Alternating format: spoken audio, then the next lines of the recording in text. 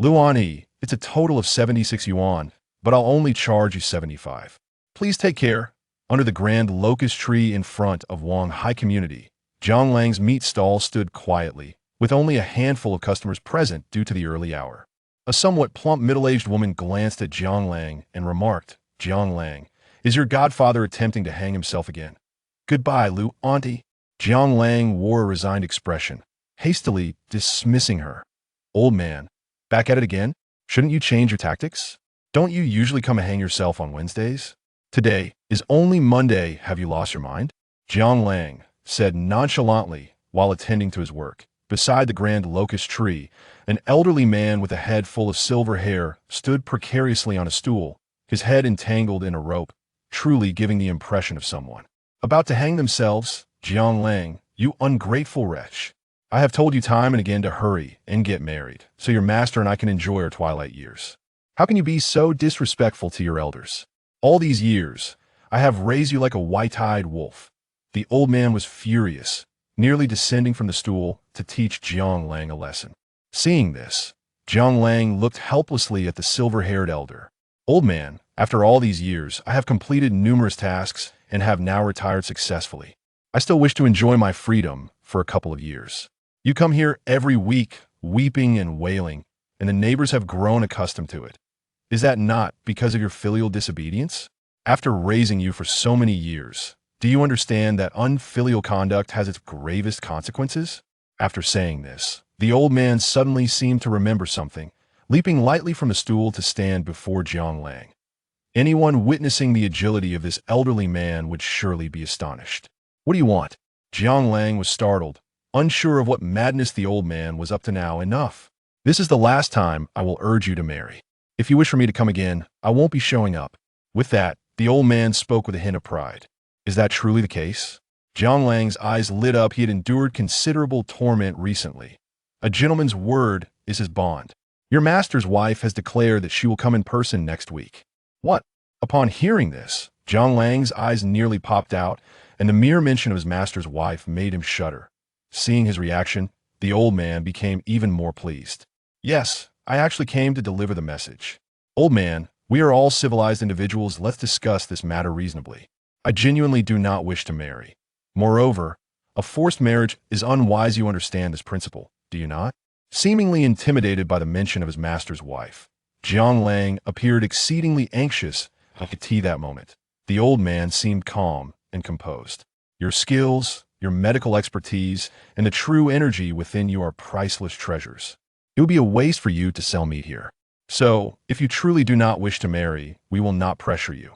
After all these years, you have worked hard. It is only natural for you to want some leisure. Here are 7 marriage contracts. You may go and annul them. As he spoke, the old man tossed his backpack onto the table. 7 marriage contracts. Jiang Lang took the bag and found indeed there were 7 contracts, all bearing his childhood handprint. Old man, have you sold me off? So many? Jiang Lang looked at the contracts with a resigned expression. Enough. You have a choice. Either annul the marriages or prepare for your master's wife to arrive next week. The old man had now taken the upper hand. Wait, I will go right away. It's just annulling a marriage. I know what to do. Jiang Lang waved his hands in panic. The old man, now even more pleased, said, Here's the train ticket. It arrives in Langzhou at 3 this afternoon. Old man, have you already planned this out? You even bought me a ticket? Jiang Lang scrutinized the old man. Stop whining and hurry up. With that, the old man gave Jiang Lang a kick, sending him a fair distance away. Jiang Lang, resigned, slung the bag over his shoulder, rubbing his backside and muttering, It feels like a trap. Hey, Li Jie, you've arrived. Where shall we go to dance tonight? We mustn't let old Lu dance with you. His style would surely ruin your angelic image.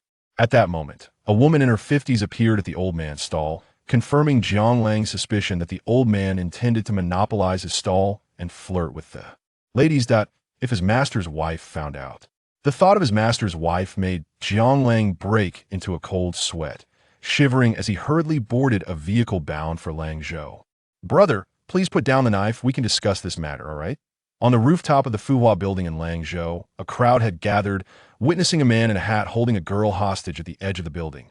The girl, appearing to be in her 20s, wore a simple white dress, her exquisite features reminiscent of a celestial being fallen to earth, breathtakingly beautiful. However, At this moment, she was at the mercy of a knife at her throat, her complexion pale. Miss Qingxue, please agree to my request. If you marry me, I will grant you anything. I have a car and a house. Whatever you desire shall be yours. I am your most devoted fan. The hostage was a celebrity named Su Qingxue, and her captor was an obsessed fan. Meanwhile, the police were actively attempting to negotiate, with little success. Sister Shuang, what should we do now?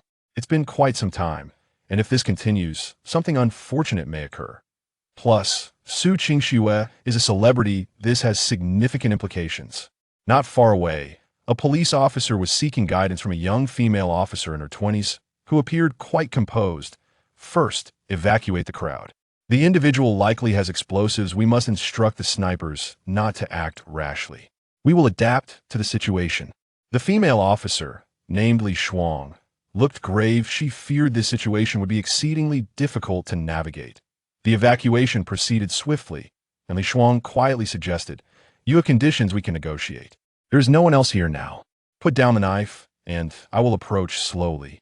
Does that sound agreeable?" Seeing the officer's demeanor, the man suddenly barked, "Do not come any closer. If you do, I will jump off with Miss Qingxue." All right. I won't move, but you must remain calm," Li Shuang replied, appearing somewhat helpless as the man seemed quite agitated. "Excuse me for interrupting." At that moment, a young man dressed in a white t-shirt and blue jeans approached with a smile. His features were strikingly handsome, not in the conventional sense, but he exuded a unique charm that captivated those around him, drawing their eyes. The newcomer was none other than Zhang Lang, backpack in tow. What's going on here? Seeing someone else approach made Li Shuang quite annoyed. Had she not instructed her subordinates to evacuate the crowd? One of the police officers was quite taken aback, for the area was heavily guarded and seemed improbable that anyone would dare approach. However, at that moment, he had little time to ponder as he dashed forward in an attempt to apprehend Zhang Lang.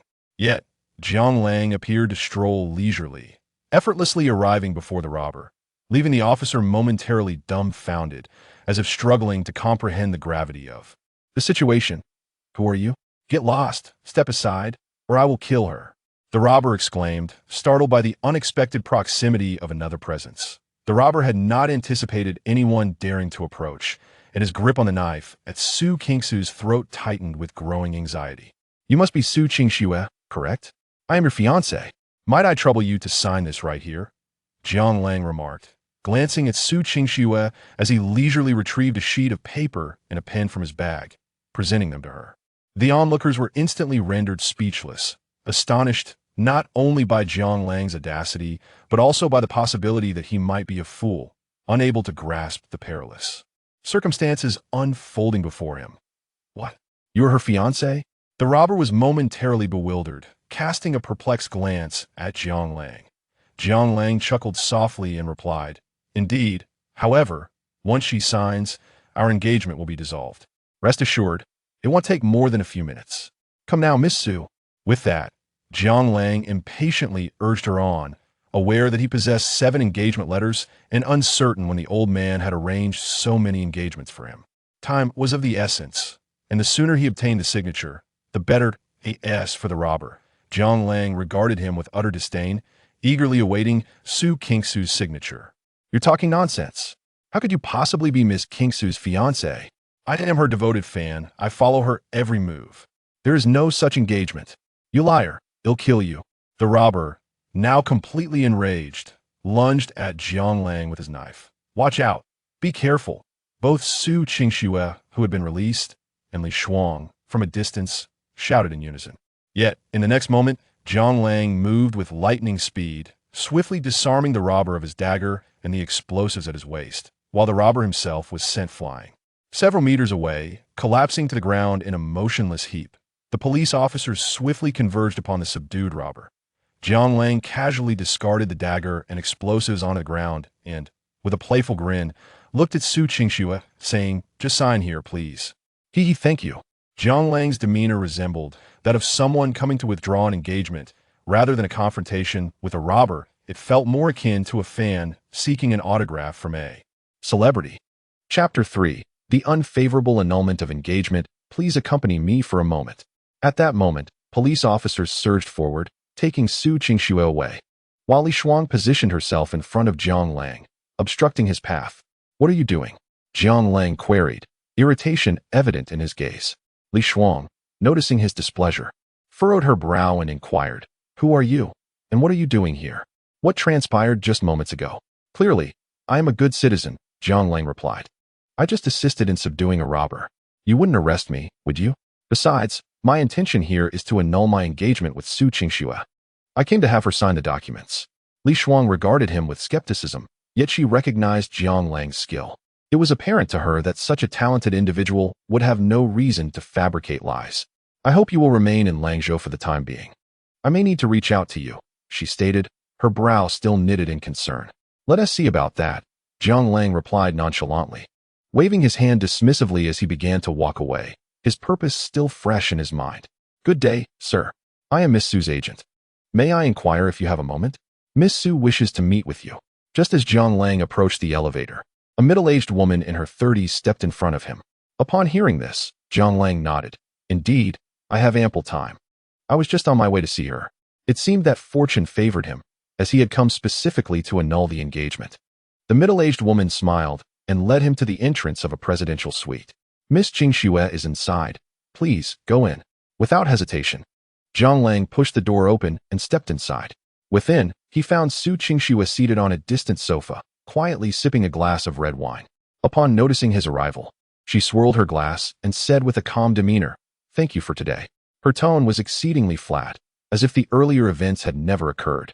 Jiang Lang, seasoned in the ways of the world, understood that matters were not so simplistic. Otherwise, Su Qingxue would not be resorting to wine to soothe her nerves in broad daylight. Your gratitude is unnecessary. Please sign the documents, he urged, placing the annulment papers before her. Your name is Jiang Lang, correct? Su Qingxue inquired, glancing at him with a radiant smile that melted away her icy exterior, enveloping him in a warmth reminiscent of spring. Indeed, Jiang Lang confirmed with a slight nod. I am aware of this engagement. However, I did not anticipate your arrival to annul it. I am curious about your reasons. Is it my lack of beauty or something else? Su Qingxue seemed genuinely intrigued. Upon hearing those words, Jiang Lang instantly felt invigorated. After all, you are a celebrated superstar. While I am merely a butcher plying my trade, our statuses are inherently unequal. Moreover, this engagement was arranged in our childhood, a matter of parental decree. Thus, you have signed your name, and we are free of any obligations, correct? Since Su Qingxue is aware of this betrothal, the situation becomes considerably simpler. Jiang Lang's reasoning is indeed sound. Therefore, it is quite reasonable to dissolve the engagement, is it not? I'm sorry, but I cannot sign. What? Su Qingxue's response took him by surprise. Logically, given her stature, she would never consider someone like him. Furthermore, he had just stated that this would be a release for both parties. If he were to coerce Su Qingxue, her illustrious career might not shine as brightly thereafter. Are you out of your mind? Are you implying that you wish to marry me? Jiang Lang was puzzled. Seeing Jiang Lang's bewilderment, Su Qingxue smiled and replied, Indeed. We have an engagement, after all. My father once told me that you are a true dragon among men. Marrying you would ensure a life of happiness and health. If I were to refuse such a marriage contract, wouldn't I be foolish? It seems you have misunderstood the situation. I possess 7 such engagements. Look, Jiang Lang stated, retrieving the contracts from his bag, revealing indeed 7 of them. Su Qingxue chuckled lightly, shrugged, and said, Then you may seek others to annul the contracts. As for me, you need not worry. I will be waiting for you here until you have resolved all your engagements. Since Jiang Lang had come to dissolve the contract, he would certainly return swiftly upon failing his mission. Very well. Since you choose to disregard my offer, do not blame me for being impolite. Just wait. Su Qingxue's reaction was somewhat unexpected. Prior to arriving, he had anticipated that this annulment would be a simple affair. While traveling, he had reviewed the contracts and noted that most of these young women hailed from distinguished families. Why would they ever consider someone of his humble means? Yet, he did not foresee such an unpromising start with Su Qingxue. Chapter 4. The cold and elegant CEO is also my fiancé. Nevertheless, Jiang Lang was not disheartened. He had numerous strategies to persuade Su Qingxue to relent. However, this was not the moment to squander time. With that thought, he repacked his belongings and remarked coolly, You shall come to regret this. Here is my business card. I welcome you to seek me out anytime. However, I may not be here for long, as I have a concert to attend. Su Qingxue, with a radiant smile, playfully winked at Jiang Lang, her demeanor as bright as a blooming flower. Jiang Lang did not share her sentiments. He turned away with his bag and departed, for he had many other engagements to annul, prioritizing the easier ones first. As he surmised, there were not many like Su Qingxue. Once Jiang Lang had left, Su Qingxue quickly made a phone call. "What are you saying? Jiang Lang has appeared? And is he annulling the engagement?" An excited voice resonated from the other end of the phone. Upon hearing this, Su Qingxue smiled and replied, "Indeed. I have come to annul the engagement. Did you agree to it?" inquired the voice solemnly. "No, I still remember your words. However, today, Jiang Lang has been immensely helpful, and he mentioned that there are 7 families from whom he needs to withdraw the engagement, and he has already gone to another family," Su Qingxue said with a smile. Upon hearing this, the voice on the other end let out a long sigh of relief. "Phew. Thankfully you are so astute. Jiang Lang has truly appeared. I hope the other families can annul their engagements smoothly." Su Qingxue's smile widened at this. "Dad, is Jiang Lang really that formidable? Forget about that for now. I am buying the earliest flight to get there. You must find a way to keep him." With that, she hung up the phone. Meanwhile, in a villa, an elderly man with white hair wore a furrowed brow. Is the news reliable? This elderly man was none other than Xiao Pingtian, the founder of the Xiao Group in Langzhou. He had nearly single-handedly established the Xiao Group's reputation throughout Langzhou. Upon hearing Xiao Pingtian's words, a man in a suit beside him quickly responded, "Indeed, today Jiang Lang appeared in Langzhou, and he went to seek an annulment with Su Qingxue. But reportedly, he was unsuccessful. Humph, that old fox Su who would never allow the young lady of the Su family to withdraw from the engagement." Xiao Pingtian snorted coldly. Upon hearing this, the suited man spoke in a low voice. "What should we do then, sir? They are likely to come here soon. An annulment is absolutely out of the question. Jiang Lang has been the epitome of excellence since childhood. Once he becomes one of us, not only in Langzhou but across the world, we could wield immense influence at our will. I only hope that the other young ladies from those families can agree to the annulment." Just then, a young woman swiftly entered from outside. She was under 30, donned in a white long outfit and pants, her hair neatly tied up, and her slightly cold and beautiful face made her resemble an ice queen. However, at that moment, her expression was filled with anxiety. "Grandpa, what are you saying? You want me to marry a complete stranger?" This young woman was none other than Xiao Biluo, the president of the Xiao Group. Hearing this, Xiao Pingtian appeared helpless. Yes. Seeing his helpless demeanor, Xiao Biluo quickly responded, "Grandpa, if you are so troubled, why insist that I marry?" Upon hearing this, Xiao Pingtian's brow furrowed, and he replied sternly, "What are you saying? My concern is that he may not be willing to marry you." Xiao Biluo was utterly bewildered.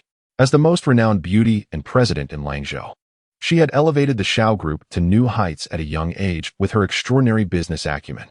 It was not that others were unwilling to marry her. Suitors could circle Langzhou twice just to pursue her. In the midst of summer, Xia Pingtian found himself troubled by the prospect of remaining unmarried. "Indeed, I had previously mentioned the marriage contract to you, and now the person has arrived, likely to visit us soon. Isn't that fortuitous? We could simply annul the engagement." Xiao Biluo chimed in eagerly. "Nonsense. This is a once-in-a-lifetime opportunity. Now that Jiang Lang has descended from the mountain, we must not let it slip away." Xia Pingtian responded, a hint of irritation in his voice. "Regardless, I refuse to marry." Xiao Biluo retorted, equally incensed. The two, one old and one young, began to bicker. At that moment, a maid rushed in, her face a picture of astonishment. "Sir, there is someone outside requesting an audience." "Who is it?" Xia Pingtian inquired hastily. "It is a young man carrying a bag," the maid replied. "He has indeed arrived. Quickly, let him in, and prepare a lavish feast. I shall host him splendidly tonight." With Jiang Lang's arrival, it presented the finest opportunity for Xia Pingtian, and his spirits lifted. Upon hearing this, the maid's expression shifted to one of unease. "Mr. Li Wei from Shengwei Company has come as well. He bears gifts and flowers. What is his purpose?" Xiao Biluo's brows furrowed at the mention of Li Wei. This Li Wei was a suitor of hers, perpetually inundating her with flowers and cakes, to the point of exasperation. Alas, due to their business connections, she felt compelled to tolerate him. Otherwise, she would have dismissed him long ago. Let him in as well. A guest is a guest. I have heard of the matters between Li Wei and Xiao Biluo, Xia Pingtian conceded. Meanwhile, outside the door, Li Wei, dressed impeccably in a suit, stood respectfully at the entrance. His handsome demeanor and cultured presence suggested a person of refinement.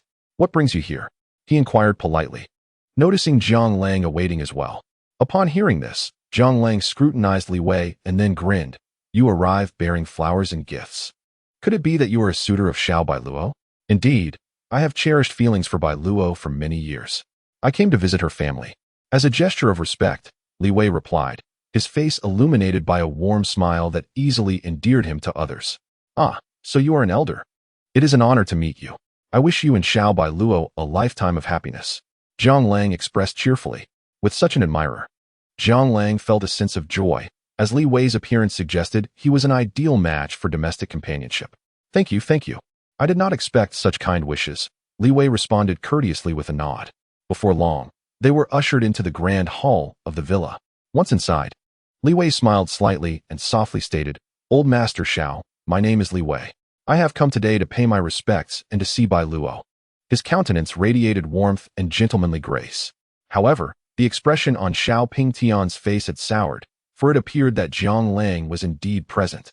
He was aware of Li Wei's true nature, yet with Zhang Lang here, any misunderstanding could jeopardize the marriage, which was something he could not allow. Meanwhile, Xiao Bailuo wore a frown, clearly expressing her disdain for Li Wei. "Greetings, esteemed elder.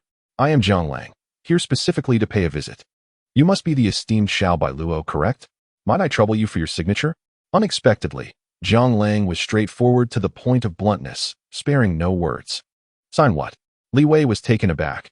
Zhang Lang did not resemble a mere delivery person at all. Upon hearing this, Zhang Lang flashed a smile and produced several sheets of paper from his bag, presenting the marriage contract bearing Xiao Bailuo's name before her. "Just sign here, if you please." Zhang Lang, akin to a delivery man, stood beside Xiao Bailuo, who, with her icy demeanor, showed no warmth towards him or Li Wei, but rather a palpable aversion, which delighted Zhang Lang. Upon hearing his request, Xiao Bailuo furrowed her brow, scrutinizing Zhang Lang, before picking up a pen to write. Zhang Lang's heart soared.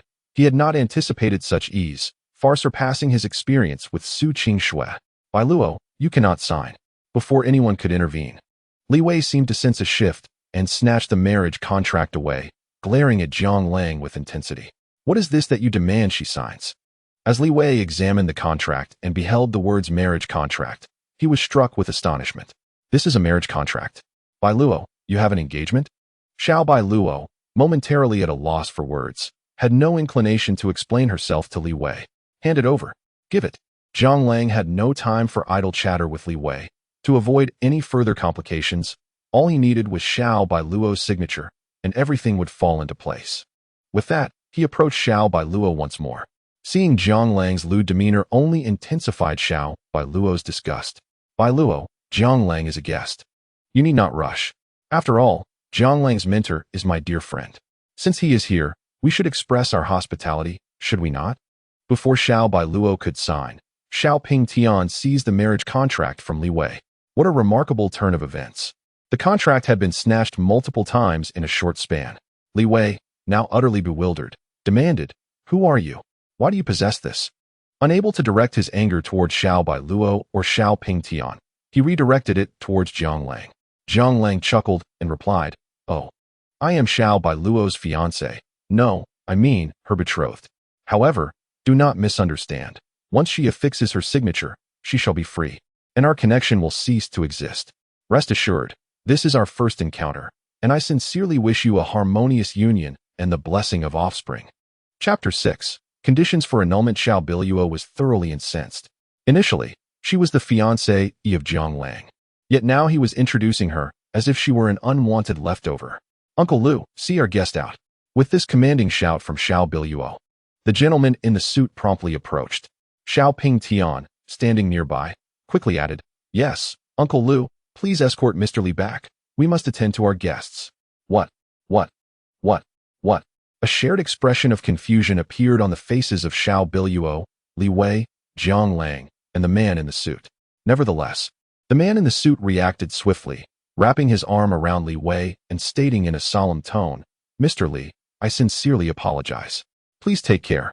With that, the man in the suit unceremoniously led Li Wei towards the exit, regardless of Li Wei's struggles, and the doors soon shut behind them. Grandfather.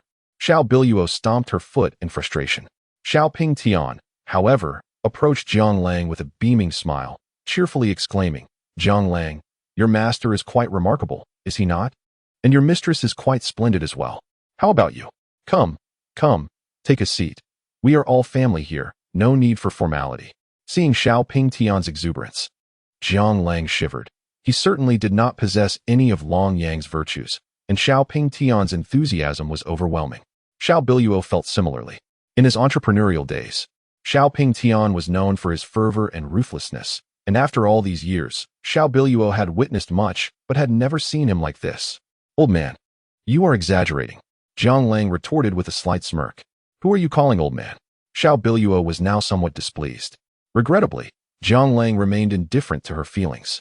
Oh, do not say that. I am indeed an old man, and calling me such feels rather endearing. It may even strengthen our bond. At that moment, Xiao Ping Tian was rather shameless, leaving Xiao Biluo utterly speechless. She wondered what had possessed her grandfather today. Enough with the pleasantries. Xiao Biluo, hurry and sign. I have many matters to attend to. Jiang Lang was growing impatient. Seeing Jiang Lang's demeanor, Xiao Biluo's temper flared. Why should she sign just because he demanded it? Who did he think he was? Who am I? I am still your fiancé, or rather, your fiancé. Once you sign, we shall have no further ties. What is the matter? Are you coveting my beauty and seeking to force me into marriage? Jiang Lang maintained a nonchalant attitude. You. Xiao Biluo was utterly at a loss for words. She had never encountered such unabashed audacity, and Jiang Lang had thoroughly challenged her worldview. I shall not sign. Even if it means marrying a dog, I refuse to wed you. You might as well abandon the hope of a toad aspiring to consume a swan. A look of fury adorned Xiao Biluo's face. Upon hearing her words, Jiang Lang suddenly burst into laughter. He glanced at Xiao Biluo, and then, with a grin, declared, If you sign, I can awaken Xiaowen. What? The shock of Jiang Lang's proclamation struck Xiao Biluo like a thunderbolt. Xiaowen was her father, who had been in a coma for many years. Despite her tireless search for renowned physicians, she had found no remedy. Yet, this Jiang Lang claimed he possessed a solution? Jiang Lang, can you truly revive Wanu? Upon hearing Jiang Lang's assertion, a glimmer of hope flickered in Xiao Ping Tian's eyes. After all, he was his son. Of course, once you sign, I can bring him back to consciousness immediately. If he does not awaken, consider that I was never here. Jiang Lang remained confident.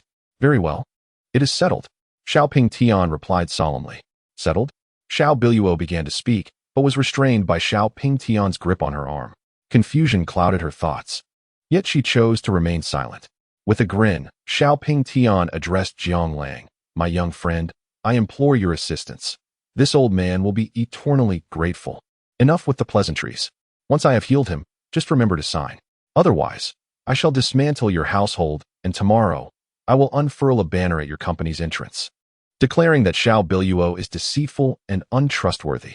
You. Jiang Lang's words ignited Xiao Biluo's fury, yet she found herself unable to unleash her wrath, forcing herself to suppress her anger. Although she harbored doubts about Jiang Lang's ability to heal her father, Xiao Ping Tian's demeanor suggested that perhaps Jiang Lang indeed possessed some capability. In such a situation, she resolved to treat this as a last-ditch effort. What if there was a glimmer of hope? Even if there was none, Xiao Biluo felt indifferent, for she had endured too many disappointments over the years. Moreover, she had firmly decided that regardless of Jiang Lang's success or failure in saving her father, she would sign the document. After all, she had never wished to marry Jiang Lang, and he certainly did not desire to wed her. Chapter 7. Xiao Biluo, are you toying with me? Even in the absence of hope, Xiao Biluo felt little concern, for the years had taught her to endure disappointment. She had resolved that she would sign, irrespective of whether Jiang Lang could save her father. Very well then, lead the way. Jiang Lang had no time to waste. Hearing this, Xiao Biluo quickly replied this way. As she spoke, Xiao Biluo led Jiang Lang directly to a bedroom on the second floor, while Xiao Ping Tian remained behind. Upon entering the room, Jiang Lang beheld a man lying on the bed. The man appeared to be in his 40s, and perhaps due to years of confinement to the bed. His complexion was pale and gaunt, surrounded by an array of medical equipment. Jiang Lang had no doubt that had it not been for the Xiao family's substantial financial resources, Xiaowen would have likely perished many years ago. Come now. With these words, Jiang Lang seated himself and retrieved some silver needles from his bag. seemingly haphazardly inserting them into Xiao Wen's body. Yet, as was customary, Xiao Wen exhibited no reaction whatsoever. A flicker of disappointment surged within Xiao Biluo. Although she had endured countless such letdowns over the years, the rise of hope still stirred her heart. At that moment, Xiao Pingtian pulled Xiao Biluo aside and whispered urgently. Xiao Biluo's mouth fell agape, seemingly incredulous at his words, yet she nodded resolutely. As time slipped by, nearly 5 minutes elapsed, and over 100 needles had been inserted into Xiao Pingtian's head, an alarming sight to behold. Suddenly, Jiang Lang grasped Xiao Wen's wrist, and within half a minute, Xiao Wen coughed violently, expelling a copious amount of blood before slowly opening his eyes. "Father!" Xiao Biluo gasped in shock, unable to believe the spectacle before her. Just moments ago, Xiao Wen had truly opened his eyes, a phenomenon that had not occurred in many years. Yet, this state lasted barely 2 seconds. Xiao Biluo looked at Jiang Lang. Confusion etched across her face, but she could discern that Jiang Lang must have employed some secret technique. For his complexion was pale, and beads of sweat adorned his forehead. How could this be? What has happened to my father? Upon hearing this, Jiang Lang exhaled deeply, gradually rising to his feet. He has awakened, though briefly. By tomorrow morning, he shall certainly awaken again, but thereafter, he will only be able to remain conscious for a maximum of 1 hour each day. Now, let us not tarry. Please sign the documents. Jiang Lang had not forgotten the primary purpose of his visit. Xiao Biluo instinctively glanced at Xiao Pingtian before addressing Jiang Lang. If you can restore my father to the point where he can stand and live independently, I will sign. Otherwise, our conversation is futile. Surely you jest. How can you renege on your promise? Jiang Lang's eyes widened in disbelief. Did you not agree to this? That was my grandfather's promise, not mine. Xiao Biluo retorted through gritted teeth. Upon hearing her response, Jiang Lang cast a glance at Xiao Pingtian. Xiao Pingtian, in turn, wore a serious expression as he said, Biluo, I did assure Jiang Lang of this. You must not go back on your word. At this moment, Xiao Biluo's expression reflected her helplessness. It was indeed Xiao Pingtian's idea, yet it seemed he wished for her to bear the brunt of the blame. As a prominent CEO, I find myself in a perplexing situation today. Not only am I aware of my engagement, but Jiang Lang has also come to annul it. In an ordinary circumstance, I should swiftly dissolve this engagement. However, I now find myself unable to do so and must act in bad faith. As a businessman, I have never resorted to deceit, yet I am compelled to do so now. Nonetheless, I have no alternative but to state, I indeed agreed. But I have since changed my mind. At this moment, Xiao Biluo clenches her teeth resolutely. To see her father stand again, she is willing to pay any price. Although her countless hopes have been shattered in the past, tonight she witnesses a miracle. Over the years, Jiang Lang is the first to awaken her father. His medical prowess alone marks him as an extraordinary talent. Moreover, when she spoke of her father's revival, Jiang Lang displayed no hesitation, suggesting he might possess the ability to make her father stand. Such an opportunity is worth any sacrifice. Jiang Lang gazes at Xiao Biluo with a sense of helplessness. Xiao Biluo, are you jesting with me? Did we not reach an understanding? Prior to this, I had inquired about the Xiao family, a prominent clan, and especially noted that Xiao Biluo, a strikingly cold and elegant CEO, would never backtrack on her word. Yet, reality has dealt Jiang Lang a harsh blow. I previously stated it was my grandfather's promise, not mine. If you can make my father stand, I shall comply with any request you make. Do not speak of annulment. I would even toil like a beast if necessary. Xiao Biluo has made her resolve. It's not impossible.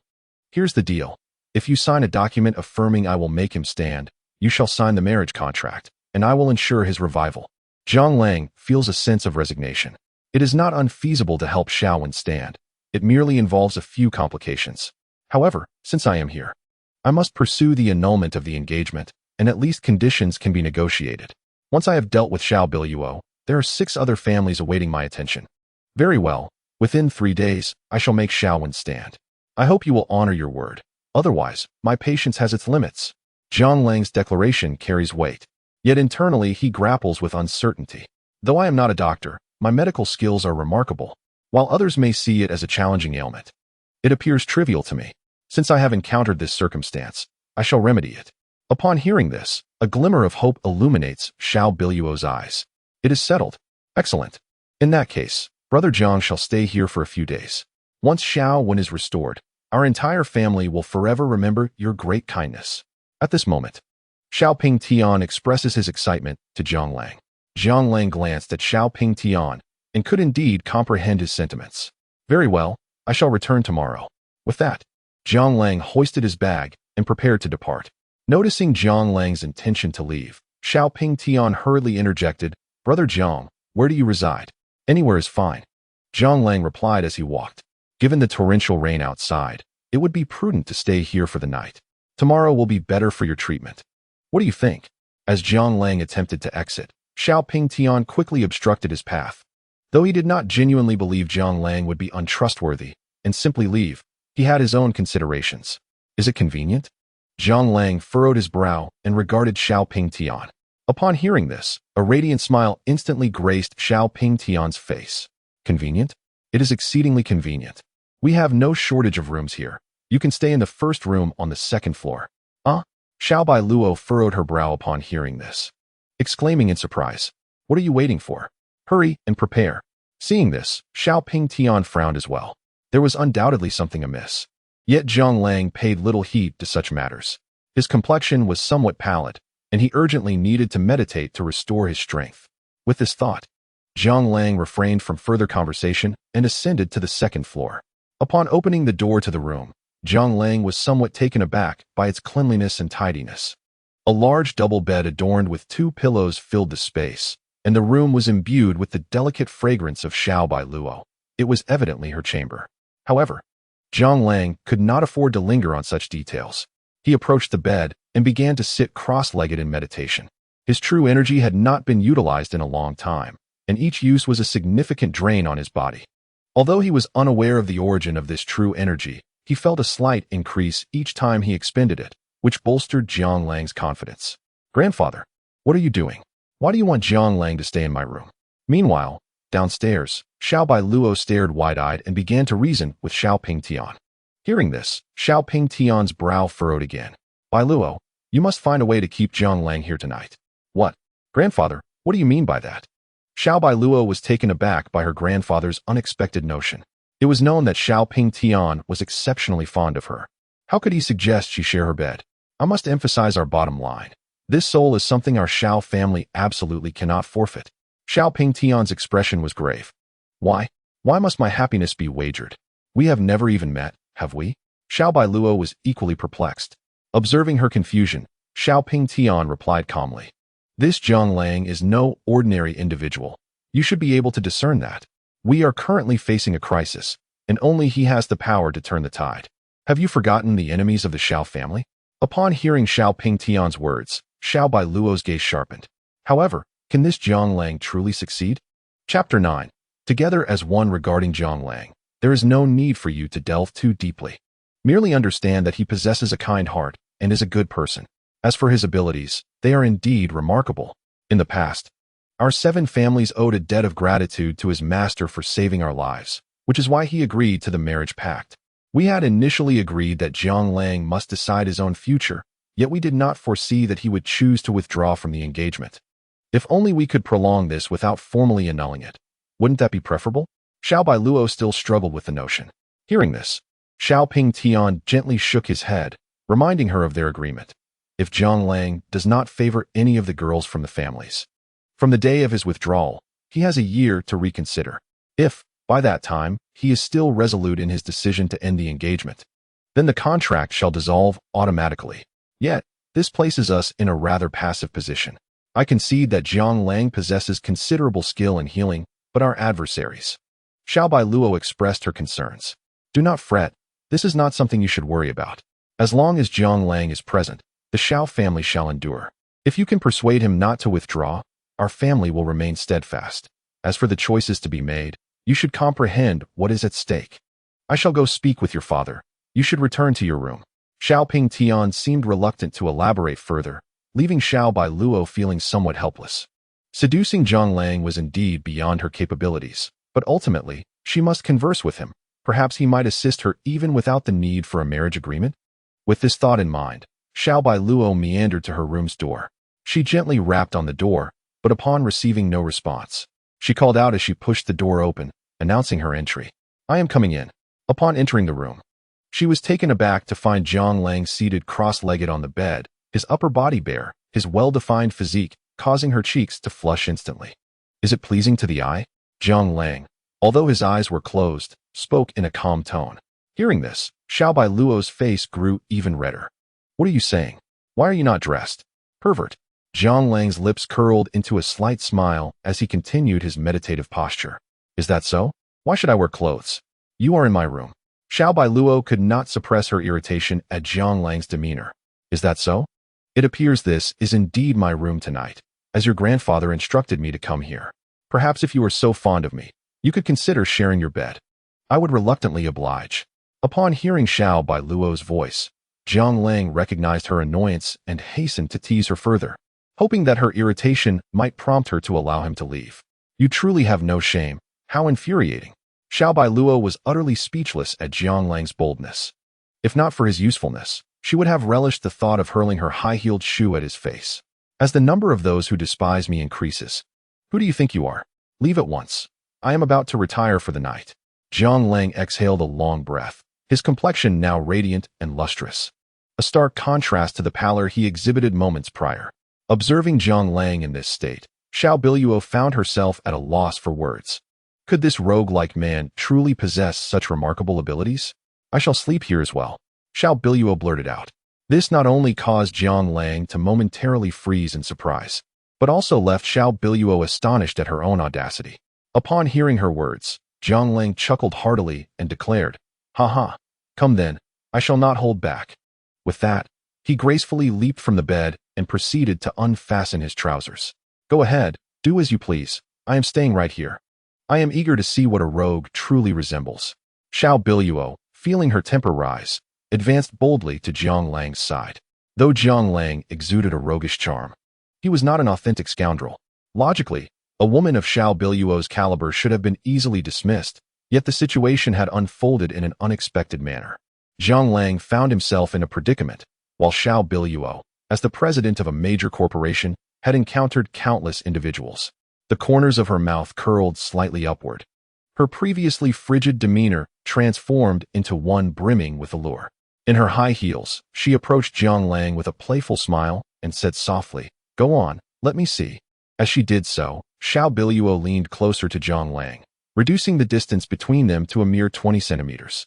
He could even sense the fragrant warmth of her breath. Jiang Lang felt a twinge of embarrassment. This unexpected side of Xiao Bailuo caught him off guard. "Sister, I'm back." At that moment, a voice called out, and the door swung open. Xiao Bailuo, startled, instinctively threw herself onto Jiang Lang.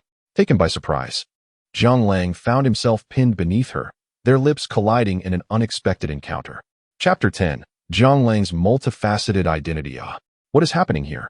The girl who entered appeared to be in her early 20s, with long hair styled into two ponytails, wearing a white crop top, light blue skinny jeans, and white sneakers, embodying youthful innocence. Moreover, she bore a resemblance to Xiao Bailuo, albeit with notable differences. The girl's mouth fell open in disbelief, struggling to comprehend the scene before her. Meanwhile, Xiao Bailuo, as if awakening from a dream, quickly scrambled off Jiang Lang and waved her hands in a flustered manner. "No, it's not what you think. No, I'm not mistaken. My eyes aren't just for show. Hee hee, brother-in-law, hello? My name is Xiao Linger. You can simply call me Linger from now on. I hope you treat my sister well." The young lady Xiao Linger quickly came to her senses, her face beaming as she approached Jiang Lang, eager to shake his hand. Witnessing Xiao Linger's exuberance, Xiao Bailuo's cheeks flushed crimson, a tempest of frustration welling within her. Moments ago, she had nearly triumphed. Had it not been for Xiao Linger's interruption, she might have succeeded in making Jiang Lang retreat. Now, not only had she failed to achieve her goal, but she also found herself sharing a kiss with Jiang Lang, witnessed by none other than Xiao Ling. "Come on, let's get out of here," Xiao Bailuo exclaimed, utterly speechless, as she firmly grasped Xiao Linger and pulled her towards the exit. As they left, Xiao Linger, still being tugged along, waved back at Jiang Lang, saying, "Brother-in-law, wait for me. I'll be back shortly." Jiang Lang, upon hearing this, could only smile helplessly and gave Xiao Linger a thumbs up. Once the two had departed, Jiang Lang chuckled softly, brushing his lips with his fingers, the delightful sensation lingering as if it had left a sweet aftertaste. Meanwhile, in a lofty office atop a skyscraper. An elderly gentleman in a wheelchair gazed out at the scenery, a smile gracing his weathered face. He appeared to be in his 70s, his hair a cascade of silver, and his somewhat tattered green military uniform lent him an air of vitality, particularly accentuated by the fierce glint in his eyes, brimming with the spirit of battle. "Old sir, Zhang Lang has made his appearance," a sharply dressed man beside him announced, his form cloaked in shadows, rendering him indistinguishable. Upon hearing this, the elder chuckled softly, then remarked nonchalantly, "That old fellow has finally allowed that impudent boy to emerge. I had to plead with him for ages just to secure a few missions." The man in the suit furrowed his brow slightly, then replied in a low voice, "Old sir, I have investigated extensively today, delving into classified departments. Yet I have found no records of this Zhang Lang, neither at level 1 nor level 2. I even searched through the highest clearance of level 3. But this individual remains elusive. I cannot ascertain who Zhang Lang truly is." In response to the suited gentleman's words, the elder smiled knowingly. "That's because Zhang Lang possesses no documentation whatsoever. Do you recall the Battle of Xifengku?" The man in the suit frowned slightly, but nodded in acknowledgement. "The Battle of Xifengku was indeed our frontier conflict, where the elite Qian Yinfeng Special Forces of Masong launched a surprise attack on our rear. Had it not been for a young lad who single-handedly vanquished over 100 foes, causing that elite unit to vanish, the death toll could have reached tens of thousands." "And what of the Battle of Bayan Mountain?" the elder continued. "In the Battle of Bayan Mountain, an enemy force of 300,000 was poised to invade our land. However, upon encountering a solitary spear lodged in the ground, for reasons unknown, they inexplicably retreated, the cause remaining a mystery to this day." "Do you still remember the war god of Qilin?" the elder inquired further. Upon hearing these words, the elder's smile deepened. He was aware that this legendary figure once commanded 4 formidable subordinates: the northern azure dragon, the southern white tiger, the eastern vermilion bird, and the western black tortoise. These 4 war gods safeguarded the nation from all directions, and this central Qilin was their leader. However, this legendary person had never graced the battlefield nor engaged in combat. It was widely speculated that perhaps such a person did not exist at all. The man in the suit furrowed his brow, perplexed as to why the elder was recounting so many details. The elder chuckled softly and remarked, "Indeed, the Qilin war god does not exist, which is why the outside world remains oblivious. Yet, what they fail to realize is that the most renowned among the Qilin war god's followers, known as Wuming, is, in fact, the Qilin war god himself." "What? Wuming is the Qilin war god?" The man in the suit was taken aback. Had others witnessed his astonishment, they would surely have been left agape, for he had seen far too much in his lifetime. "Precisely. All of this is the doing of Zhang Lang. Now you should understand his formidable prowess." The elder's face illuminated with a gratifying smile. The man in the suit fell silent, momentarily at a loss for words. Who would have imagined that matters would unfold in such a manner? "Old sir, is it true that Zhang Lang's purpose for appearing this time is to annul the engagement?" he inquired softly. "Behind these families, there are indeed eminent figures guiding them, making the annulment a daunting challenge. Indeed, it is quite difficult. Yet given Zhang Lang's skills and methods, he will surely succeed." Now that the man in the suit recognized Zhang Lang's identity, he understood his capabilities as well. If these individuals truly face annulment, it signifies they have strayed too far. The 7 great families have enjoyed their wealth for so long, yet many have drifted further away, and Zhang Lang is the harbinger of their reckoning. The elder gazed into the distance, his expression growing contemplative. "Old sir, resolving the issues posed by the 7 great families need not be so convoluted. Although significant, they are not insurmountable." The man in the suit, brimming with a fierce aura, asserted that such trivial matters did not necessitate someone of Zhang Lang's caliber to address them. The elder chuckled lightly and gently shook his head. "What you say is understood. Yet what if the adversary is the Huangquan sect?" Upon hearing this, the man's complexion shifted dramatically. "Old sir, do you intend for Zhang Lang to confront the Huangquan sect? Is that not feasible?" The elder replied calmly.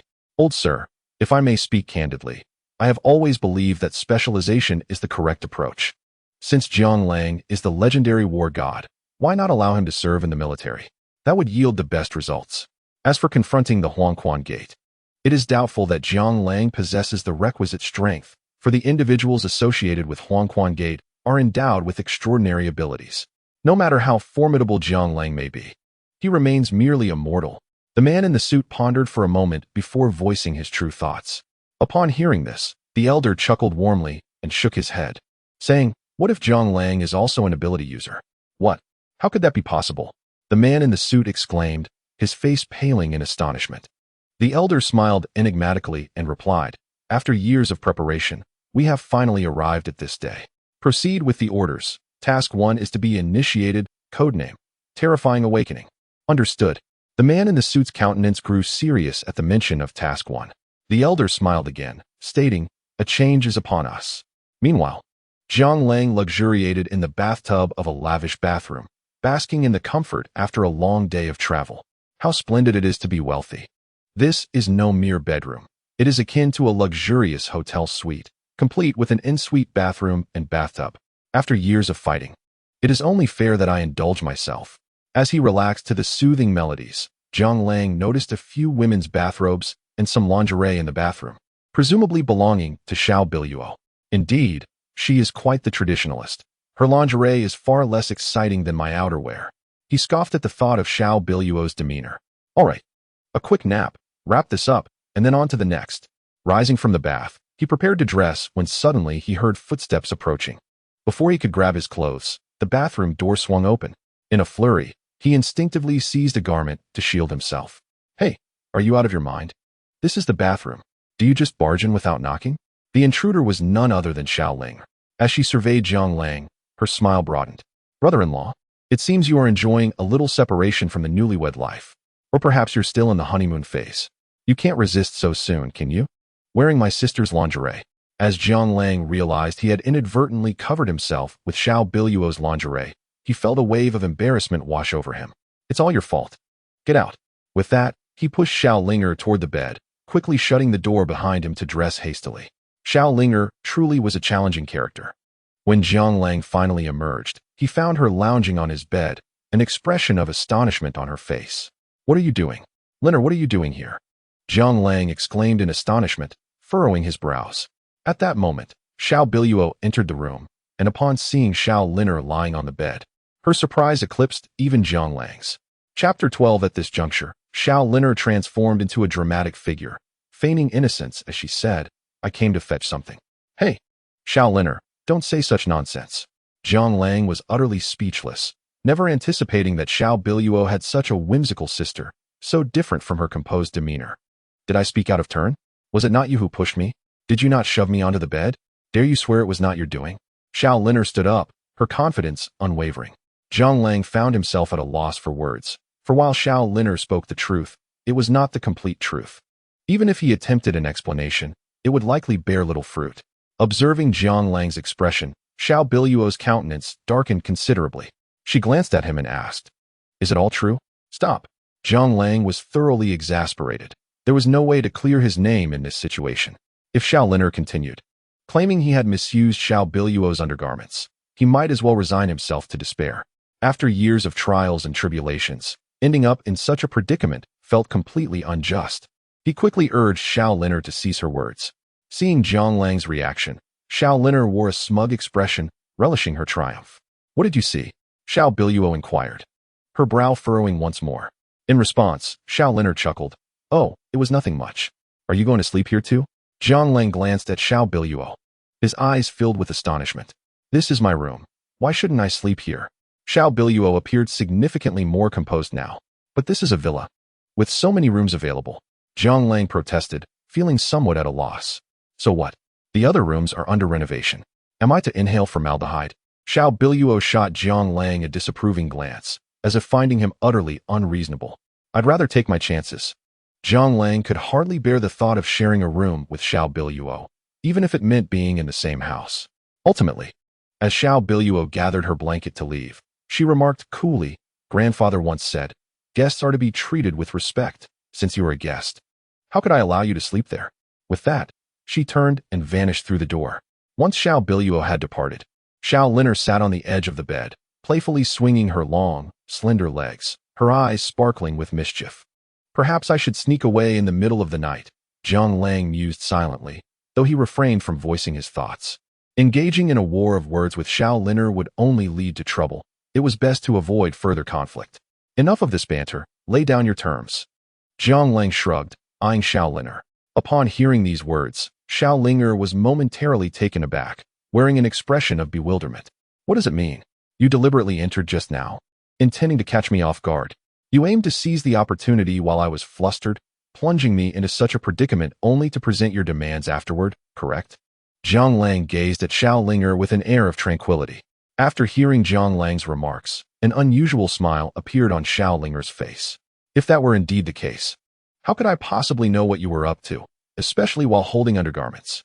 Even if I were not to hold the undergarments, you would surely contrive a way for Xiao Biluo to witness your interaction with me.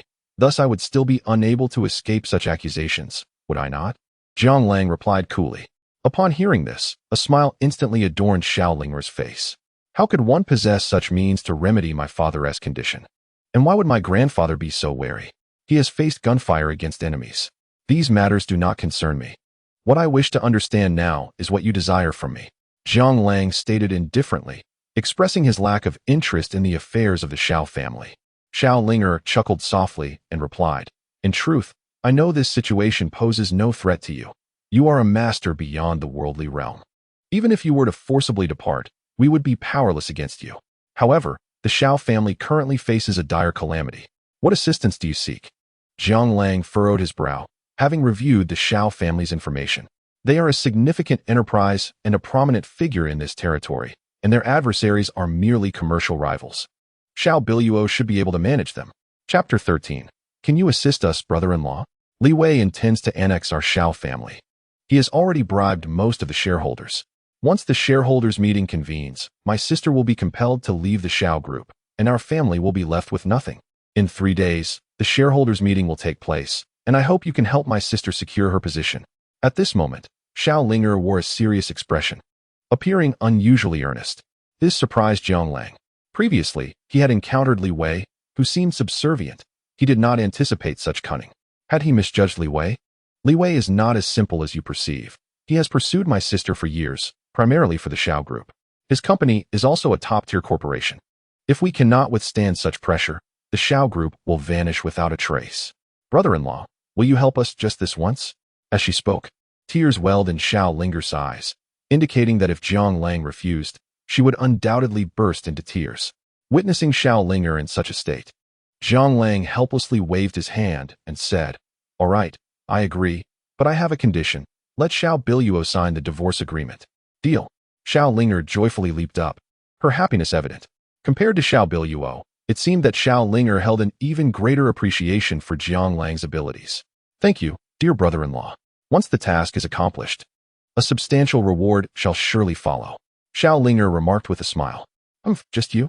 Jiang Lang was skeptical that Xiao Linger would offer any notable reward. He deemed himself fortunate enough to avoid trouble, having spent years capturing eagles only to be pecked in the eye by one. And being outsmarted by this little girl left him somewhat speechless. Of course, my sister is an absolute beauty, and I am not too shabby myself. When the time comes, you may marry her, and I shall be your little third, indulging in nightly revelries. How delightful that would be. As she spoke, Xiao Linger leaned closer to Jiang Lang, her demeanor reminiscent of Xiao Biluo's. However, this Xiao Linger was considerably more daring. Sensing her breath, Jiang Lang suddenly smiled. What are you laughing at? Are you envisioning the scene, or feeling blissful? Xiao Linger remained motionless, seemingly eager to discern Jiang Lang's true thoughts. Observing her, Jiang Lang grinned and gently replied, you know, you could accomplish this yourself. Why not take the initiative? At his words, Xiao Linger froze momentarily, a surge of murderous intent emanating from her, only to vanish just as swiftly, the shift in her gaze occurring in an instant. She straightened up and cheerfully stated, brother-in-law, I shall retire for the night. Wishing you and my sister a delightful evening. With that, she turned and departed. Watching Xiao Linger's retreating figure, Jiang Lang felt a flicker of curiosity. He had distinctly sensed that this Xiao Linger was no ordinary individual, although he was unsure of her true prowess. It was clear she was not someone to be taken lightly. The Xiao family, seemingly modest, concealed formidable talents, which surprised Jiang Lang. His agreement to assist Xiao Linger was not merely due to the leverage she held over him. As she had aptly pointed out, even if he were to deny it or resist, how many could truly contend with him in the world? Despite their binding agreement, the reasons behind it remained unclear. However, it was evident that she was a friend of his master. Given the dire circumstances Xiao Linger alluded to, he felt compelled to act. If he could assist others in the process, it would be only fitting. Yet, he found himself intrigued by Xiao Linger. In such a family, to encounter a skilled assassin was unexpected. Zhang Lang was certain of this, for the murderous aura he sensed indicated that Xiao Linger had indeed taken a life. At that moment, Xiao Bailuo entered Zhang Lang's room. "Are you truly planning to sleep here?" Zhang Lang inquired, furrowing his brow. "You've already asked that once." Xiao Bailuo replied softly while tidying the room. "Then allow me to inquire once more. I am not a virtuous person." Zhang Lang was reluctant to share a space with Xiao Bailuo, as he had no ulterior motives, and such rumors would not bode well for her reputation. Zhang Lang, self-proclaimed not to be a saint, but at the very least, still a man. "However, I lack the interest to repeat myself," Xiao Bailuo said languidly. "What does your sister do?" Zhang Lang suddenly inquired. Upon hearing this, Xiao Bailuo glanced at him, then furrowed her brows as she replied, "Do not entertain any notions about her. She is still a student, and moreover, a finance major at a prestigious university. You are simply not suited for each other." "Haha. Are you perpetually this self-deluded?" Zhang Lang couldn't help but laugh, astonished that Xiao Bailuo assumed he was trying to woo her sister. "I am off to take a shower. I hope you can conduct yourself appropriately." With that, Xiao Bailuo gathered several articles of clothing and proceeded toward the bathroom. Upon hearing this, Zhang Lang became somewhat anxious. However, before he could finish his sentence, Xiao Bailuo had already slipped into the bathroom. Zhang Lang's heart sank. If Xiao Bailuo discovered that her undergarments were damp, would he not be branded a rogue? Yet, it was too late to turn back. He could only sit on the bed like a waiting bride, watching television. "Zhang Lang, what are you doing in the bathroom?" After approximately 20 minutes, Xiao Bailuo emerged, her hair slightly damp, clad in a robe that enveloped her snugly. Her face was flushed, resembling a ripe red apple. She regarded Zhang Lang as though he were a pervert. At that moment, Zhang Lang could only feign nonchalance. "What else could I be doing in the bathroom but showering?" Chapter 14. What have you done to Linger? Then what is the matter with my clothes? Xiao Bailuo's face flushed, appearing quite bashful. Observing her demeanor, Zhang Lang realized the truth could no longer be concealed. However, he still needed to maintain the faade. He could not admit to using her garments to cover himself. With Xiao Bailuo's temperament, he would not survive until the day of the annulment. "What clothes?" Zhang Lang chose to play dumb. As expected, upon seeing his expression, Xiao Bailuo's mouth opened slightly before she retreated back into the bathroom. "Phew, it feels good to be alive." Zhang Lang let out a long sigh of relief. He had temporarily navigated this hurdle. But the upcoming days would likely not be as easy. He had only 3 days to persuade Xiao Bailuo to sign. Otherwise, his plans would be delayed. Zhang Lang had devised a strategy. Once he secured Xiao Bailuo's agreement, he would seek out suing Xue. Stars, after all, harbor many fears. With a little maneuvering, he could effortlessly resolve the matter. Zhang Lang reclined on the bed, leisurely playing with his phone, pondering the motives behind Xiao Pingtian's decision to have his granddaughter share a room with him. Was it an excess of trust in his character? Or did he doubt his own capabilities? Soon, Xiao Bailuo emerged from the bathroom, only to find Zhang Lang comfortably engrossed in his phone on the bed. A surge of anger bubbling within her. Were it not for Zhang Lang's ability to save her father, she would have gladly kicked him out. Moreover, this Zhang Lang was indeed a pervert. Her undergarments were damp, undoubtedly the result of his mischief. Yet, she could not confront him. "You should sleep on the floor," she commanded, pointing at the carpet. Zhang Lang, unfazed by her words, shrugged nonchalantly. "I don't mind where I sleep. I thought you laid it out for yourself." Suppressing her rage, Xiao Bailuo was astonished by his audacity. Granting him the privilege of sleeping in her room was a monumental act of generosity. Yet he dared to suggest that she sleep on the ground while he occupied the bed. "Good night," he chuckled, promptly lying down on the makeshift bedding and covering his head, falling asleep instantly. The night passed in silence. The following morning, Zhang Lang awoke early. Mindful of his promise to Xiao Linger to assist the Xiao group in navigating its difficulties. "Are you coming to the company with me today?" After Xiao Bailuo finished her preparations and returned to the bedroom, Zhang Lang was already neatly dressed. "Yes, I heard your company is facing bankruptcy. I suppose I should do something charitable. After all, we were once married," he replied with a nonchalant shrug, unperturbed by her accusatory tone. "Who said we were married? Why are you so self-absorbed?" Xiao Bailuo retorted, utterly speechless.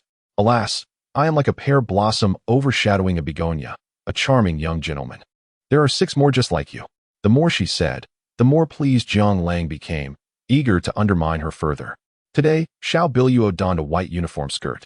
Her hair neatly styled, her long, exquisite legs, even encased in stockings, retained their natural allure. However, her cheeks flushed at his words. She had not anticipated Jiang Lang's utter lack of propriety. What have you done to Langer? Xiao Biluo suddenly changed the subject. Nothing at all. Jiang Lang's smile broadened at her inquiry. If you've done nothing, then why does she want you to help me, and why must I accept your assistance? She was all too aware of her sister's nature. She would not intervene lightly. Would you like to know? Jiang Lang replied, his smile tinged with mystery as he gazed at her.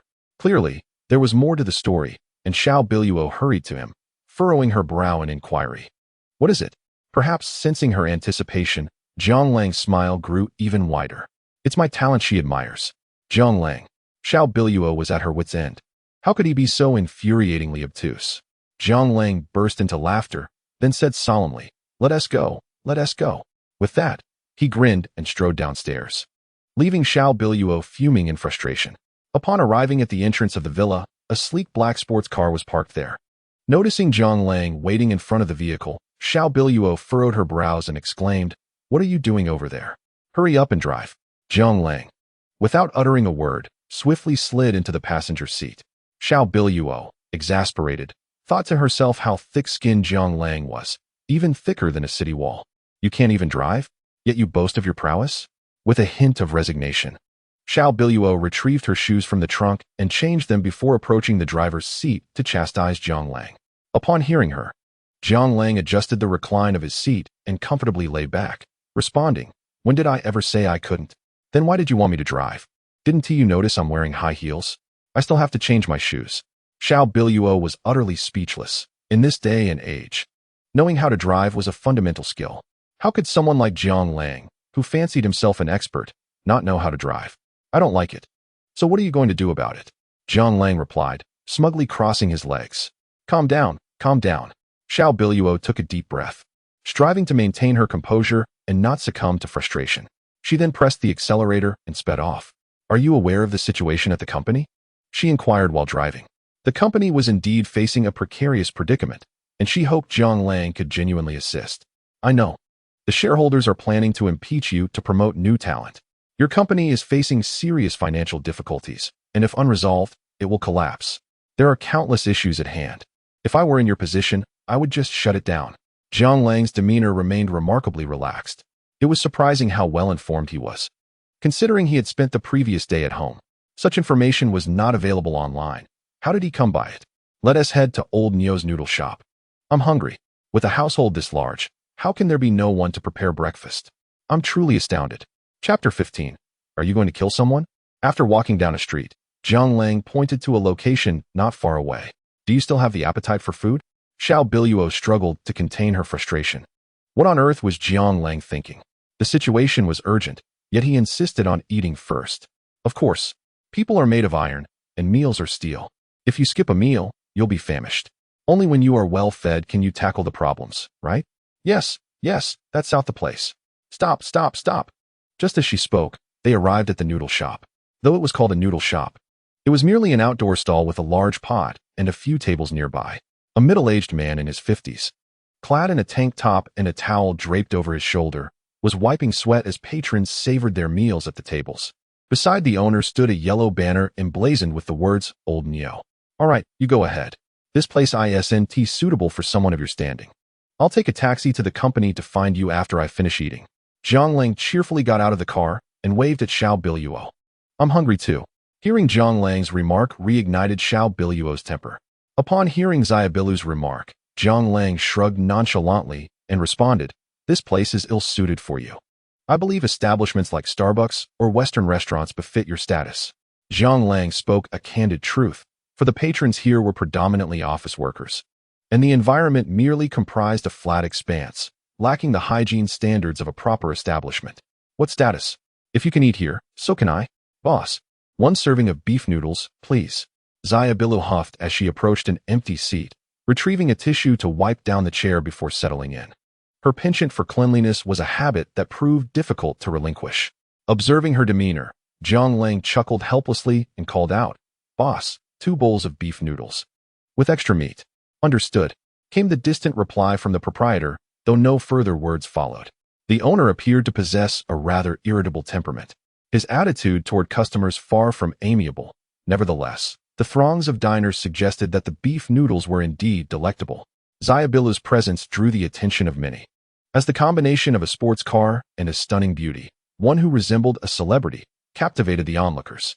However, the majority scrutinized Jiang Lang, seemingly eager to discern what merit he possessed to be accompanied by such an exquisite woman. Jiang Lang bore no semblance of affluence, clad in ordinary attire, distinguished only by his handsome features. More notably, it was Xiaobilu who had driven him here, while he maintained an air of indifference. What an absurd world this is. Many patrons shook their heads, expressing their discontent with reality and their bewilderment at Xiaobilu's choice. Even if Jiang Lang were somewhat extraordinary, capable of inciting envy, or if he were exceptionally wealthy or strikingly handsome, such a disparity seemed outrageous. Though unspoken, the disdain harbored within the hearts of the onlookers was potent enough to metaphorically slay Jiang Lang. "See, this is hardly a place for you. It makes me feel like a toad aspiring to devour a swan." Jiang Lang gazed at Xiaobilu, somewhat exasperated. Upon hearing his words, Xiaobilu's spirits lifted further. "Aren't you the one who claimed to be like a pear blossom overshadowing a begonia? Are you afraid of this?" She took delight in witnessing Jiang Lang's discomfort. "You've already grasped the issues concerning the company. Do you have any viable solutions?" Xiaobilu inquired, still keen on discussing corporate matters. "Today, you are to hold a shareholder meeting. Several shareholders wish to impeach you and oust you from your position. Thus, resolving this matter with those shareholders will alleviate the problem." Jiang Lang replied with a smile, exuding confidence. "What? You intend to resort to murder?" Xiaobilu exclaimed in astonishment, her voice rising involuntarily. The volume of her words drew the attention of numerous diners, their expressions tinged with a hint of fear. Such words cannot be uttered lightly, and the reaction of Xiaobilu made it abundantly clear that she was not jesting. Realizing her voice had risen too high, she awkwardly waved her hand and said, "I apologize. We were merely joking. Please, continue." Despite her explanation, a chill crept down the spines of those present, prompting them to hastily place their money on the table, barely finishing their meals before making a swift exit. Witnessing the crowd disperse in fright, Xiaobilu cast an apologetic glance at Jiang Lang, seemingly inquiring how to proceed. "I see you are quite bold. Do you intend to have me sent to the police?" Jiang Lang, rendered speechless, could not comprehend how Xiaobilu, a CEO accustomed to the world, could utter such absurdities. Thankfully, this incident occurred here. Had it been elsewhere, someone might have already called the authorities. "That was not my intention. You mentioned wanting to deal with the shareholders." Xiaobilu, recognizing her fault, lowered her voice significantly. Upon hearing this, Jiang Lang regarded her and softly remarked, "What do you think my standing is? Am I to commit murder without consequence, or do I possess 9 lives? Would I truly resort to such extremes for your company? Have you watched too many films?" For a moment, he found himself at a loss, bewildered by the chaotic thoughts swirling in Xiaobilu's mind. "When I spoke of resolution, I meant to eliminate adversaries, ensuring those shareholders cannot cause turmoil. I truly wonder how you became a CEO. Evidently, the offspring of the affluent are often unreliable." Jiang Lang lamented as he shook his head in resignation. Xiaobilu, acutely aware of her faults, offered little resistance. "Beef noodles, finally no longer a singleton?" At that moment, the owner approached, placing 2 bowls of beef noodles on the table. Hearing this, Jiang Lang grinned and said, "Uncle Nio, are you here to mock me as well? This beef noodle dish is quite commendable today. It actually contains beef. If you don't eat, the young lady certainly must." The owner replied nonchalantly, grateful for the owner's words. Xiaobilu quickly expressed her thanks, saying, "Thank you, boss. I apologize for earlier. I inadvertently frightened your customers. Please remember to account for that later." The owner remained expressionless, seemingly indifferent to Xiaobilu. She felt somewhat disheartened, realizing that her reputation in Langzhou was quite formidable, yet since encountering Jiang Lang, her circumstances had drastically changed. With a hint of disdain in her heart, she began to eat, pleasantly surprised to discover such a skilled noodle chef in this establishment. After savoring a bite, she found the flavor of the beef noodles to be exquisite. Upon hearing this, Jiang Lang, brimming with confidence, remarked, "Of course, in the entire Langzhou, No one can rival the exquisite beef noodles crafted by Nyo Nully. Nyo Nully? Was that the name of the owner? Such an unusual name, Xiao Biluo inquired, her brow furrowing in curiosity. Indeed, the more peculiar the name, the more exceptional the skill, Zhang Lang replied with a grin. But how do you know about this place? Did you not mention that you just arrived in Langzhou? Xiao Biluo pressed, honing in on the core of the matter. That's a secret, Zhang Lang proclaimed, adopting an air of a reclusive sage, which prompted Xiao Biluo to roll her eyes before returning to her meal. Soon, a large bowl of beef noodles had vanished, and as Xiao Biluo patted her stomach, she exclaimed, "These beef noodles are truly delectable. It has been ages since I have savored something so delightful. Oh, but you have yet to experience my culinary prowess, which is truly unparalleled. Perhaps one day, I shall offer you a taste of my creations," Zhang Lang stated, leading Xiao Biluo to Nyo Nully's counter. "Time to settle the bill," Zhang Lang announced, standing beside Xiao Biluo. "Excuse me? Sir, your beef noodles are exquisite. Could we settle the payment, please?" Xiao Biluo said, somewhat exasperated, as Zhang Lang displayed not a shred of gentlemanly decorum, insisting on paying for his bowl of noodles. It was indeed a sign of extreme frugality. In Langzhou, it was rare for one to pay for their own meals. Countless individuals would likely extend invitations if one merely expressed a desire to dine out. Yet, Xiao Biluo had never accepted such invitations. Upon hearing her words, Nyo Nully, without lifting his head, quietly stated, 26,000. "Excuse me? How much?" Xiao Biluo stood frozen in disbelief. "We only had 2 bowls of noodles. Even with the extra beef and the fact that you scared the previous customer away, it couldn't possibly be this exorbitant. With this amount, one could buy an entire cow." Xiao Biluo felt a surge of indignation, not because she was unwilling to pay, but she refused to be taken advantage of.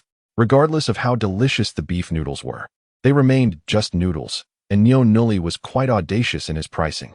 "The 26 for the noodles is waived. The 260,000 is for what you requested," Nyo Nully stated, producing a bulging brown paper bag from his drawer, the contents unknown. Zhang Lang chuckled softly and remarked, "Pay up. Within this bag lies the key to appeasing the shareholders. 260,000 to resolve your shareholder issues should be quite a bargain." "Really?" Xiao Biluo was somewhat skeptical, yet Zhang Lang's demeanor suggested honesty.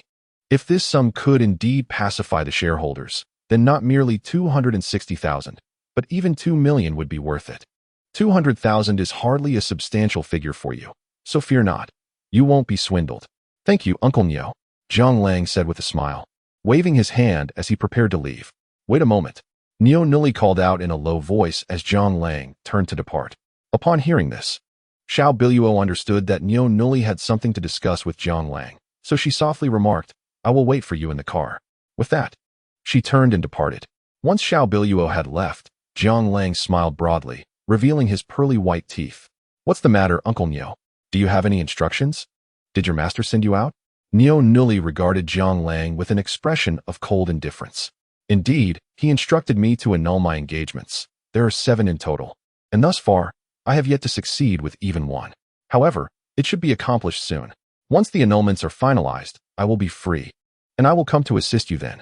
Zhang Lang appeared remarkably nonchalant, as if he were untroubled by anything. "The individuals from whom you seek to annul your engagements are not ordinary folk. Their families are formidable, and they harbor their own adversaries. Exercise caution, particularly with the Xiao family. Their second daughter, Xiao Linger, is currently the head of the Listening Rain Tower, as you may know." Upon hearing Nyo Nully's words, an unusual smile graced Zhang Lang's face. "Listening Rain Tower, you say? I have heard of it, and even had the fortune to encounter it once during a previous mission. It is said to be comprised of formidable female practitioners. I never anticipated that Xiao Linger would be the leader. How intriguing." Chapter 17. The Stakeholders' Inquiry. If you find it intriguing, it is undoubtedly perilous.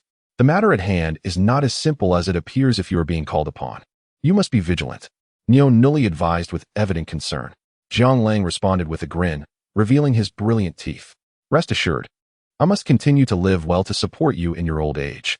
I shall take my leave." Having received the answer he sought, Zhang Lang ceased his chatter and swiftly returned to the car.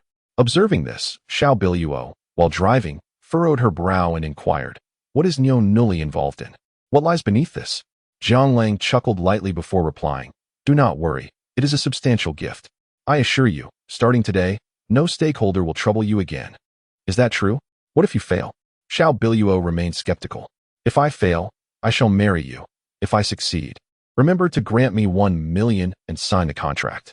Zhang Lang reclined his seat and lay back. Seeing him in such a posture, Xiao Biluo remarked, "It seems I would be at a disadvantage. Fear not, I shall not marry you. If you truly manage this today, I will give you 5 million. Very well." Zhang Lang responded nonchalantly, for earning money was quite agreeable, and he had not come for marriage in the first place. Their conversation dwindled, and soon they arrived at the grand edifice of the Shao Corporation.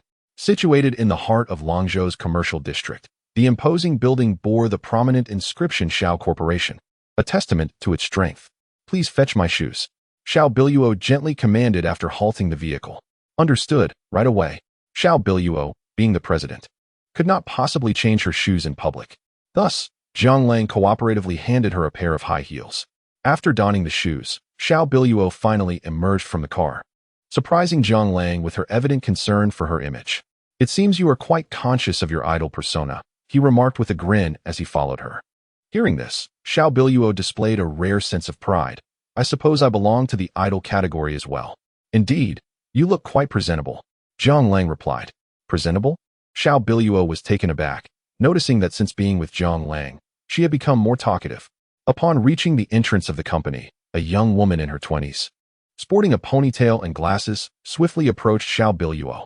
Her beauty was accentuated by a sleek black uniform skirt that lent her an alluring charm. Zhang Lang observed her with a smile. The girl seemed to sense Zhang Lang's presence, slightly furrowing her brows before softly introducing herself.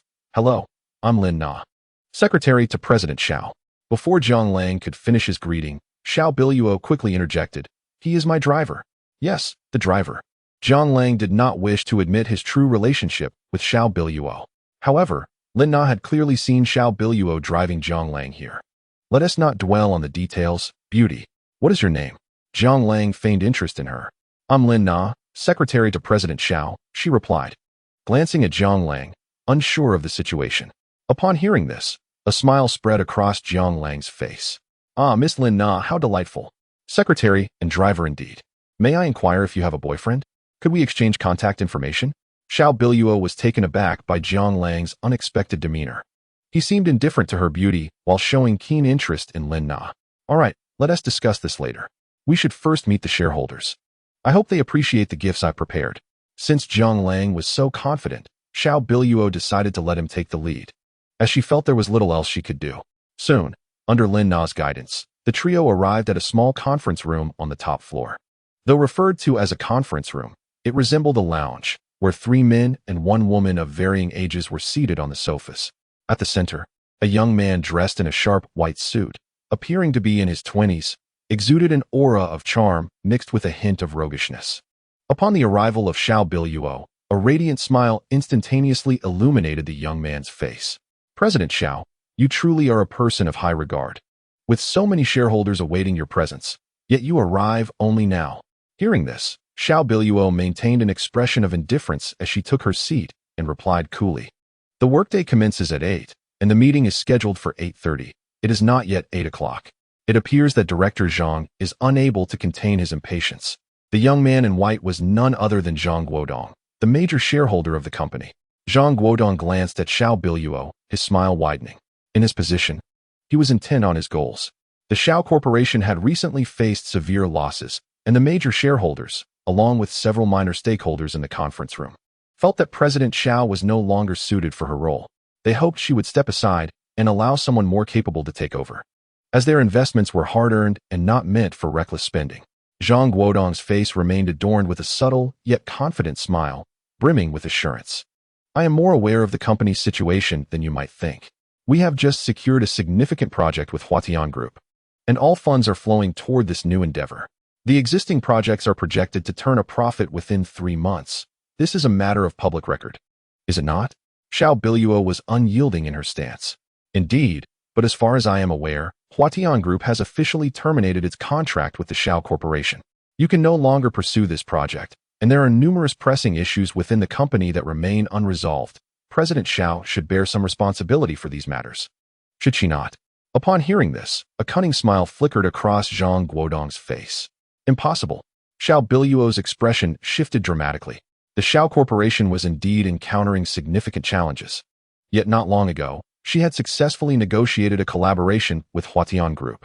Although not a local enterprise, Huatian was a leading entity in the region, and she had engaged in extensive discussions to secure this partnership. President Xiao, we have confirmed via telephone that Huatian Group has no intention of collaborating with the Xiao Corporation.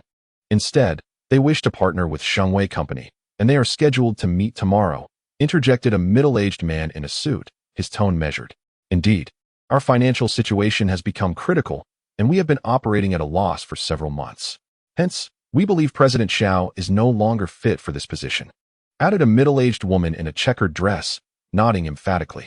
As she listened to their comments, Xiao Biluo's expression fluctuated between hope and despair. This was undeniably a challenging predicament. Mr. Xiao, have you seen this? This merely reflects the sentiments of us major shareholders. The remaining shareholders share this sentiment as well. I hope you can recognize the situation and, in doing so, preserve a dignified exit for yourself. Rest assured, this company embodies the collective efforts of Xiao Pingtian, Xiao Wan, and your 3 generations, and we shall distribute dividends to you according to your shares. Zhang Guodong's face radiated with confidence, seemingly assured of victory. On the side, Lin Na appeared quite anxious. How much will we be able to share this year? At that moment, Jiang Lang's voice drifted in, breaking the tension. It was only then that everyone noticed Jiang Lang leaning against the door. Who are you? Zhang Guodong asked, furrowing his brow. I suppose I am Mr. Zhao's driver. Jiang Lang replied after a moment of contemplation, a smile gracing his lips. Mr. Xiao, it is no wonder that the Xiao Group's strength is waning. Even the likes of you can attend meetings of our caliber, remarked a woman in a long dress, her tone laced with disdain. Hearing this, Jiang Lang chuckled softly, responding, I too regret having to share an office with such unrefined company. You. The audacity of Jiang Lang's words took the attendees by surprise. The individuals present were all major shareholders of the Xiao Group, affluent individuals who had never endured such indignities. Dressed casually in a plaid shirt and floral pants, with ostentatious jewelry adorning him, particularly that bald head, he exuded an intimidating presence, as if the words, I am no good person, were emblazoned upon his forehead. Young man, do not let your youthful arrogance overwhelm you. In the end, it is you who will be hurt. The bald man retorted coolly, raising his head. If not youthful arrogance, what else can one call it? But do not take offense. As a newcomer, I have prepared a small gift for you. Please accept it. With a cheerful demeanor, Jiang Lang retrieved a brown paper bag and rummaged through it for a while before producing 3 large red envelopes. Here, this is yours, Su Chuanlan, he said, handing one envelope to the woman in the long dress. And this is for you, Zhang Chong. He offered another to the man in the suit. Yours, he concluded, presenting the last envelope to one of the bald men.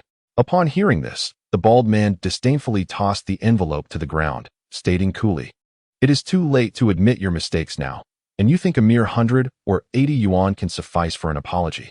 I believe you must be out of your mind, country bumpkin. Having gauged the thickness of the envelope, the bald man had already deduced that it likely contained only 200 or 300 yuan. Jiang Lang regarded the group with indifference. Su Chuanlan furrowed her brow, uncertain of Jiang Lang's intentions, yet he did not seem to be deceiving them. Could there be something more within? Half convinced, Su Chuanlan extracted the contents of the envelope, which revealed a piece of paper inscribed with several lines of text. Upon reading these words, Su Chuanlan's countenance instantaneously darkened, prompting her to hastily reinsert the note back into the red envelope. Glancing around at the onlookers, her anxiety intensified. Noticing Su Chuanlan's distress, the bald man and Zhang Chong sensed that something was amiss, swiftly grasping their envelopes and retreating to a corner. The contents within were likely not meant for prying eyes. Should they be discovered by those nearby, the repercussions could be dire. Once the two examined the envelopes, their expressions mirrored Su Chuanlan's. Jiang Lang surveyed the group and smiled, addressing the esteemed business owners. I believe that President Xiao has been quite competent in her role. She is not only beautiful but also highly capable, and importantly, she has led us to substantial profits in recent years. Now, with the company facing slight turbulence, is it truly fair for us to cast stones at her? Upon hearing Jiang Lang's words, Zhang Chong's expression fluctuated between various emotions. He glanced at Xiao Biluo and forced a smile, stating, I must agree with Brother Jiang. His perspective holds considerable merit. Chapter 19. The defecting shareholders Zhang Guodong furrowed his brow slightly, taken aback by Zhang Chong's unexpected stance. It is essential to recognize that these individuals are major shareholders, wielding the power to influence the future trajectory of the Shao Corporation. Moreover, they had previously coordinated their intentions. Their purpose for gathering today was solely to address the leadership concerns surrounding Shao Biluo. After waiting for such an extended period, this opportunity was paramount. Indeed, Mr. Zhang, I believe President Zhao's leadership abilities are not in question. Over the years, she has navigated us through various challenges, enabling us to amass significant wealth. However, given the recent complexities and multitude of issues, it is only fair to grant President Zhao a bit more time. Su Chuanlan chimed in, her cheeks flushed. It seemed she was aware of her earlier harshness towards Shao Biluo, and now found herself in the awkward position of defending her. Yet, she felt she had no alternative but to press on. Not only Su Chuanlan, but even Shao Biluo was taken aback. She had envisioned countless scenarios leading up to this moment. Even if she managed to retain her position, it would likely come at the cost of many sacrifices. Yet, the shift in the stance of these major shareholders was remarkably pronounced. However, Shao Biluo quickly deduced that Jiang Lang's gift might have had a significant influence. The exact nature of that gift remained unknown to her. If the current outcome was any indication, then the value of those 20,000 was indeed extraordinary. Do you share this sentiment? Zhang Guodong's expression darkened. The bald man had become his final glimmer of hope. As Zhang Guodong cast his gaze upon him, the bald man's lips moved, and after a moment of contemplation, he remarked, Zhang, I believe it would be best to let this go. We should afford Shao a chance, don't you agree? Bang! Zhang Guodong slammed his hand on the chair and rose abruptly. It was astonishing how a mere envelope could sway everyone after their fervent declarations. What could possibly be contained within this red packet? Shao Biluo. Even if opinions have shifted today, there remain countless shareholders. I refuse to believe you can win everyone over entirely. Zhang Guodong was utterly enraged, even addressing her directly as Shao Biluo. At this moment, Shao Biluo felt a surge of excitement, stunned by how events had unfolded. Suppressing her inner joy, she replied calmly, Zhang, although the company's situation has been rather precarious of late, when it comes to winning hearts, you still hold the upper hand, don't you? Even if these individuals support you, you cannot allow the company to continue incurring losses. When Huatian Group formalizes their contract with another party, shouldn't you provide everyone with an explanation? Zhang Guodong, now devoid of his previous composure, was agitated and frantic. Upon hearing his words, several shareholders turned their attention towards him. Though reluctant to be beholden to anyone, it was evident that the major shareholders were intrigued by Zhang Guodong's statement. Observing their reactions, Shao Biluo spoke with resolve, Tomorrow, I will visit the owner of Huatian Group. I shall secure the agreement, and if I fail, I will certainly provide an explanation to all of you. Very well. It is settled then. I hope you honor your word. Should the contract remain unsigned tomorrow, you shall resign in disgrace. Shao Biluo's bold declaration caught Zhang Guodong off guard, leaving him feeling as though he had stumbled upon a glimmer of hope amidst despair.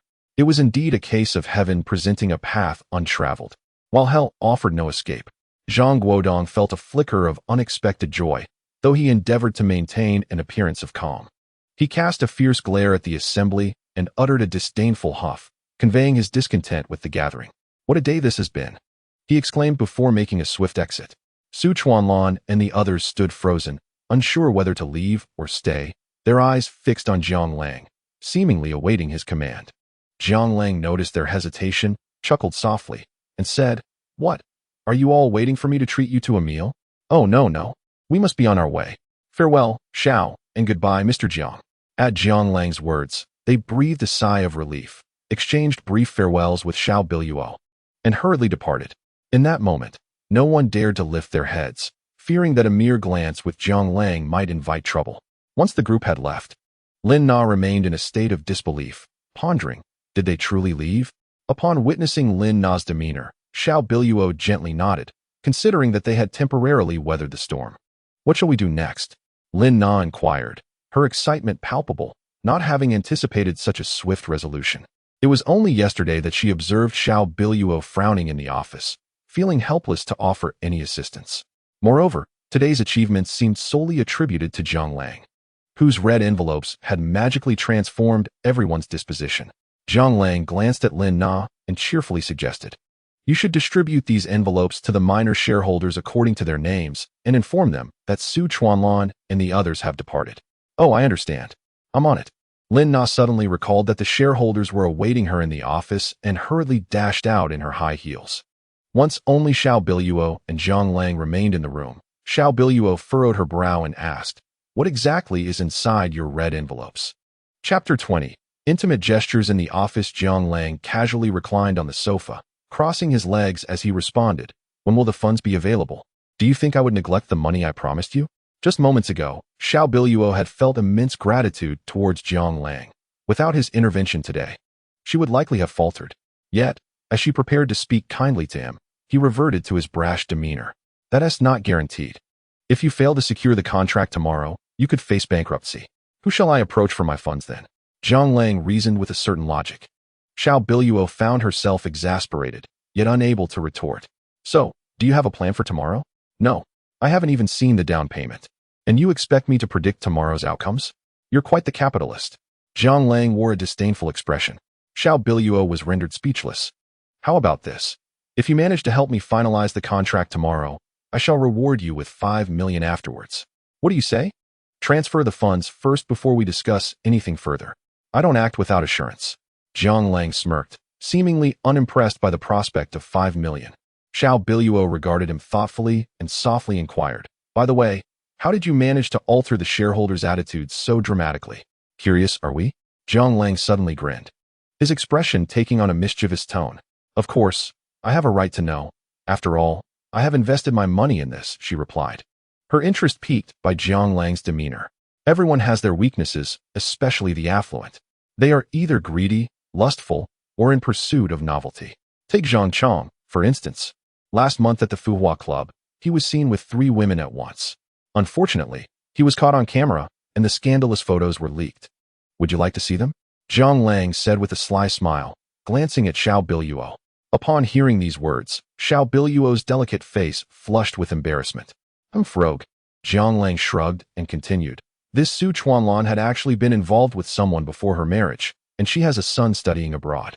Unfortunately, her husband remains oblivious. As for that seemingly unsavory Wang Fuqiang, he is even worse. His background is marred with criminal evidence from his rise to prominence. It's as simple as that." "Is that all?" Xiao Biluo, taken aback by Zhang Lang's nonchalant demeanor, couldn't help but express her astonishment. The information he shared was incredibly explosive. Even a single tidbit could suffice to stir a tempest among those involved. The depth of Zhang Lang's knowledge left her bewildered. Was this the result of over 20,000 pieces of data? How had Niu Nuli achieved such prowess? It was unexpected that Niu Nuli possessed such remarkable skills, maintaining an air of discretion while harboring such capabilities. Chickens don't urinate. Each has its own ways. You needn't concern yourself with that. If you wish, I can also take a look at your data, free of charge," Zhang Lang said with a smile. "You dare?" Xiao Biluo exclaimed, her tone laced with urgency.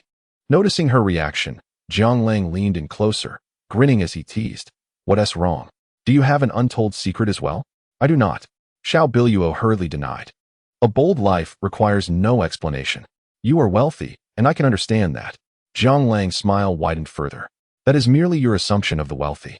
Not all affluent individuals frivolously spend their money. In truth, being wealthy doesn't equate to being a spendthrift. Those who love to spend aren't necessarily rich.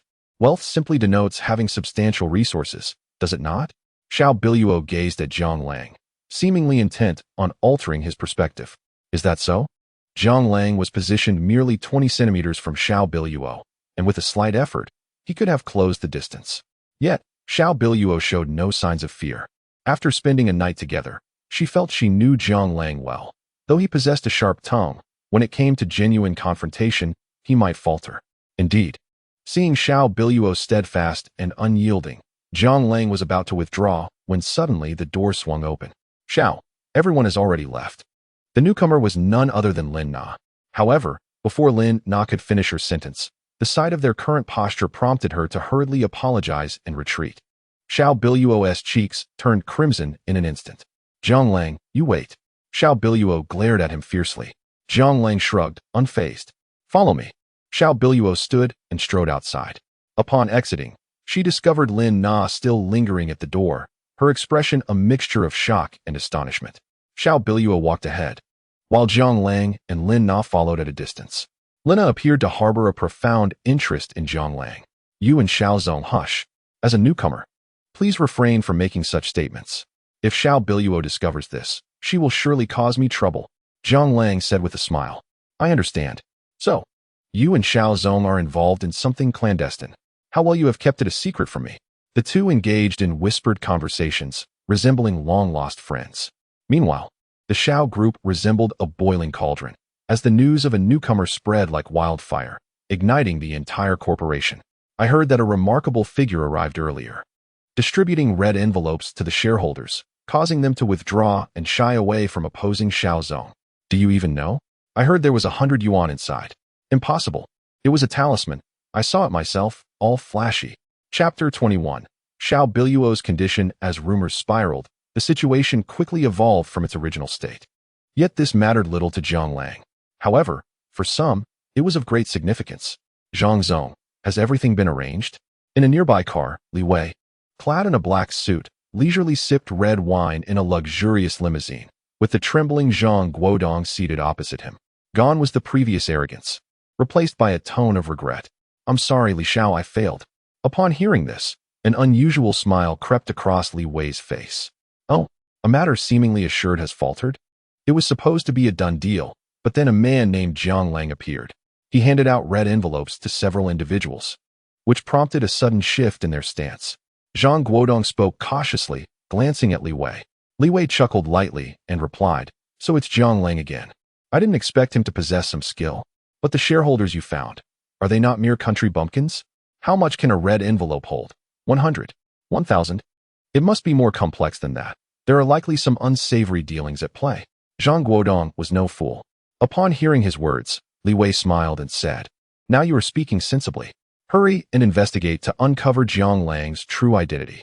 And let's not forget tomorrow's signing. Remember, I desire the pharmaceutical division of the Xiao Group. If you cannot secure it for me, you know the consequences.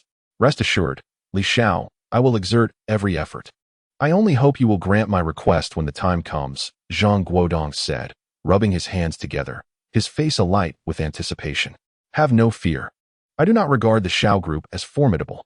You shall manage it when the time comes. Li Wei's tone remained calm, though his demeanor exuded an air of superiority, starkly contrasting with his earlier visit to Xiao Biluo's residence. Understood, Li Xiao. I shall take my leave now. Upon finishing his words, Zhang Guodong expressed profound gratitude as he alighted from the vehicle, swiftly disappearing from sight. The driver, seemingly unfazed, gazed ahead and casually remarked, shall I take action to eliminate Xiao Biluo? Hearing this, Li Wei smiled knowingly and replied, the world of martial arts is not merely about violence. It is governed by human sentiments and social intricacies. Now is not the time for Xiao Biluo to meet her demise. If she can submit to me and become my puppet, that would be ideal. If not, then we may have to resort to more drastic measures. After the contract is signed tomorrow, the Xiao Group will fall under my dominion, and the pharmaceutical factory will naturally be mine as well. However, do not forget that time waits for no one. Should the task assigned by our superior remain unfulfilled, you are well aware of the consequences. Although merely a driver, he spoke with remarkable assertiveness. Upon hearing his words, Li Wei showed no signs of anger. Rest assured, there will be no errors. After all, Zhang Guodong is but a useless pawn. Once he has served his purpose, you may dispose of him. Now, return. With that, Li Wei reclined once more. While dark clouds loomed overhead, Zhang Lang's life was vibrant and full. It remained uncertain whether people intentionally gathered to observe the new driver or for other reasons. Throughout the day, Xiao Biluo's office was a flurry of visitors. Even with Secretary Lin Na attempting to filter them, the reasons for their presence were abundantly justified. As night fell, Xiao Biluo finally stretched, weary. Are you tired? Zhang Lang asked with a gentle smile. Not entirely. If it weren't for you, I wouldn't have felt like a performing monkey today.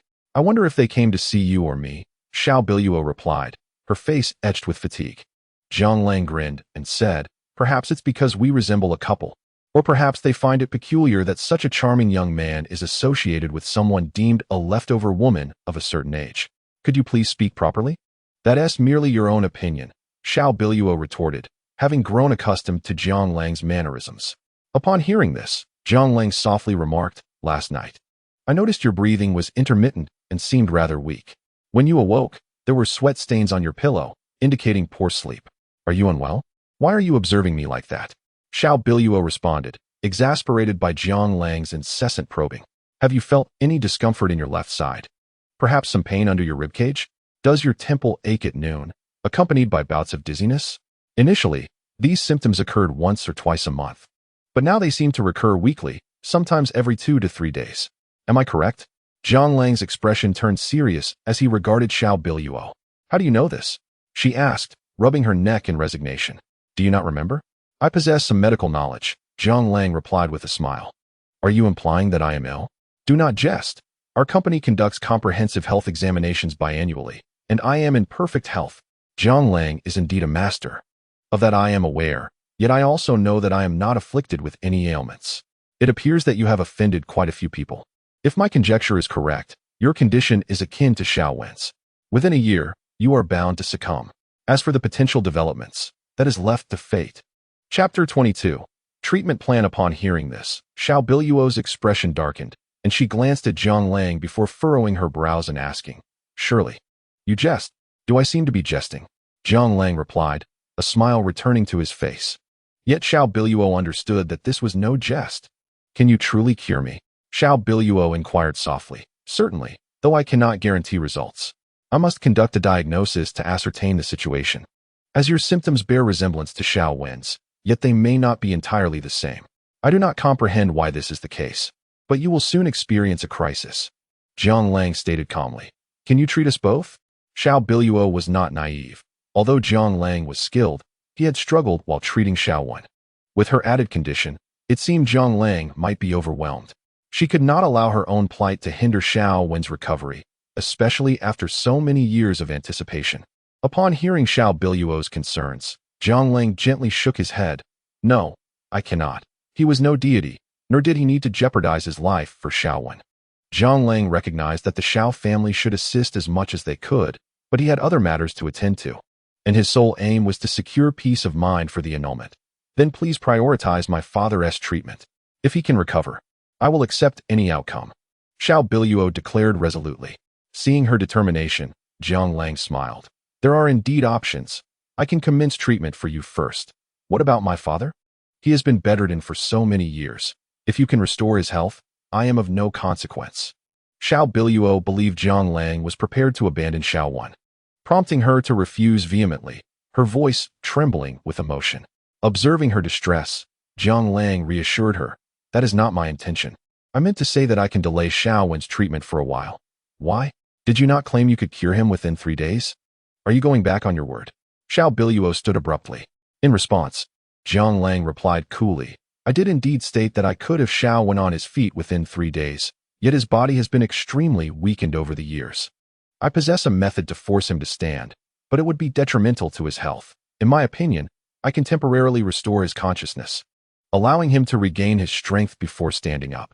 This should enable him to live a few more years. Are you suggesting that treating him now would be detrimental?" Although Xiao Biluo is not a medical professional, she understands that curing ailments is inherently beneficial the sooner it is done. Jiang Lang gently shook his head in response. "If someone has not eaten for 5 or 6 days, should you not first offer them a bowl of congee?" Xiao Biluo found herself at a loss for words. Indeed, that was a valid point. "Rest assured, I am principled. I believe in compensating those who assist in alleviating troubles. Unlike you, I adhere to my promises." Jiang Lang stood up casually and stretched, acknowledging the laborious efforts of Xiao Biluo, who managed to uphold such a large enterprise as a woman. Observing this, Xiao Biluo slowly rose and remarked, "That is good. Let us be on our way home." Though Jiang Lang is rather intolerable, he had been immensely helpful today. Without him, she would have been at a loss for how to conclude matters. Moreover, he had promised to assist her in signing a contract tomorrow, albeit for a hefty commission. For these 2 tasks alone, Jiang Lang had demanded 10 million from her. Such a sum would be outrageous for anyone, yet Xiao Biluo felt it was worthwhile. After all, this project was crucial for her, as it would grant her complete control over the Xiao Corporation, liberating her from external constraints and allowing the company to develop according to her vision. Upon returning home, they were unexpectedly met at the door by the butler. "What is the matter?" Xiao Biluo inquired, taken aback by the situation. The suited man, with a pained expression, replied, Miss, there is an issue with our residence that requires immediate renovations. The elder has instructed you to stay at the Golden Capital Garden. What? What happened to the house? Why has it suddenly deteriorated? Where's my father? Xiao Biluo asked, puzzled as she looked at the butler. The butler hastily reassured her, no need to worry. Everything has been arranged.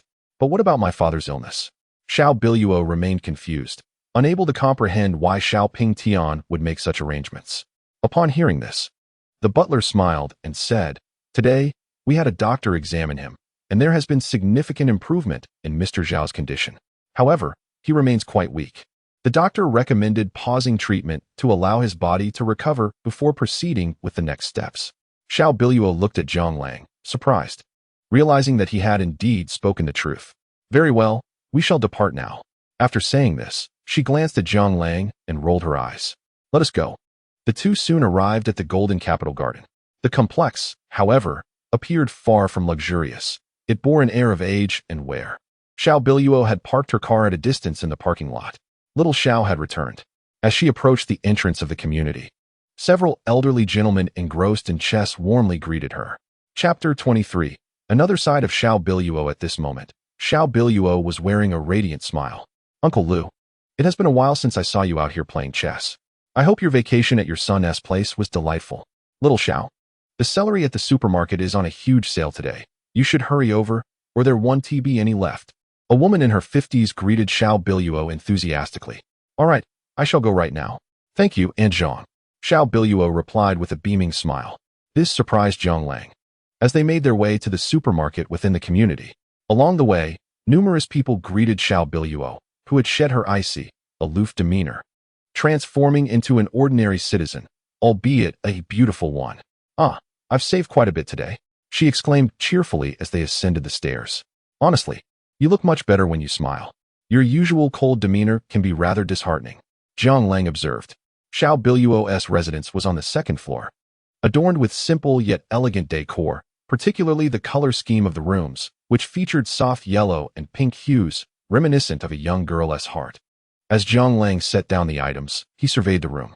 Hearing his comment, Xiao Biluo retorted lightly, Do you prefer my smiling face or my icy demeanor? Would you like to hear the truth or a fabrication? Zhang Lang grinned, revealing his pearly white teeth. Xiao Biluo paused, then remarked, I usually hear the truth the most. You may indulge in a bit of falsehood. I dislike it. Zhang Lang responded outright, without hesitation. Xiao Biluo chuckled, surprised that Zhang Lang possessed such a facet, capable of understanding how to amuse a girl. With this thought, she smiled and asked, And the truth then? I truly dislike it. Zhang Lang declared without a moment's pause. Zhang Lang. Xiao Biluo felt her temper rising, just as she had begun to view him in a different light. He revealed his true colors once more. She had initially thought that when he said he disliked something, it was merely a guise for liking it. Although she feigned disdain for his compliments, what girl does not cherish a kind word? Zhang Lang stood up with a smile and softly said, All right, let us hasten with the cooking. After we eat, I shall tend to your injuries. I will go down to buy a few things. Upon hearing this, Xiao Biluo furrowed her brow slightly. You want me to cook? Of course. Or should I do it? Zhang Lang replied with a look of disdain on his face. This truly struck a chord with Xiao Biluo. Upon observing Xiao Biluo's current demeanor, Zhang Lang felt a sense of helplessness. With all the items she had purchased, he had initially presumed her to be a culinary expert, only to discover she was nothing of the sort. Isn't that merely a sale? At that moment, Xiao Biluo appeared as innocent as a little girl who had erred. This endearing side of her was far more charming than the frigid persona she usually presented. Very well. Allow me to guide you on what to buy. You may proceed with your shopping. I shall prepare the meal, Zhang Lang declared as he retrieved his phone to send her a message before retreating into the kitchen. After a bustling half-hour in the kitchen, Xiao Biluo returned. Now clad in a white tracksuit, her hair styled in a ponytail, radiating youthful exuberance. Finally, you've returned. What on earth is all this chaotic assortment? I nearly traversed half of Langzhou. She lamented. These are all the ingredients you'll require for tonight. Enough of your delays. Let us dine heartily, so we have the energy for what lies ahead. Zhang Lang had already prepared an abundant spread of dishes. What nonsense are you spouting? Upon hearing Zhang Lang's remark, which carried a hint of flirtation, Xiao Biluo's cheeks flushed crimson. Jiang Lang couldn't help but chuckle at her reaction. "Oh, where are your thoughts wandering? Come, let us eat." He refrained from further explanation. "Do we have guests tonight?" she inquired, astonished at the table laden with food, nearly all of which was prepared from her purchases. "No, it's just us," Jiang Lang replied with a smile. "Then why so much food? Isn't that a waste? Shouldn't we be mindful of our resources?" Xiao Biluo retorted, somewhat speechless. "Waste? Not at all. I shall consume every morsel." Jiang Lang beamed, while Xiao Biluo regarded him with disdain, perceiving him as someone who lacked appreciation for the value of food. Her favorable impression of him swiftly diminished. However, it soon became evident that Jiang Lang was indeed serious. Despite his refined demeanor, he devoured his meal with a ferocity akin to that of someone who had not eaten in years. Xiao Biluo was taken aback, staring in disbelief. "How long has it been since you last ate?" In response to her question, Jiang Lang continued to eat, remarking nonchalantly, "I always eat this way. Only when one is satiated does one feel secure. Only when one is full does one truly feel alive." His words momentarily stunned Xiao Biluo. She found his perspective quite profound. Despite appearing younger than her, Jiang Lang exuded a confidence that suggested no obstacle in the world could daunt him. At such a tender age, Jiang Lang has already demonstrated remarkable prowess, a feat not attainable by just anyone. He must have endured hardships beyond the comprehension of ordinary individuals to achieve his current stature and articulate these profound thoughts.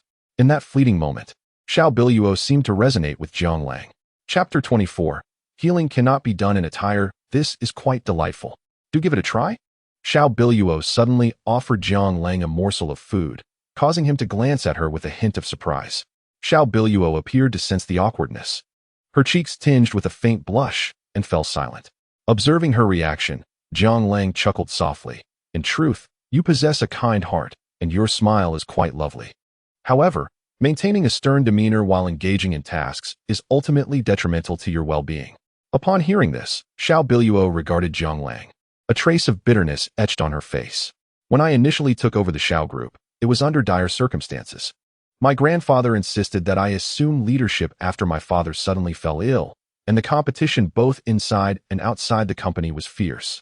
As a mere girl, I felt compelled to project strength. Otherwise, they would not hesitate to devour me. Each day was a precarious tightrope walk, devoid of respite. For I knew that any moment of weakness would lead to my irrevocable downfall. Perhaps finding common ground with Jiang Lang or feeling buoyed by his praise. Xiao Biluo appeared to open her heart. It seemed that the wealthy too bear their own burdens. Jiang Lang flashed a broad smile, revealing his pearly whites. Meanwhile, Xiao Biluo shrugged nonchalantly, stating, "Well, it is what it is. Today, I am faced with the worst possible outcome. Honestly, without you here today, I would have been utterly lost in handling this situation." This was a heartfelt confession from Xiao Biluo. Jiang Lang, upon hearing this, regarded her with a calm expression, replying, "You need not feel troubled by that. As I have mentioned, I am a person of principles. I will not waver in my commitment to help those who compensate me for my services, and, furthermore, the marriage must be annulled. Who would covet you?" Unexpectedly, just as Xiao Biluo began to harbor a favorable impression of him, his words struck a discordant note, inciting her ire. Yet, as she contemplated the notion of annulling the marriage, she found herself less resolute than at the outset. While Jiang Lang possessed a certain roguish charm, he was undeniably intriguing. His gaze was remarkably clear, devoid of the fervent heat that other men exhibited when they beheld her. "Enough. Let us finish our meal and tidy up. You should prepare yourself. I may require more time than anticipated." Xiao Biluo nearly collapsed at his words. Jiang Lang's manner of speaking often felt like a jester's jest. Yet the reality was far from it. She pondered whether her innocence was to blame or if Jiang Lang truly was a source of exasperation. "What is it that I need to prepare?" Jiang Lang had already diagnosed himself, thus confirming that he was indeed poisoned. Xiao Biluo took this matter quite seriously. "For no one wishes to meet their demise. Today, I have procured various medicines for you. Place them all in the bathtub and let them steep in hot water for half an hour. Once the water cools slightly, you should immerse yourself within it. After soaking for half an hour, you may simply rest in bed," Jiang Lang instructed, making his way to the sofa, where he turned on the television and began to watch, as if discussing an utterly unrelated matter. Xiao Biluo, though initially reluctant, decided to tidy up the table. Recognizing that Jiang Lang had prepared the meal, and she ought to contribute in some way. Why not fill the tub first? You can use this half hour to manage the household chores. Isn't that what your elementary school teacher taught you? Jiang Lang remarked nonchalantly. Xiao Biluo felt a surge of irritation. Jiang Lang truly was insufferable. By the way, after your bath, return to your room without wearing any clothes. He added. What? Xiao Biluo exploded, utterly taken aback by Jiang Lang's audacity.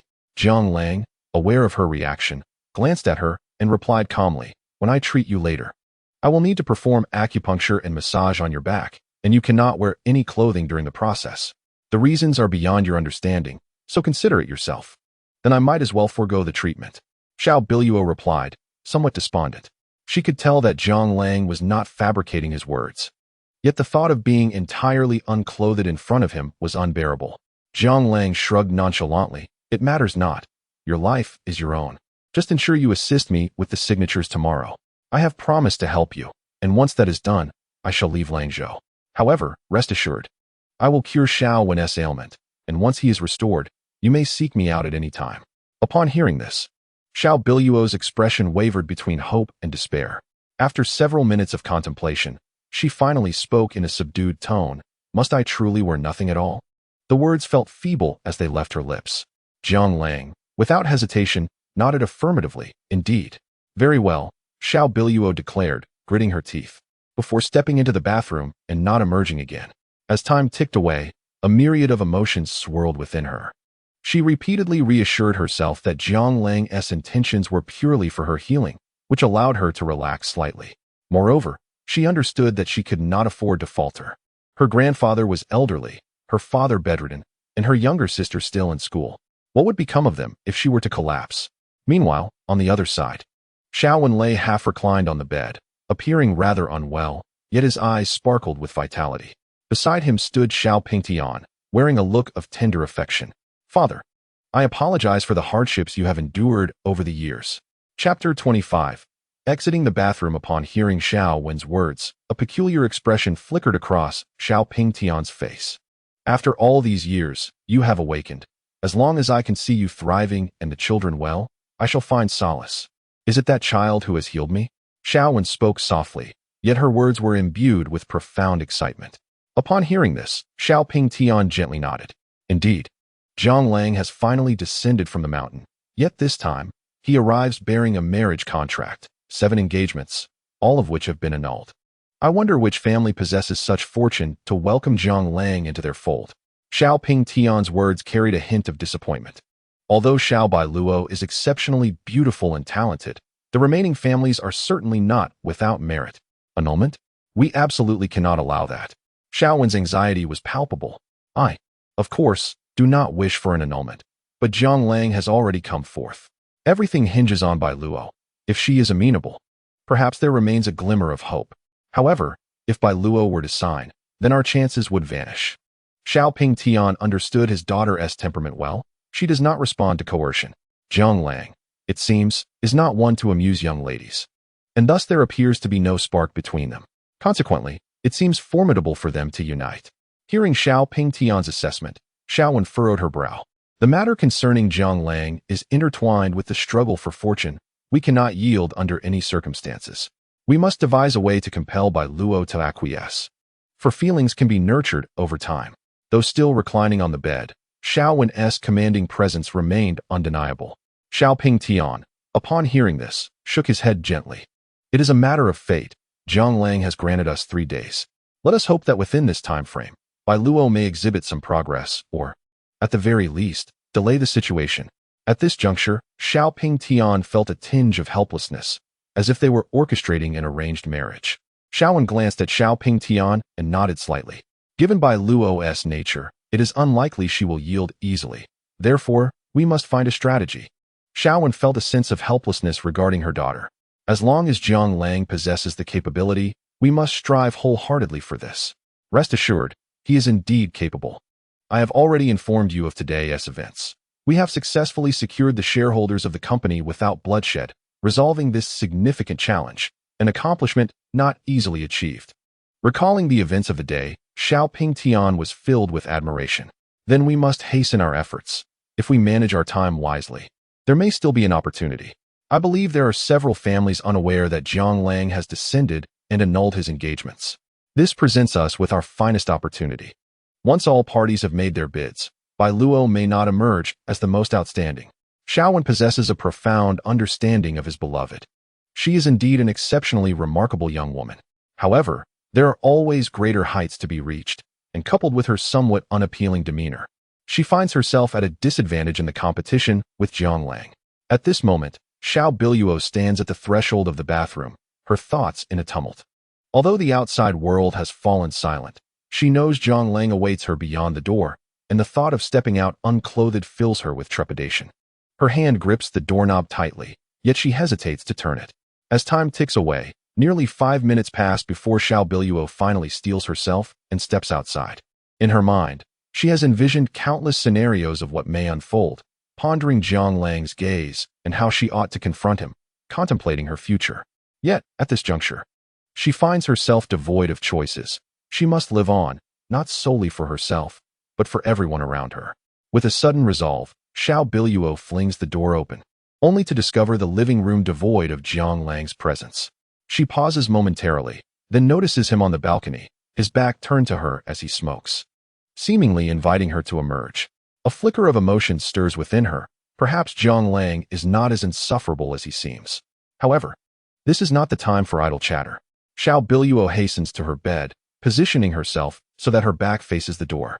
This way, when Jiang Lang enters, he may catch a glimpse of her without her feeling overly embarrassed. Approximately 3 minutes later, she hears Jiang Lang's footsteps approaching. With her head bowed, her cheeks flush like a ripe apple, she reflects on the myriad of experiences she has endured, yet none have brought her to such an awkward predicament. Are you ready? Jiang Lang's voice echoes from outside the door, but he does not enter. Must it be this way? Xiao Biluo queries hesitantly. Hearing her words, Jiang Lang responds with a note of exasperation. Miss, this is the best protection I can provide. The eye mask was sourced from your home. You know its efficacy. It obscures all sight. Taken aback by his resigned tone, Xiao Biluo contemplates asking if such drastic measures are truly necessary. Yet Jiang Lang diverts the conversation, and through the reflection of a nearby glass pane, she finally glimpses his appearance. He holds a small medical kit, donning an eye mask, one that she uses for sleep, adorned with pink rabbit ears. The sight of Jiang Lang, clad in the mask, is utterly endearing, prompting Xiao Biluo to stifle a laugh. Where on earth did you find that? She inquires. In your room. Apart from this, there was only lingerie. I deemed it gentlemanly to choose the eye mask. Chapter 26. Ambiguous treatment. Xiao Biluo nearly chokes on her laughter at his words. It was unexpected for Jiang Lang to make such a statement. One cannot discern whether it was intentional. Every time I entertain the notion that he might be a good person, he effortlessly dismantles that impression. Nonetheless, Jiang Lang's current demeanor is undeniably gentlemanly, which leaves Xiao Biluo with no grievances. She merely called him a rogue before turning her head away. With the blindfold on, Xiao Biluo felt considerably more at ease. She had glanced at the reflection in the glass and saw Jiang Lang approaching her slowly, taking a seat and methodically unpacking the items from the medical kit. If it weren't for her awareness of the blindfold's capabilities, she might have believed Jiang Lang possessed a form of X-ray vision, rendering the blindfold seemingly ineffective. Are you ready? Jiang Lang exhaled deeply before calmly inquiring. What must I do? Xiao Biluo admitted to feeling somewhat anxious, uncertain of how Jiang Lang would proceed with her treatment. In response, Jiang Lang spoke softly. In a moment, I will massage the acupoints on your back. It may be quite painful, and you must remain still. After that, I will administer needles. You will experience discomfort and numbness during this process, and you must not move. At the very least, your upper body must remain stationary for no more than half an hour, and you cannot fall asleep, no matter how drowsy you feel. Do you understand? He articulated his instructions slowly, as if apprehensive that Xiao Biluo might not grasp them. Seeing Jiang Lang so earnestly serious was a rarity, prompting Xiao Biluo to nod emphatically. I shall begin. With that declaration, Jiang Lang gently placed his hands upon her shoulders. His touch caused Xiao Biluo to shudder slightly. It was her first experience of such intimate contact with a man. Typically, even a handshake was discomforting for her, a fact well known among her peers, who had grown accustomed to her idiosyncrasies. Xiao Biluo never would have believed she would one day accept such treatment. As Jiang Lang's hands glided over her shoulders, Xiao Biluo felt a jolt. She had never encountered fingers so soft and smooth, akin to jade.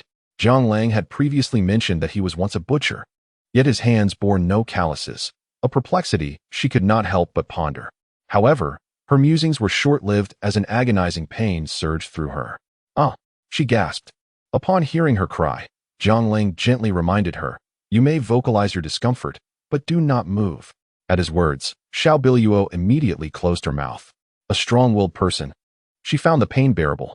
As Zhang Lang diligently continued the massage, Xiao Biluo remained silent, earning a nod of approval from him. Such pain is certainly beyond the endurance of an average person, yet Xiao Biluo manages to withstand it. "I am about to administer the acupuncture." Upon uttering these words, Zhang Lang moved with lightning speed, deftly inserting hundreds of needles into Xiao Biluo's back. The sensation of the needles was not one of pain, but rather a tingling, numbing feeling, particularly the soothing rhythm that pulsed with each heartbeat, each prick akin to a divine ecstasy. Even Xiao Biluo could not suppress a few soft moans. In such an environment, her sound stirred something within Zhang Lang's heart. It must be said that Xiao Biluo is indeed an exceptional woman. Her beauty is undeniable, and her capabilities are commendable. Were it anyone else, such sounds would have awakened their primal instincts. "Xiao Biluo, this is a critical moment. Do not succumb to sleep." At this moment, Xiao Biluo felt her energy being gradually siphoned from her body, waves of drowsiness crashing over her. Even upon hearing Zhang Lang's words, her eyelids remained stubbornly closed, as if she were on the verge of slipping into slumber. "If you fall asleep, do not blame me for losing my composure tonight. Although I came here to annul our engagement, I could still have a change of heart.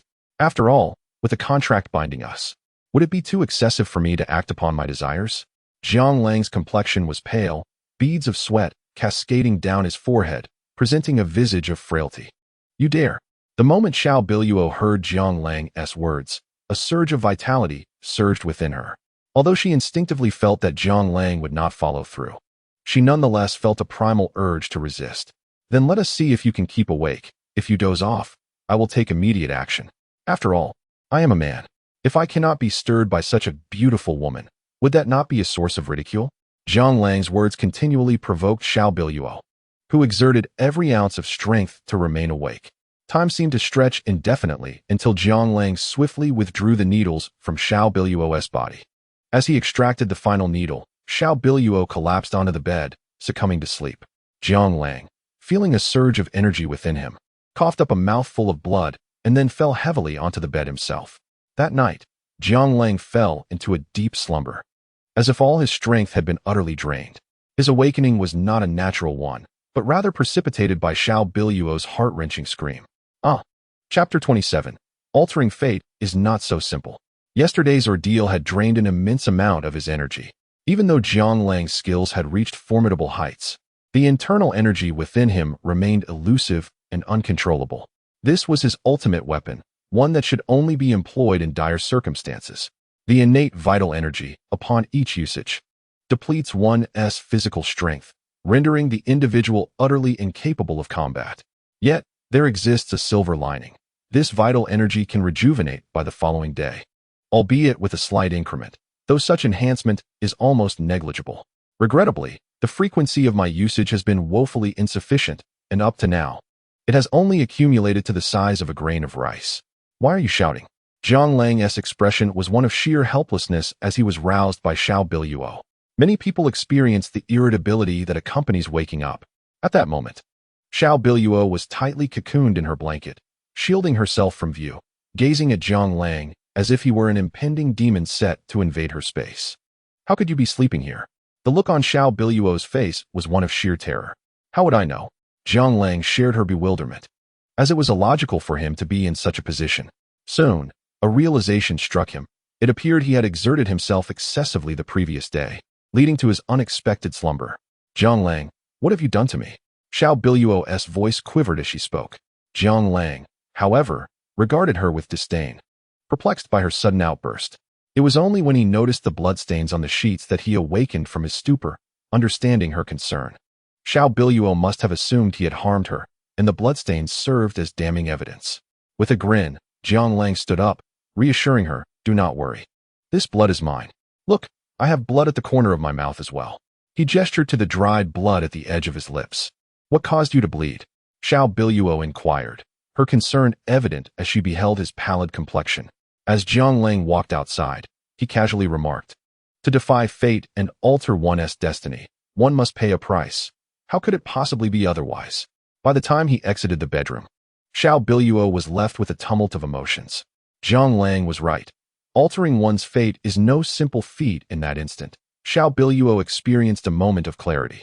She had always perceived Jiang Lang as a master capable of curing serious ailments like her own and Xiao Wen's. Yet she had neglected the fact that even the most formidable of experts must make sacrifices to save others. Though Jiang Lang's motives were tied to their betrothal, he had no obligation to act in such a manner. Observing his bloodied state from the previous night, it was evident that he had indeed paid a considerable price, leaving him visibly weakened. Feeling a surge of gratitude, Xiao Biluo hastened to rise. After completing her morning routine in the washroom, she found 2 bowls of noodles prepared by Jiang Lang, placed neatly on the table, accompanied by an additional pot of noodles and a bowl of braised meat beside them.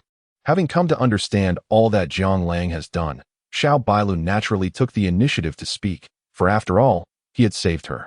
Thank you for last night, she expressed. There is no need for thanks. Today is the final day. I hope that once I assist you in resolving the matter with Huatian Group, you will be able to sign the marriage certificate, Jiang Lang replied nonchalantly as he continued to eat. Do you truly not wish to marry me?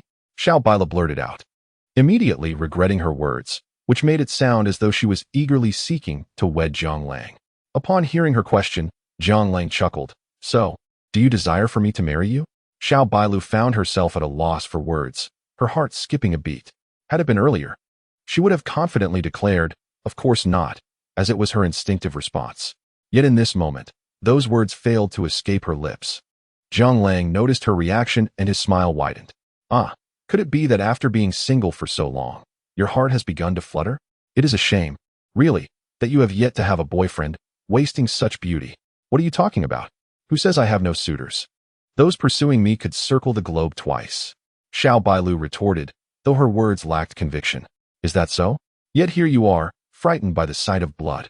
Does that imply your boyfriend has no interest in you? Even now, you remain chaste? Uffed. Xiao Bilu was on the verge of losing her temper. This morning's incident had indeed been due to that very reason. However, hearing Jiang Lang speak in jest pushed her closer to the edge. Enough of your nonsense. Hurry and eat your meal. Eating will keep your mouth busy. With that, Xiao Bilu resumed her earnest consumption of food. The bowl of noodles was unexpectedly delectable, rich in color, aroma, and flavor, which left Xiao Bilu, a person who typically shunned breakfast, feeling somewhat unsatisfied. What are you doing? Jiang Lang exclaimed as he saw Xiao Bilu finishing her meal and heading for a second serving. He promptly intervened. I'm doing nothing. Just eating. Xiao Bilu replied, puzzled by his reaction. Are you no longer dieting? Eating so much in the morning? Jiang Lang remarked, for Xiao Bilu was not known to be gluttonous. Since when do you have a say in this? This is my home, and I bought the noodles.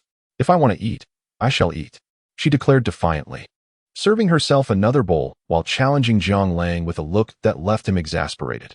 Halfway through her meal, Xiao Bilu softly inquired, what should we do today? Chapter 28. This time, it's truly resolved today was indeed a special day, at least for Xiao Bilu. The project with Huatian Group was currently tying up the majority of the Xiao Group's funds. If they could secure the deal, it would alleviate concerns about finding projects for the Xiao Group for the coming years. However, once the contract is not signed, the shareholders may use this as an excuse to step down, and at that point, Zhang Guodong might not be overly concerned. It is uncertain. Perhaps it is best to take a look first, as one must meet the person before any discussions can commence, right? Jiang Lang gently shook his head, pondering the situation. Upon hearing this, Xiao Biluo felt a sudden jolt in her heart. It appeared that Jiang Lang was equally uncertain. Nonetheless, there was no time to dwell on such matters. The arrow was on the string and must be loosed. Even if Jiang Lang harbored doubts, she must strive to secure the opportunity. For this project was one she had painstakingly fought to obtain. Moreover, Xiao Biluo felt somewhat disheartened, realizing that she had become overly reliant on Jiang Lang. Prior to his arrival, she had managed all affairs herself, and it could be said that the Xiao Group had flourished under her stewardship. Yet, precisely because of this, she had quickly adapted to the life of receiving assistance. Furthermore, according to their agreement, She was supposed to sign today and allow Zhang Lang to depart. The thought of Zhang Lang leaving filled her with an inexplicable sense of reluctance. After all, he was a rogue, at least in her eyes. All right, it is getting late. Let us set off. I have cured your ailment, and you will now be as normal as anyone else. Once you sign, I shall return to Min Shaowan. Rest assured, I am not like others. When I promise something, I shall fulfill it. Zhang Lang always had a way of adding such an irresistible remark at the final moment. Xiao Biluo even contemplated disregarding her demeanor and placing the bowl before Zhang Lang's head in frustration. Nevertheless, she resolved to rely on herself. After all, independence is not an anomaly. The two soon set off, and to be precise, Zhang Lang had deliberately donned a Zhongshan suit, as his previous attire had been stained with blood. Given that Zhang Lang was not particularly robust, the uniform added an air of seriousness to his appearance. Observing him, Xiao Biluo felt her heart skip a beat. Huatian Group. As Zhang Lang and Xiao Biluo arrived at the entrance of Huatian Group, he could not help but exclaim in admiration, "What a grand building! How delightful it is to have wealth! Are you in dire need of money?" Xiao Biluo asked, furrowing her brows as she parked the car. "Of course. Otherwise, how would I afford to eat or enjoy myself? I still need to save for a house and support many others. I am a filial child." Zhang Lang replied with a look of disdain as he exited the vehicle. Xiao Biluo, slipping into her high heels, cast a sidelong glance at Zhang Lang. She had encountered many individuals indifferent to wealth, but someone like Zhang Lang was a first for her. She had found it somewhat puzzling previously. Zhang Lang appeared to be in dire financial straits. However, when it came to discussing sums of 1 million or 5 million, he did not even flutter an eyelid. This was far from a picture of financial desperation. It was as if he regarded money as mere refuse. At that moment, Li Wei approached swiftly, clad in a striking blue suit. Upon spotting Xiao Biluo, his countenance remained adorned with a warm smile. Noticing Li Wei, Xiao Biluo's brow furrowed slightly. "What brings you here?" she inquired. She was already aware that Li Wei was orchestrating something nefarious and was taken aback by his audacity to show up. Li Wei, still maintaining his genteel demeanor, responded, "Biluo, I have been awaiting your arrival. Today, I have arranged a meeting with General Zhai, and the project with Huatian Group should be resolved. Li Wei, you needn't feign concern here. I cannot believe you have bribed individuals within our company, attempting to hijack our project. Do you have any idea how long I have been negotiating this? Don't you find your actions to be utterly despicable?" Xiao Biluo's anger simmered beneath the surface. Observing her ire, Li Wei's smile only deepened. "Biluo, what difference is there between you and me? You know I have always held affection for you. After our engagement, what is mine becomes ours. So, why don't we discuss the matter of our engagement? If you agree, the contract can be signed under the name of the Xiao Group today. What do you say?" Li Wei's proposition made Xiao Biluo's heart skip a beat. Should she decline, she risked losing the opportunity with Huatian Group, and if that happened, the Xiao Group would no longer bear the Xiao name. The burden of that consequence was not one she could bear. Yet, marrying Li Wei was simply out of the question. Noticing the tumultuous expressions flitting across Xiao Biluo's face, Li Wei's smile broadened. "You may ponder my offer. I shall await you in General Zhai's office." With that, he turned and departed. Once Li Wei had left, Zhang Lang, with a gleam in his eye, extracted a cigarette from his pocket and lit it, exhaling a long plume of smoke. Quite splendid indeed. A twofold gain. Vanquishing the adversary without shedding blood. This is a masterstroke. Go ahead, marry him if you wish. Xiao Biluo was utterly speechless at Zhang Lang's words. "I doubt he would even accept me. Let us resolve this issue," Zhang Lang remarked nonchalantly. "Do you have a plan?" Xiao Biluo asked, her brow knitted in concern. "If it cannot be resolved, I shall take care of Li Wei." Noting that Xiao Biluo was about to speak, Zhang Lang interjected calmly, "This time, it will indeed be resolved." Chapter 29. The Li family is not yet a concern. Upon hearing Zhang Lang's declaration, Xiao Biluo was momentarily taken aback, her expression swiftly darkening. It was rare for Zhang Lang to adopt such a serious demeanor. She quickly responded, "That cannot be. Murder is a crime." Xiao Biluo was aware that Zhang Lang was a skilled individual, yet she remained uncertain about the true extent of his prowess. The thought of potential calamity weighed heavily on her mind, and she feared that she might one day regret her decisions. Upon hearing her words, Zhang Lang merely smiled, choosing silence as his response. "Ah, I left my phone in the car. Please, go ahead and wait for me," he said. Nodding in acknowledgement, Xiao Biluo turned and departed. Jiang Lang, however, retraced his steps, searching thoroughly until he discovered his phone nestled in the vehicle. Just as he was about to leave, a car approached slowly, parking beside him. From the back seat emerged a man in his 40s, hailing from Central South. Dressed in a black suit with a tie, his hair was not particularly long. Yet his piercing eyes conveyed an undeniable authority. Jiang Lang paid him no mind and strode past with purpose. However, just a second after Jiang Lang had moved on, the middle-aged man suddenly paused, then called out, "Wait a moment." Upon hearing this, Jiang Lang halted, turning to point at himself and inquired, "Are you calling me?"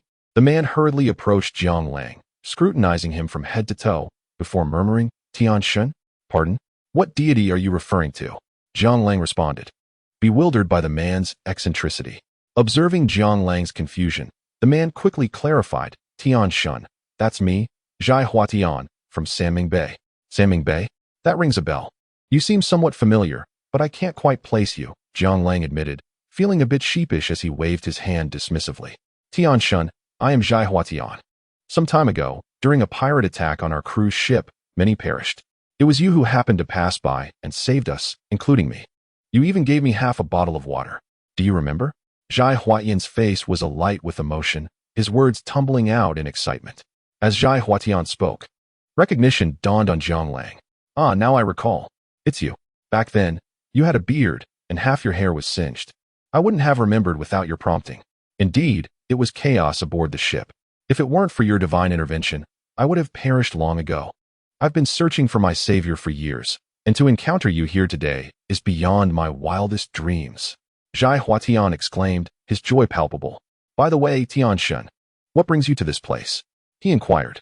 Jiang Lang chuckled softly. "Please, spare me the title of Tian Shun. I am simply Jiang Lang. You may call me by my name." "How could I? Then I shall refer to you as my benefactor. Your immense kindness is something I shall never forget." Zhai Huatian's face radiated sincerity, for to him, Jiang Lang had always embodied the essence of a celestial being. Jiang Lang, feeling helpless, realized that he could not change Zhai Huatian's demeanor in the short term. "By the way, what brings you here?" Jiang Lang inquired in response. "Oh, this is my company." Zhai Huatian quickly replied. "You are the owner of Huatian Group?" Jiang Lang looked at him with a hint of confusion.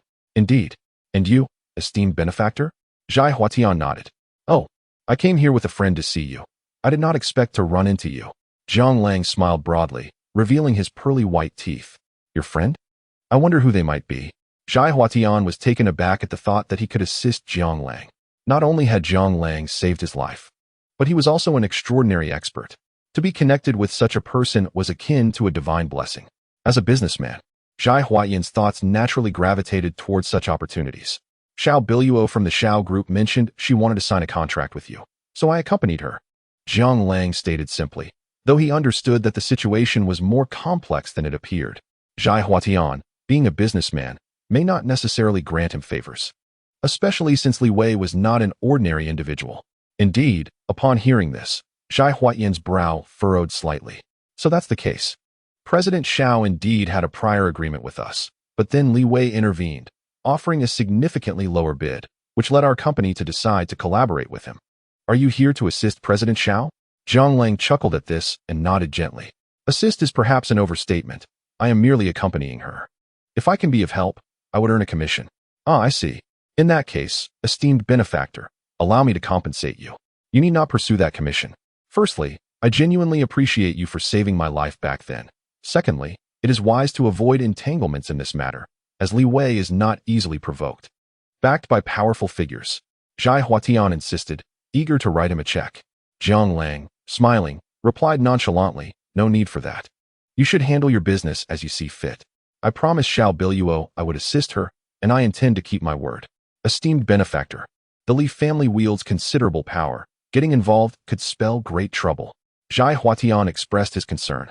Hearing this, Jiang Lang laughed, revealing his white teeth. "The Li family?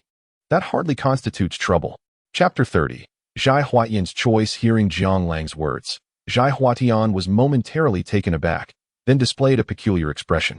Jiang Lang had always possessed an air of nonchalance, yet his confidence was not something just anyone could exude.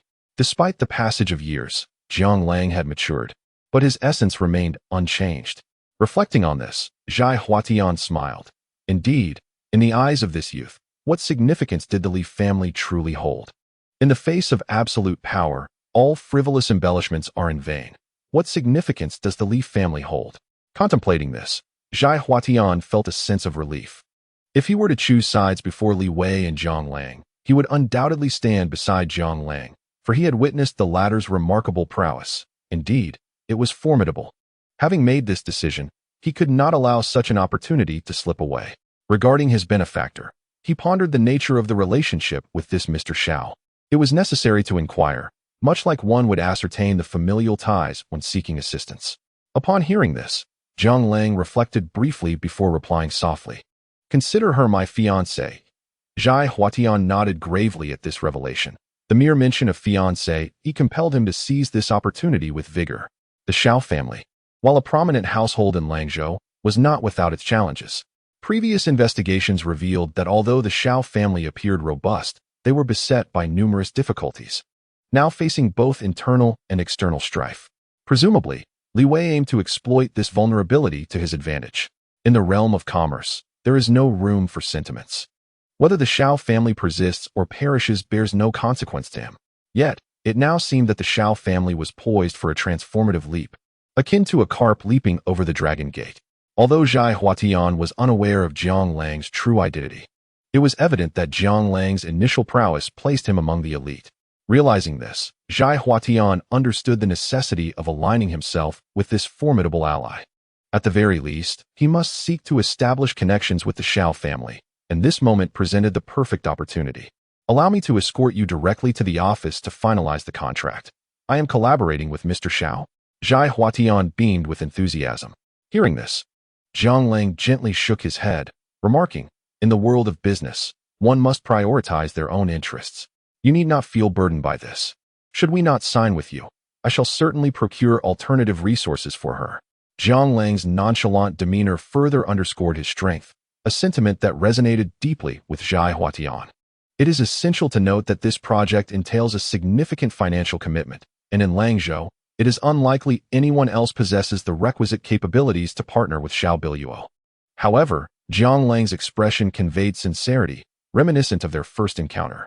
"Rest assured, my benefactor, we maintain an excellent rapport with Mr. Xiao, making this collaboration quite natural. I am a businessman, and I am well aware of the dynamics at play. I hope you do not mind if I encourage Mr. Xiao to sign with us. Is that acceptable?" Zhai Huatian exhibited earnestness in his appeal. Upon hearing this, Zhang Lang responded with a calm demeanor. "Are you certain?" "Absolutely certain," Zhai Huatian declared with unwavering resolve. "Then I thank you."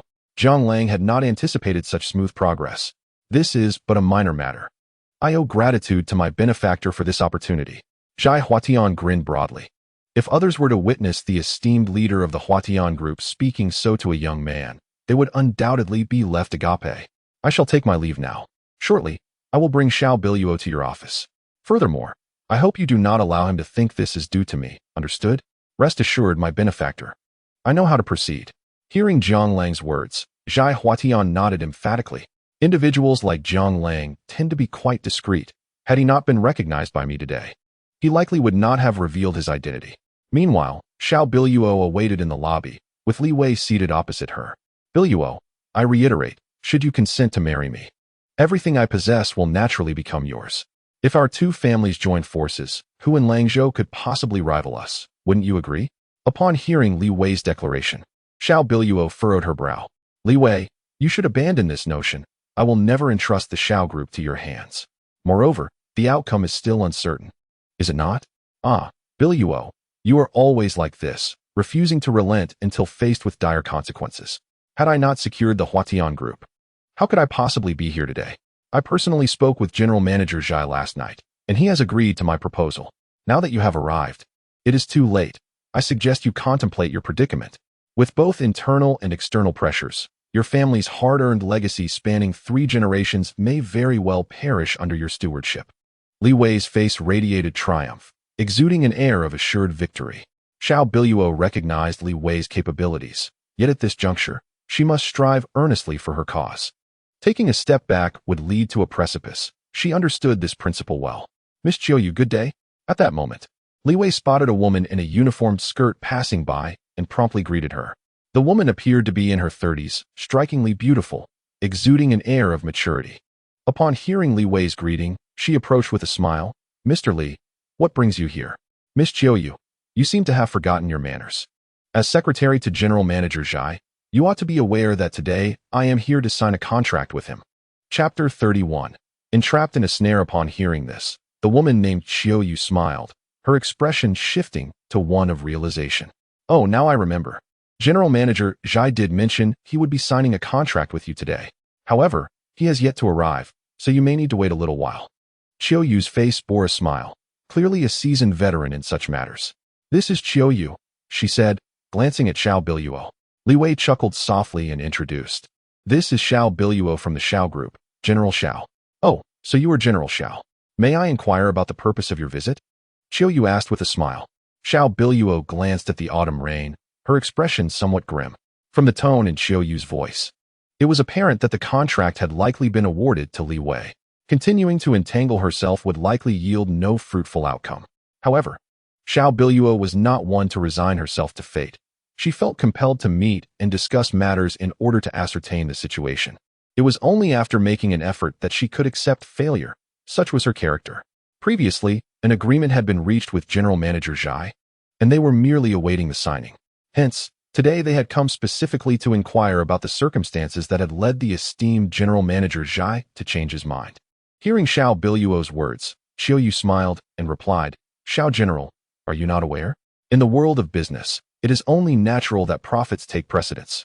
Mr. Li's offer is undeniably more enticing, and we naturally wish to collaborate with him. However, I have heard that Mr. Li has long admired you. Regardless of who the contract is awarded to, it seems rather inconsequential." Chiu wore a broad smile, her words evidently favoring Li Wei. Li Wei laughed heartily and declared, "Miss Chiu, your eloquence is commendable. Indeed, who in the industry is unaware of Mr. Li's unwavering affection for Xiao General? I imagine that General Manager Zhai must have considered this aspect as well." "Miss Chiu, I have no association with Mr. Li," Xiao Biluo retorted, her face darkening and her tone growing sharper. Despite her words, Chiu maintained her smiling demeanor, insinuating that whether there was a relationship or not, it mattered little. Soon enough, Xiao General would not need to make public appearances and could comfortably attend to domestic affairs. What bliss that would be! Though Chiu's smile was present, the provocation in her words was unmistakable. Xiao Biluo's expression soured further, and she feared that her next words might be laced with venom. Just then, Jiang Lang chuckled and, pulling a cigarette from his pocket, ignited it, taking a long drag and exhaling a ring of smoke. "I hope you don't mind if I smoke. I apologize, but the craving has struck." Jiang Lang's unexpected comment caused Li Wei's brow to furrow. "Jiang Lang, is it not rather uncivilized to smoke in such a place? Are the two nostrils on your face merely for breathing? Did you not see the large sign prohibiting smoking? I am refraining. And yet you brazenly violate Huatian Group's regulations in plain view of everyone?" Li Wei held no favorable impression of Jiang Lang. Had it not been for him, he likely would not have been expelled by Xiao Pingtian. Furthermore, Jiang Lang was Xiao Biluo's fiancé. Additionally, he had heard from Zhang Guodong that it was precisely because of Jiang Lang that all the shareholders had returned empty-handed yesterday. Thus, he was determined not to let Jiang Lang off the hook. Xiao Biluo felt somewhat helpless. It was indeed a no-smoking area. However, Li Wei's rebuke towards Jiang Lang irked her, for one must consider the master when reprimanding a dog. Moreover, the accusation was rather excessive. If Jiang Lang were to learn that Xiao Biluo had metaphorically compared him to a dog, he would likely be incensed beyond measure. "Li Wei, why must you speak so harshly?" Upon hearing Xiao Biluo's words, Jiang Lang chuckled softly and replied, "Regulations are but rigid constructs. Humans are alive and adaptable. Just because you cannot act does not imply that others are similarly bound. Mr. Jiang, as a guest of Huatian Group, you are required to adhere to our rules while on our premises.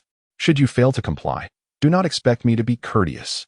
As the secretary to Zhai Huatian, Chiu occupied a position of considerable authority, commanding respect and deference from those around her. It was rare for anyone to address her in such a manner. Even outside the confines of Huatian Group, where her representation of the company would typically afford her some measure of respect, Xiao Biluo felt a pang of bitterness. However, she recognized that she was now in a precarious situation. Although she yearned to seal this deal, her dignity could not be compromised. It was apparent to her that Xiao Yu was acting on behalf of Zhai Huatian, and the chances of finalizing the business deal were rapidly diminishing. With this realization, her apprehensions began to dissipate, especially as several security personnel hurried towards them, encircling Xiao Biluo and Jiang Lang. Seeing the unfolding situation, Xiao Biluo furrowed her brow and demanded, "What are you doing? Are you daring to act violently in broad daylight?" This unexpected turn of events caught Xiao Biluo off guard, as she believed that the situation did not warrant the involvement of security. Yet, Xiao Yu had summoned them, and the guards appeared to have been prepared, responding promptly at the mere mention of their presence.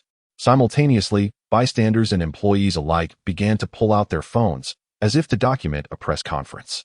Observing the triumphant expressions on Xiao Yu and Li Wei's faces, the astute Xiao Biluo discerned that this was a trap.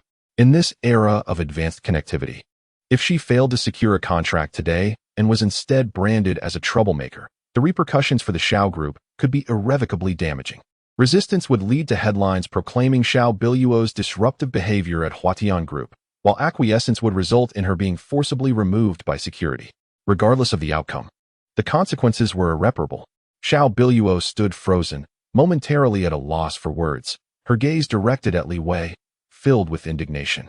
At that moment, Jiang Lang smiled and addressed the crowd. In this day and age, it seems anyone dares to wield power they do not possess. The master has yet to speak. Yet the rabid dog has already begun to bark.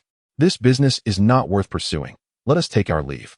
Jiang Lang had no intention of escalating the situation further. From the outset, he had remained unconcerned, confident that even if this deal fell through, he would find a means to offer Xiao Biluo a new investment opportunity. Although one claims to have saved Xiao Biluo and Xiao Wen, the reality remains that it was oneself who initiated the dissolution of the engagement, resulting in an irrevocable damage to Xiao Biluo's reputation. If compensation can be rendered, one shall endeavor to do so. Furthermore, if Zhai Huatian's company fosters such an atmosphere, it would hardly appeal to Jiang Lang. Although Xiao Biluo felt a surge of anger, she recognized that causing a scene here was inappropriate, prompting her to seek an exit. "Mr. Xiao, after creating such a ruckus, you intend to leave, yet you dare to call us dogs? That seems rather unseemly." At that moment, Xiao Yu's expression darkened. For Jiang Lang's earlier remarks were indeed venomous. And what can you do about it? Jiang Lang wore a smile, despite not exuding any murderous intent. Xiao Biluo sensed an undeniable sense of security emanating from him. Li Wei, observing from the side with a smile, seemed to be awaiting the unfolding drama. Just then, Xiao Yu's phone rang, and upon seeing the caller ID, she quickly answered. "Mr. Zhai, have you arrived? I am downstairs. Has Mr. Li arrived? What are we signing today?" It was unclear what she had heard, but Xiao Yu froze as if struck by lightning. "Mr. Xiao is also present." "Oh, okay. I understand. I will handle it well. Rest assured, Mr. Zhai." Before she could finish her sentence, the call ended. In an instant, Xiao Yu's demeanor soured considerably. She lifted her gaze to Xiao Biluo and Jiang Lang, forcing a strained smile. Her expression, half smile and half frown, drew a frown from Xiao Biluo. What trick is Xiao Yu up to? With tensions running high, is there truly a need to ease the atmosphere? Li Wei seemed to sense something amiss. He looked at Xiao Yu, then furrowed his brow, stating, "Miss Xiao, Huatian Group is a significant enterprise in our Langzhou. If someone causes trouble here, we must set an example, lest it be perceived that our Huatian Group is easy to bully, wouldn't you agree?" As he spoke, Li Wei exchanged a knowing glance with Xiao Yu, indicating they had conspired beforehand. "Bring them in." Upon hearing this, Li Wei's face broke into a smug expression, while Xiao Biluo, feeling a surge of anxiety, tugged at Jiang Lang's sleeve. Seeing her distress, Jiang Lang smiled gently and took her hand, causing Xiao Biluo to feel an electric thrill. No one had ever held her hand before. At that moment, Jiang Lang's demeanor was so natural that Xiao Biluo momentarily forgot that he had treated her the previous night, a matter far more intimate than mere hand-holding. Yet, this gesture felt distinctly different. For a fleeting instant, Xiao Biluo believed that even in the face of overwhelming odds, Jiang Lang could safely escort her back. In truth, Jiang Lang possessed that very confidence. "See Mr. Li off." As the crowd prepared to act, Xiao Yu hastily interjected. "What?" As soon as the words left Xiao Yu's lips, everyone was left in a state of shock. Even Xiao Yu's expression darkened considerably. Only Jiang Lang was aware that she must have received a call from Zhai Huatian. What remained uncertain was whether Zhai Huatian would faint from anger upon discovering how she had been treated. Miss Chiuyu, the security guard cautiously reminded her, seemingly believing that she had misspoken. Hearing this, Chiuyu replied in a low voice, "Did you not hear what I said?" Her face was grim, and her voice trembled slightly. Just moments ago, Zhai Huatian had personally called her, informing her that Xiao Biluo might be within the building, instructing her to treat the guest with utmost care, as he would be signing a contract with her today. Such a significant development had caught Chiuyu completely off guard. Otherwise, she would not have found herself in such a passive situation. Chiuyu was well aware of Zhai Huatian's reputation. His rise to prominence was not solely due to his own endeavors, but also involved some unsavory dealings. If Zhai Huatian were to learn of her treatment toward Xiao Biluo, her safety would undoubtedly be at stake. Therefore, the most pressing matter at hand was to appease Xiao Biluo and win back her favor. After all, her recent actions had likely tarnished Xiao Biluo's impression of her beyond repair. However, there was little she could do now but take one step at a time. Noticing that the security guards were still stunned, Chiuyu furrowed her brow and said sternly, "Are you all deaf?" I said, "Throw Li Wei out." At that moment, Chiuyu was genuinely anxious. Even her earlier formal address of Mr. Li had devolved to simply calling him Li Wei. Li Wei, surprised, looked at Chiuyu and said in a serious tone, "Miss Chiuyu, you must be mistaken. It is me, I am Li Wei. Did you not hear me speak?" Chiuyu was well aware that she was not mistaken, but she realized that if she did not assert herself now, she would lose her opportunity. The security guards, awakening from their stupor, sensed that something significant had occurred. Otherwise, Chiuyu would never have acted in such a manner toward someone of Li Wei's stature. "Mr. Li, please." The security guards began to close in. Just moments ago, tensions had been high between Jiang Lang and Li Wei, yet now the atmosphere had shifted entirely. Xiao Biluo was not the only one left bewildered. Even Li Wei found himself at a loss for words. "Chiuyu, what do you mean by this? How dare you treat me this way?" With the mask of civility torn away, Li Wei felt no need for restraint.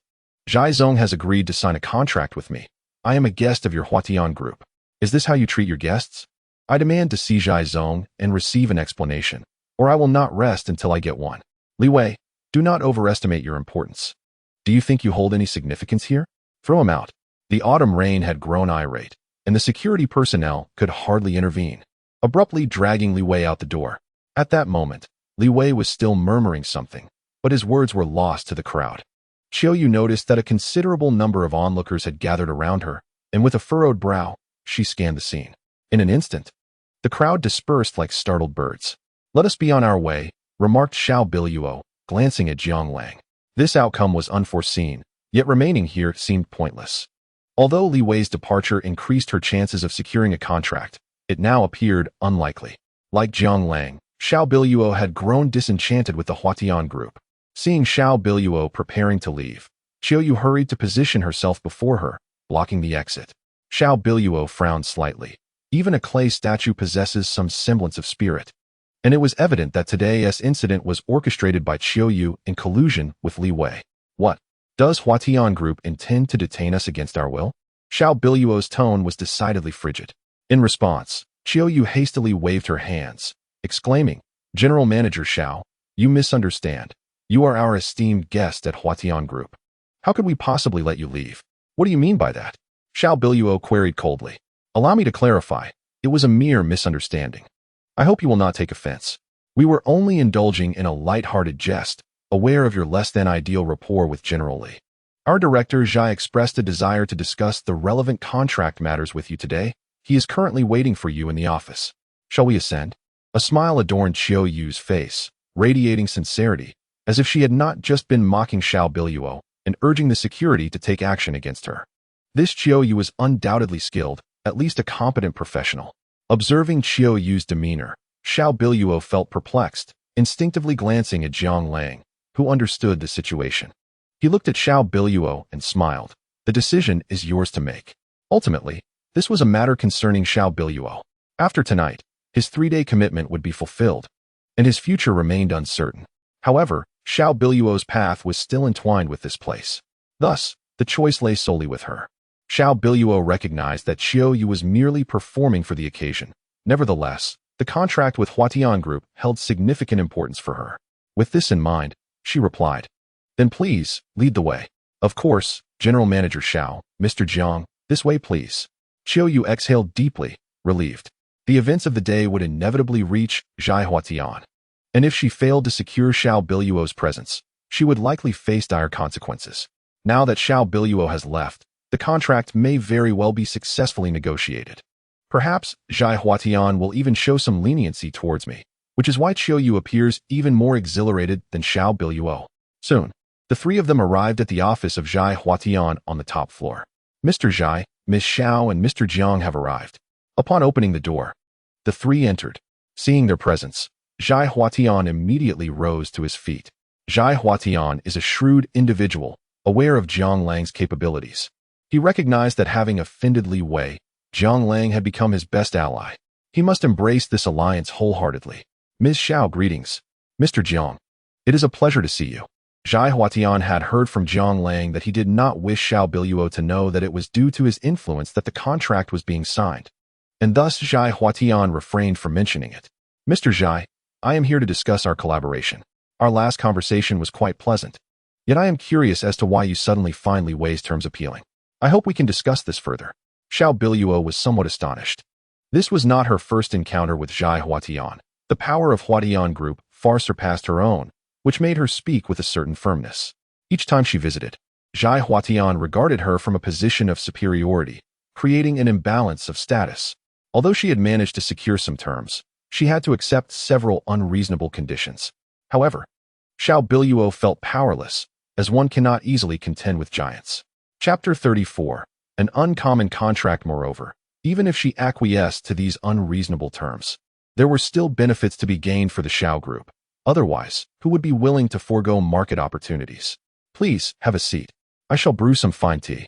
After dismissing the two, Zhai Huatian instructed Qiu Yu to prepare tea, and Qiu Yu, eager to oblige, promptly departed. Once Qiu Yu had left, Zhai Huatian turned to Xiao Biluo and softly remarked, Miss Xiao, today's situation is a misunderstanding.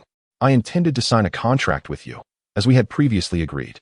However, the unexpected emergence of Li Wei caught the company off guard, leading my subordinates to misconstrue my intentions, which gave rise to the belief that I would sign with Li Wei. Mr. Zhai means to say that you wish to sign with us? Zhai Huatian's behavior today was indeed peculiar. If there were no ulterior motives, she found it hard to believe. Of course, I have always regarded the Xiao Group as a company that gets things done. I am quite reassured about collaborating with you, and I plan to establish a long-term strategic partnership with your company. What are your thoughts on this, Miss Xiao? Zhai Huatian's gaze remained fixed on Xiao Biluo, deliberately avoiding looking at Jiang Lang, lest Xiao Biluo harbor doubts, which would jeopardize his efforts. Xiao Biluo was momentarily taken aback by his words, but quickly nodded in agreement. If that were the case, it would be splendid. Although she was uncertain as to why Zhai Huatian would express such sentiments, she felt a wave of joy. Is this agreeable? Since we are now strategic partners, I shall entrust the entirety of this project to the Xiao Group. I wonder what Mr. Xiao thinks about this. As we are to collaborate, it is only natural to demonstrate sincerity. Upon hearing these words, Xiao Biluo's eyes instantly sparkled with anticipation. Certainly, this is a fortuitous opportunity. Noticing Xiao Biluo's hesitation, Zhai Huatian furrowed his brow. Jiang Lang, observing the situation, chuckled softly and said, Thank you for your kind offer, Mr. Zhai. Mr. Xiao is indeed eager to undertake such a substantial project. However, the Xiao Group is currently facing some financial constraints, making collaboration challenging. Upon hearing this, Zhai Huatian exhaled deeply, realizing the situation. In that case, our group's finances are quite robust at the moment. I will ensure that we make an advance payment, allowing you to commence work. Moreover, I will add an additional 20% on top of Mr. Zhao's initial quotation. How does that sound? Xiao Biluo hesitated. After years of running her company, she had only experienced delays in payments, never in advance. Moreover, such a large enterprise as the Huatian Group surely wouldn't adopt such an approach. While an extra 20% may not seem significant in a 100 yuan context, it represented astronomical figures in the realm of construction. From the initial difficulties to her current indecision, Xiao Biluo instinctively glanced at Jiang Lang. At that moment, she did not realize that Jiang Lang had only known her for 2 or 3 days and might not fully grasp the intricacies of corporate management. Yet, for reasons unknown, she felt an inexplicable trust in him. Jiang Lang, noticing her uncertainty, smiled and said, Since Mr. Zhai is so forthright, we should not be ungrateful. There is no time like the present. Let us proceed to sign the contract today. Absolutely. Zhai Huatian responded with a beaming smile. With Jiang Lang's agreement, there was little left for him to say, and this was indeed a positive development. Soon, the two were in the office, reviewing the contract and discussing its terms. They spent the entire day meticulously going over the details, even arranging for lunch to be served in the office. At this moment, both were remarkably in sync, eager to finalize the agreement swiftly. By the afternoon, Zhai Huatian finally let out a sigh of relief. Phew, it's finally settled. Hearing this, Xiao Biluo was equally delighted. I truly apologize for the trouble today, Mr. Zhai. Not at all. After today, I am even more convinced that collaborating with Mr. Xiao is a worthwhile endeavor. Your diligence and responsibility assure me. His words rang with sincerity. But poor Mr. Jiang has had to endure a whole day of tedium with us, Zhai Huatian remarked. Glancing at Jiang Lang, it's no trouble at all, Xiao Biluo quickly replied. Upon hearing this, Zhai Huatian became even more convinced that the bond between the two was quite extraordinary. Since we have signed the contract, let us wish for a pleasant collaboration. There will be a banquet at Yaotai Mountain Villa this evening, and I have heard that a significant figure is expected to grace us with their presence. If Mr. Xiao is willing, he may join us, as we will all be in the same circle moving forward, and connections are of utmost importance. Zhai Huatian glanced at Xiao Biluo and smiled as he spoke. Upon hearing this, a look of hesitation crossed Xiao Biluo's face. Noticing her expression, Zhai Huatian furrowed his brows and inquired, Mr. Xiao, do you have prior engagements this evening? It would be a shame to miss such a great opportunity. Xiao Biluo sighed. To be frank, Yaotai Mountain Villa operates on a membership basis with clear distinctions and levels. To gain entry, one must be a member. There are 3 tiers, bronze, silver, and gold. Without their badge, it is impossible to enter. Ah, I see. Indeed, that is the case at Yaotai Mountain Villa. Bronze members may enter alone. Silver members can bring 1 guest, and gold members can host guests inside. These are the rules set by the proprietress. However, it just so happens that I am a silver member myself. Unfortunately, I cannot attend tonight as it is my wife's birthday. I can lend you my membership card, and you could bring Mr. Jiang along. How does that sound? Chapter 35. Li Wei's resolve. Thank you, Mr. Zhai. Before Xiao Biluo could respond, Jiang Lang had already risen. Zhai Huatian grinned and said, we are all on the same side here. There's no need for thanks. This is the card. As he spoke, Zhai Huatian retrieved a card from his wallet and handed it to Jiang Lang. Mr. Jiang, it is a pleasure to meet you. Perhaps we could exchange contact information for future communication. This was Zhai Huatian's true intention. Upon hearing this, Xiao Biluo appeared puzzled, yet Jiang Lang understood. Nevertheless, Jiang Lang was indifferent, for Zhai Huatian's demeanor today was commendable. As for Qiu Yu, he was merely an inconsequential character, and Jiang Lang paid him little mind. Here is my number. Feel free to call if you need anything, Jiang Lang said, jotting down his contact information, which Zhai Huatian eagerly accepted. Then we shall not impose any further. Farewell, Mr. Zhai. Goodbye, Mr. Xiao. Goodbye, Mr. Jiang. Qiu Yu, please see Mr. Xiao and the others off. In truth, Zhai Huatian wished to escort them himself, but he feared that such an action would appear too conspicuous and might invite reproach from Jiang Lang, resulting in a loss that was not worth the gain. Although he would incur a slight monetary loss today, the favor owed to Jiang Lang was invaluable. Meanwhile, Qiu Yu maintained a cheerful demeanor, albeit with evident anxiety. After escorting them to Xiao Biluo's car, Qiu Yu hastily said, Mr. Xiao, I sincerely apologize for today's incident. I failed to recognize your esteemed status and inadvertently offended both of you. I hope you can find it in your hearts to forgive me. Xiao Biluo was indeed quite upset, yet given the change in Qiu Yu's demeanor, she felt it prudent not to pursue the matter further, as their future collaboration was paramount. She understood that harmony breeds prosperity. It was time to move on. Farewell. With those words, they returned to the car, and Xiao Biluo pressed the accelerator, propelling the vehicle swiftly toward her home. Meanwhile, in a nearby office, Li Wei was seething with rage, having shattered numerous items in his fury. That wretched Qiu Yu dared to expel me. Such hypocrisy. I shall ensure she pays dearly. Li Wei's expression was particularly menacing. On a nearby sofa sat a man clad in a sleek black suit, observing Li Wei with a smirk before casually remarking, it seems your plan is not as flawless as you believed. I must remind you that with Xiao Biluo securing the contract, Her position within the Xiao group is now unassailable. Consequently, your fate will be precarious, as the higher-ups will not treat you leniently. Xiao Biluo. Li Wei's countenance darkened as he gazed out the window. You have pushed me to this point. Do not blame me for my ruthlessness. After uttering these words, Li Wei turned to the suited man and said in a low voice, Act tonight. Remember, I want her alive. She must sign the contract, transferring all assets into my name. Only then can I acquire the pharmaceutical company. Do you understand? Hearing this, the man in the suit smiled slightly. Now you're speaking my language. It's about time to take action. Don't worry, leave it to me. With that, he swiftly exited. Meanwhile, Zhang Lang drove Xiao Biluo to the Yaotai Villa, situated on the outskirts of Langzhou. This estate, perched atop a mountain, is a renowned private club where expenditures can easily soar into the tens of thousands. Are you really not coming in with me? Xiao Biluo inquired, furrowing her brow upon their arrival at the parking lot. Not interested. I'll wait for you outside. If you need anything, just call me, Zhang Lang replied, lacking enthusiasm as he reclined in his seat and began playing on his phone. Observing Zhang Lang's indifference, Xiao Biluo pressed her lips together in frustration and said, This is a high-end cocktail party with many opportunities. Are you certain you don't want to come in and take a look? Besides, you haven't eaten anything all evening. In the past, Xiao Biluo would never have urged Zhang Lang in such a manner. She was not one to impose on others. However, she couldn't quite fathom why being with Zhang Lang had become a comforting routine for her, and his presence instilled a sense of security. Not receiving a response from him only fueled her irritation, prompting her to stomp her foot before turning on her heels and leaving. Today, Xiao Biluo donned an elegant off-shoulder white gown, her makeup meticulously applied, suggesting the significance of the occasion. Meanwhile, Zhang Lang remained absorbed in his game, oblivious to the world outside. Time passed slowly, and the night deepened into darkness. Zhang Lang turned off his phone, preparing to take a brief nap in the car. At that moment, a figure suddenly darted past him, swiftly making its way towards the wall. Zhang Lang squinted and stood up, only to witness a man clad in black effortlessly leap over a 3-meter-high wall. Clearly, he was a master of his craft.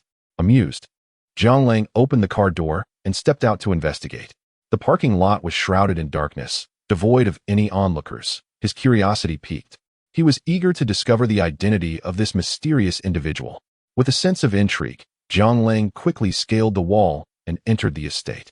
The villa was designed in the Jiangnan style, adorned with numerous rockeries, and its defenses were exceptionally stringent, with sentries stationed every 5 steps. Under such circumstances, infiltrating the villa posed a considerable challenge. However, for someone of that caliber, it hardly seemed daunting, and for Zhang Lang, it was even less so. Chapter 36. The owner of Yaotai Villa. Upon reaching the villa, Zhang Lang soon spotted the shadow of the man in black. Yet, the figure was evidently more acquainted with the surroundings than Zhang Lang, swiftly vanishing into the vastness of the night. This was certainly no ordinary guest, otherwise, they would not have entered through this route. Zhang Lang found it peculiar, as he had not encountered such a skilled individual in quite some time.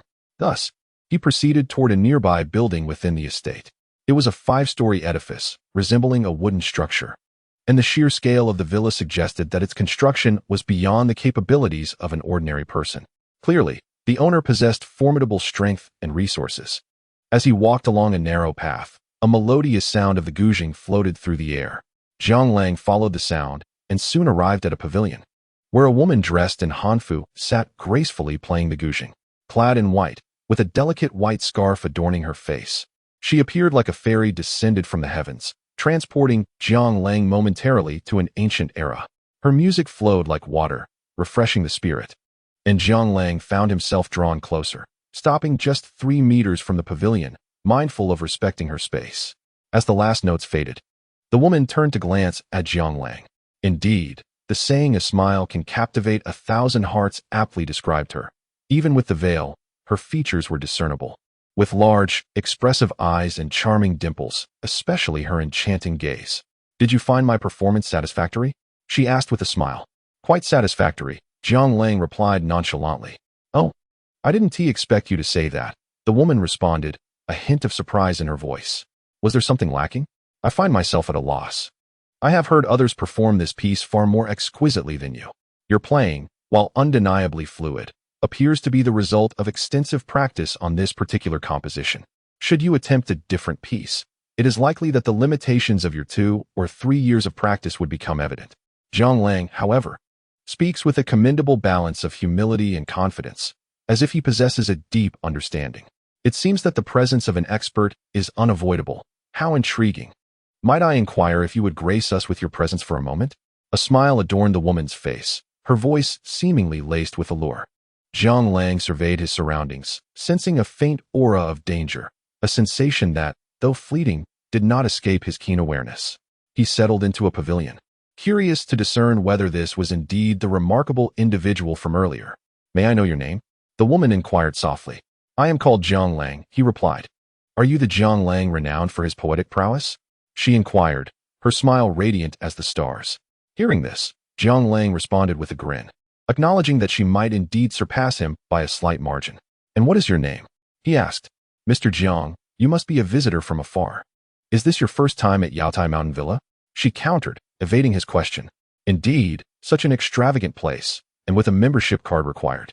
A commoner like myself can hardly afford it. Zhang Lang spoke truthfully.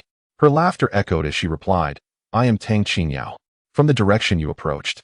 It seems you did not enter through the main gate, and to my knowledge, there is no side entrance there.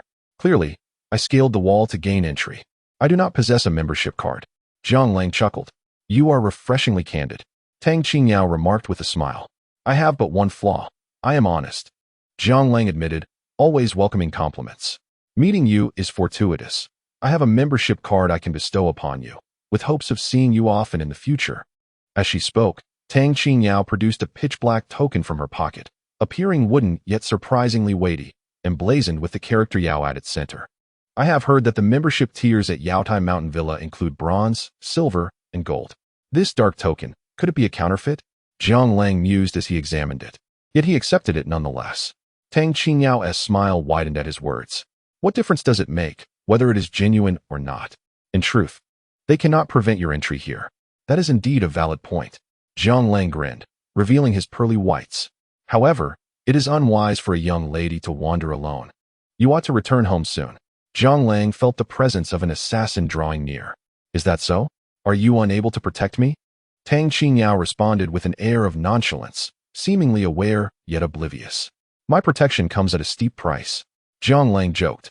Naturally, if I am able to come here, I can afford to pay. How about a meal?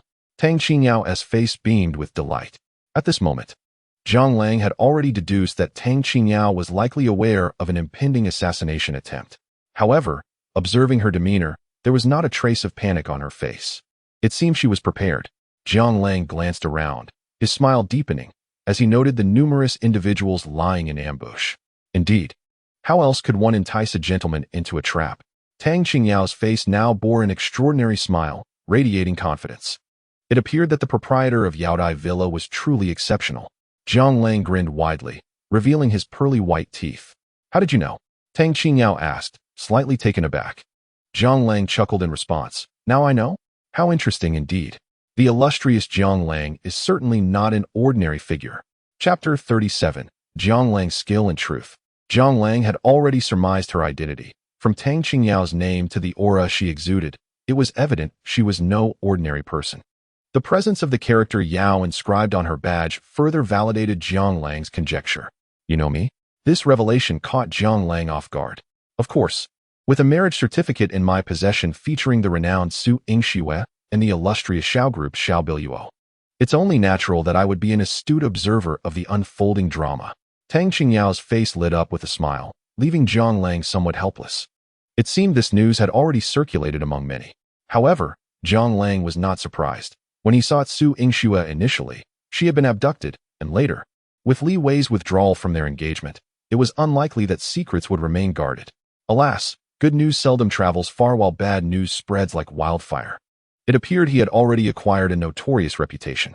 Seeing Zhang Lang's expression, Tang Qingyao remarked, "These two are indeed unparalleled beauties, and you chose to withdraw your engagement? I wonder if you are of sound mind. Nevertheless, having met you today, it seems you must have your own plans." She continued, "Few know of this, but it was Li Shuang who informed me. She is a friend of mine." Zhang Lang recalled the name Li Shuang, the fiery police officer from the kidnapping case. Suddenly, he realized who Tang Qingyao's ally was. At that moment, A rustling sound emanated from a distance, accompanied by the sounds of a scuffle. Jiang Lang understood that the battle had commenced. Silently, Tang Qingyao poured a cup of tea for him and smiled. "Mr. Jiang, please enjoy your tea." "Thank you." Jiang Lang accepted graciously, settling quietly in place. As moments ticked by, nearly 10 minutes elapsed before Li Shuang, clad in black, made her appearance. Today, she retained her fiery demeanor, exuding a faint aura of menace, with a footprint visible on her chest, indicating she had participated in the fray. "Jiang Lang, what are you doing here?" Upon recognizing him, Li Shuang's brow furrowed in concern. "This is a bit complicated to explain," Jiang Lang remarked with a smile. Upon hearing this, Li Shuang's brows furrowed even tighter.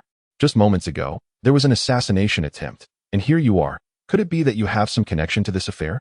Hearing Li Shuang's words, Jiang Lang laughed heartily and retorted, "It seems your intelligence is as lacking as your skills." "What did you say?" Li Shuang was taken aback by Jiang Lang's audacity, her anger flaring. Girls should be charmingly quiet, not engaging in endless violence. Besides, if your skills are inadequate, pretending to be a hero is futile, especially when you can't even notice an assault. Alas, Jiang Lang shook his head, a look of exasperation on his face. "Jiang Lang, what are you talking about?" Li Shuang was now thoroughly enraged. Tang Qingyao, sensing the tension, quickly interjected, "Xiao Shuang, look at your chest." Li Shuang glanced down, only to discover a large footprint on her chest, which she had failed to notice earlier. Her cheeks flushed crimson at the realization. "Then why are you here? It can't be mere coincidence." Li Shuang wiped the imprint from her attire and spoke in a low, serious tone. Upon hearing this, Jiang Lang chuckled softly and replied, "Do you believe in coincidences?" "Of course not. There are no such things as coincidences in this world." Li Shuang's impression of Jiang Lang was far from favorable, especially since she had witnessed his extraordinary skills firsthand, skills that were truly remarkable for someone of his age, raising even more suspicion. "If I hadn't come, would you not have sacrificed yourself for your country today?" Jiang Lang jested. "Huh."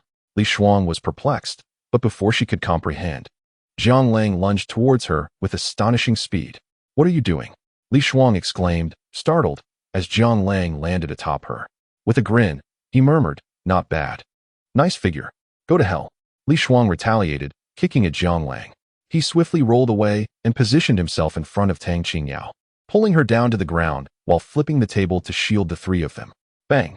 A crossbow bolt whizzed through the air, embedding itself in the wooden table, piercing straight through. Then came a chaotic flurry of arrows. Seeing this, Jiang Lang quickly yanked Li Shuang back. Despite his efforts, an arrow grazed her leg. "Are you all right?" Jiang Lang's brow furrowed with concern. "I'm fine." Li Shuang was still in shock. If it weren't for Jiang Lang, she might have been turned into a pincushion. Just then, another crossbow bolt flew in from behind, the sound of its rush audible. "This is it," was Li Shuang's immediate thought. In the next instant, Jiang Lang reached out and astonishingly caught the arrow mid-flight, a display of skill that left everyone in awe. Upon witnessing the situation, Jiang Lang refrained from further discussion and solemnly declared, "You must remain hidden. I shall divert the enemy." "Jiang Lang, you cannot go," Li Shuang shouted in protest. However, scarcely had Li Shuang's words left his lips when Jiang Lang surged forth like an arrow released from its bow, propelling himself into the fray. A multitude of crossbow bolts could be seen hurtling toward him. "What shall we do now?" Tang Qingyao's expression darkened, aware of the assassination attempt. She had summoned her dear friend Li Shuang for assistance, and although Li Shuang had indeed dealt with the initial threat, she was unprepared for a second wave of adversaries. Chapter 38. Dressing Li Shuang's wound. Li Shuang's emotions fluctuated. Although the crossbow bolts had ceased for the moment, the whereabouts of the enemy remained uncertain. "We can only wait. I have colleagues outside. I have sent them a message, and they will arrive shortly." Li Shuang could do little but anticipate reinforcements.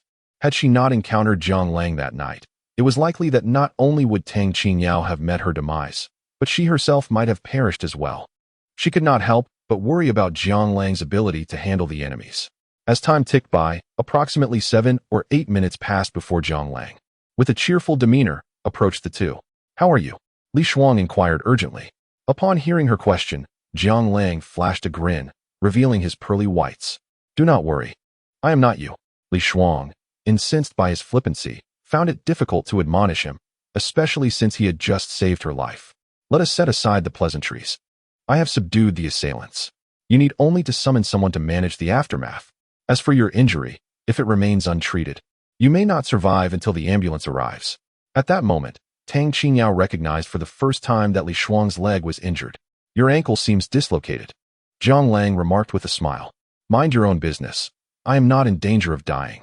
Li Shuang, initially grateful for Zhang Lang's intervention, was taken aback by his apparent lack of gratitude.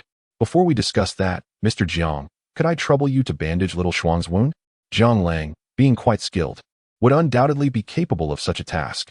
Moreover, given that Li Shuang was still bleeding, it was imperative to tend to her injury to prevent excessive blood loss before the ambulance arrived. Li Shuang had come to assist her.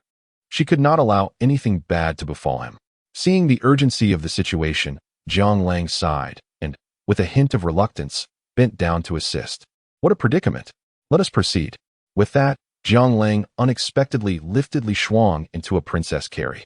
Hey, what are you doing? Put me down. I can walk on my own. Li Shuang exclaimed in astonishment. Oh really? Then let me drop you and see if you can indeed walk unaided. Despite his words, Zhang Lang did not set her down. Instead, he continued to carry her forward.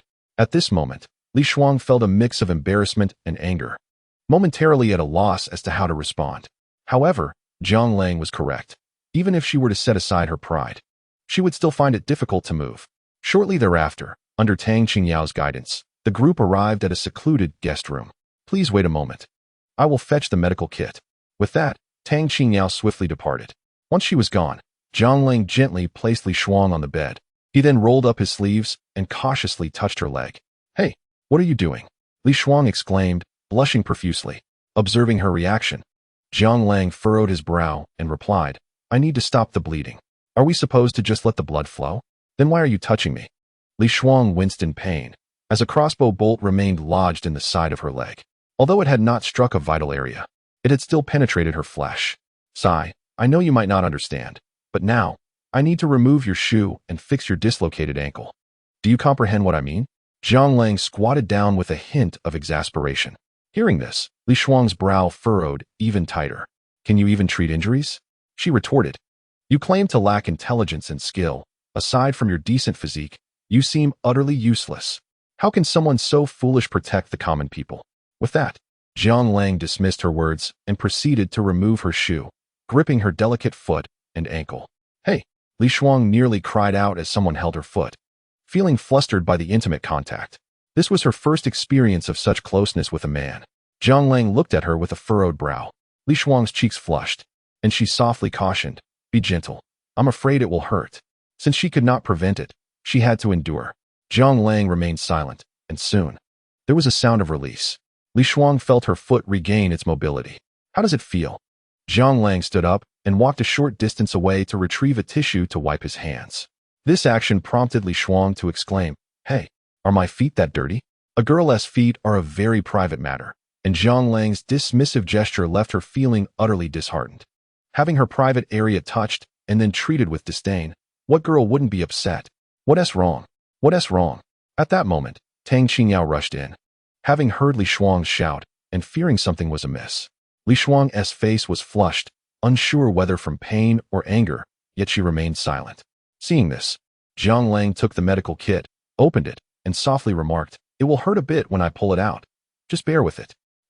Upon hearing this, Tang Qingyao was momentarily taken aback, wondering why Zhang Lang had suddenly become so forward. However, it wasn't long before Tang Qingyao could no longer contain her laughter. Realizing that Zhang Lang was referring to extracting the crossbow arrow, upon seeing Tang Qingyao's expression, Li Shuang's cheeks flushed even deeper, being adults. She naturally understood the reason behind Tang Qingyao's mirth. Zhang Lang, however, paid little heed to such matters and suddenly reached out to cover Li Shuang's mouth, then forcefully pulled out the crossbow arrow. Ouch! Li Shuang grimaced in pain but refrained from uttering a word. Chapter 39. The drug Xiao Biluo What's wrong? Zhang Lang asked nonchalantly while tending to Li Shuang's wound. Why are you covering my mouth? Li Shuang exclaimed loudly. I feared you might scream. Otherwise, one might think I had done something to you, and I certainly do not wish to bear the burden of an accusation of assaulting a police officer. Besides, you are not my type. Uft. Tang Qingyao could no longer contain herself and burst into laughter. But your hand just touched my foot, Li Shuang responded. surprisingly feeling a hint of shyness. Jiang Lang chuckled at this and softly remarked, "Didn't you just say your feet were very clean? What is there to fear?" Li Shuang was utterly exasperated. Indeed, Jiang Lang dared to say anything. Moreover, she felt somewhat guilty about the matter. She had no doubt that if this conversation continued, she would perish from exasperation long before an ambulance could arrive. "How do you feel now?" Tang Qingyao inquired, approaching Li Shuang with a smile. "I'm not dying," Li Shuang replied, somewhat helpless. Today had truly been unfortunate for her. Jiang Lang glanced at the two and casually remarked, "Since you're not dying, I shall take my leave. The mountains remain unchanged and the rivers flow eternally. We may never meet again." With that, he turned and walked out. "Never meet again? As if I wish to see you." Li Shuang waved her fist at Jiang Lang. Meanwhile, on the other side, Xiao Biluo's face was equally grim. Standing before a man who was strikingly handsome, clad in a white suit, embodying the saying that one must dress impeccably to impress. "Young Master Wang, I truly cannot drink." Xiao Biluo expressed her evident discomfort while looking at the man. Upon hearing this, a middle-aged man in his 50s beside the suited gentleman grinned and said, "Young Master Wang is the young scion of the Wang family from Yanjing. He has come to our Langzhou to assess projects, and you, General Manager Xiao, are a renowned local businessman. It would be a splendid opportunity for an exchange. This is a once-in-a-lifetime chance that not just anyone can possess." This man in the suit was none other than Wang Changhe, indeed a young master from one of the four prominent families of Yanjing, known for his arrogance, ruthlessness, and a history of nefarious deeds. Of course, Xiao Biluo had only just become aware of these matters. "In the past, I had heard of a prominent figure and sought to expand my business, especially given Zhai Huayan's heartfelt invitation. I could not possibly disregard his goodwill. However, I did not anticipate encountering Wang Changhe so soon upon my arrival. He is indeed a formidable character." Although Xiao Biluo yearned to depart, Wang Changhe persisted in his pursuit. "I felt it unwise to react impulsively, considering the formidable influence of the Wang family. As others have remarked, a mere stamp of Wang Changhe's foot could precipitate significant upheaval in Langzhou, and as for Zhai Huatian, he likely holds no regard for Wang Changhe. Xiaozong, I shall have many more opportunities to visit here, and our chances for collaboration abound. Surely, you would not deny me this courtesy over a simple drink." "Do you truly suspect I would poison you?" Wang Changhe said with a smirk, holding a glass of red wine, his demeanor laced with mockery. Upon hearing this, Xiao Biluo felt increasingly helpless. The conversation had reached a critical juncture. To remain silent would likely invite trouble from Wang Changhe. While she was not afraid for herself, the potential threat to the Xiao Corporation was indeed alarming. She glanced at Wang Changhe, accepted the glass of wine, and declared, "Very well, Wang Xiao. I am quite intolerant of alcohol and do not usually partake, but I shall drink to honor you." With that, Xiao Biluo raised her glass and downed more than half of the wine in one gulp. Observing her, a sly grin crept across Wang Changhe's face, a clear indication of his triumph. "Thank you for your graciousness, Xiaozong. Until we meet again." With that, he turned and left, seemingly having come only to share a drink and extend a greeting, which made Xiao Biluo feel somewhat paranoid. She shook her head in resignation, yet for some reason, her vision began to blur, and a sense of lightheadedness overcame her, as if she were on the verge of collapsing. Meanwhile, not far away, Wang Changhe watched the unfolding scene with a satisfied smile, clearly pleased with the potency of the concoction he had administered. At that moment, a middle-aged man beside Wang Changhe grinned and remarked, "Rest assured, Wang Xiao, this drug is colorless and odorless, leaving no trace afterward. Once ensnared, even the most virtuous of women will succumb before you. A rare gem like Xiao Biluo will be particularly exhilarating. Let us hope so. If this plan succeeds beautifully, I shall not forget your share of the spoils. Now it is my turn to rescue the damsel in distress." With that proclamation, Wang Changhe hastened towards Xiao Biluo. "Xiaozong, what seems to be the matter? Have you had too much to drink? Allow me to escort you home," he said, adopting a chivalrous demeanor. At that moment, Xiao Biluo's consciousness wavered. She instinctively sensed someone embracing her, yet she found herself devoid of the strength to resist. "Do you know where she resides?" At that moment, a voice resonated, and soon, Jiang Lang appeared before Xiao Biluo, clad in a Zhongshan suit. Upon hearing Jiang Lang's voice, Xiao Biluo felt an inexplicable sense of relief. She grasped his arm tightly and murmured, "Jiang Lang, I wish to go home." Chapter 40. The power of the black card Xiao Biluo seemed to sense something amiss, but could not discern what it was. Zhang Lang, in turn, embraced her gently and whispered, "Very well, I shall take you home." However, unexpectedly, a certain Chung Yaojin emerged from the shadows. Having meticulously set his own scheme in motion, Wang Changhe was not about to relinquish his chance to revel with the beauty. "Pray tell, who might you be? Where do you intend to take General Xiao?" Wang Changhe interjected, positioning himself close to Jiang Lang, effectively obstructing his path. Upon seeing Wang Changhe, Jiang Lang smiled and replied, "A good dog does not obstruct the way. I am unaware of your identity." Wang Changhe's face broke into an unusual grin at this remark. It has been quite some time since I encountered such audacity. Although he wore a smile, an unmistakable fury emanated from him, drawing the attention of numerous onlookers. While love rivalries were a common spectacle, it was clear that Wang Changhe was a formidable adversary, leaving many puzzled as to why Jiang Lang had provoked him. Most spectators, however, were eager to witness Jiang Lang's predicament. "Is that so? Perhaps your prolonged absence from home has rendered you unfamiliar with the world." Jiang Lang, however, was not inclined to engage in idle banter with Wang Changhe. It was evident that Xiao Biluo had been drugged, and he harbored an intense disdain for such men. "I do not know your identity, and thus I cannot allow you to take General Xiao away." Security. Upon hearing Wang Changhe's command, several security personnel quickly surrounded Jiang Lang. "Wang Xiao, may I inquire what your instructions are?" A security captain inquired solemnly. "This person intends to abduct General Xiao. Will you stand idly by?" Wang Changhe replied coolly. Hearing this, the captain approached Jiang Lang and stated firmly, "At this moment, I must kindly request you to present your membership card." "Haha, membership card? He likely possesses none." Wang Changhe chuckled. "Do you intend to obstruct me?" At that point, Xiao Biluo could no longer stand, prompting Jiang Lang to lift her in a princess carry.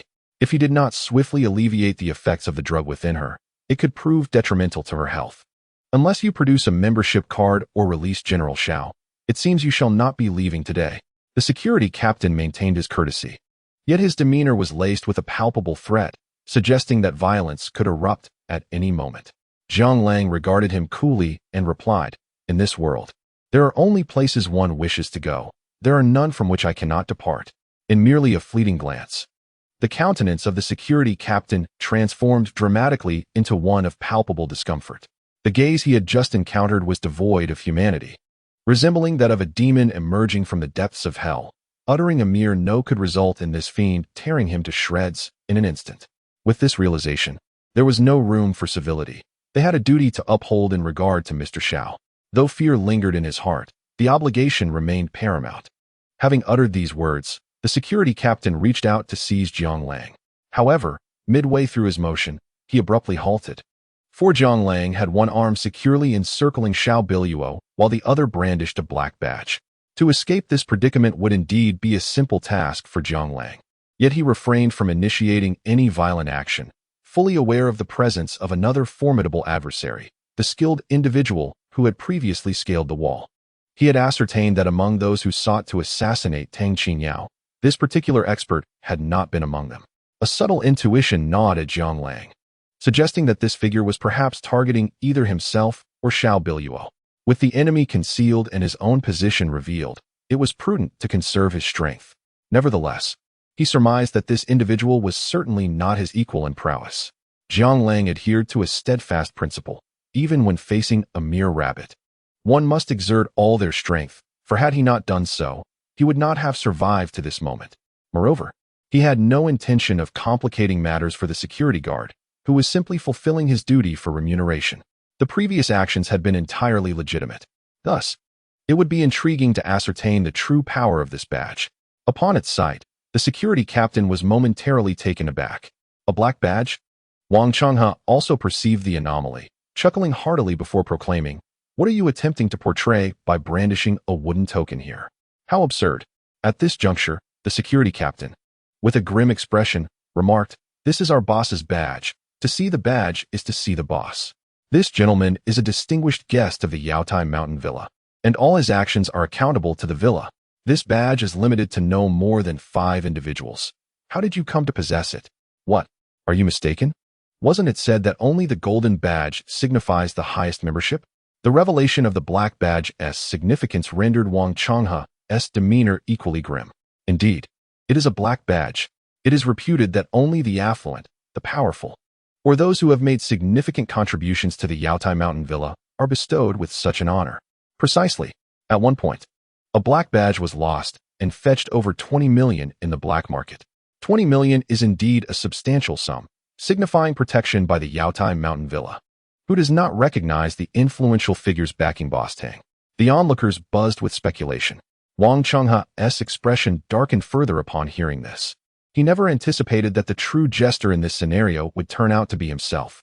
However, Wang Changha is not one to easily relent. The woman he desires and the endeavors he wishes to pursue shall not be disrupted by anyone. Chapter 41. The assertive Tang Qingyao. Someone stop him, Wang Changha commanded, disregarding all else. In an instant, 7 or 8 men clad in suits, resembling bodyguards, swiftly encircled him. Their target was unmistakably Zhang Lang. Zhang Lang sensed that the situation today was unlikely to conclude amicably, yet he remained unfazed, perceiving these individuals as mere pawns. Attack! With a single command from Wang Changha, they charged forward, poised to strike Zhang Lang. Just then, a voice rang out, "Who dares to cause trouble at my Yaotai Manor?" Following the sound, Tang Qingyao appeared, adorned in a flowing white hanfu, exuding an aura of purity even with the veil upon her face. Upon recognizing her, Wang Changha's eyes narrowed. It was indeed the esteemed Tang. "Young Master Wang, it seems you are not enjoying your time here. If there have been any oversights on our part, I hope you will forgive us. Today, your expenditures will be on the house. Shall we let this matter rest?" Tang Qingyao's face radiated a warm smile, and the security personnel, upon witnessing her, hastily gathered around, anxious for her safety. Yet, Tang Qingyao remained remarkably composed. Hearing her words, Wang Changha scrutinized her before responding coolly. "Mr. Xiao is my friend. She is inebriated, and I intend to escort her home. However, this individual has attempted to abduct her, and should anything happen to her at Yaotai Manor, the establishment will undoubtedly be implicated. This is Mr. Zhang Lang, a friend of Mr. Xiao. I can attest that a misunderstanding has occurred. Mr. Zhang arrived with Mr. Xiao, so leaving together should not pose an issue, correct?" Tang Qingyao replied, her smile unwavering. It appeared that the proprietor was indeed willing to wade into this murky water. Wang Changha's tone was flat, yet imbued with menace, and the bodyguards in black seemed ready to act. Upon hearing his words, Tang Qingyao chuckled softly and remarked, "Since Mr. Zhang possesses our black waist token, he is recognized as one of Yaotai Manor's most esteemed guests. His actions can be accounted for on our tab. Tang Qingyao, you are merely the owner of a manor. Are you truly prepared to sever ties with me today? Have you considered the consequences?" Wang Changha's expression darkened, revealing genuine ire. Tang Qingyao, upon hearing his words, shook her head with a smile and replied gently, "In business, we believe that harmony breeds prosperity. Our guests are akin to our benefactors. How could we not treat them with the utmost respect? If I fail to protect my guests, who would trust Yaotai Manor in the future? You." Wang Changha was left seething with rage. At that moment, a man clad in black leaned close to Wang Changha and whispered, "Young Master Wang, it would be unwise to offend Tang Qingyao once Xiao Biluo leaves the villa."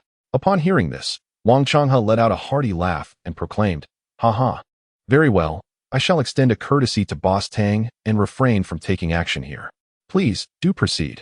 With that, Wang Changha smiled broadly and gestured for Zhang Lang to take his leave. Zhang Lang, however, paid little heed to the nuances, cradling Xiao Biluo as he made his way toward the exit. At this point, Xiao Biluo had already wrapped her arms around Zhang Lang's neck. Had he not shown restraint, she might have bestowed upon him a passionate kiss. "Would you mind accompanying me a bit further?" Just then, Li Shuang silently approached Zhang Lang's side, having changed into a white shirt and loose-fitting light blue jeans. Aside from her somewhat pallid complexion, she appeared quite ordinary. "Mr. Zhang, if it is not too much trouble, could you please take my friend Officer Li back to her unit?" "Thank you." Tang Qingyao articulated this request with utmost clarity, having been in business for many years. She was well aware of Wang Changha's intentions. Indeed, upon hearing her words, Wang Changha's eyes narrowed, and he glanced at Tang Qingyao before frowning and saying, "Boss Tang, this meal has been quite entertaining. I look forward to our next encounter. Let us depart." With Li Shuang present, Wang Changha realized his plans were futile. While it could have been easy to take someone away, assaulting an officer would lead to consequences beyond his control. The mountains remain unchanged, and the rivers flow on. He would have many more opportunities in the future.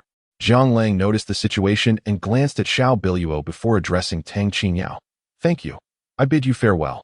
After expressing his gratitude, he swiftly carried Xiao Biluo outside, with Li Shuang closely trailing behind. The third hospital is ahead. Let us proceed there. Once in the car, Li Shuang settled in the back with Xiao Biluo, anxiously directing Zhang Lang to ensure he knew the way. Are you heading to the hospital? Zhang Lang asked, brow furrowed as he drove. I certainly do not need to go, but given Zhao's condition, it is necessary, is it not? Do you have a solution? Li Shuang replied. Concerned. I will first take her home, and then escort you afterward. I have my methods. Zhang Lang responded nonchalantly. What methods could you possibly have? Although she had not experienced it herself, Li Shuang could discern something was amiss with Xiao Biluo. Images from films and antidote methods flashed through her mind, causing her cheeks to flush. Zhang Lang chuckled softly and said, if you are interested, I could demonstrate how to administer the antidote right here. I wonder if Officer Li would be intrigued? You rogue. Li Shuang realized the implication of Zhang Lang's words. She was taken aback that he would actually resort to such a method. I must inform you, what you propose is illegal, and I absolutely cannot allow it. Is saving a life also a crime? Chapter 42. Xiao Linger's plea for help rescuing someone is certainly not a crime. However, resorting to illegal means in the act of saving is indeed a transgression. Observing Zhao's current state, it is evident that she ought to be taken to a hospital. How could you possibly employ such a method to save her? Li Shuang's cheeks flushed with embarrassment. She certainly did not possess Zhang Lang's audacity. What method? Zhang Lang inquired. His interest piqued as he regarded Li Shuang with a knowing smile, fully aware of her thoughts. You. Li Shuang fell silent, rendered speechless by Zhang Lang's retort. Having achieved his goal, Zhang Lang quickly exited the vehicle and proceeded to lift Xiao Biluo into his arms. What are you doing? Li Shuang exclaimed, hastily attempting to stop him. Zhang Lang frowned and replied, I am, of course, taking her home for treatment. Why your home? Li Shuang retorted. This is Xiao Biluo's residence. If you don't believe me, come and see for yourself. Without further ado, Zhang Lang strode towards the residential complex, with Li Shuang, skeptical yet compelled, following closely behind. Upon reaching the upper floor, Zhang Lang adeptly laid Xiao Biluo on the bed in the bedroom. At that moment, she appeared to be in considerable discomfort, grasping Zhang Lang's arm and seeking a kiss. Witnessing such an unexpected side of the typically composed and aloof Xiao Biluo left Li Shuang blushing furiously. With a decisive motion, Zhang Lang delivered a swift chop to Xiao Biluo's neck, causing her to collapse, devoid of further movement. Hey, what are you doing? Li Shuang exclaimed, utterly speechless. She had not anticipated that Zhang Lang would show such a lack of gentleness, rendering Xiao Biluo unconscious. Of course, I'm treating her. What else could it be? Zhang Lang remarked, casting an exasperated glance at Li Shuang before retrieving several silver needles and swiftly administering them to Xiao Biluo. Is that all it takes? Li Shuang softly inquired, observing Zhang Lang as he settled into a chair and exhaled deeply. Indeed, as Li Shuang was about to speak again, Zhang Lang's phone suddenly rang. There were few individuals who would call him. Brother-in-law, I'm at 35 Hepping Street. Help me. The call ended abruptly. Zhang Lang's brow furrowed slightly. It was Xiao Linger on the line. He was well aware of her significance, and from her words, it seemed she was entangled in a dire situation. What's wrong? Li Shuang asked, noticing the change in Zhang Lang's expression. Could you watch over her for me? I have an urgent matter to attend to, Zhang Lang requested earnestly. Of course. Do you need assistance? Witnessing Zhang Lang's serious demeanor, Li Shuang understood that something significant was unfolding. No, thank you. With that, Zhang Lang said no more and swiftly drove towards 35 Hepping Street. In my recollection, number 35 P Street is a marketplace bustling with numerous shops. Is there still danger in such a place? After a brief journey of about 10 minutes, Zhang Lang hastened his pace, halting less than 100 meters from the shops. In the shroud of darkness, he transformed into a shadow, swiftly darting towards number 35. At this hour, the streets were nearly deserted, and the market, a mixed-use area reminiscent of a bazaar, still bore the lingering scent of decaying vegetable leaves. Just as Zhang Lang crouched low, charging towards number 35, he suddenly spotted a burly man clad in camouflage on the periphery. This imposing figure wielded a handgun and spoke fluent Chinese. Upon noticing Zhang Lang, he merely shouted before raising his weapon to fire. Bang! A dull thud echoed as the man, astonished, began to crumple to the ground. Though he had fired the gun himself, he had inadvertently shot himself, having perceived a fleeting shadow just moments before the bullet struck. Zhang Lang nonchalantly discarded the firearm onto the ground and advanced towards number 35. After the last armed individual collapsed, he finally reached the entrance. With a powerful kick, he sent the shop door crashing down, calling out, "Sister-in-law, are you still alive?" At that moment, a hand reached out, pulling Zhang Lang close. Bathed in the dim glow of the moonlight, he recognized it was Xiao Linger. "Have you lost your mind? There's a sniper outside, and you act so brazenly." Xiao Linger's complexion was somewhat pale, yet her spirit remained vibrant. "If there were still enemies, do you think I could have made it inside?" Zhang Lang replied calmly. "Have you truly dealt with them all?" Xiao Linger questioned, acknowledging Zhang Lang's prowess, yet astonished by his extraordinary skill. "Are you injured?" Zhang Lang inquired, his brow furrowing. "Just a scratch, a bullet grazed my arm." Xiao Linger's expression bore a hint of bitterness. "These individuals appear to be mercenaries. What motive do they have for wanting you dead?" Contemplating for a moment, Xiao Linger chuckled. "If they wish to kill, they will do so without ample reason. Besides, villains act on their whims." In that instant, she seemed to revert to her mischievous self. Zhang Lang, seeing her demeanor, could only shake his head in resignation. "Well, if you're unscathed, then you should leave." He gradually rose to his feet. "Brother-in-law, are you just going to leave me here? A delicate woman like me, alone in the dark, isn't that rather unchivalrous?" Xiao Linger beamed with a smile, clearly adept at navigating her interactions with Zhang Lang. Chapter 43. Xiao Biluo is captured. In truth, Xiao Linger proves to be more troublesome than Xiao Biluo, at least in Zhang Lang's estimation. "You, the esteemed master of the Listening Rain Tower, fear this?" Zhang Lang remarked with a faint smile. Upon hearing his words, Xiao Linger was momentarily taken aback, then an unusual expression crossed her face. "Hee, my brother-in-law is truly extraordinary.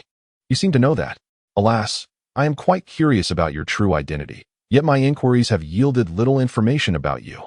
Would you be so kind as to unveil your identity to me?" A curious smile adorned Xiao Linger's face, for she understood that Zhang Lang would not divulge such secrets. "And where are you headed tonight? Returning home?" Zhang Lang had no time to indulge in idle chatter with Xiao Linger. "I shall not return. I have matters to attend to. Moreover, I have heard that you and my sister are currently living together, reveling in love under the moonlight. It would be rather inappropriate for me to return and play the third wheel." Xiao Linger gradually stood up, realizing she had her own affairs to tend to. Zhang Lang was not one to pressure her, recognizing that Xiao Linger held a rather unique status. "Then I shall take my leave. Perhaps we shall meet again," Zhang Lang stated calmly. "Wait a moment, brother-in-law, what do you mean by that?" Upon hearing his words, Xiao Linger swiftly stepped in front of Zhang Lang, blocking his path. "Tonight, once my sister awakens, she will sign the annulment agreement. At that point, I shall take my leave, and our relationship will cease to exist. However, I have promised your sister that I shall ensure Xiao Wen's recovery." Zhang Lang's reference to Xiao Wen was always direct, and Xiao Linger had grown accustomed to it. "Why? Is my sister not good enough? While she may be somewhat aloof, her looks and other qualities are quite commendable. How could you possibly reject such a fine woman? Are your eyes deceiving you?" Xiao Linger exclaimed, her urgency palpable. She genuinely believed that Zhang Lang and Xiao Biluo were a match made in heaven, and it would be a grave loss if someone of Zhang Lang's caliber were to give up so easily. Frankly speaking, as long as Zhang Lang remained, the Xiao family would experience exponential growth and strength in no time. "She is simply not my type." Zhang Lang could not help but chuckle at her fervor. The Listening Rain Tower was indeed a renowned organization, yet who would have imagined its leader to be such a young girl with such a spirited personality? "And what of me? You could marry me, or better yet, marry my sister and take me along as well. Imagine, you would be surrounded by two brides. What a delightful scenario," Xiao Linger exclaimed, patting her chest in excitement. Poof! Zhang Lang nearly spat out blood at her audacity. It was clear that Xiao Linger was unrestrained in her words. "Stop this nonsense. If you do not require my assistance, I shall be on my way." The most pressing matter of the evening was clear to him, ensuring that Xiao Biluo would sign the document. Zhang Lang was aware that Xiao Biluo harbored disdain for him, thus her signing would likely be swift and uncomplicated. This journey has made Zhang Lang realize that matters may not be resolved as simply as he had hoped. He sought out two individuals, yet both attempts proved unsuccessful, and he found himself lingering at Xiao Biluo's place for an extended period. He must recalibrate his strategy for the future. Otherwise, after these 7 engagements are annulled, it will be an eternity before he can move forward. He certainly does not wish to waste such precious time. Brother-in-law, consider this. My physique is quite admirable. Zhang Lang departed swiftly, disregarding the sounds of Xiao Ling'er calling after him. However, he was somewhat taken aback by Xiao Ling'er's attraction this evening. Who would dare commit an act of violence so brazenly in such a locale, especially mercenaries from abroad? They would not resort to such measures unless absolutely necessary. Zhang Lang soon returned to the neighborhood, but as he entered the gate, a vehicle sped past, nearly colliding with his own. Frowning deeply, he swiftly maneuvered the steering wheel, bringing his car to a graceful halt at the roadside. Zhang Lang. Zhang Lang. At that moment, Li Shuang rushed over, clutching her shoulder, appearing quite distressed. A sudden unease gripped Zhang Lang's heart. Something must have happened to Xiao Biluo. What is it? He quickly opened the car door. Li Shuang hastily jumped in, exclaiming, "Follow that car. Xiao Biluo has been abducted." Her complexion was grim, indicating she had sustained injuries. The individual capable of taking someone from Li Shuang's grasp was certainly not an ordinary foe. Could it be the black-clad figure from Yaotai Villa? That person was skilled. Yet he did not seem exceptionally formidable. At least, Zhang Lang had not sensed any overwhelming prowess upon their encounter. Was it possible he had misjudged? What on earth is happening? Zhang Lang muttered, furrowing his brow as he pursued the vehicle ahead. A man suddenly burst in tonight and kidnapped Xiao Biluo. He mentioned waiting for you at Hongyu Valley. Upon hearing this, Zhang Lang's brow tightened even further. He had not anticipated his own involvement in this affair. Injured? He inquired, his expression serious. It's nothing. That person is incredibly strong. He carried Xiao Biluo away, and I couldn't withstand even one of his moves. Li Shuang seemed still shaken by the earlier encounter. Your skills, not being able to contend, is quite understandable, Zhang Lang remarked in a calm tone. What time is it? Yet you still speak like this? Li Shuang responded with a hint of exasperation. She wondered what was going on in Zhang Lang's mind. Xiao Biluo had been captured, and he still had the composure to make light of the situation. Chapter 44.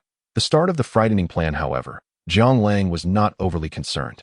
Since the perpetrator had explicitly called for him, it was likely that Xiao Biluo would not be harmed in the meantime. In Zhang Lang's view, although Li Shuang is a police officer, his skills are merely mediocre. He might manage to handle a few petty thieves, but when confronted with seasoned professionals, he would likely falter. Have you not reported it to the authorities? Zhang Lang inquired with a smirk while driving. I have already notified my colleagues. A kidnapping case is a significant matter, Li Shuang replied with a firm nod. Alas, your colleagues will certainly not arrive in time. For now, you must remain quietly in the car and not venture out, understood? Zhang Lang spoke softly. Why? Li Shuang questioned, somewhat puzzled. Zhang Lang continued, just follow my instructions. Has Xiao Biluo regained consciousness? Not yet, but it should be soon. Li Shuang was baffled by Zhang Lang's persistent inquiries about matters he seemed disinterested in. Soon, the car ahead barreled into Hongyu Valley. Despite its name, Hongyu Valley is essentially a sprawling amusement park, marked by a colossal pirate ship shaped like a red fish. With the most renowned attraction being the Hongyu Ferris wheel, which spins like a crimson koi drifting through the sky. The two soon stopped less than 100 meters from the entrance of Hongyu Valley. Why have we stopped here? Li Shuang asked, perplexed. Zhang Lang chuckled lightly, then replied casually, the vehicle ahead has scattered steel nails on the road, preventing our passage. By leaving the car here, you can remain safe. Remember, do not recklessly exit the vehicle. You should be grateful you are a police officer. Otherwise, you would have already lost your life tonight. There are many individuals present, likely mercenaries, who would never oppose the state. Otherwise, they would know they could not complete their mission. Zhang Lang parked the car and gradually walked towards Hongyu Valley. Meanwhile, a small drone hovered discreetly above, unnoticed by anyone below. In an office, an elderly man with a head of silver hair smiled at the screen. This man, known by the codename Jinghan, is the overseer and privy to many of Zhang Lang's secrets, Xiao Dinghua. Beside him stood a sharply dressed man, both fixated on the screen. Old man, tonight Zhang Lang is set to confront the members of Huangquanmen. The days ahead may prove difficult, the suited man remarked. Hearing this, Xiao Dinghua smiled, then replied nonchalantly, these individuals are merely a warm-up. The modified members of Huangquanmen are indeed troublesome. I do not doubt Zhang Lang's prowess, but once he attracts their attention, they will swiftly identify him, and that will spell trouble for him. The suited man held Jiang Lang in high regard, especially upon learning of his true identity, which only heightened his protective instincts. Xiao Dinghua, upon hearing his companion's concerns, chuckled softly and said, "Isn't this precisely the outcome we desire? Although these transformed individuals are formidable, in my view, they do not yet pose a significant threat. They are merely the rabid dogs of the underworld sect. Once these rabid dogs are sufficiently provoked, their master will inevitably reveal himself." Old Master, are you suggesting that once Jiang Lang's identity is confirmed, the elite members within the underworld sect will mobilize? The man in the suit furrowed his brow even more tightly, his aura of lethal intent beginning to radiate. Upon hearing this, Xiao Dinghua chuckled and said, "What a fright! What a fright! What a fright!" Meanwhile, on another side, Jiang Lang quietly arrived at the amusement park. Upon entering through the gates, the park was suddenly illuminated, and the rides began to whirl into action. Witnessing this spectacle, Jiang Lang could not help but smile. "Li Wei, it appears your childhood was not very joyful. You have never even visited an amusement park, and now you come here in the dead of night." Not far off, Li Wei, clad in a wine-red suit, stood silently beneath the carousel, his eyes ablaze with fervor. "Jiang Lang, I never expected you would actually come."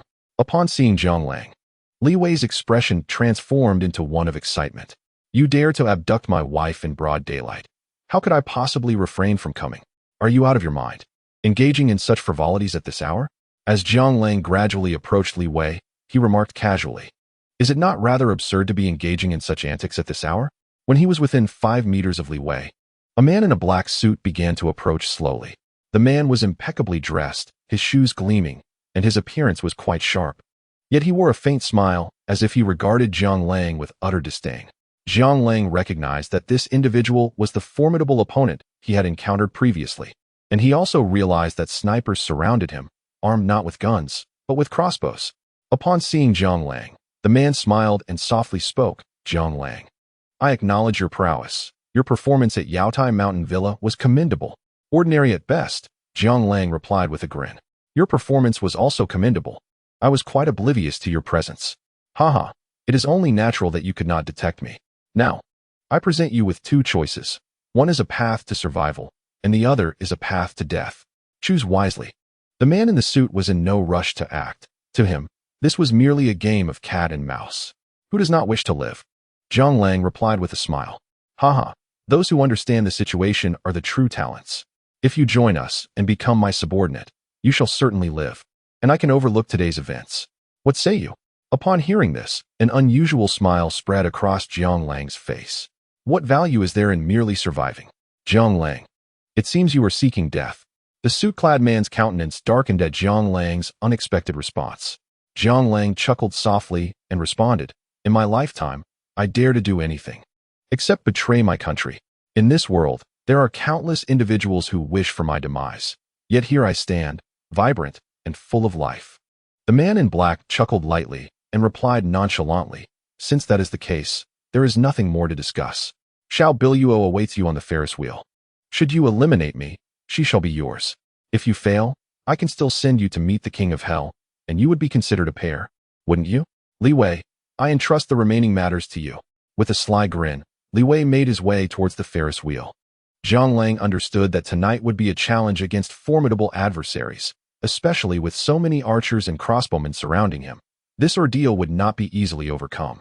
Additionally, he was perplexed as to why these individuals aimed to assault both him and Xiao Biluo, and why they were also targeting Tang Qingyao. How did Tang Qingyao acquire such foreknowledge?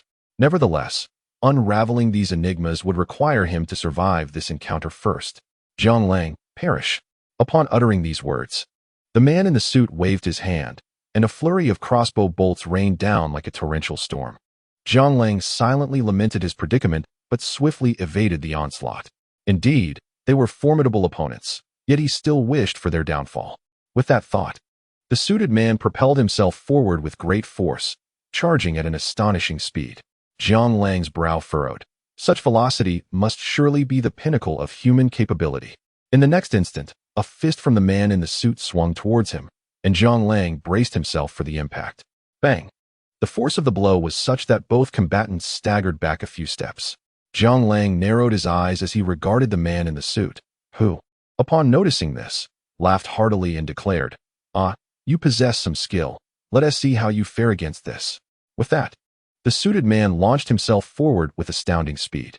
Despite Jiang Lang's remarkable agility, he managed to block the kick only to be sent flying 2 or 3 meters away before coming to a halt.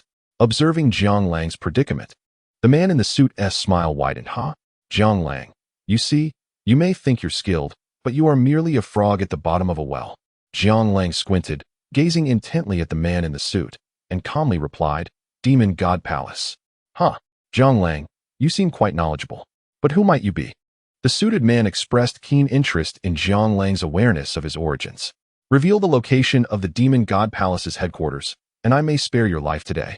At that moment, a palpable aura of killing intent began to emanate from Jiang Lang, enveloping him like a tangible shroud, transforming him into a demon emerging from the depths of hell. Witnessing this transformation, the man in the suit finally adopted a serious expression, taken aback that someone was aware of their organization. It appears you are indeed a kindred spirit. However, regrettably, knowing this does not exempt you from your fate. Perish. As he spoke, the man in the suit unleashed a frenzied assault on Jiang Lang, particularly targeting him with his feet, each kick producing a sound that sliced through the air. Jiang Lang, nimble and agile, evaded the onslaught with deft movements. Seconds turned into minutes, and after nearly 3 minutes, the man in the suit could no longer withstand the barrage. Jiang Lang delivered a powerful kick that sent him crashing to the ground. How could this be? The man in the suit was clearly taken aback by Jiang Lang's formidable prowess. Just as he attempted to rise, Jiang Lang lunged forward, placing a foot firmly upon the man's leg. Accompanied by a resounding crack that echoed ominously, it was reminiscent of a bone fracturing, yet it did not sound quite right. Jiang Lang observed that although the man's leg was broken, it did not reveal the gruesome sight of shattered bone, but rather a gleaming silver-gray alloy. Indeed, he was a cyborg from the Demon God Temple, transformed into something neither human nor beast. Jiang Lang remarked coolly. Upon hearing this, the man in the suit howled in agony. Jiang Lang, I will kill you. I will kill you. With another sickening crack, his cries intensified. Jiang Lang, you will not die a peaceful death. You have one last chance. Tell me where the Demon God Temple is, and I might spare your life. Jiang Lang's tone was frigid, suggesting he was prepared to strike at any moment. The man's eyes widened in fury as he glared at Jiang Lang, retorting viciously. When has the Demon God Temple ever had a traitor? Jiang Lang, even in death, there will be vengeance for me. They will annihilate everyone around you. Perish. With that declaration, the man suddenly produced a gun, aiming it at Jiang Lang without warning, and fired. Bang! The shot missed Jiang Lang entirely, who, like lightning, swiftly twisted the man's neck, ending his life. Jiang Lang was no stranger to the people of the Demon God Temple. He knew they never left witnesses. Even if he chose not to kill them, they would take their own lives upon failure. After all these years, they had finally resurfaced, and he vowed to exact his revenge. Gazing at the sky, Jiang Lang's expression grew solemn, tinged with nostalgia and a semblance of solace for others. Yet, he understood that the ordeal was far from over. Xiao Biluo was still held captive, and numerous snipers lurked nearby. He needed to eliminate the enemy in the shortest time possible. Chapter 46. Xiao Biluo's predicament. With this thought, Jiang Lang retrieved a gun from the ground and swiftly vanished into the night. When he reappeared before Li Wei, Xiao Biluo was already bound, her hands and feet restrained. While Li Wei grasped her hair, his eyes filled with malice. Jiang Lang, how did you get in here? Li Wei was momentarily taken aback upon seeing Jiang Lang seated across from him. Observing Li Wei's astonished demeanor, Jiang Lang smiled softly and replied, The people you sought are utterly incompetent. They perished while I survived, which is why you are able to see me now. How could it be? How could you possibly kill him? Absolutely impossible. Li Wei still found it hard to believe. Alas, in this age, the truth is often too difficult to accept. Now you may release him. I assure you, I will not harm you. Jiang Lang gazed at Xiao Biluo, his face brimming with confidence. However, Xiao Biluo appeared far from well. Although she had regained consciousness, she was bound by a timed explosive device, and it seemed she had less than 10 minutes left. Upon seeing Jiang Lang, Li Wei appeared even more deranged, tearing the tape from Xiao Biluo's mouth and grinning maliciously. Xiao Biluo, your savior stands before you. Tonight, he aims to play the hero, so shouldn't you deliver your acceptance speech? Jiang Lang, you must leave. You must go. Xiao Biluo was now fully awake. Although she was unaware of the events unfolding outside, she was acutely aware of her predicament. Initially, she held a negative impression of Jiang Lang, as he had come to annul their engagement. However, after spending these past 2 days together, she discovered that Jiang Lang was not as insufferable as she had imagined. While he occasionally teased her, she recognized that he was fundamentally a serious individual. As a woman of beauty, an assertion validated by many, she had encountered countless fervent gazes directed at her. Yet, when Jiang Lang looked at her, his eyes were remarkably clear. Had he harbored any ulterior motives, her reputation would have long been compromised. Yet, he had never crossed that line. At that moment, Jiang Lang risked himself for her sake, and Xiao Biluo felt a surge of gratitude. Observing Li Wei's demeanor, Jiang Lang maintained a smile. At such close range, he could ensure a lethal strike. Yet Li Wei appeared utterly unperturbed. Clearly, he had some form of assurance. Ha, Jiang Lang, if you could kill those outside, it proves you are indeed formidable. If so, why do you hesitate to act? Li Wei brandished a glinting handgun, looking utterly deranged. In response, Jiang Lang chuckled softly and said, Li Wei, a true man should duel, rather than use a woman as a shield. Present your demands, or perhaps ask Director Xiao to concede to your terms. There's no need for us to descend into a life-and-death struggle, is there? Jiang Lang's face remained adorned with a subtle smile, as if the unfolding events bore no relevance to him. Li Wei, hearing this, laughed heartily and declared, Jiang Lang, what I desire is already within my grasp. A moment ago, I had Xiao Biluo sign the documents. From this day forth, the Xiao Group is mine. Of course, when the Ferris wheel descends to its lowest point, I shall take my leave. Rest assured, I will adjust the timing to grant you a few extra minutes with that wretched Xiao Biluo. As for whether you shall survive, that is left to fate, haha. But even in death, companionship on the road to the underworld is a consolation. I suppose that counts as being somewhat magnanimous. Does it not? Indeed, it does reflect a certain kindness. Jiang Lang could not help but chuckle at this. Haha, if you have any last words, now is the time. Li Wei was in a frenzy at this moment. Observing this, Jiang Lang smiled faintly and said, I have much to express, but it would bear no significance for you. Nor is it suitable for your ears, so you may as well vanish. What? Li Wei was perplexed by Jiang Lang's words. Yet, in an instant, Jiang Lang moved with lightning speed, seizing Li Wei by the collar and, with a swift kick, flung him out of the Ferris wheel. The entire event transpired so rapidly that none could react in time. Accompanied by Li Wei's startled cry, he crashed to the ground with a resounding thud. From such a height of over 10 meters, survival seemed improbable. You've killed him? At that moment, Xiao Biluo awoke from her stupor, her eyes filled with panic. If I do not kill him, shall I allow him to shoot me? Your death matters not. I have many tasks yet to complete. I cannot die now. Jiang Lang cast a sidelong glance at Xiao Biluo, then fixed his gaze upon her. Seeing his scrutiny, Xiao Biluo hastily asked, What are you looking at, Jiang Lang? I'm assessing whether I can disarm the bomb on you. If I cannot, I shall take my leave. I have no desire to perish. With that, Jiang Lang began to meticulously examine the bomb. For a fleeting moment, Xiao Biluo found Jiang Lang rather endearing. Despite his sharp tongue, he possessed a kind heart. Faced with the specter of death for the first time, she felt an unexpected calmness. She looked at Jiang Lang and softly asked, Could you grant me one request? Upon hearing this, Jiang Lang continued to study the bomb and replied nonchalantly, If you wish to avoid breaking off the engagement, there is no need to speak. Your demise would automatically nullify our contract. Chapter 47. Last words. Upon hearing Jiang Lang's response, Xiao Biluo was surprised to find herself devoid of anger for the first time. For this was the Jiang Lang she had expected. She offered a slight smile and murmured, I regret not signing earlier. Had I done so, you would not have been ensnared in this perilous situation. At least you possess a semblance of conscience.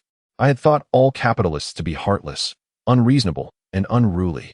Jiang Lang cautiously began to disarm the bomb, speaking softly.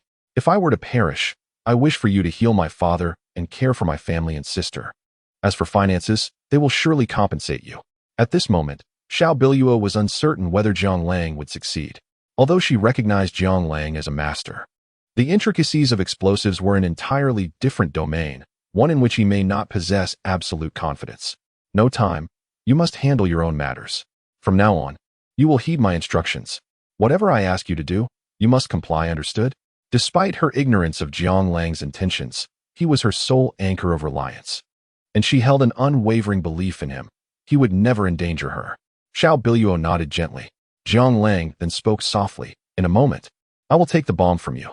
When the Ferris wheel reaches its lowest point, you must leap down from here. Remember, my car awaits outside. Run towards it without looking back. Do you understand? What about you? Xiao Biluo quickly inquired. This bomb is a triggered timer. If it remains untouched, it will detonate instantly. If I take you and run, I will find a way. That is unacceptable, Xiao Biluo exclaimed, shaking her head vigorously. How could Zhang Lang entertain such an idea? Do you wish to perish with me? Zhang Lang's smile widened as he gradually cradled the bomb in his hands. If we must face death, let us do so together. I shall not allow you to sacrifice yourself for my sake. At that moment, Xiao Biluo appeared resolutely determined. Zhang Lang glanced at the time and softly stated, 3 minutes remain. Remember, run as far as you can. Have you forgotten I am a master? If you remain here, you will only hinder me, understood? Upon hearing Zhang Lang's words, Xiao Biluo furrowed her brow slightly, murmuring, You are not deceiving me, are you? Li Shuang has arrived. She is a police officer, and she will ensure your escape. Moreover, look, many others are here. The bomb's power is immense. You must warn them to flee swiftly. They have only 2 minutes. Their lives rest in your hands. Do you comprehend? Now go. Zhang Lang urged as the Ferris wheel descended to its lowest point, his tone grave. Xiao Biluo's expression fluctuated between anxiety and resolve. Go. Zhang Lang bellowed when he saw her hesitate. Awakening from her trance, she gazed at Zhang Lang, her voice steady. Zhang Lang, you must survive. I await your signature. With that, Xiao Biluo approached him and gently kissed his cheek before sprinting downward without looking back. Meanwhile, numerous police officers converged on the scene, seemingly tidying up the aftermath. Spotting Xiao Biluo approaching, Li Shuang rushed forward, her voice steady yet urgent. Where is Zhang Lang? Xiao Biluo, disregarding everything else, grasped Li Shuang's arm firmly and declared, There's a bomb. Zhang Lang urges everyone to flee quickly. Only 2 minutes remain. Li Shuang's eyes widened in shock as she urgently called out, There's a bomb. Everyone run. Upon hearing these words, everyone hurriedly retreated. Although the truth of the matter remained uncertain, it was better to believe in its existence than to dismiss it entirely. Where was Zhang Lang? As he pulled Xiao Biluo away, Li Shuang furrowed his brow and pondered. Zhang Lang remained atop the Ferris wheel, clutching a bomb in his hand. He declared that it was a trigger device. Once severed from human contact, it would detonate instantaneously. He assured them that he would find a way to escape. Despite his words, tears streamed down Xiao Biluo's face, for even she could not fathom that Zhang Lang possessed the means to survive. Yet, there was no alternative. As Zhang Lang had said, if they did not withdraw, countless innocent lives would be lost because of them. Upon hearing this, Li Shuang's heart sank. Zhang Lang was indeed a skilled individual, and if he claimed the bomb was potent, it surely was. However, believing that he could escape was perhaps overly optimistic. Take Xiaozong away. With this thought, Li Shuang disregarded everything else, giving Xiao Biluo a push before running in the opposite direction. Captain Li, someone shouted, causing many to halt their steps. I cannot allow Zhang Lang to meet his end so easily. Protecting him is my duty as well. I command you to continue forward and not look back. As she shouted, Li Shuang sprinted toward the Ferris wheel. Captain Li, it's dangerous, came a voice from behind. But Li Shuang could no longer hear clearly. At that moment, her only thought was to exchange herself for Zhang Lang, an instinct driven by an unexplainable urgency. Are you trying to get yourself killed? Hurry up and leave. Just then, Zhang Lang finally descended from the Ferris wheel. Seeing Li Shuang, he was filled with rage. Li Shuang quickly replied, Give me the bomb. You need to run. Get down. Zhang Lang bellowed. And then there was a deafening explosion. Chapter 48. Zhang Lang is injured. Li Shuang's heart plummeted. This was the end. She could even see the immense shockwave rushing toward her, propelling Zhang Lang into her arms with a heavy thud. Zhang Lang, are you all right? At that moment, Li Shuang was dazed from the impact. Yet she shook her head vigorously, only to realize that Zhang Lang was drenched in blood, the source indistinguishable as friend or foe. He lay on the ground, his breathing faint. Zhang Lang, don't scare me. Get up, get up. Aren't you a master? Don't give in. Tears streamed down Li Shuang's face.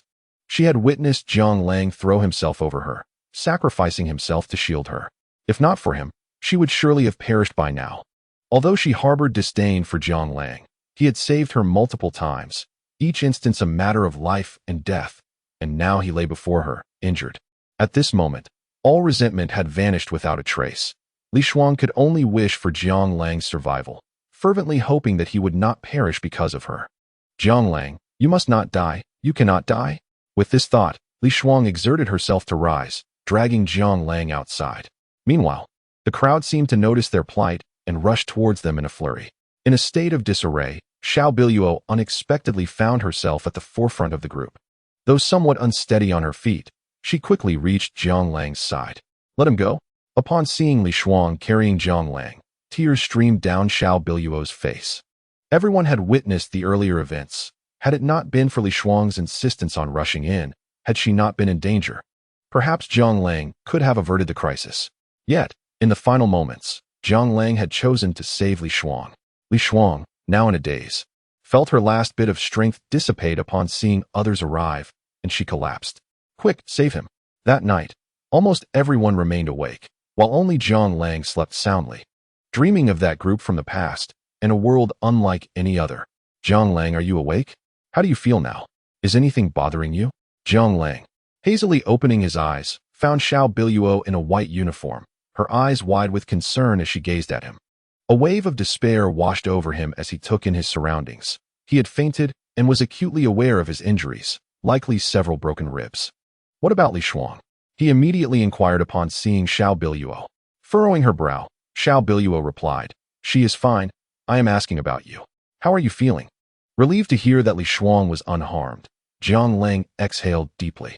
I am all right, as long as Li Shuang is safe. Let us go. Wait, where are you going?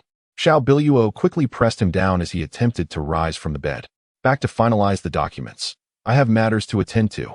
Jiang Lang responded with confusion, realizing that what should have been resolved the previous night was still pending. However, given Xiao Biluo's circumstances the night before, everything had spiraled together, leaving him no time to sign. After understanding the situation, he was determined to seek his next target. There's no rush. Focus on your recovery for now. We can discuss the signing later, Xiao Biluo said softly, her tone turning gentle. Jiang Lang pursed his lips and replied solemnly, Xiao Biluo, you cannot simply disregard your word. A gentleman's promise is as binding as a chariot drawn by 4 horses. Honesty is paramount, especially in business. I am not a gentleman. I have no obligation to uphold such a commitment. Upon hearing those words, Xiao Biluo exhibited a playful demeanor typical of a young woman. It was a rare sight to witness Xiao Biluo in such a light, yet Jiang Lang appeared utterly speechless. He was well aware that Xiao Biluo harbored disdain for him, and she was indeed a person of her word. So why did she suddenly refuse now? Xiao Biluo, are you toying with me? Jiang Lang felt a surge of urgency. Just then, a gentle knock resonated from outside the hospital room. Following the sound, Xiao Biluo turned her gaze and found Li Shuang standing there.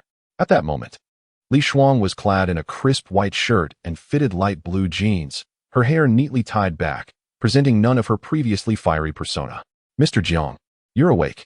Li Shuang's voice was imbued with warmth, sending a chill down Jiang Lang's spine as he recalled how she had treated him before. Upon seeing Li Shuang, Xiao Biluo's expression shifted to one of displeasure. You stay here. I will inform the doctor that you are awake. With that, she turned and departed. Li Shuang felt a bit awkward but approached Jiang Lang nonetheless. How are you feeling now? Rest assured, you merely fractured a few ribs. You won't die from that. You'll be discharged shortly. He was acutely aware of his own injuries and knew that the internal energy within him would swiftly rejuvenate his strength and mend his wounds. While it might take others a month to recover, he estimated he could do so in just 7 days. He certainly didn't have the luxury of staying in the hospital for an extended period. That is not permissible. The doctor has stated that although your injuries are external, you must remain here for at least half a month. Otherwise, you risk long-term complications. Li Shuang quickly interjected. Upon hearing this, Jiang Lang replied nonchalantly, I am a doctor myself. I am well aware of my condition. Don't you wish to know about the news regarding the demon god temple? Li Shuang blurted out, observing Jiang Lang's insistence on leaving. Chapter 49. He has an ailment at her words. Jiang Lang halted his movements, scrutinizing Li Shuang before furrowing his brow. You know about the demon god temple? Li Shuang was merely an ordinary police officer. An entity like the demon god temple was likely beyond her knowledge and capabilities. Indeed, the demon god temple was an organization that had formed in recent years, comprised of individuals who had lost their sanity. It was said that they utilized a type of alloy material to transform their skin into metal, thereby enhancing both their strength and speed beyond that of ordinary people. Even a common individual could become a formidable expert. Li Shuang furrowed her brow, revealing her awareness of the demon god temple, which took Jiang Lang by surprise. He studied her for a moment before softly asking, "Do you have any detailed information about the demon god temple?" "None." Li Shuang shook her head. "We have only recently uncovered the existence of such an organization, and they seem to be searching for something in Langzhou. Based on our leads, a group of them has arrived, and we are diligently investigating. You appear quite interested in these individuals. Do you happen to know them?" Upon hearing her words, Jiang Lang chuckled suddenly. "Not quite. I am merely intrigued." Jiang Lang did not speak the truth, and Li Shuang, being a police officer, was naturally aware of this. However, since Jiang Lang chose silence, she refrained from pressing further and merely stated, "As long as you focus on your recovery here, I shall provide you with leads." Aware of Jiang Lang's desire for information, Li Shuang proffered her own suggestion. Upon hearing this, Jiang Lang smiled faintly and replied softly, "It is a promise." At that moment, he was indeed wounded, and it was evident that Xiao Biluo was not to be trusted. He needed to resolve matters concerning her swiftly and simultaneously investigate the demon god temple, given that it held a deep-seated enmity against him. If he could devise a way to locate their headquarters, it would be most advantageous. "Very well, it is a promise." To his surprise, Jiang Lang genuinely acquiesced, delighting Li Shuang, for he had been injured because of her, and she could not allow him to be discharged so easily. Just then, a gentle voice interjected. "I hear you are awake and planning to leave the hospital?" A multitude of doctors and nurses entered the room, led by a girl in her 20s with ear-length hair. Clad in a white coat and sporting oversized glasses, though Jiang Lang could clearly see that they were devoid of lenses. Her fair, delicate face and gentle expression were striking. "This is Dr. Bai Ruolin, who has come from Zhejiang to consult." Xiao Biluo introduced the doctor. "I happened to meet her, so I asked her to examine your injuries. You should know, Dr. Bai comes from a long line of physicians and possesses remarkable skill. Those wishing to consult her are fortunate indeed." "My bag?" Jiang Lang unexpectedly inquired. "Huh." Xiao Biluo was taken aback by his question and quickly approached him, whispering, "What are you talking about? You need to let Dr. Bai examine you. This is a once-in-a-lifetime opportunity that money cannot buy. I mean my backpack." Jiang Lang looked at her with exasperation, yet his expression brightened as he turned to Dr. Bai Ruolin. Xiao Biluo pondered, realizing that besides a change of clothes, the backpack contained the 7 marriage contracts. At this moment, Jiang Lang's gaze towards Dr. Bai was reminiscent of his earlier excitement upon seeing her. "Jiang Lang, could it be?" Xiao Biluo pointed at Dr. Bai Ruolin, and Jiang Lang nodded eagerly. Before he could speak, Xiao Biluo swiftly covered his mouth. If he opened his mouth, it would certainly be to break off the engagement, and it appeared that Dr. Bai Ruolin was indeed his fiancée. This revelation left Xiao Biluo even more astonished. Why did Jiang Lang's engagements involve such prominent figures, particularly Dr. Bai Ruolin, who was truly a prized catch, with a popularity surpassing that of most celebrities? To think that this is actually Jiang Lang's fiancée. At this moment, if Jiang Lang were to utter the words of annulment, Bai Ruolin's reputation would be irrevocably tarnished. The onlookers were equally astonished, utterly perplexed by the spectacle that Xiao Biluo and Jiang Lang were orchestrating. Xiao Biluo hastily interjected, "Dr. Bai, he has a private ailment. Could you examine him in private?" Upon hearing this, Jiang Lang nearly succumbed to despair. Xiao Biluo was truly audacious, boldly declaring before a crowd that he had a hidden malady. Such an affliction was synonymous with disgrace, a fact well known among all, and he pondered whether he could ever show his face again. Indeed, many in the audience exhibited expressions of astonishment, followed by suppressed laughter. Bai Ruolin, however, merely smiled gently and said, "Although I am not adept at treating such maladies, I can take your pulse and prescribe medication. Everyone, please step outside." "Understood." The crowd obediently vacated the room. Initially, Li Shuang wished to remain. Yet upon observing Xiao Biluo's indifferent demeanor, he too retreated awkwardly. Once the room was cleared, Xiao Biluo finally released her hand from covering Jiang Lang's mouth. Phew! Thankfully, it was not too late. Xiao Biluo exhaled a long sigh of relief. Bai Ruolin then spoke tenderly, "Now, please remove your trousers so I may examine you and take your pulse." Chapter 50. The Divine Healer's Fiancé E. Bai Ruolin puffed. Jiang Lang nearly spewed blood at her words. "Why would I remove my trousers? I am not ill.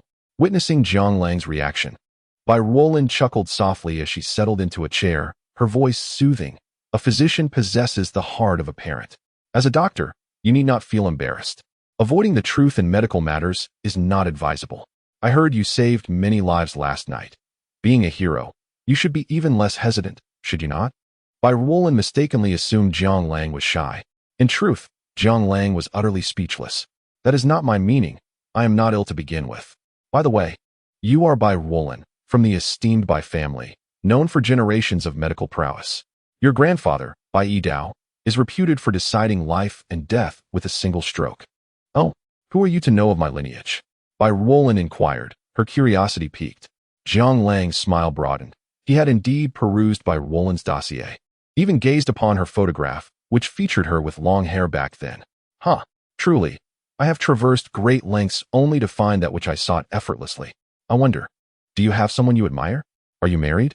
Jiang Lang's face radiated excitement. Bai Ruolin's countenance blossomed with a smile. I have not yet wed. Might this pertain to your ailment? What ailment? Do you like me? Jiang Lang grinned broadly. Cough, cough. The directness of Jiang Lang's words caught everyone off guard. Xiao Biluo could not help but cough twice. Jiang Lang truly had no filter. Yet, at this moment, Xiao Biluo harbored her own secret motives. As of now, I find myself somewhat less averse to Jiang Lang, and indeed, I have developed a certain fondness for him. Although he presents a rather roguish demeanor, his inner character is genuinely kind, and he possesses a commendable nature. Just last night, when Xiao Biluo witnessed Jiang Lang in a state of uncertainty regarding his fate, she instantaneously comprehended her own feelings. Should Jiang Lang truly call off the engagement, it would mean the removal of a significant rival for her. After all, in terms of strength and prestige, she doubts she could rival Bai Ruolin. Moreover, Bai Ruolin is naturally beautiful, with a gentle disposition, and speaks in a refined manner. There are even rumors that she keeps her hair short and wears glasses to discourage admirers from being captivated by her looks. Otherwise, without her remarkable medical skills, her beauty alone would render her as radiant as the stars. Bai Ruolin glanced at Jiang Lang, her face adorned with a smile. Although she was somewhat surprised by his inquiries, she still asked with gentle politeness, "What prompts such questions upon our first meeting?" Jiang Lang quickly interjected, "Have your family mentioned that you are bound by a marriage contract?" This was a splendid opportunity, as he had heard that Bai Ruolin enjoyed wandering like those of ancient times, helping the world with her skills. It might not be so easy to find her again. Upon hearing this, Bai Ruolin looked at Jiang Lang and chuckled. "You are Jiang Lang? Ha, indeed. It appears you do know me, which simplifies matters greatly. Please wait here for me. I shall return in half an hour. You must not leave." She turned to Xiao Biluo. "Keep an eye on him for me. I won't be long." Seeing Jiang Lang flustered as he attempted to rise from the bed, Bai Ruolin softly remarked with a smile, "Since you are Jiang Lang, there is no need for me to treat you. I have heard your skills are unparalleled, even surpassing those of my grandfather. Your ailment, I trust, you can cure yourself. But tell me, why do you wish for me to wait here?" Jiang Lang, upon hearing this, regarded Bai Ruolin seriously and said, "Dr. Bai, congratulations. You are indeed fortunate to encounter me here. With this, I can bless you with the freedom to live as you wish today. Our engagement shall be annulled, allowing you to wander the world and be with the one you desire. Congratulations." Upon hearing Jiang Lang's words, Bai Ruolin's smile broadened. "So, you wish to call off the engagement? Not so fast. That sounds too severe. Dr. Bai, your reputation is renowned, while I am merely a butcher, unworthy to be compared with you. We are simply dissolving the engagement, as we were quite young when it was arranged. Furthermore, arranged marriages are no longer in vogue. If you simply sign the contract, we can both move on." In Jiang Lang's eyes, Bai Ruolin's status made it seem effortless for her to sign. However, to his surprise, Bai Ruolin smiled lightly and replied, "Why would I wish to call off the engagement?" Upon hearing Bai Ruolin's words, not only was Jiang Lang taken aback, but even Xiao Biluo was equally astonished, unable to fathom that Bai Ruolin would make such a proclamation. Gazing at Jiang Lang's expression, Bai Ruolin maintained her gentle demeanor, asserting that her marriage was predestined by her parents and sanctioned by a matchmaker, as her grandfather had once instructed. "Our union is fated, even under the threat of swords. It cannot be altered. Since fate has brought us together, if you wish to marry, I am ready at any moment." "Are you serious? We haven't even met. You know nothing of who I am. Jiang Lang replied with a hint of resignation, lamenting his misfortune of encountering someone so resolute in her intentions. Starting with the famous actress Su Qingxue, who seemed a possibility, to Xiao Biluo, who harbored a deep resentment towards him, everything appeared to be falling into place. Yet, unexpectedly, things took a turn for the worse. Not only was Xiao Biluo unwilling to sign, but Bai Roland too refused, uttering such perplexing words. If her fans were to hear this, they would undoubtedly be taken aback, perhaps even incensed enough to seek him out in anger. Chapter 51. If you wish to marry. I am willing, since you are a great hero who saves lives, your character cannot be too flawed. I also believe in fate and in my grandfather. Bai Roland's face was alight with smiles, as though discussing an entirely unrelated matter. Jiang Lang prided himself on being a composed individual. Yet Bai Roland exhibited a far greater level of calmness, her tone imbued with gentleness. Have you lost your mind? Who are you and who am I? Being with you would only lead me to ruin. Jiang Lang found himself utterly speechless. Could it be that Bai Roland was somewhat naive? Upon hearing this, Bai Roland smiled softly and replied, Do not worry. I am a doctor, and so are you. You shall not perish easily. Rest well. I will remain here for a while. If you wish to marry me, I am always willing. Moreover, even after our marriage, you will remain free. I shall not interfere with your affairs. I am in the doctor's office. Feel free to seek me out any time. Of course, you may also choose to discharge yourself. If I cannot find you today, I will inform everyone that you are my fiancé. Should you wish to break off our engagement, you will undoubtedly face many complications. For over the years, I have treated numerous individuals, and many would undoubtedly lend me their support. So please, take care of yourself. With that, Bai Roland smiled faintly and gracefully departed. Jiang Lang, bewildered by her lengthy discourse, glanced at Xiao Biluo beside him and furrowed his brow. Did she just reject me? It appears so. Xiao Biluo couldn't help but chuckle at the revelation. Her interest in Jiang Lang had only intensified, realizing that Bai Roland was also his fiancée, thus indicating that Jiang Lang was certainly not an ordinary individual. What should we do now? Jiang Lang found himself devoid of any solutions. Your concerns are beyond my comprehension. What would you like to eat? Shall I prepare some chicken soup or pigeon soup? Perhaps it would be best for me to personally consult Dr. Bai. Naturally, Xiao Biluo was equally at a loss. The name Bai Roland resonated profoundly with her, and today she happened to encounter her. Moreover, Bai Roland's demeanor was utterly astonishing. The phrase her emotions were inscrutable scarcely encapsulated her state of mind. Xiao Biluo harbored no doubts that even if the sky were to fall, Bai Roland would merely smile. Unfazed. However, what weighed on Xiao Biluo's mind was the unsettling realization that everyone seemed to be aware of Jiang Lang, while she remained in the dark. Having been the only one to reject him, contemplating this, Xiao Biluo recognized that such an opportunity was not to be squandered. Though she had never harbored feelings for anyone before, she now understood the exquisite sensation of infatuation. Swiftly, Xiao Biluo departed, and shortly thereafter, Li Shuang arrived. There had been matters left unaddressed. Officerly, is there something you need? Jiang Lang inquired, his brow slightly furrowing at her arrival. Upon hearing this, Li Shuang pondered for a moment before responding softly. I have come to discuss the matters concerning the demon god temple. Although I have found no leads relating to you, I am certain you are connected to this issue, and I wish to clarify any information you might have yet to share. I have disclosed all that I know, but I am curious about one thing, and I hope Officer Li can enlighten me. At Jiang Lang's words, Li Shuang's brow furrowed slightly, and she replied, As long as it does not contravene our regulations, I shall gladly share what I know. Jiang Lang understood that as a police officer, Li Shuang was bound by confidentiality. Yet his inquiry was not about any state secrets. He regarded her and quietly asked, Who is Tang Qingyao? Li Shuang was taken aback by the question. After a moment of thought, she replied softly, Qingyao has been here for 3 years. She founded Yaotai Mountain Villa, which quickly gained renown as a prominent hotel in Langzhou. While it may not be large or luxurious, it is governed by many rules, making it a favored venue among the upper echelons of society. It is rumored that a powerful figure supports Qingyao, and even Wang Changhe from the 4 great families of Yanjing shows her respect. That speaks volumes of her influence. Qingyao. It seems you are quite familiar with her, Jiang Lang remarked with a smile. Li Shuang nodded gently. I once assisted her, and we became good friends thereafter. Is there something specific you wish to inquire about? I wish to know why you were at Yaotai Mountain Villa last night.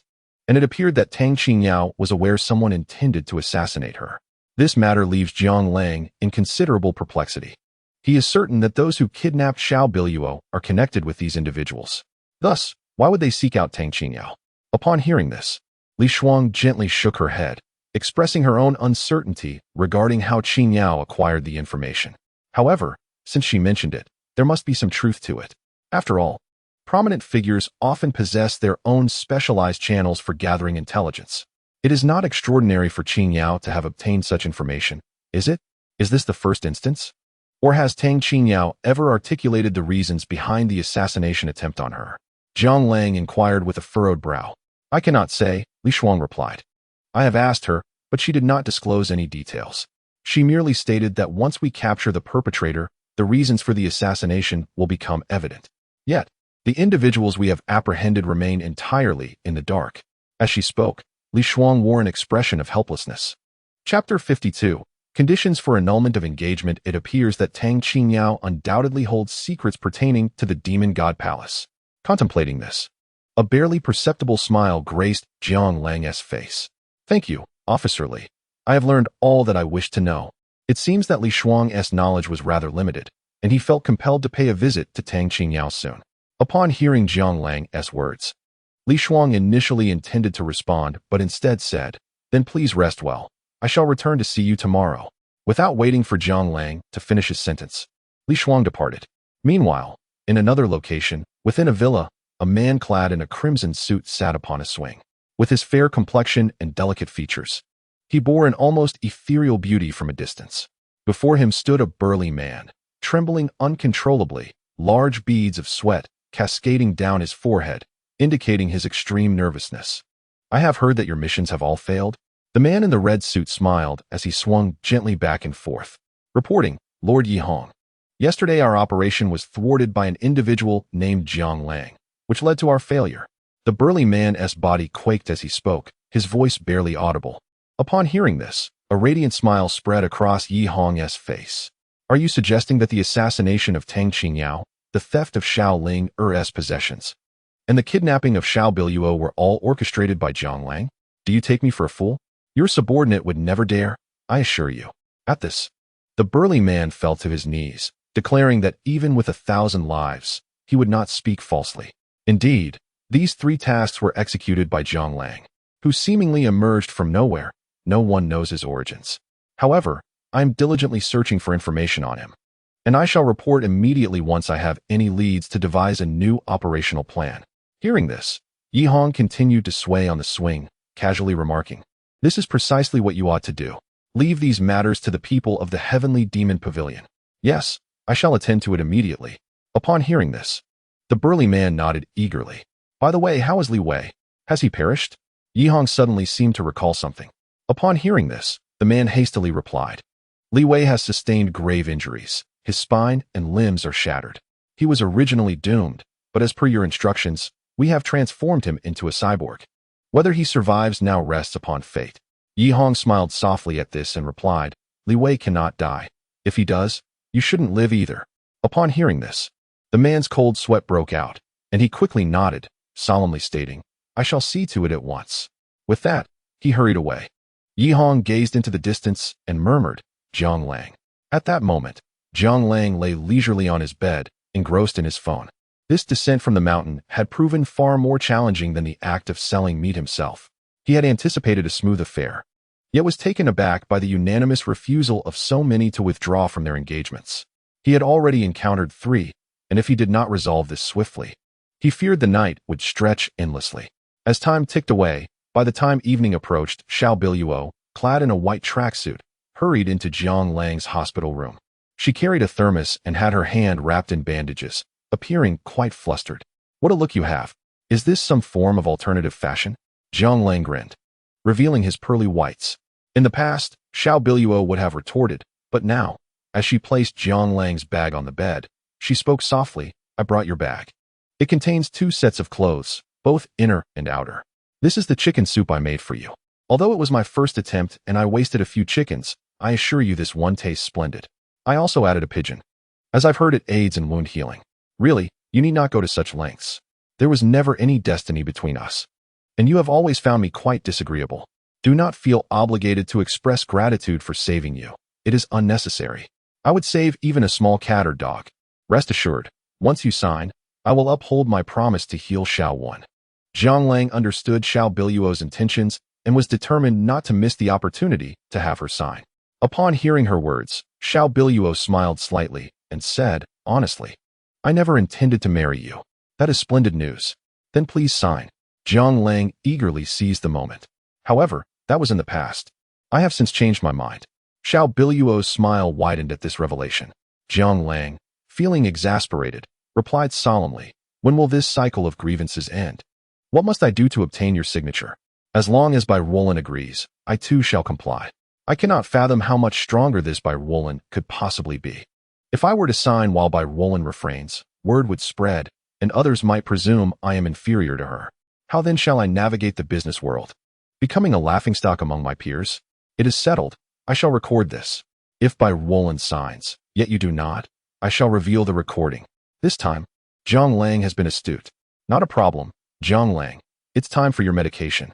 Chapter 53, Persuading Bai Roland puffed. Upon hearing those words, Zhang Lang nearly spat out a mouthful of blood. How absurd. He almost became the subject of ridicule. Observing Zhang Lang's reaction, Xiao Biluo understood his sentiments. It seemed he was not quite at ease. Shall I henceforth call you De Lang? With a playful smile, Xiao Biluo's demeanor only deepened Zhang Lang's sense of helplessness. It was rare to witness her in such a mischievous light. Very well, I shall be De Lang, and you shall be Jean Lian. We make a perfect pair. Don't you think? Zhang Lang jested, teasing Xiao Biluo in return. Not a problem, De Lang. As long as you are pleased, I am agreeable. While saying this, Xiao Biluo cast a flirtatious glance at Zhang Lang, sending a shiver down his spine.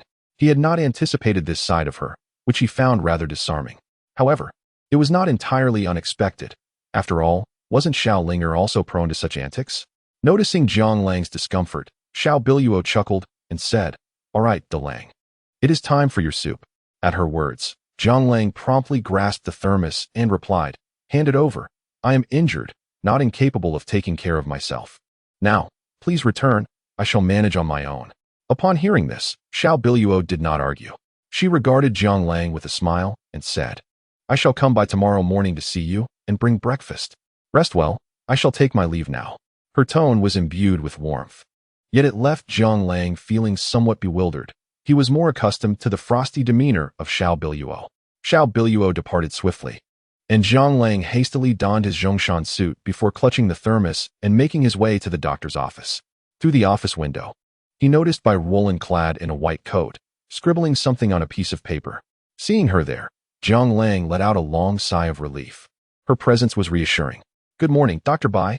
With a swift movement, he entered the office. Upon seeing Zhang Lang, Bai Roland's face broke into her characteristic smile. Oh, it's you.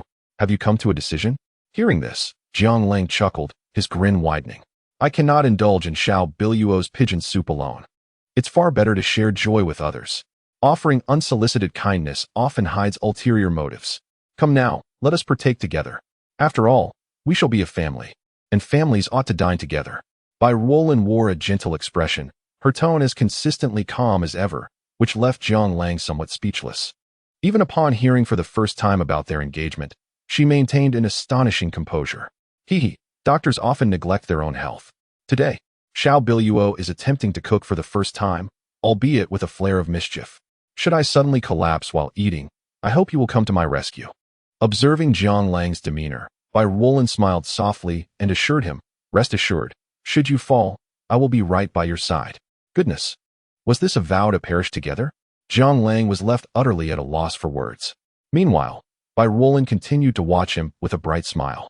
Seeing this, Zhang Lang, while sharing a meal with Bai Roland, grinned and remarked, Dr. Bai, did you see? Whenever I possess something delightful, I immediately share it with you. So we must be good friends now. Indeed, Bai Roland replied with a beaming smile. Since we are friends, shouldn't we be open and honest with each other? Zhang Lang quickly interjected. What are you trying to say? Bai Roland replied coolly. This is our engagement document. I hope you can sign it. After she signed, they would part ways, and he would ensure to avoid her if they crossed paths again.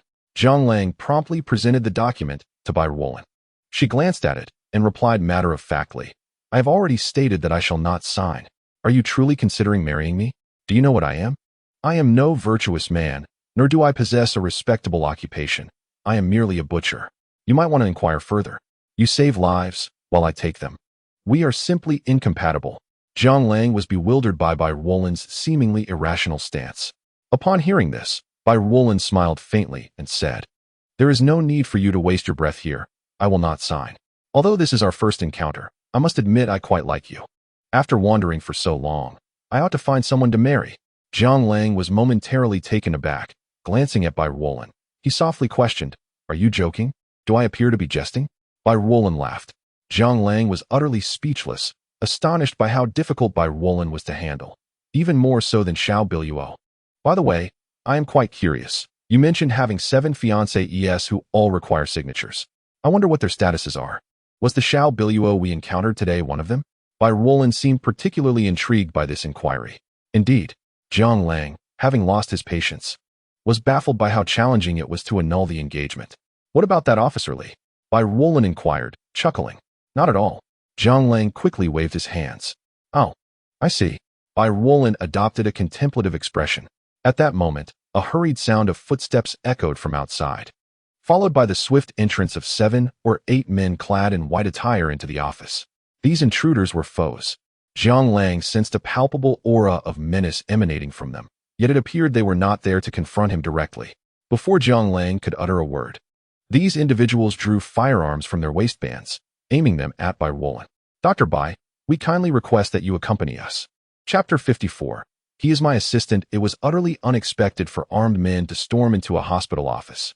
Zhang Lang remained unfazed. To him, these individuals were far from intimidating. However, Bai Ruolan seemed remarkably composed, a rarity indeed. She surveyed the men and calmly remarked, "Is it not excessively audacious to commit such an act in broad daylight?" Upon hearing her words, the leading man responded in a grave tone, "Dr. Bai, I apologize, but circumstances compel us. My elder brother has sustained injuries and requires your medical attention. Should you refuse, I would have no choice but to ensure he is accompanied in death. We are prepared to face any peril, and should you call upon us, we shall willingly brave the flames and swords." Listening to the man, Bai Ruolan replied placidly, "Very well, a healer's heart yearns to save lives. Since fate has intertwined our paths, I cannot stand by idly." With that, she began to gather her medical kit. Observing this turn of events, Zhang Lang silently rose and softly stated, "I will take my leave first. Please consider my terms. I shall not relent easily." As he finished speaking, he turned to depart. "Zhang Lang, you cannot leave. You must become my assistant. Otherwise, I will be unable to focus on treating my patients," Bai Ruolan said, continuing her packing with an air of nonchalance. Taken aback by her words, Zhang Lang found himself frozen in place, while one of the armed men pressed the gun against his temple. "In that case, Mr. Jiang, I must insist you accompany us as well. Was this not somewhat hasty?" A look of resignation crossed Zhang Lang's face. How had he inexplicably become Bai Ruolan's assistant? As for her safety, he harbored no concerns. Despite their weapons, these men exuded a sense of disciplined training, and even if they were from the underworld, they appeared to belong to a structured organization. The thought of harming Bai Ruolan warranted careful consideration of their capabilities. Moreover, Bai Ruolan was a doctor, and her admirers, along with her celebrity status, would deter anyone from committing such a reckless act. Much like Xiao Biluo, who would dare to abduct her if Li Wei were not prepared to stake everything. Yet, it seemed there were no alternative courses of action. They would have to proceed step by step. Since they had crossed paths, he might as well lend a hand. Soon, the two individuals entered a vehicle, and Zhang Lang observed that this group was indeed well trained. Several cars arrived in perfect formation, their offensive, defensive, and retreat strategies meticulously organized. Zhang Lang found himself intrigued by these individuals. The cars swiftly departed, and after a journey of approximately 10 minutes, it finally came to a halt in a residential area of a village. At this location, sentries were stationed every 5 paces, and the vigilance of the guards was palpable. Upon disembarking, the firearms of these individuals had already been secured, and under the guidance of the group, they proceeded to a room at the rear of the house. Inside, they encountered 3 individuals, a woman clad in a flowing white hanfu, exuding an aura of icy elegance. Though she wore traditional attire, her demeanor starkly contrasted with that of Tang Qingyao. While Tang Qingyao radiated tranquility, this woman emanated a chilling presence, and more importantly, a faint hint of murderous intent, suggesting she had recently emerged from a violent confrontation. Beside her stood a towering man, nearly 2 meters tall, shrouded in the dim light of the room, resembling a formidable black bear. On the bed lay a man, bloodied and barely breathing, teetering on the brink of death. Noticing Jiang Lang and Bai Wulin's arrival, the burly man spoke in a grave tone. "You, save him, and you shall live. Fail, and you shall die." At these words, Bai Wulin's brow furrowed slightly. The woman in white, however, spoke calmly. "Liang Yong, Dr. Bai is renowned for her miraculous healing abilities. As long as she intervenes, no one has ever perished." Her tone was remarkably placid, as though discussing an inconsequential matter, yet Liang Yong merely scoffed and fell silent. Unperturbed, the woman in white continued, "Dr. Bai, please proceed." Hearing this, Bai Wulin examined the patient and softly declared, "He has been shot in the abdomen and requires surgery. This facility lacks the necessary conditions, so you must take him to a hospital immediately. I lack such resources, and I do not require you to heal my brother. I only ask that you keep him alive, and we will find a way to transport him for treatment," Liang Yong asserted, showing no signs of yielding. Bai Wulin's brow furrowed further. As a physician, she could not stand by as someone lay dying before her. The woman in white countered, "Dr. Bai, I must remind you that following my instructions is imperative. Not all of my brothers will heed your words." Her statement, though delivered calmly, carried an unmistakable undertone of threat. "Nevertheless, I trust you will save him, as you are a doctor, are you not? If there is anything you require from us, please do not hesitate to ask."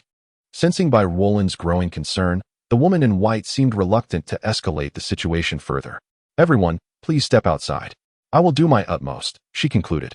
The compassion inherent in a healer's heart was evident, and Bai Wulin, as a physician, could never allow someone to fade away silently before her eyes. "We await your favorable news outside." Upon uttering these words, the group swiftly departed.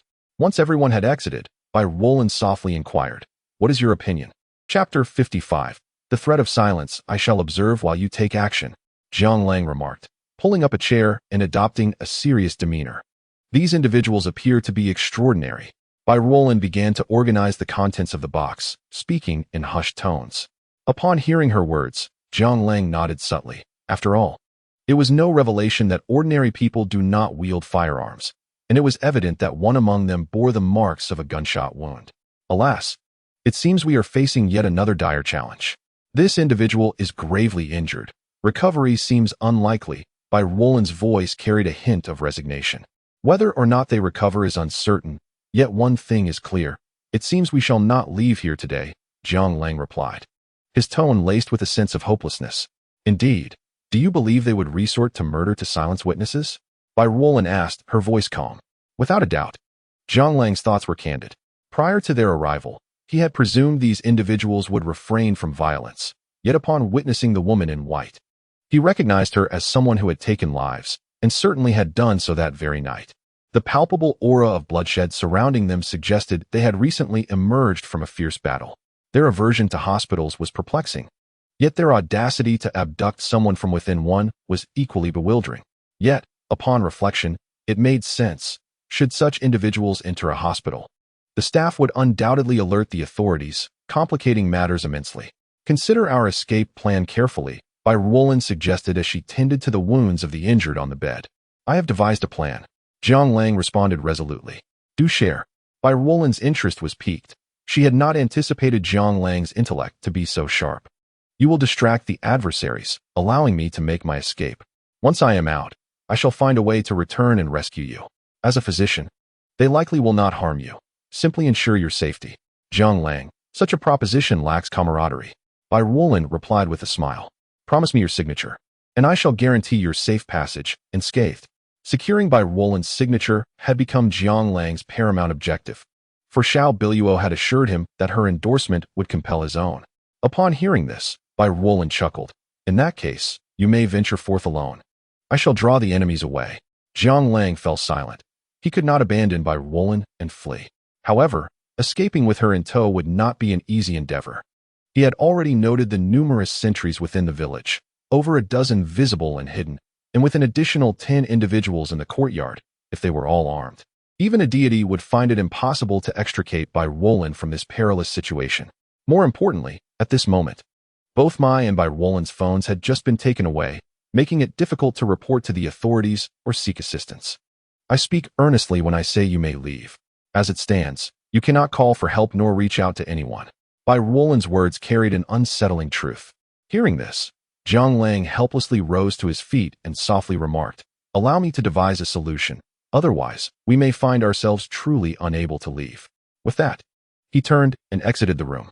Not far from there, a woman in white was leisurely observing the surroundings. "Sister Shuang, what shall we do next?" Liang Yong inquired in a deep voice. Upon hearing this, the woman in white replied indifferently, "As long as we ensure his survival, we must uncover the secret he wishes to reveal. As for Bai Roland and that Jiang Lang, it would be best to eliminate them." This Bai Roland seems to pose quite a complication, Liang Yong thought, gazing at the woman with a hint of resignation. The woman in white reassured him, "Fear not. I shall take charge of this matter. This information must remain undisclosed, and even if we were to dispose of Bai Roland, others would hardly trace it back to us." Time passed inexorably, and the woman, Jean Rouge-Wang, returned to the courtyard. She scanned the group and then furrowed her brow, inquiring, "What is the situation inside?" At her words, a man in white hastily responded, "The brothers just went in to check. Everything is normal. Dr. Bai's medical skills are exceptional, but it will take some time." "Excellent. And Jiang Lang?" Jiang Lang. He went to the restroom. It was unexpected that Jean Rouge-Wang would inquire about Jiang Lang. Upon hearing this, her brow furrowed slightly, and she spoke in a low voice, "How long has it been?" "About 20 minutes. The man in white grew somewhat anxious at this revelation. "Incompetent." Jean Rouge-Wang scoffed coldly and headed toward the restroom. Upon reaching the restroom door, two guards promptly inquired, "Sister Rouge-Wang, what is the matter? Where is Jiang Lang?" Jean Rouge-Wang furrowed her brow. "He is inside." The guards were taken aback. "Open the door," Jean Rouge-Wang commanded in a firm tone. The guards were uncertain of how to respond. Seeing her anger, Jean Rouge-Wang coldly insisted, "I demand you open the door." Realizing her seriousness, the guards finally snapped to attention and hurriedly approached the restroom door, kicking it open with a swift motion. As the door swung open, the two guards found Jiang Lang hastily adjusting his trousers. "Hey, what are you doing? Perverts! Are you spying on me?" Jiang Lang exclaimed, his face a mixture of shock and disbelief. Hearing this, everyone exchanged glances, momentarily at a loss for words. Jean Rouge-Wang's caution seemed excessive. She regarded Jiang Lang and solemnly warned, "I advise you not to play tricks." Chapter 56. Jiang Lang's reinforcements. Upon hearing these words, Jiang Lang's expression bore a look of grievance. "Sister, what do you expect me to do? You saw for yourself that I was forcibly brought here by your people. With so many of you armed with guns, it's only natural that I would be terrified, wouldn't you agree? Why not let me go? In truth, I am not Bai Roland's assistant. I am merely a patient discussing my condition in the office when your people arrived. Speak another word, and I shall end your life." Jean Rouge-Wang said softly. Jiang Lang, upon hearing this, displayed a hint of helplessness. Alas, why must it always resort to violence? Such a formidable woman, what a pity. As he spoke, Jiang Lang continued to walk. This left the guards utterly astonished. In all these years, they had never heard of anyone daring to provoke Jean Rouge-Wang. However, Jiang Lang paid little heed to their astonishment and directly entered the previous room. "Have you devised a plan?" Bai Roland inquired coolly. "How much longer do you need?" Jiang Lang did not respond directly, instead stating, "It will take at most half an hour." The surgery had already reached its latter stages, and Jiang Lang noted that. According to his calculations, it was indeed nearing completion. "I can give you a maximum of 20 minutes. After that, our reinforcements will arrive, and we will be safe." Jiang Lang stated calmly. "Reinforcements? You have no phone. Are you planning to run back to fetch them?" Bai Roland remarked, her tone equally composed. Jiang Lang remained silent, patiently awaiting the passage of time. "Is it almost done?" Jean Rouge-Wang outside inquired, a subtle premonition stirring within her that the situation was shifting. "I just inquired. It should conclude within 10 minutes at most," Liang Yong replied solemnly. "Prepare to act." Jean Rouge-Wang's murderous intent began to radiate. Hearing her command, the others hastily gathered around, waiting for her signal to storm in and eliminate Jiang Lang and Bai Roland on the spot. At that moment, Jiang Lang emerged from the room with a smile. Observing the tense atmosphere, he gently remarked, "When the birds are gone, the fine bough is hidden. When the cunning rabbit dies, the hunting dog is cooked. We have yet to finish our task, and you are already preparing to discard me." Upon hearing this, Zhang Rushuang replied coolly, "You should not have come. Since you are here, you must accept your fate. You are destined to die. Is that so? Then go ahead and shoot. Let us see if those inside can survive after you fire." Jiang Lang smiled softly. At this moment, over a dozen guns were aimed at him. Though he was skilled, he was no deity. One shot could spell his demise. I am all too familiar with Bai Wolin's character, even knowing she might perish in the next moment. She would unhesitatingly save others. This was precisely why I sought her out. However, you may very well die unjustly. In the underworld, you can seek vengeance against me. I am Zhang Rushuang. Zhang Rushuang's tone was remarkably flat, as though she were discussing matters entirely unrelated to herself. In stark contrast, Jiang Lang wore a broad smile. "You are so frigid. How do you expect to marry someday? What will you do if you encounter someone you fancy? If they refuse you, will you hold a gun to their head? And should you find yourselves together, would you not fear for your life if you ever displeased them? Will you not end up a lonely soul, aging in solitude? Your words are far too numerous." Zhang Rushuang's expression darkened at these remarks. Hearing this, Jiang Lang chuckled lightly and replied nonchalantly, "Do you truly believe you could kill me? You may certainly try." Liang Yong interjected in a low voice. "How about we wager? Let us see if those inside can survive, or if you can indeed kill me, or perhaps if you can manage to escape." Jiang Lang's face radiated confidence.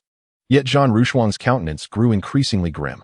"You lack a phone to send word, and you have not ventured outside. I possess an abundance of firearms, and I fail to comprehend how you harbor such confidence." Zhang Rushuang stated coolly.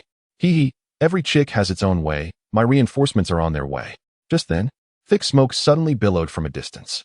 "Sister Rushuang, several houses in the village have caught fire. The fire truck will arrive within 5 minutes." Almost simultaneously with the flames, the sound of alarms pierced the air. Upon hearing the sirens, Zhang Rushuang's expression turned even more sour. "Jiang Lang, very well. I shall remember you. I will return to settle this score. Let us retreat." "Sister, I can kill them." Liang Yong could not fathom why they would withdraw, as Jiang Lang would perish in mere seconds. "I said retreat." Zhang Rushuang replied coldly. Seeing her genuinely angered, the others dared not voice their objections, as remaining would likely prove too late. They swiftly departed like a receding tide, leaving the courtyard in an eerie silence, as if nothing had transpired there. At that moment, Bai Wolin quietly emerged from the room. Observing the desolate courtyard and the distant wailing of sirens, she was taken aback. Why had they fled? Did they intend to remain here and await capture? Did they not see that the firefighters would arrive promptly? Jiang Lang flashed a grin, revealing his pearly whites. Hearing this, Bai Wolin's confusion deepened. Firefighters are not the same as the police. Why would they be afraid? And what could have caused such a sudden blaze? Chapter 57. Conditions for signing. Upon hearing her words, Jiang Lang smiled faintly and replied, "Firefighters differ significantly from ordinary police. Once a fire ignites, they will undoubtedly appear. Lacking a phone to call for help, we can only use the blaze to draw the firefighters to us. As long as the firefighters arrive, these individuals would certainly hesitate to act, for once they take action, there would be no escape for them. As for how I ignited the fire, there is no need to elaborate. You merely need to comprehend that you owe me a life. Regardless of whether you manage to save anyone today, these people will surely take your life, and you nearly brought me to ruin as well. Altogether, that amounts to 2 lives. Bai Wolin chuckled softly at this, then remarked, 2 lives indeed. Such a grave matter. I feel that my gratitude for saving my life cannot be repaid. Perhaps I can offer my person in return. What do you think? I did not ask for your gratitude to be returned with malice," Jiang Lang retorted, casting a sidelong glance at Bai Wolin. In response, Bai Wolin smiled and said, "Alas, I possess no wealth, so this is the only recourse I have. In truth, even without setting the fire, you must have a way to lead me out, yes?" Bai Wolin's expression shifted suddenly. Jiang Lang shrugged, non-committal. Yet, Bai Wolin did not pursue the matter further, simply smiling as she inquired, "What shall we do now?" After pondering for a moment, Jiang Lang furrowed his brow and replied, "For now, we can only hold our ground and wait for assistance. If my calculations are correct, they will certainly leave a portion of their numbers here to adapt to the situation. If there is no fire and the firefighters cannot arrive, they will undoubtedly return with vengeance. What shall we do then?" Bai Wolin asked quietly. Her demeanor remained remarkably calm, as if the unfolding events bore no relevance to her. Indeed, Regardless of what transpired, it seemed Bai Ruolin would not exhibit any change in expression. Just as Bai Ruolin finished speaking, a sudden fire erupted in one of the houses within the courtyard. The flames appeared without warning, leaving Bai Ruolin momentarily speechless. "Do you possess magic?" she asked, her surprise evident for the first time. Jiang Lang, with an air of feigned nonchalance, turned his wrist and smiled. "These are merely rudimentary spells, hardly worth mentioning." Not far away, Lian Yang's countenance darkened considerably. He glanced at Zhan Rushuang and said, "Sister Shuang, the house is on fire." Upon hearing this, Zhan Rushuang's brow furrowed in silence. "Jiang Lang, we must retreat." Without hesitation, she turned and swiftly departed. With Zhan Rushuang gone, Jiang Lang and the others were soon returned to the hospital. In the hospital office, Bai Ruolin smiled gently and said, "Thank you for saving me. If you truly wish to express your gratitude, you wouldn't be engaged in idle chatter here," Jiang Lang replied coolly. At this moment, he felt utterly exhausted, questioning why Bai Ruolin had not once mentioned the cancellation of their engagement. "I sincerely wish to thank you. If it were not for me, you would not have taken such risks today, and without you, I might not have survived. Then sign the marriage contract. We can consider it settled." Jiang Lang looked at Bai Ruolin, sensing that she would not agree to sign. Indeed, upon hearing Jiang Lang's words, Bai Ruolin smiled and remarked, "The renowned superstar Su Yinxue and the president of the Xiao Group, Xiao Biluo, are both your fiancés. It seems the person who arranged your engagement is quite a prominent figure. I wonder why neither of them has signed the contract. Su Yinxue, being a celebrated star, must approach such matters with great caution, though I believe it won't be long before she agrees. As for Xiao Biluo, she has stated that she will only sign if you do, so shouldn't you also articulate your terms?"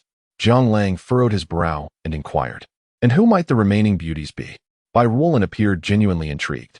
"You wouldn't know even if I told you." Jiang Lang waved his hand dismissively. Hearing this, Bai Ruolin chuckled and said, "How about this? Once you have found the remaining fiancés, I will sign after I have met each of them at least once. What do you think? Are you serious?" Jiang Lang realized that Bai Ruolin would have conditions, but he hadn't anticipated such stipulations. Observing Jiang Lang's reaction, Bai Ruolin replied with a smile, "Though I may not be a gentleman, I do keep my word." "Very well, a gentleman's word is his bond. I trust you." Bai Ruolin, "I've built a reputation in this world." Jiang Lang mused, finding her condition rather reasonable. Though somewhat resigned, he felt he had no choice. It seemed everyone had their own terms, and they were relatively straightforward. At least Bai Ruolin's condition gave Jiang Lang a glimmer of hope. If he managed to gather 7 women, she would sign, and Xiao Biluo would likely follow suit. "You should rest early." At that moment, Jiang Lang abruptly stood and addressed Bai Ruolin. Though uncertain of what had transpired, Bai Ruolin nodded gently. Earlier, she had informed him that she would be staying in the hospital for the next few days, planning to leave Langzhou once her obligations were fulfilled. After ensuring Bai Ruolin was settled, Jiang Lang quietly made his way to the hospital corridor. Upon reaching the end, he lit a cigarette, inhaled deeply, and spoke softly. "I've been waiting long enough. Come out." At his words, a man in a tailored suit emerged from a nearby corner. He appeared to be in his 30s, with a close-cropped hairstyle and a distinct, curved scar on his face. Chapter 58. A reunion with an old friend. This man exuded the aura of someone accustomed to the battlefield, his air of decisiveness unmistakable. Approaching Jiang Lang, the suited man coldly stated, "Someone wishes to see you." "Who?" Jiang Lang replied nonchalantly. "You will find out soon enough." The man's tone remained icy. "And what if I refuse?" Jiang Lang smiled. "In my lexicon, there is no such thing as an unfinished task." The man's words elicited a chuckle from Jiang Lang, confirming that he was indeed of military origin. If military personnel sought him out, it was undoubtedly for a significant purpose, and having served himself, Jiang Lang felt no trepidation. "Very well, lead the way." With that, the 2 individuals proceeded towards the underground parking lot of the hospital, one following closely behind the other. Upon reaching the entrance of a motorhome, the man in the suit stood at the door and informed Jiang Lang, "There is someone waiting for you inside. Please, go in." Upon hearing this, Jiang Lang, unceremoniously, turned and entered the vehicle. Inside, an elderly gentleman with a mane of silver hair was smiling warmly at Jiang Lang. The visitor was none other than Xiao Dinghua. Jiang Lang, unfazed, casually took a seat and remarked, "Old man, it has been quite a while. Did you come specifically to see me?" His tone reflected a hint of disdain, Yet Xiao Dinghua remained unperturbed. Indeed, it has been many years since we last met. I heard of your return and came to check on you. How is life in the city treating you? A broad smile adorned Xiao Dinghua's face. Seeing him, Zhang Lang leaned back in his seat, seemingly disinterested in conversation. Still holding a grudge against me? Xiao Dinghua chuckled. Not at all. Who are you? You wield the power of life and death over others. And to you, human lives mean nothing. Zhang Lang retorted with a dismissive smirk. Observing Zhang Lang's demeanor, Xiao Dinghua burst into hearty laughter and declared, You still blame me, don't you? Back then, knowing full well there was an ambush, you still sent your brothers to their deaths.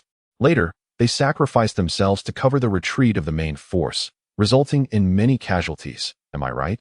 Bang. Zhang Lang did not respond, but an aura of murderous intent enveloped him instantaneously. You are unworthy of being a commander, and you have no right to utter their names. Zhang Lang's fury was palpable, suggesting a willingness to resort to violence at any moment. Zhang Lang, in your position, you must make the necessary decisions. Even if time were to rewind, I would not regret my choices. A sacrifice of fewer than 100 lives defeated tens of thousands of enemies, allowing the people at the border to live in peace for many years. Is that not worthy? Xiao Dinghua's expression turned serious as he continued, War inevitably brings death. You may die, I may die, but your brothers cannot die in vain. At this moment, Xiao Dinghua's smile faded, replaced by a somber demeanor. Zhang Lang, growing increasingly agitated, retorted, I can die, but my brothers cannot. They must not die in vain. Zhang Shuwen was only 16 when he fell, riddled with 7 bullets. Peng Jun sacrificed himself to protect our convoy, carrying explosives beneath the enemy's vehicles. And Fu Xiaohua, these were my brothers. They died for their country. Yet their deaths were so unjust. In the end, you provided them with no semblance of justice. Is there no justice left in this world? Witnessing Zhang Lang's emotional outburst was a rare sight that moved Xiao Dinghua. As time passed, approximately 2 to 3 minutes elapsed, during which Zhang Lang appeared to have calmed considerably. Xiao Dinghua studied Zhang Lang and softly stated, I came today to seek justice for them. What do you mean? Zhang Lang inquired, furrowing his brow. In the beginning, we encountered a traitor among us, and some of your comrades betrayed everyone. Xie Dinghua articulated each word with precision. How is that possible? Zhang Lang's brow furrowed even deeper upon hearing this.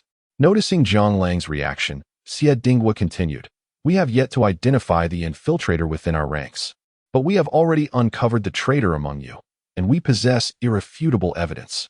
Hearing this, Zhang Lang coldly inquired, Who is it? Bailey Honghu. Xie Dinghua asserted with unwavering conviction. How can that be? Zhang Lang was incredulous as he gazed at Xie Dinghua. He was acutely aware of Xie Dinghua's character. A man of his stature would never stoop to deception, nor would he have any reason to lie. However, Bailey Honghu was his closest brother and his junior disciple. It was only later that his master revealed this shocking truth to him. The two had been taken in by their master at a young age, but had never lived together. So even when they fought side by side on the battlefield, this secret remained hidden from them. If Bailey Honghu were indeed a traitor, Zhang Lang could never accept such a notion. Observing Zhang Lang's disbelief, Xie Dinghua added, You are an astute individual. The fact that I am disclosing this to you indicates we have evidence. As for whether he is a traitor, I trust you have your own deductions and judgments. Even if he is already dead, having perished in that battle. What use is it to discuss this now? A bitter expression crossed Zhang Lang's face as he absorbed the shocking news from Xie Dinghua. Hearing this, Xie Dinghua gently shook his head, insisting, Bailey Honghu is not dead. How can that be? After such an explosion, no one could have possibly survived. Zhang Lang resolutely shook his head, confident in this assertion. What if Bailey Honghu is a cyborg? Xie Dinghua said, his brow furrowing. Chapter 59. A difficult choice. Zhang Lang was momentarily taken aback by the term cyborg. He understood its implications, having recently encountered them in battle. I believe you must have encountered cyborgs over the past few days. On the battlefield, you witnessed their invulnerability. Ordinary bullets could not penetrate their defenses. Xie Dinghua spoke solemnly. Zhang Lang began to accept this possibility. By now, you should be aware of the Demon God Hall. I can now confirm that Bailey Honghu is the leader of the Demon God Hall. After delivering this statement, Xie Dinghua fell silent, merely observing Zhang Lang. At that moment, Zhang Lang seemed devoid of any murderous intent, appearing no different from an ordinary person. As time passed, Jiang Lang took out a cigarette and smoked quietly for a moment before softly asking, "What do you wish for me to do? You have caused a tremendous calamity this evening. Do you realize that?" Xiao Dinghua did not respond directly to the question, instead opting for a rhetorical inquiry. Upon hearing this, Jiang Lang pondered briefly before softly inquiring, "Are you referring to those individuals from tonight? Indeed. Do you have any inkling of who these people are?" Xiao Dinghua sighed deeply, seemingly overwhelmed by the situation.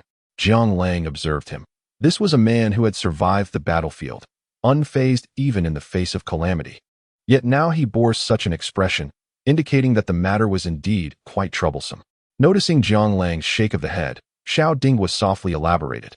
"These individuals belong to the Heavenly Demon Pavilion, an ancient organization with branches scattered across the globe.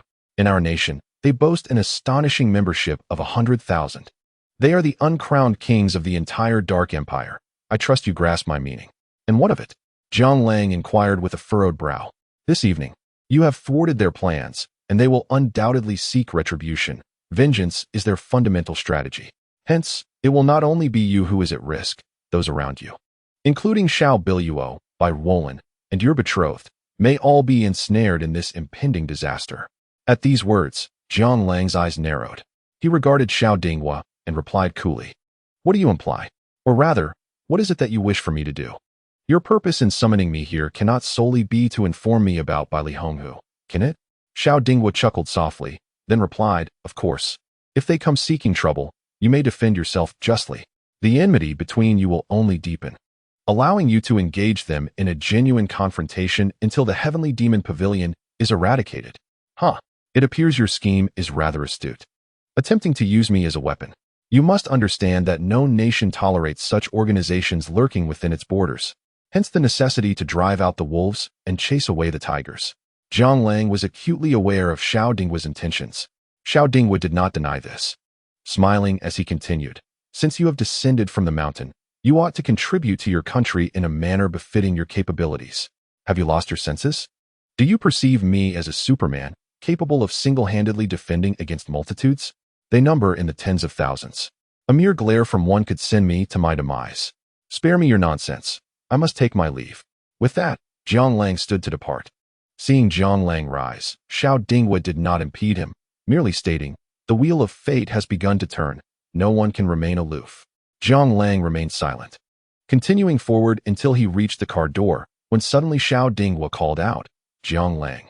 Jiang Lang halted, silent as ever. Xiao Dinghua then spoke solemnly, "I know the names of each of your fallen brothers. Their families have been well cared for. War inevitably claims lives, and for that, I am deeply sorry." Xiao Dinghua's words caused Jiang Lang's body to tremble slightly. At Xiao Dinghua's level, one would never easily admit a mistake. Yet the phrase "I am sorry" warmed Jiang Lang's heart. He was well aware that the commander had his responsibilities, yet after all these years, he found it difficult to let go. Jiang Lang remained silent and turned to exit the vehicle. After he departed, the suited man returned to the car. "Old master, did Jiang Lang agree?" Upon hearing this, Xiao Dinghua gently shook his head. "No, but I am certain he will. The people from the Demon God Palace will soon come knocking, as will those from the Heavenly Demon Pavilion. Given Jiang Lang's character, once he uncovers the truth, he will undoubtedly seize the opportunity to avenge his brothers." Indeed, Jiang Lang possessed such a temperament, yet he was currently isolated and without support. Confronting the Heavenly Demon Pavilion seemed nearly impossible. As for the experts from the Demon God Palace and the enigmatic Yellow Spring sect, the suited man's face bore an expression of concern.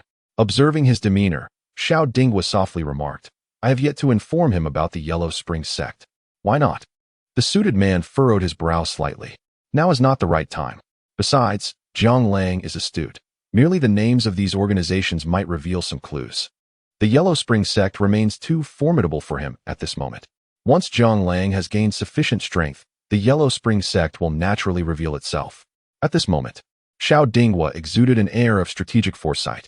The suited man nodded and quietly suggested, "Shouldn't we lend him a hand?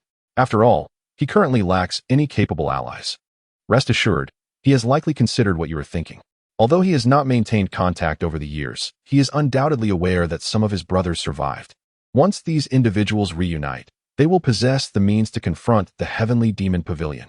I believe it won't be long." Xiao Dinghua gazed into the distance, his eyes filled with determination. Meanwhile, Jiang Lang quietly made his way back to his hospital room. The revelations he had learned that evening were overwhelming, and he understood that the forthcoming challenges would not be easily resolved. Perhaps he had previously only wished to annul the engagement, but it now seemed imperative that he act swiftly. Jiang Lang was no saint, but he was at least human. He did not wish to endanger Xiao Biluo and the others due to his own actions, for they should not have to bear such burdens. Upon returning to his hospital room, Jiang Lang discovered that Xiao Ling was unexpectedly seated beside his bed. A white crop top and denim shorts that barely cover the legs, revealing long, slender thighs rhythmically tapping against the ground. Today, Xiao Ling even sports a pair of playful twin ponytails, radiating an exuberant youthful spirit. However, who would have imagined that this girl is the leader of an assassination organization? And a renowned one at that? Brother-in-law, where have you been? She cheerfully pouted upon seeing Jiang Lang. Observing her demeanor elicited a shiver from him. Enough of this frivolity. There are no outsiders here. Speak your mind, or leave me be. I need to rest. At his words, Xiao Ling's pout deepened. I'm just a girl. Why treat me so harshly?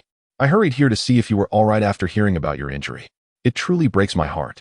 Unmoved by her theatrics, Jiang Lang recognized that Xiao Ling was far more astute than Xiao Biluo. She must have significant matters to discuss. I'm tired. You may go. I'm not dying, he replied, dismissing her as he lay back on his hospital bed. He was acutely aware of what the future held. Over the years, he had sought out numerous pieces of information, yet they diverged greatly from what he truly desired, particularly concerning that fateful final battle where he lost so many comrades, which had turned into an unsolved mystery. Now, with a wealth of new leads, he felt compelled to investigate thoroughly. However, Jiang Lang also realized the urgency of dissolving any engagements. As long as they remained, they were considered his fiancées, and it was likely his enemies would target them. I do not kill unoffending souls, yet they suffer due to my existence, he reflected, knowing it was not his nature. Moreover, Lu Tao was aware of the intricate ties between the Heaven Demon Pavilion and the Demon God Temple. He needed to unravel those connections at his own pace. Regardless, the enemy was undeniably formidable. The sheer number of 100,000 members was beyond the scope of an ordinary organization. Jiang Lang neither sought trouble nor feared it. Yet, as Xiao Dinghua had warned, trouble had found him. The Heaven Demon Pavilion would not spare him or those close to him. Xiao Dinghua had also mentioned that many of his brothers were still alive. Once Bai Lahong who discovered their whereabouts, he would undoubtedly eradicate them. Jiang Lang understood this man all too well. Noticing Jiang Lang lost in thought, Xiao Ling smiled. What is on your mind, brother-in-law? Are you troubled? You should focus on your own affairs. If Xiao Biluo finds out what you're up to, you won't have time to chat with me, he retorted, giving her a sidelong glance before closing his eyes. In response, Xiao Ling laughed. That is my concern, not yours. Are you free next Sunday? What kind of question is that? Jiang Lang replied, utterly speechless. At this moment, Xiao Ling seemed to awaken from a dream.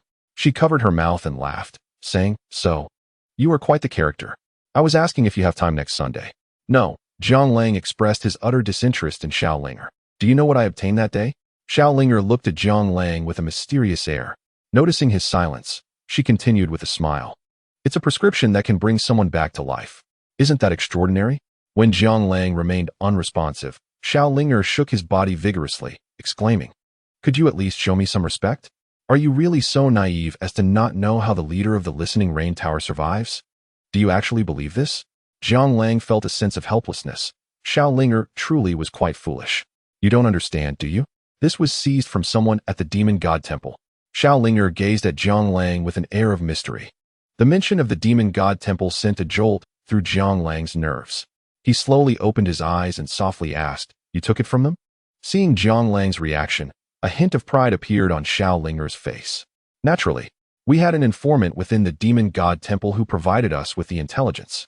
We intercepted it during one of their transactions, which is why they are after me. You have an informant within the Demon God Temple? Where? This revelation truly exhilarated Jiang Lang.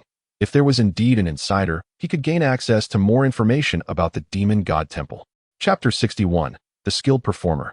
Xiao Ling, seeing Jiang Lang so animated, Xiao Ling gently shook her head. He's dead. Dead. Jiang Lang found it hard to accept. We are sworn enemies of the Demon God Temple. Over the years, they have slain many of our people. My brother discovered this secret and risked his life to send us the information, which is how I obtained this prescription. At that moment, Xiao Linger exuded a fierce aura, as though transported back to that fateful night. What use is this prescription? Jiang Lang frowned. Since you are aware of the Demon God Temple, you must know that many of their modifications require individuals to replace their skin with alloy. This prescription was specifically developed for the modified ones. Without it, the Demon God Temple will no longer produce modified beings. Xiao Linger spoke somberly.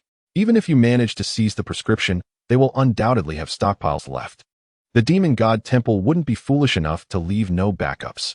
Jiang Lang replied, furrowing his brow. Unbeknownst to him, he and Xiao Linger had unwittingly aligned their interests, as they both shared a common goal, the downfall of the Demon God Temple.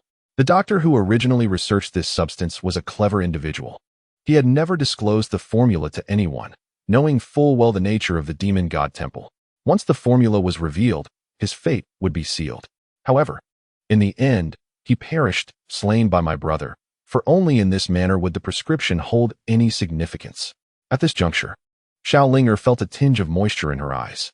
Jiang Lang glanced at her and gently inquired, "What do you plan to do?" It was evident that Xiao Linger harbored her own schemes. "I wish to entrust the prescription to you," Xiao Linger declared resolutely. "Why?" Jiang Lang was not particularly astonished. Believing that both Xiao Linger and the Listening Rain Tower lacked the strength to contend with the Demon God Temple, regardless of their enmity.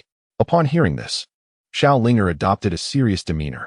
"Though I am unaware of the nature of your relationship with my sister, nor what it may become, I am certain of one thing. You are a good person and a formidable expert.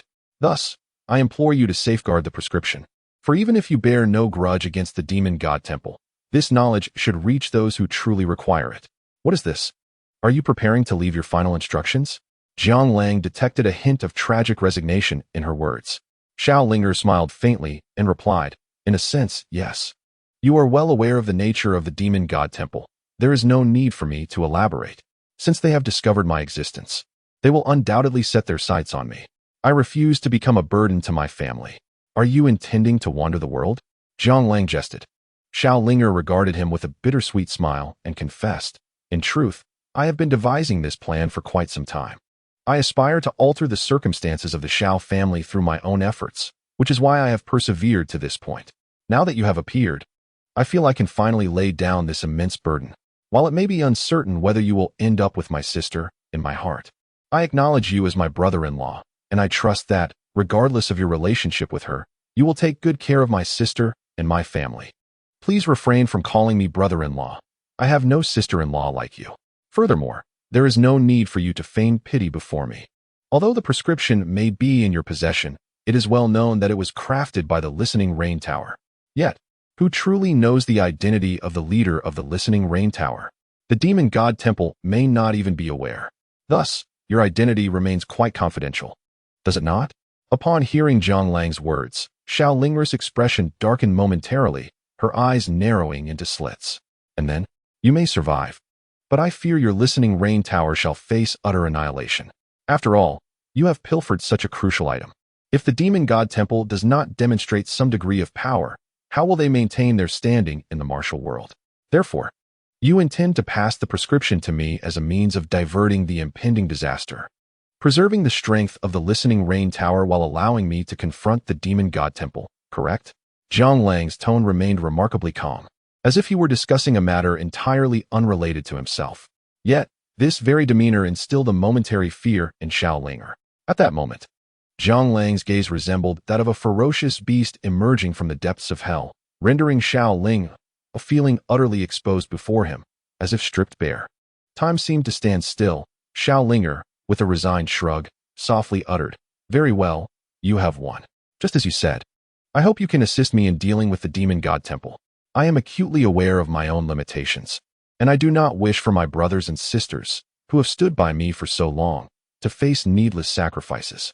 Upon hearing this, Jiang Lang chuckled lightly, shaking his head in resignation. "You truly embody the saying, a dead friend is better than a living foe. My life is not my own, as long as you agree. I am at your service. My being belongs to you. Let it be done." With those words, Xiao Linger immediately began to disrobe, revealing that she wore but a single garment. "Stop!" Jiang Lang interjected, his expression betraying a mix of helplessness and delight. Now, with the enemy lurking in the shadows, He realized that if the demon god temple became aware that their possessions lay in his hands, he could effortlessly trace their whereabouts and seek vengeance for his brethren. Chapter 62. Preparing for farewell. Zhang Lang had his own considerations. Seeking out the enemy was far more challenging than having them pursue him. The demon god temple was teeming with talent and formidable experts, and he needed to be thoroughly prepared. Moreover, he understood that Xiao Dingguo was an astute individual, one who would not act without purpose. Since he had chosen Zhang Lang, he would undoubtedly devise a way for Zhang Lang to clash with both the demon god temple and the heavenly demon pavilion. In truth, Zhang Lang did not fear this prospect. Although he found himself alone, he relished the freedom it afforded him. With his skills, he could gracefully retreat even when faced with formidable adversaries, just as this evening had demonstrated. Had Bai Roland not been present, those individuals would not only have failed to impede him, but could have jeopardized his very life and fortune. Brother-in-law, what shall we do from now on? Zhang Lang's agreement was anticipated, yet the manner in which it transpired caught him off guard. Xiao Linger realized that Zhang Lang would now take the lead. Disband the listening rain tower and scatter our forces. Disband? Xiao Linger was taken aback. This was the culmination of her years of effort. Indeed, disband, Zhang Lang asserted resolutely. Why? That is my base of survival, and I have dozens of brothers and sisters. Xiao Linger exclaimed, her urgency palpable. What was your initial purpose in establishing the listening rain tower? Zhang Lang suddenly inquired. To punish evil and protect my family. Xiao Linger replied with unwavering conviction. Upon hearing this, Zhang Lang smiled softly and replied calmly. Well, your objective has been achieved. Human capabilities are inherently limited, and your perseverance until now is commendable. The remaining tasks shall be undertaken by me. Currently, the enemy is formidable while we are at a disadvantage. The notoriety of the listening rain tower is widespread.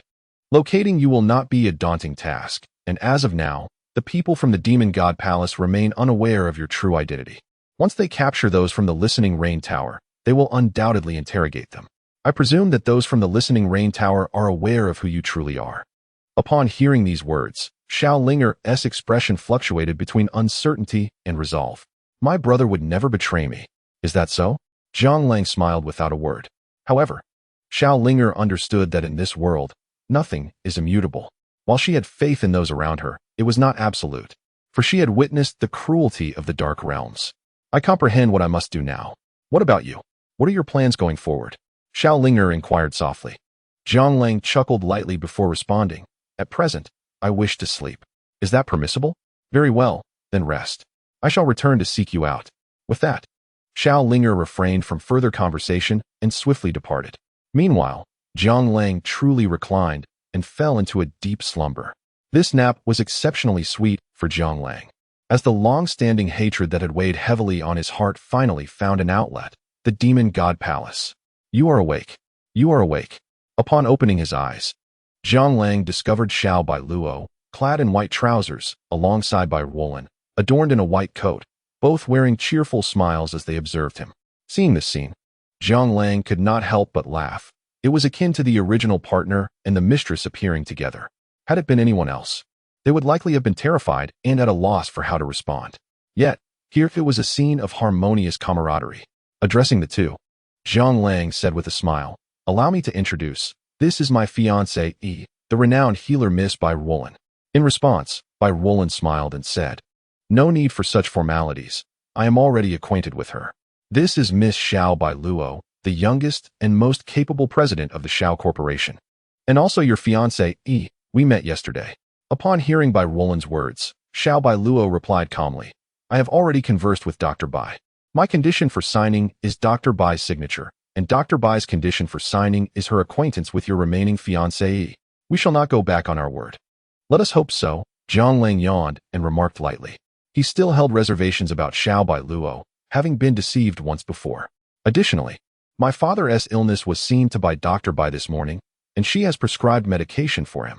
With such a miraculous healer at work, one can naturally expect a swift recovery. Zhang Lang grinned widely, revealing his pearly white teeth. Bai Roland spoke softly, mentioning that she had heard from Miss Xiao about her father's condition. The extent to which you have managed it is indeed beyond the capabilities of ordinary individuals. When you have the time, I would love for you to share how you accomplished such a feat once you sign. I am willing to divulge everything I know. Zhang Lang wore a broad smile, while Bai Roland shrugged lightly and remarked, "It seems your injuries are not a concern at all, and your physique is quite extraordinary. Hence, you can be discharged today. Thank you, Dr. Bai, for your miraculous skills." Zhang Lang appeared unabashed. Upon hearing this, Bai Roland smiled silently, saying, "Please take your time to converse. I already possess your contact information and have shared mine with you. I will reach out to you. Do take care of yourself." With that, Bai Roland politely nodded and turned to leave. Once Bai Roland departed, Xiao Biluo quietly inquired, "Are you truly better?" "Of course. Today, I shall venture into the world. You must take good care of yourself and live well. I still await your return for the signature." Zhang Lang grinned. "Where are you off to?" "Oh, someone asked me to bring you an invitation to a small concert by Suing Xue. Will you attend?" Chapter 63. A blossoming affection. Suing Xue is coming? Where's the concert? Zhang Lang's eyes widened in excitement. "It will take place at the South City Theater. Although it is merely a small event. Did you not express a desire to seek her out for the annulment? I believe this presents a splendid opportunity," Xiao Biluo softly suggested. Hearing this, Zhang Lang chuckled and glanced at Xiao Biluo, surprised by her enthusiasm. "I did not expect you to be so proactive." Xiao Biluo smiled in response. "You have assisted me countless times. I must also lend you a hand. Besides, Bai Roland, I will find a way to help you with those you wish to annul your engagement with. It is rare to see you so benevolent. Thank you. You have resolved matters with the Xiao group for me, and I have yet to express my gratitude, so consider this a token of my appreciation." Xiao Biluo was exceptionally generous at that moment, and Zhang Lang wasted no time. He slung his bag over his shoulder and remarked cheerfully, "Then I shall take my leave. Please do not call me unless absolutely necessary. When the time comes, I will bring Bai Roland's signature to exchange it with you. I hope you will not break your word again, for my patience has its limits. Do you truly have no feelings for me?" Xiao Biluo suddenly asked. This took Zhang Lang by surprise, and he replied, "No." "Very well, I understand." A fleeting look of disappointment crossed Xiao Biluo's face, but it vanished almost instantly. Zhang Lang said nothing further and swiftly departed. Watching Zhang Lang's retreating figure, Xiao Biluo realized that her heart had been carried away with him. She had never considered the prospect of liking someone, nor had she anticipated the sudden appearance of an individual she found distasteful, yet within mere days. He had captured her heart. Xiao Biluo was unaware of the secrets that shrouded Zhang Lang, which commanded the respect of all around him. Even when she inquired, no one would divulge the answer she sought. However, one truth remained clear to Xiao Biluo. Her love for Zhang Lang was unwavering. Zhang Lang, indifferent to the surrounding mysteries, simply hailed a taxi and arrived at the beef noodle stand, ordering a bowl of noodles and patiently awaiting its arrival. The noodles were swiftly prepared and placed before him, while the proprietor, Niu Nuli, took a seat across from Zhang Lang. "Business seems to be rather sluggish lately," Zhang Lang remarked softly as he began to eat. Niu Nuli maintained his usual impassive demeanor, questioning Zhang Lang's next move. With a radiant smile, Zhang Lang replied, "I have located the traitor from years past." "Oh, who is it?" Niu Nuli inquired, his excitement palpable. "Bailey Honghu," Zhang Lang whispered. "Indeed, it is he." Niu Nuli's expression darkened, an air of menace enveloping him. "Do you have any information regarding him?" Zhang Lang pressed gently. Niu Nuli nodded before shaking his head. "I know a bit.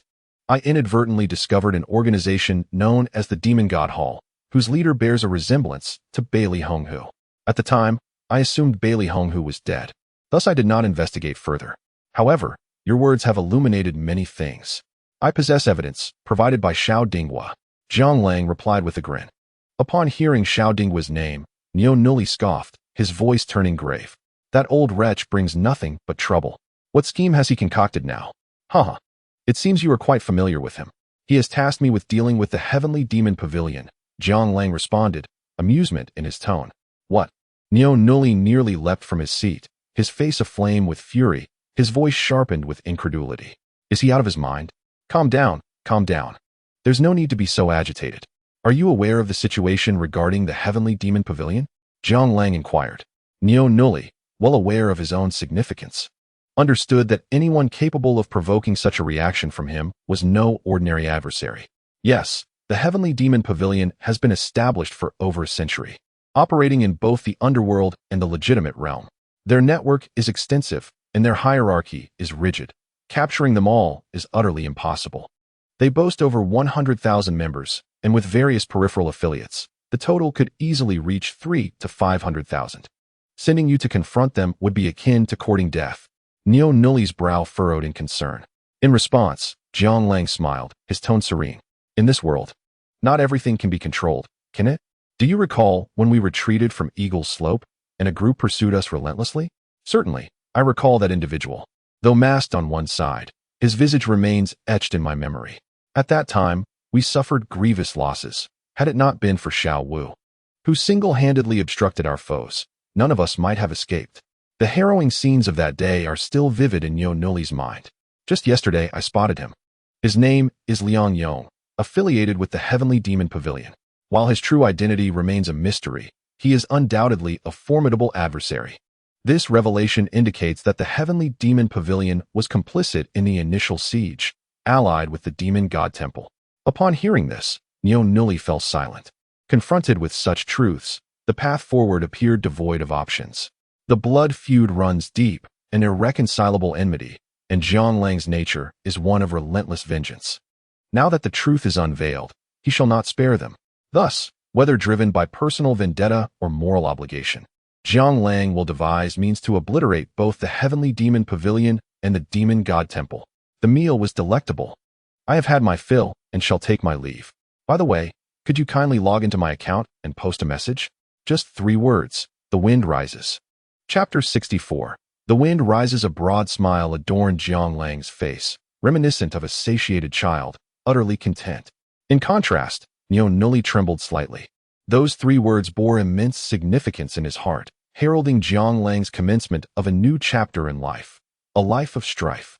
Although Neo Nulli wished for Jiang Lang to refrain from such a path, as Jiang Lang aptly stated, many circumstances in this world are beyond our control.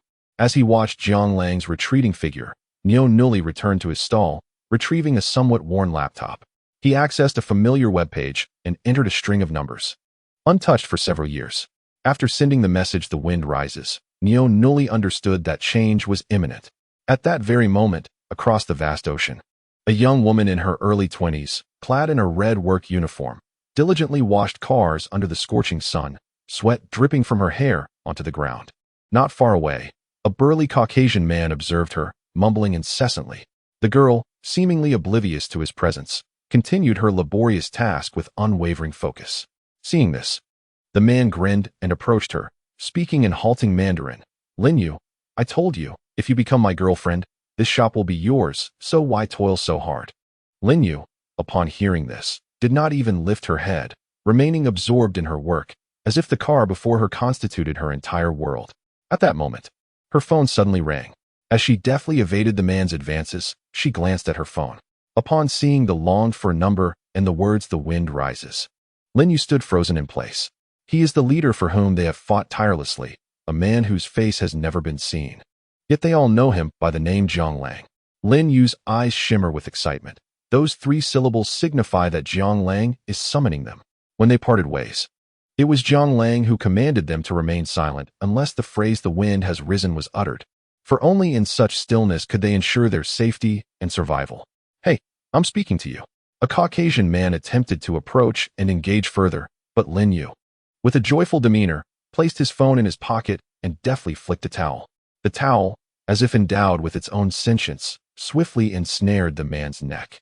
With a gentle tug, the man collapsed to the ground, unconscious.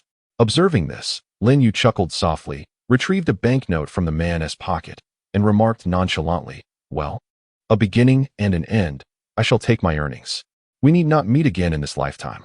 Meanwhile, at a bus station in a quaint town, a young man, bespectacled and leisurely seated in a taxi, perused a newspaper, his feet dangling outside the vehicle, exuding an air of utter relaxation. His handsome features and mischievous smile, though tempered by the glasses that lent him an intellectual demeanor, were marred by his rather undignified posture. "Driver, how much to Sama village?" a young man inquired softly as he approached the bespectacled man. 300. The bespectacled man replied without even glancing up. "Have you lost your mind?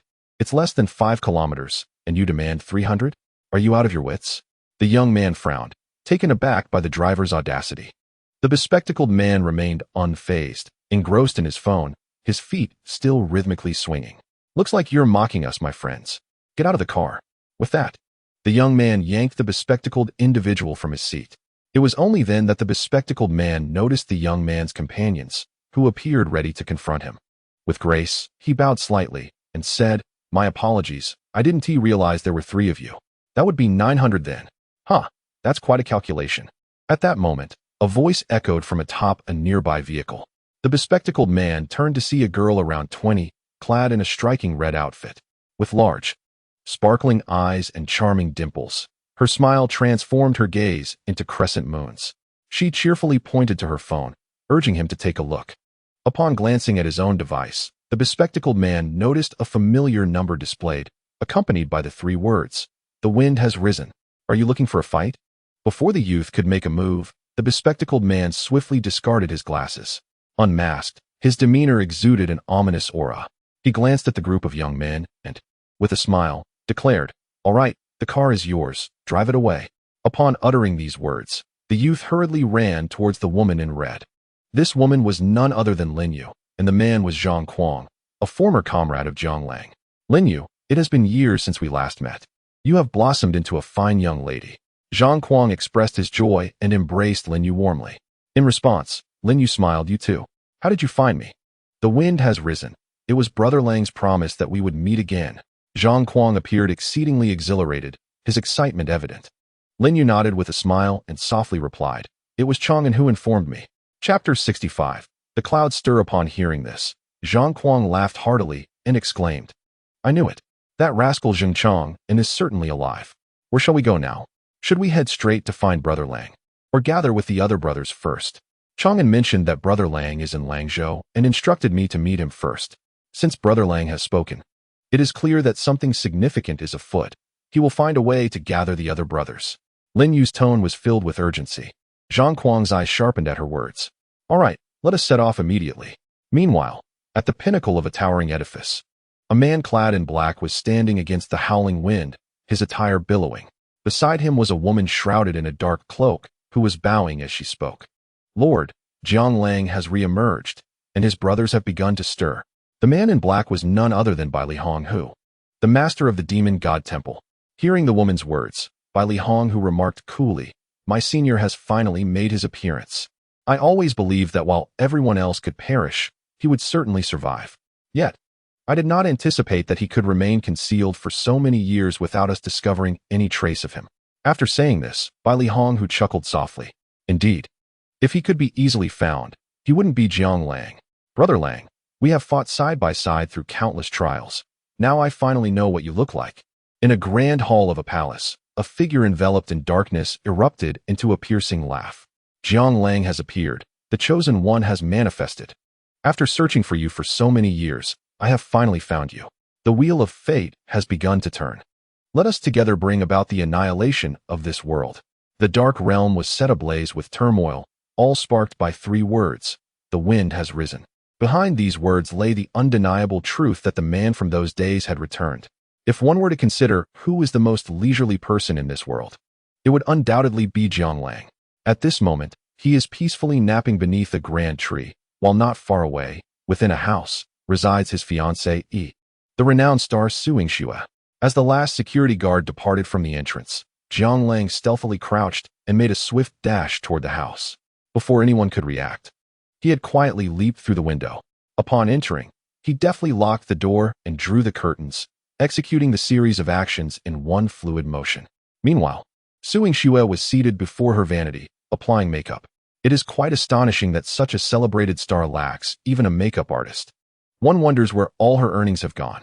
Zhang Lang gazed at Su Yingxue, adorned in a flowing white gown, and a smile graced his face. Upon hearing his voice, Su Yingxue momentarily paused, then a peculiar smile emerged on her lips. "Zhang Lang, long time no see." Seeing her reaction, Zhang Lang beamed, revealing his pearly whites.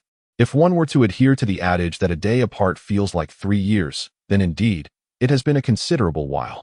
Su Yingxue's cheeks flushed slightly as she recognized the implication of his words. "So, it has been a long time.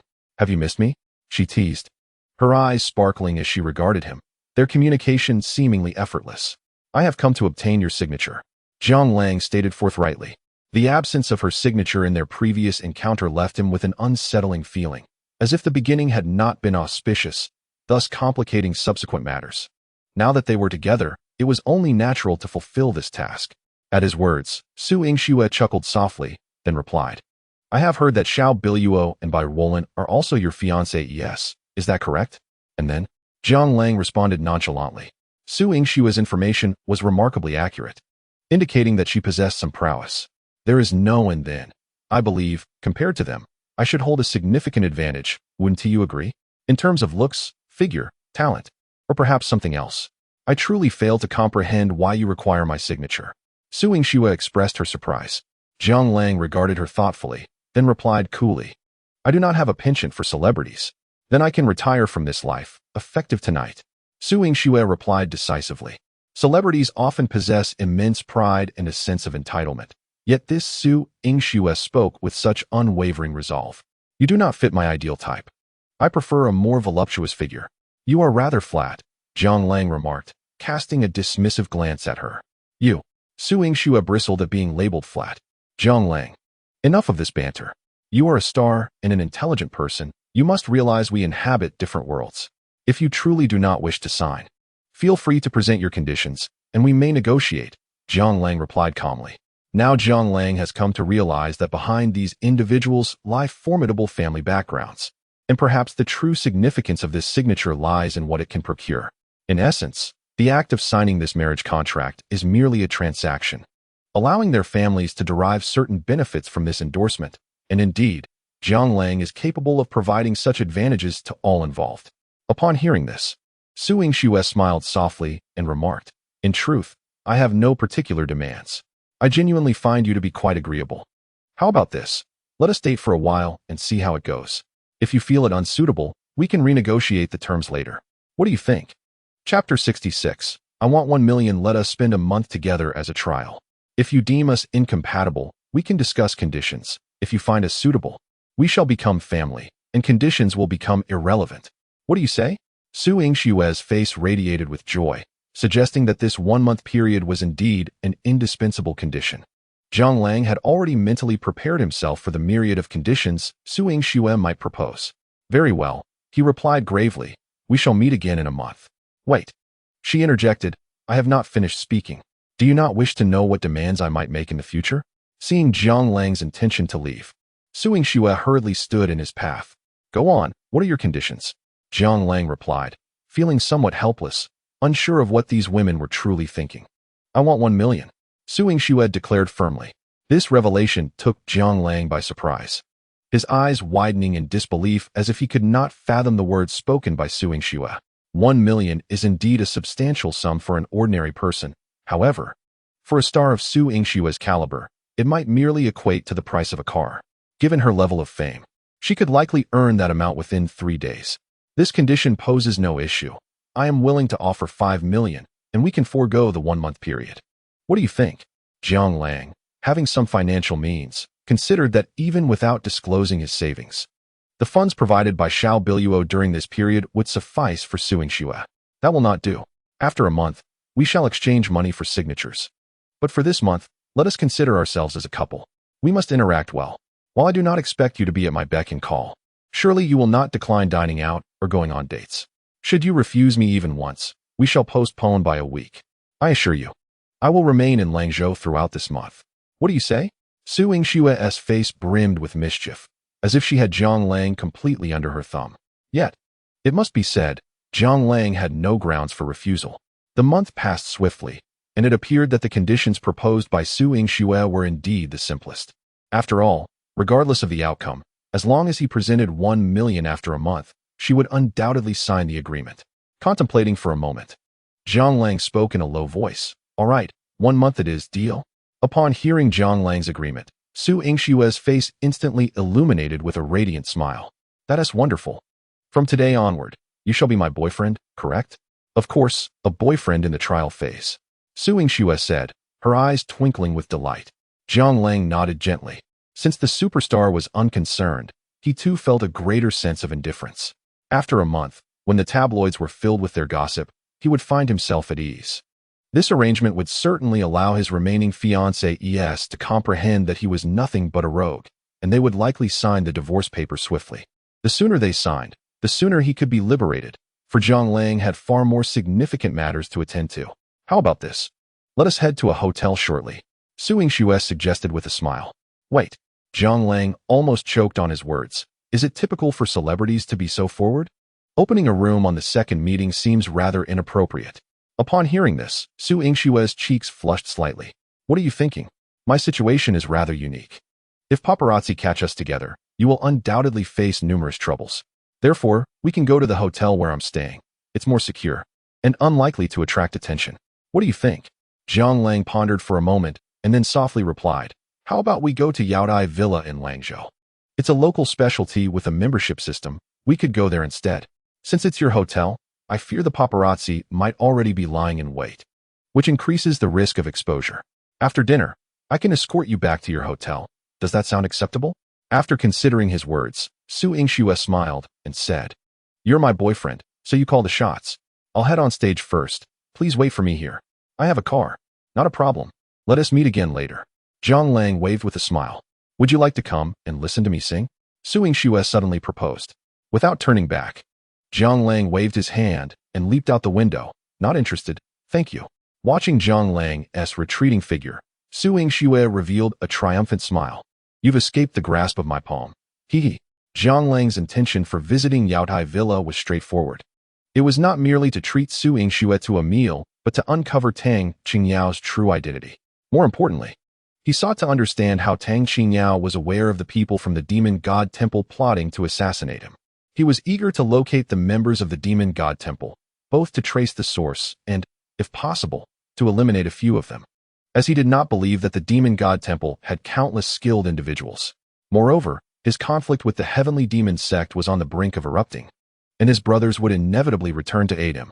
Such modifications were not life-threatening for him, but his brothers were mere mortals. Though they were skilled, they remained human at the end of the day. The augmented individuals have transcended the limits of human capabilities, both in speed and strength. Moreover, Zhang Lang is acutely aware that the augmented beings he encounters are merely rudimentary, with only their arms or legs enhanced. Should he confront a master whose enhancements are more extensive, it would not be so simple to contend with them. Chapter 67. Reunion with Tang Qingyao. As time ebbed away, approaching 6 in the evening, the door of the vehicle Zhang Lang occupied was suddenly flung open. It was none other than Su Yingxue, yet she was clad in dark sunglasses and a mask, fully equipped for anonymity. Little did she expect to find Zhang Lang already inside, seated in the passenger seat. Hey, why are you here? She exclaimed. Didn't you instruct me to wait in your car? Isn't this yours? Zhang Lang wore a puzzled expression. It is my car. But why are you in the passenger seat? Su Yingxue mirrored his confusion. What of it? Am I supposed to drive you around? Zhang Lang raised an eyebrow, perplexed. Upon hearing this, Su Yingxue hastily moved to the driver's seat and buckled her seatbelt. So, you cannot drive, she realized. Having presumed Zhang Lang was incapable in that regard, Zhang Lang chose to remain silent. By the way, how did you get in without the car keys? Su Yingxue suddenly recalled something. Zhang Lang chuckled. What is a car to me? Back in our neighborhood, it was as if the doors were never locked. His tone brimmed with pride, almost sounding genuine. Su Yingxue was well aware of Zhang Lang's true identity. He was a bona fide expert, and her family spoke of him with a certain reverence, knowing little beyond that he was formidable. Is that so? Besides wandering the streets, have you captured the hearts of countless young women? She teased, a smile gracing her face, while Zhang Lang appeared to ignore her, reclining quietly in the passenger seat. Had anyone witnessed Su Yingxue serving as a chauffeur for another, they would likely be rendered speechless in astonishment. Upon their arrival at Yaodai Villa, Su Yingxue glanced nervously at Zhang Lang. Do you think others will recognize me in this guise? Zhang Lang flashed a grin and replied nonchalantly. Are you worried about being photographed? Or is it the thought of your fans discovering you have a boyfriend that troubles you? What sort of remark is that? This is all for your benefit. There are many fans who are quite fervent. Su Yingxue retorted, her urgency palpable. Zhang Lang, undeterred, stepped out of the vehicle with a smile and made his way to the entrance a short distance away. Su Yingxue observed as Zhang Lang appeared to converse with the security personnel at the gate, their expressions shifting dramatically. Shortly thereafter, several guards hurried over to direct traffic around Su Yingxue's vehicle. Zhang Lang then slipped back into the car. Seeing the guards' reactions, Su Yingxue furrowed her brow and inquired, what is going on? Simply follow their lead. They will guide you through the passage, allowing you to enter discreetly and unnoticed. Zhang Lang wore a beaming smile. Why? You ask? Before arriving, I had heard that this place operates on a membership basis. You claim to possess a membership, thus granting you access. Traditionally, vehicles are prohibited from entering the Yaotai Villa, purportedly to honor the villa's proprietor, Tang Qingyao. Su Yingxue seemed quite familiar with the Yaotai Villa. Observing this, Zhang Lang chuckled softly and remarked, I mentioned that a celebrity is seated in my car. Let us proceed swiftly. Su Yingxue appeared somewhat skeptical. However, under the guidance of the security personnel, their vehicle miraculously traversed a pathway and entered the confines of the Yaotai Villa. Upon their arrival, they were greeted by the sight of Tang Qingyao, adorned in a flowing white hanfu. Zhang Lang was taken aback upon seeing her. After disembarking, Su Yingxue furrowed her brow slightly and glanced at Zhang Lang. He, too, was puzzled but nodded and said, So it is you, Boss Tang. Upon hearing this, Tang Qingyao smiled and gently replied, As soon as I caught wind of your arrival, I rushed over. I anticipated your visit, but I did not expect it to be so soon. Have you recovered from your injuries? At that moment, Su Yingxue realized that Tang Qingyao had not granted access solely for her sake, and she was astonished to discover how familiar Zhang Lang was with Tang Qingyao.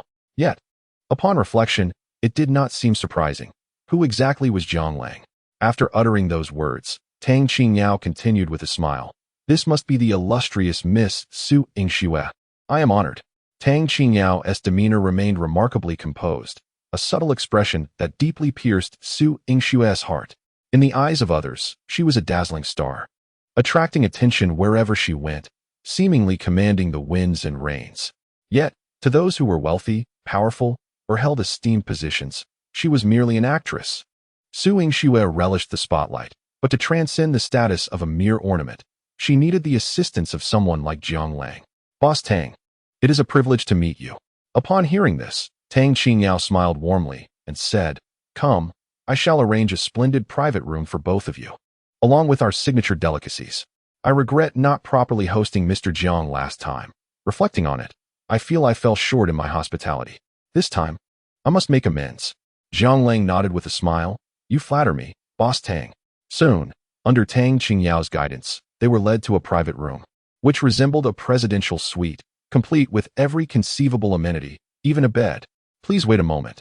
I will ensure everything is arranged for you shortly. With a cheerful smile, Tang Qingyao turned and departed. Su Yingxue had also stayed in a presidential suite before, yet such opulence was exceedingly rare. Are you acquainted with this Boss Tang? Chapter 68. Are you taking me to a hotel? Zhang Lang nodded in acknowledgement, stating that they were somewhat familiar, having met once previously. Just once. And they arranged such a splendid room for you?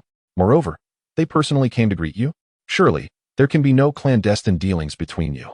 Su Yingxue expressed her skepticism. Upon hearing this, Zhang Lang chuckled softly and inquired, What do you believe our clandestine dealings might be? How would I know? Are you taking me out for a meal? Or are we going to a hotel? Su Yingxue pouted as she removed her glasses and mask. Zhang Lang's smile broadened. Did you not say that you wanted to be my girlfriend for a month? A hotel stay is merely a trivial matter, is it not? While Zhang Lang's flippant demeanor was something she had grown accustomed to, such brazen remarks still left Su Yingxue somewhat taken aback. Observing her reaction, Zhang Lang's smile only grew wider. It appeared that Su Yingxue was quite bashful, which made things easier for him. Wait here for a moment. I need to visit the restroom, he said, standing up. Su Yingxue, frowning, replied, Is there one in this private room? Are we to share? Zhang Lang raised an eyebrow in inquiry. Pervert. Su Yingxue retorted, her cheeks flushed, while Zhang Lang laughed heartily and exited the room. Once outside, Zhang Lang swiftly found Tang Qingyao, who led him into a private booth. Inside, there was another young man, in his early 20s, strikingly handsome with notably strong brow ridges. Dressed in a sleek black outfit, he bore a Tang knife at his waist, exuding an imposing presence. More intriguingly, this young man bore a resemblance to Tang Qingyao. Upon seeing Zhang Lang, Tang Qingyao smiled and introduced, This is my younger brother, Tang Zhan. He is the Zhang Lang I mentioned. Tang Zhan regarded Zhang Lang with a measured gaze and remarked, I have heard that you are quite skilled. As he spoke, an aura of menace began to emanate from him. Zhang Lang smiled in response. I suppose I can be considered so. Then I shall see just how formidable you truly are. With that, Tang Zhan's figure blurred as he lunged forward, thrusting his knife toward Jiang Lang. Although the blade remained sheathed, the threat was palpable. Jiang Lang merely smiled, deftly sidestepping the attack, before delivering a swift kick to Tang Zhan's wrist, causing the knife to clatter to the floor. Looking down at Tang Zhan, Jiang Lang remarked nonchalantly, "A knife is meant for taking lives, not for pointing at them. Your skills are rather lacking." Judging by Tang Zhan's earlier presence, Jiang Lang had expected a formidable opponent, yet he found him to be disappointingly feeble. The esteemed Tang Zhan is not lacking in skill. Rather, it is the remarkable prowess of Jiang Lang that surpasses all. Truly, he is an unparalleled master. After receiving a verbal reprimand from Jiang Lang, Tang Zhan, far from being angered, appeared rather exhilarated. He grasped Jiang Lang's hand firmly and proclaimed, "Brother Lang, you are indeed a transcendent expert. Meeting you in person is far more impressive than mere hearsay. My admiration for you flows like the relentless waters of a mighty river, akin to the Yellow River in flood, unstoppable and overwhelming." Witnessing Tang Zhan's fervor, Jiang Lang was both amused and perplexed. "What are you doing?" he asked, exasperated. In response, Tang Zhan solemnly stated, "Brother Lang, I have sought you for quite some time. Ever since I heard of your heroic deeds, I have been unable to sleep. Please accept me as your disciple. I vow to serve you faithfully." With that, Tang Zhan unexpectedly knelt before him. Seeing this, Jiang Lang smiled slightly and turned to Tang Qingyao, inquiring, "What is this all about?" Tang Qingyao replied softly, "After I told my brother of your rescue, he expressed a desire to learn from you." Jiang Lang shrugged nonchalantly, "I have nothing to teach him." "Then let him remain kneeling," Tang Qingyao remarked coolly. Upon hearing her words, Tang Zhan remained silent and continued to kneel. Jiang Lang glanced at Tang Qingyao and gently said, "I have come here today to ask you a question. You wish to inquire how I knew about the individuals who attempted to assassinate you that night?" Tang Qingyao said with a knowing smile. Jiang Lang nodded in acknowledgement. Her smile widened as she continued, "I have heard that you two were attacked by the same group that night, specifically due to Xiaozong. Am I correct?" Jiang Lang confirmed with a nod, realizing that Tang Qingyao possessed considerable insight. "Those individuals were from the Demon God Palace, renowned experts. And I learned of their assassination attempt through a friend who works at the Heavenly Demon Pavilion. He inadvertently received the news and promptly informed me," Jiang Lang explained. Observing Tang Qingyao closely, noticing Jiang Lang's lack of reaction, Tang Qingyao's face lit up with a radiant smile, indicating that Mr. Zhang was indeed aware of the connections between the Heavenly Demon Pavilion and the Demon God Palace, which was reassuring. Internally, Jiang Lang marveled at her perceptiveness. Despite her youth, Tang Qingyao possessed an exceptional ability to read people. Her conclusion about his knowledge of the Demon God Palace and the Heavenly Demon Pavilion was astute. The individuals from the Heavenly Demon Pavilion and the Demon God Palace are closely linked, and they are known for their vengeful nature. Once offended, they will undoubtedly seek to eradicate their foes. Upon hearing Tang Qingyao's observation, Jiang Lang smiled faintly and replied, "If they were truly as formidable as you suggest, you would likely not be here now." Chapter 69. Intricate Relationships. Jiang Lang's words carried considerable weight. Upon hearing Jiang Lang's words, Tang Qingyao gently nodded in agreement. Indeed, had the individuals from the Demon God Temple been present that night, I would have met my demise. In fact, those from the Demon God Temple had already arrived that evening, Jiang Lang remarked with a frown. Even if they had come, the Demon God Temple's people would refrain from acting here, as those behind me have a pact with them, stipulating that they must not engage in conflict at Yaotai Villa. Therefore, if you ever find yourself in a situation where you face an insurmountable adversary from the Demon God Temple, you may seek refuge here. And I assure you of your safety." Tang Qingyao spoke with unwavering conviction. Hearing this, Jiang Lang smiled and replied, "Very well, I shall remember that." Tang Qingyao gazed at Jiang Lang and continued, "You must be quite curious about why they wish to kill me." "No, that is your personal affair and does not concern me." Jiang Lang gently shook his head. Tang Qingyao looked at Jiang Lang and softly said, "The token you carry was actually given to me by someone I know. Initially, there were 5 pieces, and he instructed me to bestow them upon those destined to possess them. Now, aside from you, I still hold one, but the whereabouts of the remaining 3 are unknown. What they desire is precisely such a token." "Oh." Jiang Lang retrieved the token once more. The craftsmanship of the token is commendable, yet he himself would not believe it to be invaluable, having encountered many splendid items before. It is indeed for this token. As for the reason, I cannot say. However, I believe you are a person of destiny, hence I gifted it to you. Yet, this token may bring you trouble, as others are now aware that it has found a new master. A bittersweet expression graced Tang Qingyao's face, revealing her deep sense of regret. This revelation took Jiang Lang by surprise. Jiang Lang chuckled and remarked, "Truly, calamity has descended from the heavens. I apologize, initially. I had no inkling it would unfold this way, nor was it my intention to cause you harm." Tang Qingyao hastily clarified. Upon hearing this, Jiang Lang remained silent, a smile upon his lips. Perhaps Tang Qingyao had sensed a connection with the token, prompting her to gift it to him. Yet she was undoubtedly aware of its significance and peril beforehand. Nevertheless, this token might not pose a significant concern for him. It could indeed be a sign of fate. No matter, Jiang Lang replied with a smile. I had not anticipated that events would grow increasingly bizarre, with various matters intricately intertwined, rendering the situation ever more intriguing. I have heard of your recent troubles. You have attracted considerable danger. I advise you to leave Langzhou. Tang Qingyao looked at Jiang Lang and softly uttered. Upon hearing this, Jiang Lang smiled and replied nonchalantly, I cannot depart just yet, as I have matters to attend to. Thank you for your forthright warning. I shall take my leave now. Upon hearing that Jiang Lang was about to depart, Tang Zhan immediately clung to Jiang Lang's leg, pleading, Brother, please accept me. As long as you agree to take me as your subordinate, I shall do anything you ask. If you wish, I can even offer my sister's hand in marriage to you. Tang Zhan, what nonsense are you spouting? Tang Qingyao, astonished by her brother's audacity, nearly erupted in frustration.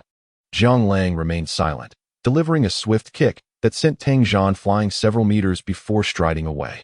Upon returning to his room, Jiang Lang found a plethora of dishes already laid out before him.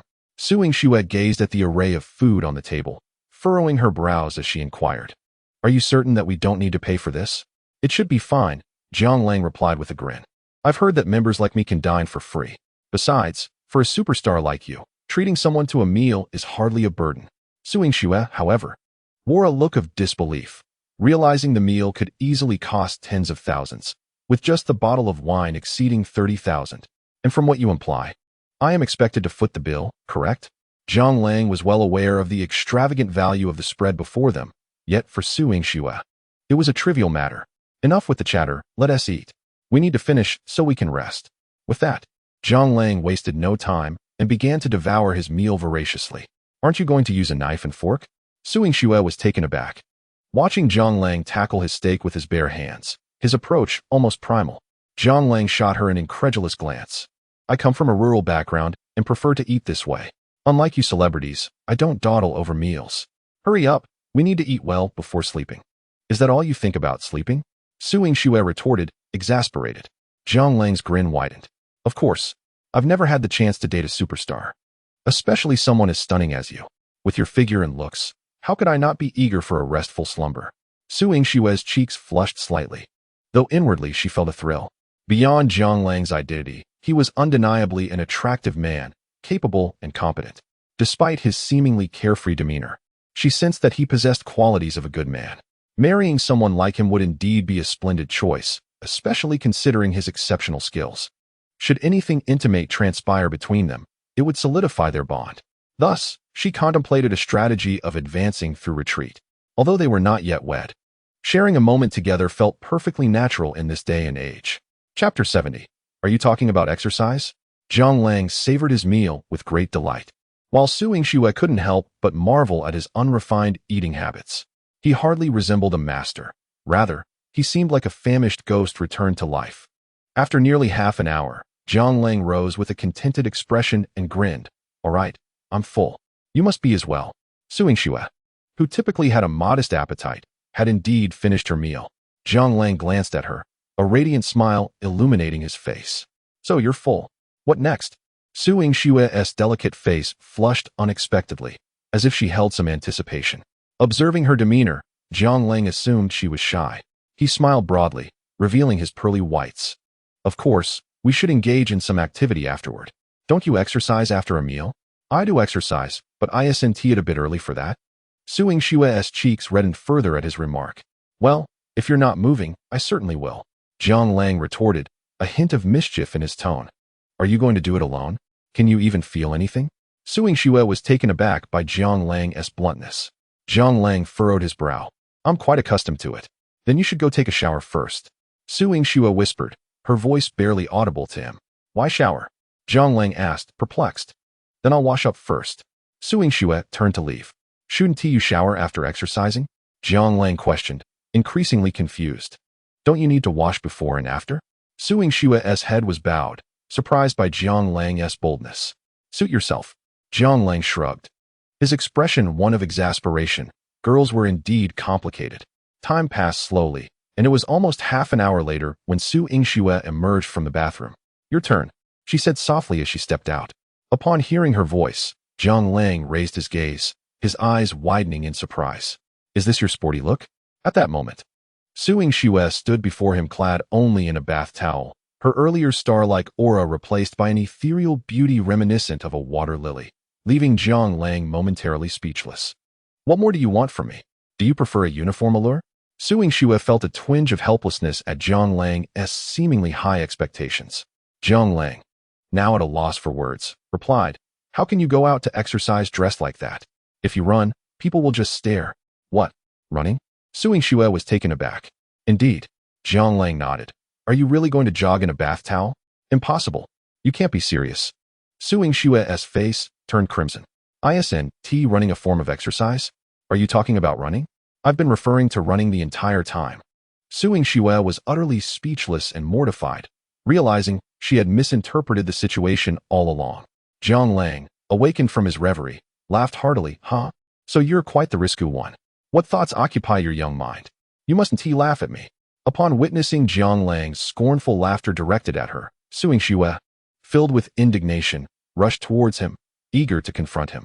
Perhaps due to her agitation, or perhaps because her bath towel was excessively long, she inadvertently stepped on it, causing her to tumble forward.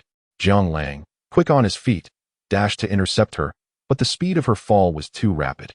He performed a roll and positioned himself beneath her. Alas, Su Yingxue landed heavily upon Jiang Lang, causing her towel to slip away instantly. Noticing this, Jiang Lang hastily shut his eyes, yet despite his gentlemanly demeanor, the sensations he experienced left him acutely aware of Su Yingxue's allure. I saw nothing. Look, my eyes are closed. I've witnessed nothing at all, Jiang Lang proclaimed, lying on the ground with his hands raised in a gesture of surrender. Meanwhile, Su Yingxue scrambled to her feet, furrowing her brow as she exclaimed, how would I know if this rogue caught a glimpse? I refuse to believe it. Well, I suppose there's nothing to be done now. Do hurry and put on your clothes. Although I am a good person, even a good person shouldn't be subjected to constant trials. Jiang Lang, while feeling his way to a standing position, chuckled and replied, all right, you may open your eyes now. Upon hearing this, Su Yingxue softly urged him to open his eyes. Jiang Lang complied, and at that moment, Su Yingxue's cheeks flushed a delicate hue. Their eyes met, and for a moment, neither knew what to say. The atmosphere grew awkward. After all, Su Yingxue felt quite bashful. Despite her preparation, she had never been so intimately close to a man, which left her feeling shy. Jiang Lang, it seemed, was only skilled in banter. And when it came to genuine intimacy, he faltered. Just then, a knock echoed from outside the door. Hearing the sound, Jiang Lang exhaled a long sigh of relief. The timely interruption spared him from an increasingly precarious situation. I'll go answer the door, he promptly declared, turning towards the entrance, where he found Tang Qingyao awaiting him. Surprised by her presence, Jiang Lang inquired, Boss Tang, what brings you here? Tang Qingyao glanced at him and softly replied, someone informed the security guard to relay a message. Your junior brother is waiting for you in the parking lot. Upon hearing this, Jiang Lang's expression darkened momentarily. He had only one junior brother in this world, Li Honghu. They had fought side by side through thick and thin for many years. Yet he never anticipated that this very junior brother would betray them all. So many lives had been lost. Such a blood debt could only be repaid with blood. Thank you. Please take care of my friend, Jiang Lang said, his tone grave. Rest assured, I will ensure Miss Su's safety. Tang Qingyao nodded heavily in agreement. Jiang Lang remained silent and soon departed. Li Honghu was indeed a man capable of anything. Thus caution was imperative. If an opportunity arose tonight, he would finally avenge his fallen brothers. This was the simplest and most straightforward approach, a one-time resolution.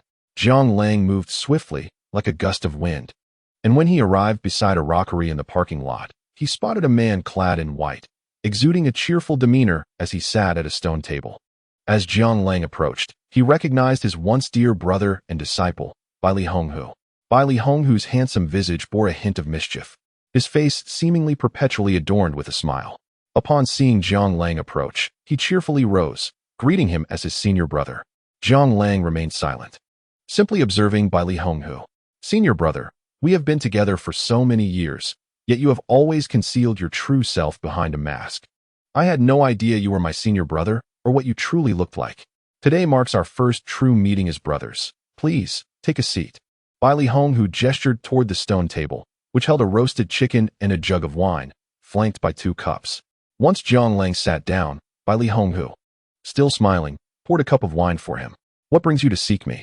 Jiang Lang inquired in a calm tone. Hearing this, Bai Li Honghu chuckled lightly before responding. It's quite simple, really. I have been searching for you all these years. Though you have lived in obscurity, I never believed you were dead. Now that I have learned of your whereabouts, I sought you out, for I knew that if I did not come to find you, you would surely come looking for me. Bai Li Honghu's joy was palpable, reminiscent of an old friend reuniting in a distant land. Jiang Lang let out a cold laugh and replied, You truly possess a heart full of filial piety, don't you? Haha, senior brother, you jest. You must already know my identity and the events that transpired. However, I want to convey that everything I have done has been for you. My purpose in seeking you out is to urge you to return so we can rally our forces and embark on a grand endeavor together. Bai Li Honghu's face radiated with a smile, his tone filled with ambition. Observing Bai Li Honghu's demeanor, Jiang Lang spoke solemnly. After taking so many lives, do you not feel a twinge of remorse? How many times have you escaped death, saved by the very brothers who now lie slain by your hand? Do you not see their restless souls each night as you sleep? Jiang Lang. Upon hearing these words, Bai Li Honghu's expression darkened significantly. He glanced at Jiang Lang, then spoke in a grave tone. Restless souls? Are they truly restless? They deserve their fate. When did they ever treat me as one of their own? When did they ever regard me as a brother? Do they not regard you as a brother? Jiang Lang's brow furrowed, and a palpable aura of menace began to coalesce around him. Consider me a brother? Jiang Lang, I believe you have become quite muddled. No wonder you find yourself in such a predicament now. Reflect on the past. When was it not I who charged to the forefront? When was it not I who claimed the most lives? When have they ever held me in esteem? Bai Li Honghu's voice grew increasingly frantic. You may have taken the most lives, but you have also taken the lives of the most innocent. I am no bandit. We fight for our country. Those women who perished, the elderly and the young who were slain, the infants in their cradles. Have you ever felt remorse? Jiang Lang, too, was incensed. Jiang Lang, have you lost your senses? Has a donkey kicked your brain? Who are those people? They are the enemy. To eradicate the roots of the weeds is essential. Should we allow the spring breeze to bring them back to life? Regardless of age or frailty, if they are enemies, they deserve death.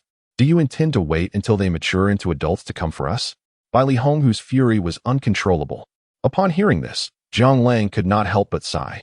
Though we are not saints, we are still human. There are immutable laws in war, but you would not understand.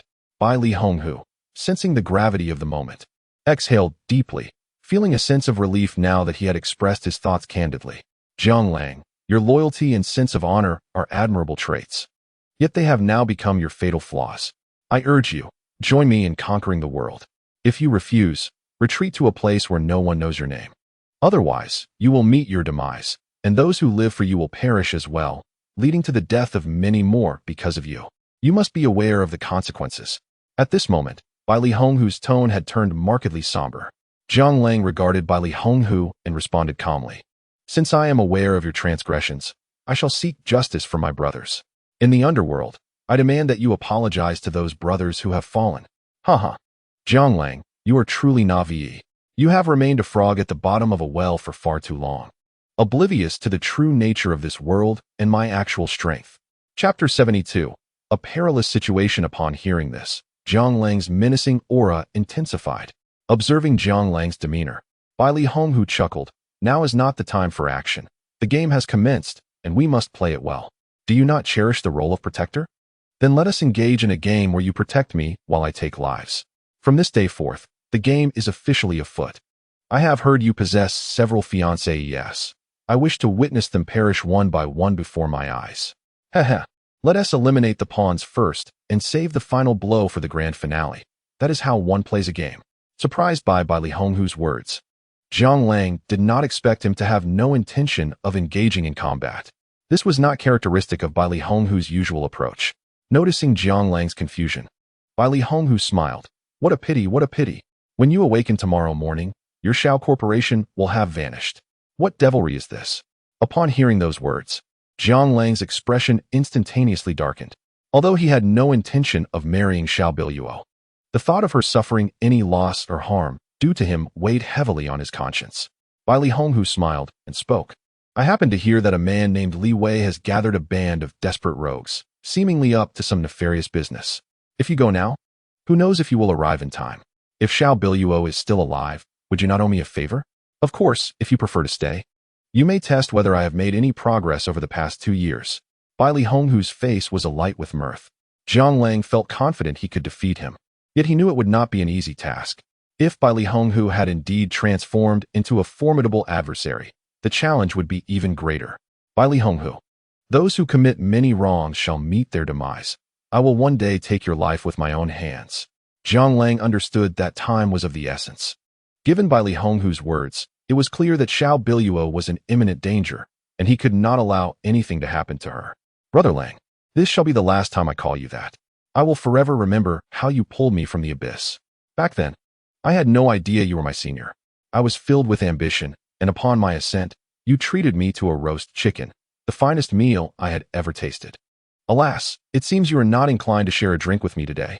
Very well, when you are gone, I shall pay my respects at your grave with roast chicken and wine. At this moment, Li Honghu's demeanor darkened, and a palpable aura of menace began to rise. Zhang Lang recognized that Li Honghu was on the verge of striking. Yet, now was not the opportune moment for confrontation. Zhang Lang raised his cup, took a sip, and then hurled the cup to the ground. After today, our bond is severed. When we meet again, it will be to the death. With those words, Zhang Lang wasted no more time and swiftly departed into the distance. Watching Zhang Lang's retreating figure, Li Honghu murmured, to the death. At that instant, several shadows emerged from the darkness. One shadow bowed and said, Master, Zhang Lang is distracted at this moment, and he has been injured previously. This is our best opportunity to strike. Shall we proceed? As he spoke, the cloaked man made a gesture across his throat. Are you instructing me on how to conduct my affairs? Li Honghu replied coolly. I would not dare. Upon hearing this, the man in black fell to his knees. Li Honghu then said, Zhang Lang, your life belongs to me. Meanwhile, Zhang Lang was speeding down the road, unable to reach Xiao Biluo's phone.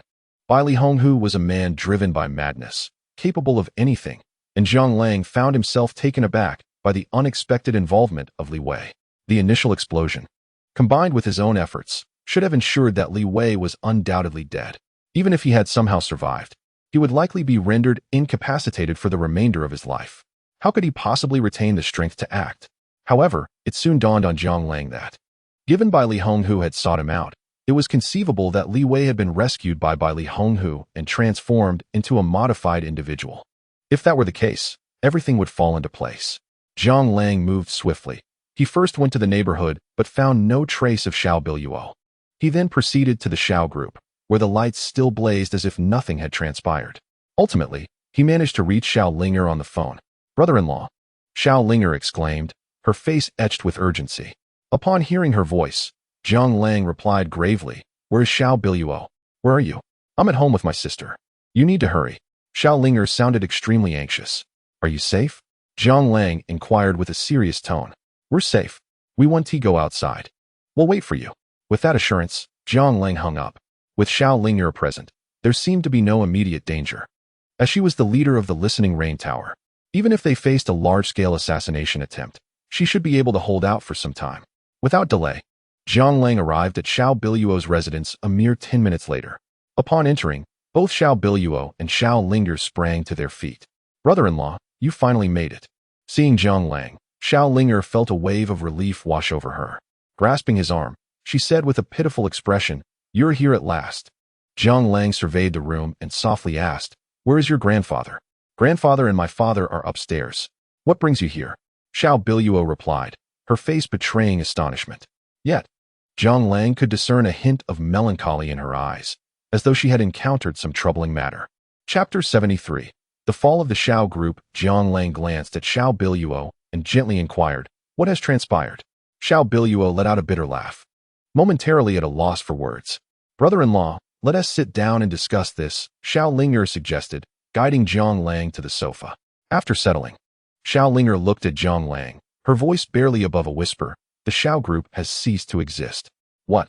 Jiang Lang's brows knitted together upon hearing this. "What happened?" Xiao Ling'er continued in a hushed tone. "The shareholders convened a sudden meeting today, and they unanimously approved a motion to impeach my sister. Furthermore, all our external projects have been revoked, and Zhai Huatian has gone missing. My sister was forced to sign, and now, aside from this villa, we only have 2 million in cash. It's all over." Though Xiao Ling'er spoke with a calm demeanor, Jiang Lang could sense the deep sorrow she felt. If Xiao Ling'er was in such distress, one could only imagine the turmoil Xiao Biluo was experiencing. Xiao Biluo glanced at Jiang Lang and smiled as she spoke. "In truth, it is not so daunting. My grandfather built his fortune from nothing, so I too can start afresh. Moreover, I am not entirely without resources. Do not let Ling'er mislead you. Besides the over 2 million, I own a villa and a bar in the eastern part of the city, which is doing quite well. At least I earn more than the average person." Xiao Biluo endeavored to appear nonchalant, yet Jiang Lang was acutely aware of the sting of loss. In the past, he might have felt merely regret, but now he understood that the situation was far more complex, and he bore some responsibility. Jiang Lang regarded Xiao Biluo and softly inquired about her future plans. "I think I shall take a break for a while. I have truly grown weary after all this time. Perhaps my abilities are limited, but I assure you, I will recover what is rightfully yours," Jiang Lang stated calmly. Xiao Biluo, however, was not speaking the truth. Upon hearing his words, she shook her head repeatedly, insisting, "No need for that. This situation is quite satisfactory as it is. Rest assured, I am well aware of my circumstances." Jiang Lang knew that matters were far from simple, especially since Li Wei had yet to make an appearance. From his calculations, the previous shareholders would never betray him. After all, he held their weaknesses and evidence. Yet now, their unanimous silence suggested that something more significant than mere disgrace was at play. Only the threat of death could unify them in such a manner. Furthermore, Zhai Huatian was a person of standing, unlikely to change his mind lightly. His current disappearance boded ill. "Brother-in-law, what are your plans?" Xiao Ling'er, aware of Jiang Lang's capabilities, asked. Jiang Lang pondered briefly before responding. "In the coming days, you must exercise caution. If you have any bodyguards or skilled friends, it would be wise to enlist their assistance temporarily." Jiang Lang's words were veiled, hinting that he wished for Xiao Ling'er to bring over some of her subordinates. Xiao Ling'er nodded in understanding. "Then, can you stay with my sister for the next few days? I have classes at school." "Certainly," Jiang Lang responded, not refusing. In the past, he might not have felt the need for such vigilance, but if Li Wei had indeed transformed into a formidable adversary, the situation would become far more perilous. Li Wei was a man more reckless than Bai Li Honghu and might very well have succumbed to madness. "Then you shall stay here for the time being. I entrust my sister's safety to you. Thank you for your efforts, brother-in-law," Xiao Ling'er said seriously, nodding earnestly. "Rest assured," Jiang Lang replied with a gentle nod. "I shall tidy up your bedding," Xiao Biluo offered softly. With Jiang Lang's presence, she felt a sense of security. Once Xiao Biluo had departed, Xiao Ling'er furrowed her brows and asked, "Brother-in-law, what has happened?" "It must be Li Wei," Jiang Lang replied solemnly. "Li Wei? Isn't he dead?" Upon hearing this, Xiao Ling'er widened her eyes in astonishment. It was possible that she had not perished and had instead been rescued by the people of the Demon God Temple, becoming one of them. "What?" Xiao Ling'er instantly rose to her feet, seemingly realizing her momentary loss of composure. She quickly lowered her voice, inquiring, "Is this news reliable?" "It should be trustworthy," Jiang Lang replied solemnly. Given Jiang Lang's assurance, the matter seemed largely settled. Xiao Ling'er's brows knitted together. Li Wei had always been exceedingly reckless, and now that he had survived calamity, transformed into something neither human nor ghost, he would undoubtedly seek revenge upon them. She still harbored trepidation regarding the inhabitants of the Demon God Temple. Those were creatures of half-human, half-demon nature. Jiang Lang regarded Xiao Ling'er and softly remarked, "I fear this is indeed the case. Therefore, you must gather any skilled individuals you can find. We must resist. Otherwise, we shall be left to await our doom." Upon hearing Zhang Lang's words, Xiao Linger's frown deepened. Are you truly considering opposing the demon god temple? Have you lost your senses? You must be well aware of their power. Zhang Lang chuckled lightly and replied, in this world, many matters are beyond your control, often. You have not yet made a choice, yet others have already paved the way for you. When faced with a rabid dog, evasion is futile. Only by inflicting pain will it learn to fear and refrain from provoking you, will it not? Chapter 74. Preparing for resistance, Xiao Ling scrutinized Zhang Lang and said solemnly, have you truly thought this through? It is not a matter of thought, but rather a lack of alternatives, Zhang Lang replied earnestly. The enemy had yet to make their move. Once they did, it could lead to a protracted and arduous conflict. Currently, the only allies he could muster were a mere handful, those who had stood by him from the beginning and were now homeless. He was contemplating how to protect them from the enemy's pursuit. If I could remain by your side, it would indeed be a favorable choice. To survive, one must take risks, he mused. While Xiao Linger was unaware of Zhang Lang's true identity, she was well aware of his capabilities. Just as he had stated, mere avoidance would not solve their problems, especially given the formidable strength of the demon god temple. It was uncertain how long they could hide. Brother-in-law, I will ensure they are all gathered by tomorrow. Though few in number, each one is a skilled warrior.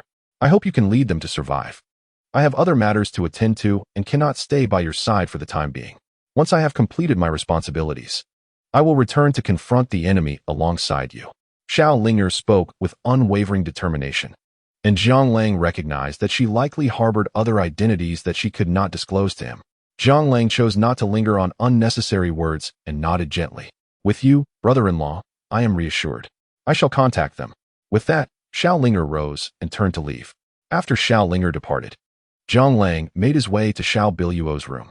He gently knocked on the door and softly inquired, where shall I sleep tonight? In the past, Zhang Lang had shared living quarters with Xiao Biluo, primarily due to Xiao Pingtian's desire to unite the two. Come in. Xiao Biluo's voice floated from within. As the door was merely ajar, Zhang Lang said nothing further and stepped inside. You can sleep here tonight. I have already prepared a bedding for you.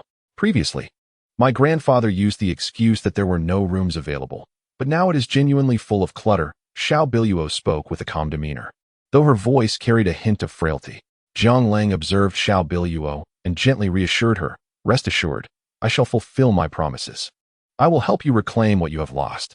Upon hearing this, Xiao Biluo shook her head slightly. I am already deeply grateful for your presence.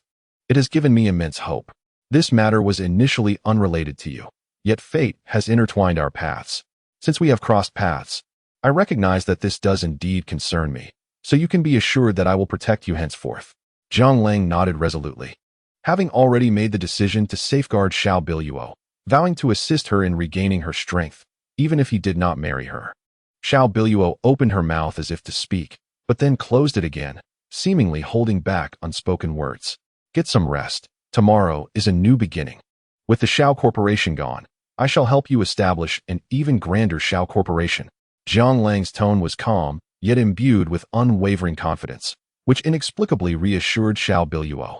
The night passed without further conversation, and the next morning, Zhang Lang arose early. After freshening up, he descended to find Xiao Biluo already in the living room. Today, she was dressed in a pristine white athletic outfit, her hair styled into a ponytail.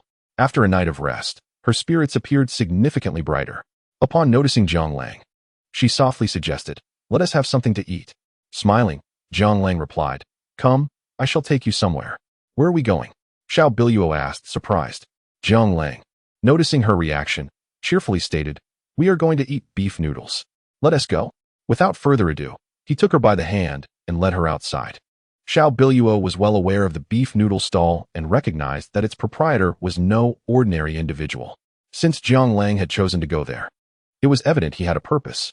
Allow me to drive, she offered as she reached for the car door. You can drive? Zhang Lang responded, somewhat taken aback. I never claimed I couldn't drive. With that, he promptly climbed into the driver's seat. Zhang Lang sped along, indeed arriving at the beef stall. At that moment, a gentle drizzle fell from the sky, and the stall lacked even a sunshade, resulting in no customers. Not far from the stall, the proprietor leisurely gazed at his phone, appearing quite relaxed. Upon noticing Zhang Lang's arrival, Niu Li shook his head in resignation, then stood up and muttered, not a moment of peace. Jiang Lang and Xiao Bailuo alighted from the car and sought refuge from the rain under the stall's awning. Hearing Niu Nu Li's remark, Jiang Lang grinned and exclaimed, "2 large bowls of beef noodles, with extra beef." Niu Nu Li glanced at Jiang Lang, then at Xiao Bailuo beside him, and inquired, "Have you changed girlfriends?" Jiang Lang nearly choked at the comment. "Old man, what kind of eyesight do you have? Haven't you seen her before?" Hearing this, Xiao Bailuo couldn't help but chuckle. "Hello, Uncle Niu, I am Xiao Bailuo, Jiang Lang's fiancée." "Ah, so that's how it is. No wonder you look familiar. Since you are Jiang Lang's fiancée, I must present you with a token of greeting. Here, take this." Saying this, Niu Nu Li produced a card and handed it to Xiao Bailuo. Chapter 75. Tang Zhan comes to join with the bank card in hand. Xiao Bailuo's brow furrowed tightly. "Uncle Niu, this is..." Niu Nu Li replied softly, "Since you are his fiancée, you must receive a gift. There is 1 million inside. Consider it a wedding gift." "That cannot be," Xiao Bailuo protested. "How much could a beef stall possibly earn? 1 million is likely a lifetime savings. Is it too little?" Niu Nu Li furrowed his brow. No, Uncle Niu. You misunderstand. It's not that it's too little, but rather too much. Besides, I am Jiang Lang's fiancée. You may not know, but I have 6 other fiancées, yes." Xiao Bailuo spoke the truth, yet her words took on a different flavor. Niu Nu Li, upon hearing this, regarded her thoughtfully and nodded. "I understand. So I will prepare a greeting gift for each of them, rest assured." Xiao Bailuo couldn't contain her laughter. Niu Nu Li was indeed straightforward. 1 million for each fiancé meant 7 million altogether. Niu Nu Li was truly affluent. However, upon reflection, Xiao Bailuo felt more at ease. The beef stall might earn only a few thousand a year, but selling information was a lucrative business. Xiao Bailuo looked at Jiang Lang with a hint of resignation. Seemingly reluctant to accept such a considerable sum, Jiang Lang smiled gently and said, "Take it. The old man has plenty of money. Besides, we need it now, and we can repay him well in the future." Hearing Jiang Lang's words, Xiao Bailuo nodded helplessly. "Thank you, Uncle Niu. Go wait over there. There's an umbrella. Just open it yourself." Niu Nu Li waved his hand nonchalantly and pointed to a table not far away. Beside the table stood a sunshade, and Jiang Lang swiftly rushed over to unfurl it, then beckoned Xiao Bailuo to take a seat. Once she was settled, Jiang Lang gently remarked, "Your grandfather built his fortune from the ground up. Now that he has provided you with initial capital, isn't it time for a resurgence?" Upon hearing this, Xiao Bailuo pondered for a moment before softly responding, "In truth, I still possess confidence. Previously, the Xiao group was already in its twilight. I am well aware of this, as it is the legacy left by my grandfather, along with the foundation established by my father. By the time it reached me, I found it increasingly challenging to control these individuals, rendering the group's advancement quite arduous. I have long sought an opportunity to start anew, and now I have a compelling reason." After a night of reflection, Xiao Bailuo seemed to have come to terms with her situation. Jiang Lang regarded her with newfound respect. The seemingly aloof female CEO harbored an inner strength. While one might amass wealth overnight, not everyone could bear the prospect of descending from riches to rags. At least for now, Xiao Bailuo appeared to have accepted her fate. "What are your plans moving forward?" Xiao Bailuo suddenly inquired. Hearing this, Jiang Lang gazed at her and softly replied, "What about you?" "I intend to follow you," Xiao Bailuo said quietly. Jiang Lang looked at her, a hint of bitterness crossing his face. "Do you understand the implications of your words?" "I do," Xiao Bailuo nodded. "In truth, I contemplated for quite some time last night and resolved all matters in my mind. If Li Wei is indeed behind this, he will undoubtedly return." Linger messaged me, urging me to stay by your side, stating that we have no retreat left. If I do not remain close to you, what awaits us may be nothing short of ruin. I am not afraid of death, but I have family. I wish for them to live well. More importantly, I truly care for you." Upon hearing Xiao Bailuo's heartfelt declarations, Jiang Lang remained silent, merely watching the rain gently fall, seemingly deliberating whether to acquiesce to her request. At that moment, a vehicle came to a stop before them. A young man alighted, handsome and refined, yet with brows that exuded an air of valor. Clad in a flying fish suit that accentuated his distinct aura, the newcomer was none other than Tang Zhan. He quickly approached the two, a radiant smile gracing his face. "Hey, Brother Lang, sister-in-law." Tang Zhan was quite the conversationalist, causing Xiao Bailuo's cheeks to flush slightly. "You are?" she inquired. "Sister-in-law, my name is Tang Zhan. Tang Qingyao from Yaodai Villa is my elder sister. I am Brother Lang's little brother, freshly taken in. Zhang Lang was left speechless, incredulous at Tang Zhan's audacity. Who took you in? He asked with a furrowed brow. Upon witnessing Zhang Lang's demeanor, Tang Zhan grinned and proclaimed, even if you refuse me now, you will undoubtedly accept me in the future. I have already spoken to my sister. I am determined to follow you, come what may. Through thick and thin, no challenge shall deter me. Tang Zhan's playful expression belied the steadfastness of his words, especially evident in his resolute gaze, which conveyed an unwavering commitment. Zhang Lang had not encountered such conviction in a long time. He regarded Tang Zhan and gently inquired, do you understand what aligning yourself with me entails? I do. The heavenly demon pavilion and the demon god temple. It is a life spent on the edge of a knife, always prepared for sacrifice. Tang Zhan's eyes met Zhang Lang's, filled with an extraordinary firmness. Zhang Lang glanced at Tang Zhan and then at Xiao Biluo, as if to convey that Tang Zhan's words reflected the trials he was destined to face, hoping she would contemplate this seriously. Noticing Zhang Lang's gaze upon her, Xiao Biluo understood the implication. She smiled softly and replied, only by risking life and limb can one hope to thrive, wouldn't you agree? Chapter 76. The situation in Langzhou. Xiao Biluo's gaze was resolutely steadfast, leaving Zhang Lang somewhat exasperated. She continued, smiling, I am aware of your future intentions and the challenges that lie ahead. While I cannot engage in battle, I can generate wealth. I will establish a company. For I understand that all endeavors require financial backing. I can continuously support you in this regard, and I trust that you will protect me, will you not? Upon hearing her words, Zhang Lang nodded gently. Alas, there are so many fools these days, blissfully unaware of the dangers that lie before them. Uncle Nyo, 3 bowls of beef noodles, with extra meat. At this, a smile instantly brightened Tang Zhan's face. He quickly stood up and bowed, declaring, from this moment forth, I shall be Brother Lang's comrade. At your command, I will brave fire and water without hesitation. If you instruct me to head east, I shall not stray west. If you send me after a dog, I shall not pursue a chicken. Should you desire a beautiful woman, I shall assist you. Though his initial declarations were commendable, his subsequent remarks grew increasingly absurd. Xiao Biluo, unable to contain herself, laughed at his antics. Zhang Lang regarded Tang Zhan and softly asked, do you require my assistance? Tang Zhan, not surprised by his own ability to seek Zhang Lang out, considering his connection to Tang Qingyao, understood that locating him in Langzhou was a simple task. Hearing the question, Tang Zhan glanced at Xiao Biluo, seemingly inquiring whether he could proceed. Speak freely, Zhang Lang replied calmly. With Zhang Lang's encouragement, Tang Zhan wasted no time. He looked directly at Zhang Lang and stated solemnly, yesterday, the Xiao group was threatened by the Scorpion Gang, which prompted them to impeach my sister. Moreover, late last night, they vandalized a bar under her name. Zhang Lang furrowed his brow upon hearing this revelation. Upon observing Zhang Lang's demeanor, Xiao Biluo gently nodded in agreement, acknowledging the situation. Indeed, the employees had messaged her, but the identity of the perpetrator remained a mystery. Thus, she resolved to resist, for they would certainly not relent easily. Hearing this, Zhang Lang, with a look of helplessness, remarked, you ought to inform me as well. I do not wish for you to bear such burdens alone. Xiao Biluo replied with a cheerful smile, pray, enlighten me about this Scorpion Gang. What manner of organization is it? In response to Zhang Lang's inquiry, Tang Zhan spoke in a grave tone. The Scorpion Gang is quite a formidable local faction, led by one Zhang Qingyi.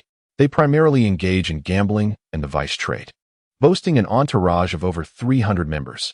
Zhang Lang, being aware of Tang Zhan's background as a rogue, understood that he was well versed in the affairs of Langzhou. Noticing Zhang Lang's earnest attention, Tang Zhan felt a sense of pride. Continuing, Langzhou is home to 3 prominent gangs, the Axe Gang, the Loyalty Hall, and the Sanjiang Society. Together, they control 2/3 of the underground commerce in Langzhou, while the remaining third belongs to Zhang Qingyi. 1/3 is under Zhang Qingyi's control? How so? Zhang Lang inquired. Taken aback, he could comprehend the existence of such large factions in Langzhou, yet it astonished him that among the 3 major gangs, one would possess only 1/3. Zhang Qingyi was indeed a remarkable figure. Tang Zhan nodded emphatically, indeed. Although Zhang Qingyi has fewer men, in the eyes of others, numbers matter little. For he is the younger brother of Zhang Shui, one of the 13 guardians of the Heavenly Demon Pavilion. Ah, I see, Zhang Lang exclaimed. The Heavenly Demon Pavilion was a colossal entity, and the 13 guardians were reputed to be its senior officials, wielding immense power. Not only were they formidable in combat, but they were also astute and capable individuals. Must we engage with the heavenly demon pavilion so soon? Xiao Biluo furrowed her brow as she absorbed the implications of their conversation. Presently, Jiang Lang stood as a lone commander. Although he was unaware of the true might of the heavenly demon pavilion, the tone of the two indicated that it was no ordinary organization. Jiang Lang, with a smile, inquired softly, "How many men do you have at your disposal?" After some contemplation, Tang Zhan replied gravely, "I usually have a few dozen followers, but those truly reliable and capable number around 7 or 8. That is quite sufficient." Jiang Lang responded with a grin. Tang Zhan felt a bit bashful, scratching his head, as Jiang Lang's words implied that he was surrounded by mere companions of fleeting interest. Gazing at Tang Zhan, Jiang Lang gently asserted, "I speak the truth. Inform your brothers to investigate the Scorpion Gang's operations. This evening, I intend to pay them a visit with some gifts." "Brother Lang, will it just be us few?" Tang Zhan asked, astonished, his expression one of disbelief. "Are you afraid?" Jiang Lang teased, smiling. "It is not that. Rather, I feel that our numbers are somewhat limited, and it may prove challenging to achieve success. Even if we do succeed, it is likely that we will struggle to fend off their retaliation. Although the Scorpion Gang boasts around 300 members, there are also some peripheral associates, which complicates matters." Tang Zhan expressed his doubts candidly. Just then, a taxi halted not far from the stall. Two individuals emerged. One was a man clad in a beige tracksuit, sporting sunglasses, a baseball cap, and earbuds, exuding an air of excitement. The other, a girl in her early 20s, donned a striking red outfit, her twin ponytails accentuating her youthful innocence. Upon spotting Jiang Lang, their eyes lit up, and they hurriedly approached him. Chapter 77. Each playing their role, the two were none other than Zhang Kuang and Lin Yu. As they stood before Jiang Lang, they found themselves momentarily at a loss for words. Observing their reaction, Jiang Lang smiled faintly and remarked, "What is this? Don't you recognize me?" Upon hearing this, Zhang Kuang promptly removed his sunglasses and, brimming with excitement, exclaimed, "Lang Gu, I never imagined that after all these years. This is the first time I see your true face." Lin Yu, equally exhilarated, chimed in, "Lang Gu, I can't believe you're so handsome. Why did you always wear a mask before?" Jiang Lang laughed heartily, waving his hand as he invited them to sit. "Let me introduce you to this lady, Xiao Biluo." "Hello, sister-in-law." Zhang Kuang greeted her with a respectful bow. His gesture made Xiao Biluo blush slightly, yet it felt delightful to be addressed as sister-in-law, as if she truly were Jiang Lang's wife. Zhang Kuang glanced at Jiang Lang and grinned. "Lang Gu, you needn't be surprised. Uncle Niu has already informed us about your situation." Lin Yu nodded in agreement. Jiang Lang, with a hint of exasperation, looked at the busy Niu and quietly inquired, "How was the journey?" "Just some petty thieves. We dealt with them easily. They seemed to be from the Heavenly Demon Pavilion. We captured 2 and interrogated them. They're merely second-rate assassins." Zhang Kuang's face radiated with joy, appearing quite unconcerned. Lin Yu added softly, "Currently, it's just the 2 of us here. The others are in contact with Chang'an, and I believe they will arrive shortly. Previously, we communicated through a single line, so only Chang'an can locate everyone. I just wonder how many are still alive."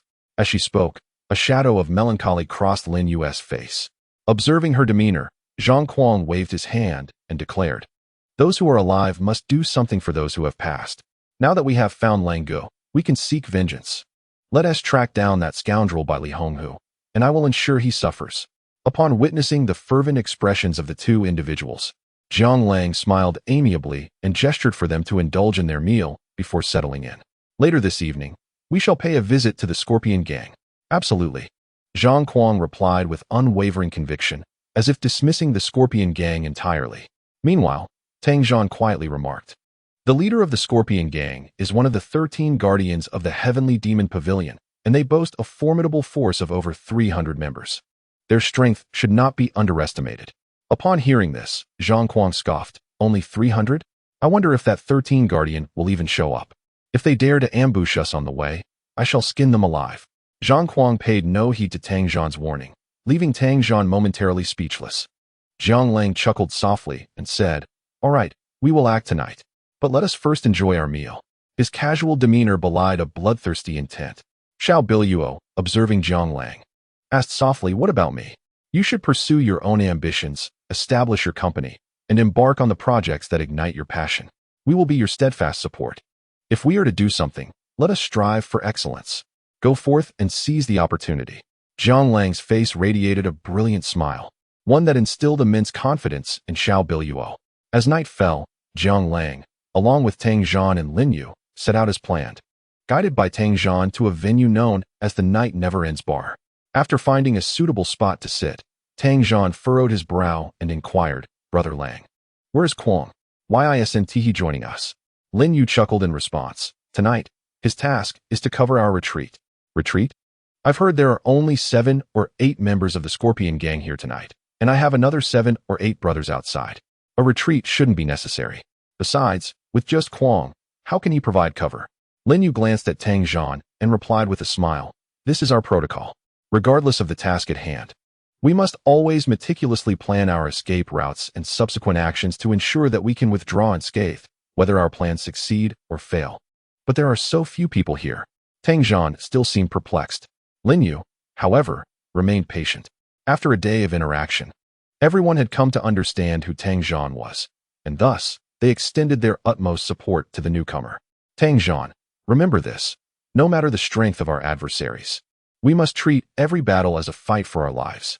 Even when hunting a rabbit, a lion uses its full strength. Always bear in mind that complacency can lead to missed opportunities," Zhang Lang stated calmly. Hearing Zhang Lang's words, Tang Zhan nodded earnestly. "I understand. Shall we begin?" "Indeed. Let us commence." Tonight's objective is to create a scene, a task that is second nature to Tang Zhan. However, facing an enormous entity like the Scorpion Gang for the first time induces a modicum of anxiety, albeit overshadowed by exhilaration. "Waiter, come here." Tang Zhan beckoned to a nearby server. The server, upon noticing, hurried over. "What can I get for you?" Upon hearing this, Tang Zhan patted his pocket and grinned. "The most expensive, bring it all. Understand?" The server, momentarily taken aback by Tang Zhan's demeanor, soon broke into a radiant smile. "Understood."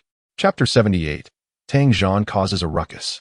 It is a rare delight to encounter such a lavish patron in a bar, which would surely result in a significant commission for the server. The server quickly departed, and Lin Yu, observing this, chuckled softly. "You seem quite adept at this. Do you often engage in such activities?" "Sister Xiaoyu, how could that be? Although they may perceive me as a rogue, I assure you I am a genuinely honest individual, and such antics are seldom my practice." Tang Zhan was determined not to earn a reputation as a scoundrel. Lin Yu covered her mouth, stifling a giggle. The server soon returned with the drinks, visibly excited. "Shall I open it?" The server sought confirmation. Hearing this, Tang Zhan pursed his lips and remarked, "What? Do you think we can't afford it?" No. It's merely our procedure. I will open it for you right away." The server promptly uncorked a bottle and placed it on the table. Observing the server's actions, Tang Zhan's brow furrowed immediately. "What do you mean by this?" Sir, didn't you ask me to open it?" The server assumed Tang Zhan had changed his mind. Tang Zhan's frown deepened. "One bottle is insufficient for whom? If the foreigners next door see this, they'll think we can't afford it. Open another, one for each person." Tang Zhan appeared quite agitated, leaving the server momentarily stunned. This single bottle was worth several thousand, and it was high-proof liquor. Even the most extravagant patrons wouldn't waste it so recklessly.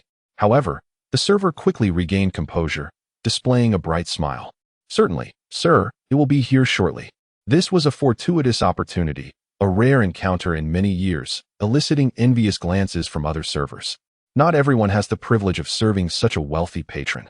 The server was swift in both departing and returning, and the drinks were soon opened. "Sir, may I assist you with anything else?" The server, now increasingly respectful, recognized the substantial commission awaiting him. "Let us have 1 roasted chicken, 3 bowls of mixed noodles, and 2 portions of stinky tofu, along with 2 cups of milk tea and a glass of lemonade. Off you go." "Wait, sir, what do you need all of that for?" The server could hardly believe his ears upon hearing Tang Zhan's order. "To eat, what else?" "Hurry up," Tang Zhan replied, growing increasingly impatient. The waiter, upon hearing this, displayed a hint of embarrassment. "Sir, I apologize, but we do not have such items here." "Will you not procure them then?" Tang Zhan exclaimed, slamming his palm upon the table with a resounding thud, startling several patrons around him. The waiter was momentarily rendered speechless by the abruptness of the response. "Do not hesitate. Go at once," Tang Zhan insisted, striking the table again with urgency. Finally, the waiter, realizing the gravity of the situation, looked at Tang Jian with a troubled expression and said, "Sir, we are a bar, and such items cannot be served here. However, we do have some appetizers and snacks available. Would you care for any? Are you deaf? Do you not comprehend what I am requesting? Hurry." Tang Jian pressed on, relentless in his demand. Hearing this, the waiter replied in a somber tone, "Sir, we truly cannot fulfill your request." "Very well, if you cannot accommodate me. Then please return the liquor." "How disappointing. I shall leave." With that, Tang Jian stood up, prepared to depart. At this moment, the wine had already been uncorked, and given its exorbitant price, the waiter was unwilling to let him go. "Sir, if you insist on leaving, I kindly ask that you settle your bill first." "Settle what bill?" Tang Jian furrowed his brow in confusion. "Your wine has been opened. You may settle the account at the bar. If you choose not to drink, you may take it with you, or I can hold it for your next visit." The waiter obstructed Tang Jian's path. This only fueled Tang Jian's anger further. "I haven't even touched the wine. Why should I pay? It is not that I am unwilling to pay. Rather, your service is woefully inadequate. There is nothing here of value. Sir, once the wine is opened, payment is obligatory. That is the rule." The waiter, feeling a surge of irritation, had initially thought he was dealing with a lucrative customer, but was now faced with this troublesome situation. If the customer refused to settle, he would be held responsible for the cost, which represented years of his earnings. Therefore, he could not allow Tang Jian to leave without payment. Tang Jian regarded the waiter and smiled. "What nonsense is this rule? What if I simply refuse to pay? Sir, are you perhaps here to cause trouble?" The waiter, seasoned by experience, sensed that Tang Jian was not merely there to enjoy a drink. Upon hearing this, Tang Jian smirked and replied nonchalantly, "What if I were?" The waiter chuckled. "Then you might wish to reconsider your location. This is the territory of the Scorpion Gang. Be cautious for your life." It was clear that trouble was indeed brewing. The waiter was unperturbed. In Langzhou, even the three major gangs would not dare to create a disturbance in the Scorpion Gang's domain, while intoxicated patrons occasionally caused ruckus. Upon hearing the name of the Scorpion Gang, they would swiftly flee in fear. A smug expression spread across the waiter's face at this realization. Tang Jian, observing the change, smiled and softly said, "Inform the Scorpion Gang that there is trouble brewing here." At this moment, the waiter finally comprehended the situation. He quickly nodded and softly replied, "Understood. Please wait." After uttering these words, he hastily departed. The waiter was swift in his movements. He returned just as quickly, but this time accompanied by 4 or 5 burly men, some adorned with tattoos, others exuding a rough demeanor. The foremost among them, a towering figure with a muscular build, surveyed the surroundings with a face full of fury. Chapter 79, Disruption. Who dares to cause a ruckus here? The imposing man appeared to be the leader of this group. Upon hearing this, Tang Jian scoffed and replied in a deep voice, "It is I." "What of it?" "My friend," the burly man grinned, revealing a set of pristine white teeth. "You truly dare to stir trouble, knowing this is Scorpion Gang territory. I admire your audacity." As he spoke, several others began to encircle Tang Jian, their intentions clearly hostile. "Humph, in this day and age, it's absurd that every Tom, Dick, and Harry thinks they can call me brother. Do you think you are worthy?" Tang Jian's nostrils flared, his arrogance palpable. At this moment, Lin Yu covered her mouth and giggled, saying, "Lang Gu, this Tang Jian is truly asking for a beating.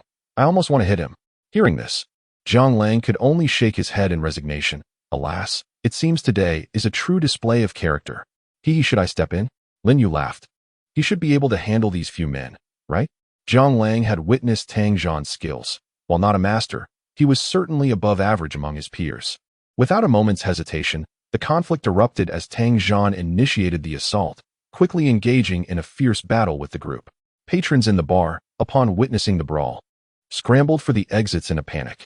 Seeing this, Zhang Lang leisurely resealed the caps on several bottles of liquor and casually packed them into a plastic bag. "Lang Gu, what are you doing?" Lin Yu inquired, puzzled.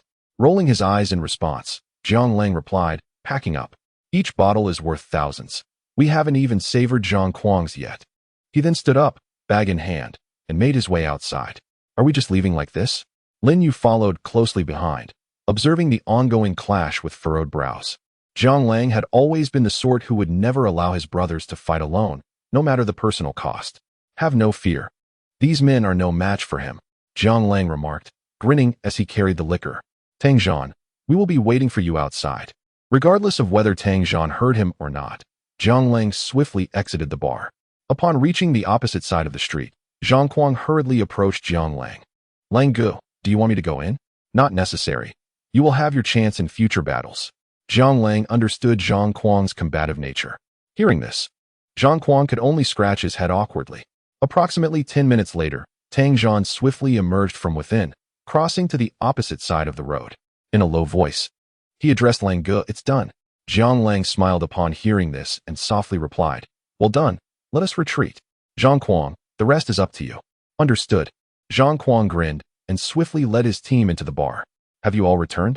When the group arrived at a courtyard, they found it was the property Lin Yu had rented for the day, located in the outskirts of the city, yet in an excellent position. Adjacent to the courtyard was a small river. Not far away lay a vast bamboo grove, and in the distance stood a mountain. The area in front of the courtyard was flat and expansive. As Lin Yu put it, this place is easy to defend and hard to attack. One can observe the enemy and withstand their assaults. Even in the face of an overwhelming force, retreat into the mountains would be feasible. More importantly, this courtyard boasted over a dozen rooms, previously used by a wealthy owner for leisure, but for reasons unknown, had recently been left unoccupied. In the courtyard, Xiao Biluo donned a gray tracksuit with an apron tied around her waist.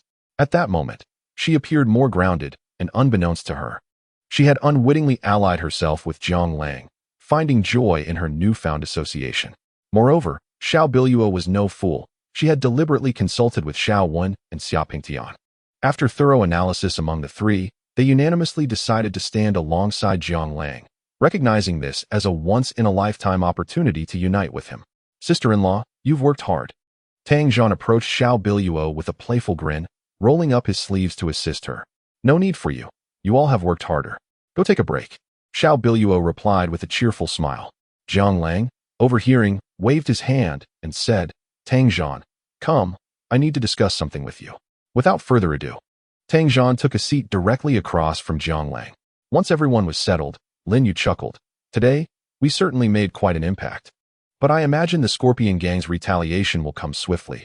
I believe they will be on a full-scale hunt for us tonight. What is there to fear? One comes. One is eliminated. Two come. Two are vanquished. I haven't even made a move yet. A proud expression adorned Zhang Kuang's face. True to his name, Zhang Kuang was indeed a formidable force. Tang Zhan nodded in agreement. Lang Gu, they may not know you, but they should recognize me. It won't be long before they trace it back to my sister. Tang Zhan had a certain renown, especially given Tang Xingyao's prominent identity. Upon hearing this, Jiang Lang smiled faintly and remarked, they certainly cannot touch Yaotai Mountain Villa. I believe they will locate us soon enough. Tang Zhan, you know where Xiao Biluo's bar is located, right? Yes, what of it? Tang Zhan inquired, furrowing his brow. Tomorrow, gather a few workers and tidy up the bar, ensuring they can easily find you. Jiang Lang grinned broadly, revealing his pearly white teeth. Chapter 80. Brothers reunited. Why? They've been searching for us relentlessly. Shouldn't we avoid confrontation? After all, our numbers are limited. Tang Zhan expressed his confusion. Rest assured, we will have ample manpower. I intend to make you a target, enticing them to attack our bar. This time, they will undoubtedly come in numbers, for they have never tasted defeat. Thus, this presents us with the perfect opportunity to eliminate this batch of adversaries and let all of Langzhou know that someone is resisting the Scorpion Gang. Jiang Lang's tone was remarkably calm, yet it instilled confidence in those who heard him. All right, Brother Lang, I will make preparations for tomorrow. I will boldly let them know of my presence. Since it was Jiang Lang's command, Tang Zhan resolved to follow it without hesitation. At that moment, two figures slowly approached from a distance, one tall and one short, one stout and one slim, creating a striking visual contrast. Upon seeing them, Lin Yu and Zhang Kuang instinctively rose to their feet. Noticing their stance, Tang Zhan unconsciously reached for his lower back. Could they be enemies? The two figures soon stood within 3 meters of Jiang Lang, at which point Tang Zhan coldly inquired, Who are you? In response, the medium-built, dark-skinned man smiled warmly and replied, I am Zheng Chang'an, and this is my brother, Nie Xiong. Unfamiliar faces, what brings you here? Tang Zhan's brow furrowed, and he appeared ready for confrontation. Given their prior offense against the Scorpion Gang, and with formidable forces such as the Heavenly Demon Pavilion and the Demon God Temple in the mix, he felt compelled to remain vigilant. Are you particularly formidable? Nie Xiong interjected, standing at nearly 2 meters tall and weighing an impressive 2 to 300 pounds, exuding a powerful presence. You may find out, Tang Zhan responded coolly, preparing himself for battle. Then let us test that, Nie Xiong declared, suddenly launching into action, swinging his arm toward Tang Zhan in a fierce punch. Tang Zhan, seeing this, shouted, "Come at me," and met Nie Xiong's punch head-on. Bang! In an instant, Tang Zhan was sent flying backward, akin to a kite severed from its string, landing several meters away before coming to a halt. After regaining his footing, he felt as though his fist had struck a moving train, his entire arm tingling from the impact. What incredible strength! Tang Zhan's expression darkened. Lin Yu, witnessing the exchange, chuckled, Tang Zhan. These two are also our brothers, Zheng Chang'an and Nie Xiong. You think you can match their strength? You stand no chance. Lin Yu's face radiated joy, while Tang Zhan looked on in astonishment, realizing, these are our brothers. They are truly remarkable. Greetings to both of you, my esteemed brothers. I am Tang Zhan. I apologize for my abruptness. With a playful smile, Tang Zhan approached Zheng Chang'an, cheerfully extending his hand for a handshake. Zheng Chang'an, wearing a warm smile, replied, Brother Tang. No need for such formalities. From now on, we are all comrades. There is no need for politeness. As they shook hands in a gesture of camaraderie, Lin Yu beamed with joy, noticing Zheng Chang'an momentarily at a loss for what to do. She quickly interjected, Chang'an, Xiao Xiong, this is Brother Lang.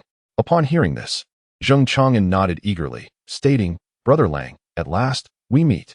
Seeing this, Zhang Lang rose quietly and embraced Zheng Chang'an gently. It is truly wonderful to see you all again. The words stirred deep emotions within Zheng Chang'an, nearly bringing him to tears. He wiped his eyes and softly replied, For so many years, we have been hesitant to seek you out. Our brothers have remained in silence. I have dispatched all our comrades to find a way to reconnect with our lost brothers. Thus, I have brought only a handful of brothers with me this time. Upon hearing this, Zhang Lang nodded thoughtfully and said, I understand. Thank you for your efforts. At that moment, Nie Xiong approached Zhang Lang. Appearing somewhat shy as he looked at him, Zhang Lang noticed and smiled warmly at Nie Xiong, playfully delivering a light punch to his chest. What is this? Don't you recognize me? Feeling bashful, Nie Xiong scratched his head and replied, Though this is my first time seeing your true self. Your punch is the only thing that hurts. After saying this, Nie Xiong embraced Zhang Lang tightly, saying in a deep voice, Brother Lang, I have finally found you. Zhang Lang, with a hint of exasperation, waved his hand and remarked, If you don't let go, this might very well be our last meeting. Only then did Nie Xiong shyly release Zhang Lang. Zhang Lang chuckled heartily and called out to Xiao Biluo, who was not far away. We might need to prepare more food. At this moment, Xiao Biluo approached wearing an apron, glancing at the two with a smile. Hello, I am Xiao Biluo, Zhang Lang's fiancée. Ah, so you are the sister-in-law. It is a pleasure to finally meet you. Zheng Chang'an and Nie Xiong both bowed respectfully. Zhang Lang felt a mix of emotions. Although Xiao Biluo spoke truthfully, he could not shake the feeling that something was amiss. Please, there is no need for such formality. The meal will be ready shortly. I have been preparing the ingredients for several days, so even if 10 more people arrive, it shall be no trouble. Please, continue your conversation. I will be back shortly. With that, Xiao Biluo turned and walked away. Zhang Lang then looked around at the gathering and solemnly stated, Now that we are all here, it is time to discuss our plans. Chapter 81. The Scorpion Gang's scheme. Meanwhile, in another room, numerous shattered bottles lay scattered across the floor. On the sofa sits a bald man, appearing to be in his 30s, with a corpulent physique and a face adorned with excess flesh. He is clad in a checkered shirt, unbuttoned to reveal his chest, and the most striking feature is a scorpion tattoo emblazoned upon his head, resembling a scar transformed into a design. In his embrace is a voluptuous woman, who finds herself the subject of his wandering hands and soft gasps. This man is Zhang Qingyi. Before Zhang Qingyi stands a middle-aged man, also in his 30s, who trembles in place, head bowed. You mean to say that someone vandalized our establishment, assaulted our men, and then made a clean getaway? Zhang Qingyi's expression darkens, revealing a simmering anger. Upon hearing this, the middle-aged man shudders even more. Brother E, the intruder possesses formidable skills. Our brothers were no match for him. It appears that the assailant is not merely a man, but perhaps Sun Wukong or Neza, who single-handedly dismantled your stronghold. I dare say, you might as well abandon your endeavors. Zhang Qingyi scoffs, his face betraying his dissatisfaction. The middle-aged man nearly collapses to his knees at this remark. We have no knowledge of who it was, nor can we find any trace of them. I fear your existence serves little purpose. Zhang Qingyi remarks nonchalantly. Please spare us. Brother Yi, our men are tirelessly searching. I am confident we will have news soon. Just then, the door to the private room swings open, and a subordinate enters. Bowing as he announces, Li Tangzhu and Kai Tangzhu have arrived. Let them in, Zhang Qingyi replies coolly. The subordinate quickly departs, and soon two men enter. One is robustly built, his body a canvas of explosive muscles, adorned with gold and silver jewelry, his bare arms showcasing his impressive physique. The other appears unremarkable, in his 30s, dressed in a suit, exuding a demeanor of earnestness. Brother Yi, the newcomers are none other than Zhang Qingyi's most trusted subordinates, Li Kaishan, the muscular one, and Kai Jun, the ordinary-looking man. Both have fought alongside Zhang Qingyi for many years, seasoned warriors in their own right. Upon their arrival, Zhang Qingyi gestures dismissively at the earlier middle-aged man, commanding, "Get out." The man, relieved, departs. His knees bloodied from kneeling on the shards of broken bottles scattered on the floor. Once the middle-aged man has left, Zhang Qingyi turns to the two men and speaks gravely. What are your thoughts on this matter? Hearing this, Li Kaishan clenches his fists and replies solemnly. Could it be that the other three gangs are conspiring against us? They have been engaging in various provocations lately, and we have had our share of conflicts. Unlikely. Kai Jun gently shook his head in response. Our conflicts are merely business-related, and they are well aware of our capabilities. It has always been a trivial affair, mostly consisting of verbal disputes, and we have never resorted to physical altercations. The recent destruction of our shop and the violence inflicted upon us likely exceeds their strength. Who could it be? Is it possible that a ghost has appeared? Li Kaishan's brow furrowed in concern. Upon hearing this, Kai Jun pondered for a moment before responding gravely. Brother Yi, I suspect this incident is connected to the Shao group. Why do you say that? Zhang Qingyi inquired, his brow knitted in thought. Because I have reviewed the surveillance footage, and the man in the video was wearing a flying fish suit. I learned that Tang Qingyao from Yaotai Mountain Villa has a brother named Tang Zhan, who is known for donning such attire. Moreover, he is accompanied by a group of over 10 individuals, who are notoriously arrogant. Then, Brother Yi, I shall confront him at Yaotai Mountain Villa tonight, Li Kaishan declared, standing up decisively. Seeing Li Kaishan's determination, Zhang Qingyi shook his head, cautioning, No, we cannot simply storm into Yaotai Mountain Villa to confront them. Do you think this is just an ordinary villa? Are we to let this slide? Li Kaishan's face flushed with indignation, though he paused in his tracks. Zhang Qingyi contemplated for a moment before asserting, Of course, we cannot allow this to be brushed aside. We have remained too silent for too long. It seems the underworld has forgotten our prowess.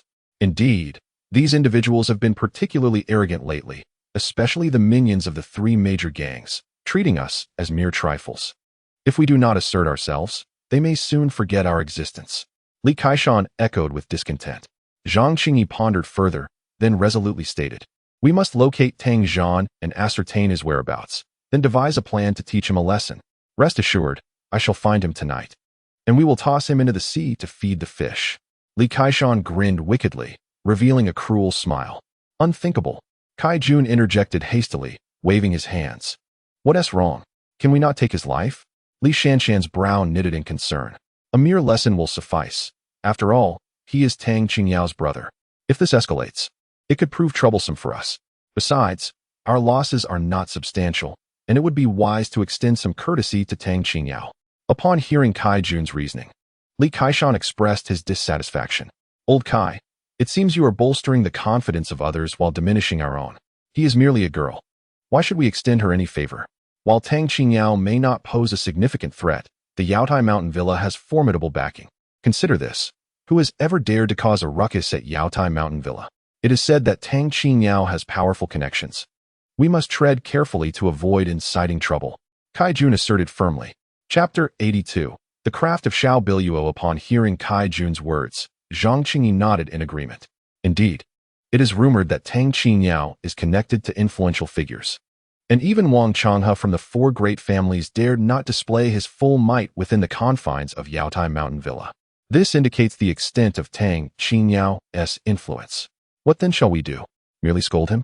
Hearing that Wang Changhe had also suffered setbacks at Yaotai Mountain Villa is indeed significant. It is imperative that we do not appear intimidated by Yaotai Mountain Villa. Therefore, I propose we locate Tang Zhan and teach him a lesson, as he was the instigator of this disturbance. Not only did he assault my associates, but he also vandalized our establishment. If we were to let this matter slide, we would merely become the subject of ridicule among our peers. Moreover, this presents us with an excellent opportunity to demonstrate our resolve. Kai Jun spoke solemnly. Zhang Qingyi nodded in agreement and then said gravely, "What do you suggest we do about this situation? We should find Tang Zhan and, preferably in a crowded place, confront him publicly. It is essential that everyone knows that although the Scorpion Gang has remained in the shadows for some time, this realm still belongs to us. We harbor no fear of the three major gangs, nor do we regard Yaotai Mountain Villa with any seriousness. We must make an example of him," Kai Jun asserted emphatically. "Indeed, let us proceed as such," Zhang Qingyi agreed. Before he could finish his thought, Li Kaishan interjected, "Brother Yi, allow me to handle this. It has been too long since I've had a chance to stretch my legs." Upon hearing this, Zhang Qingyi contemplated briefly before shaking his head. "It is not that I doubt your capabilities, but this matter is of great significance and must be approached with caution. You must strike a balance and exercise prudence. Furthermore, do not engage personally, delegate the task to your subordinates. This way, should any complications arise, you will have room for maneuvering, understand?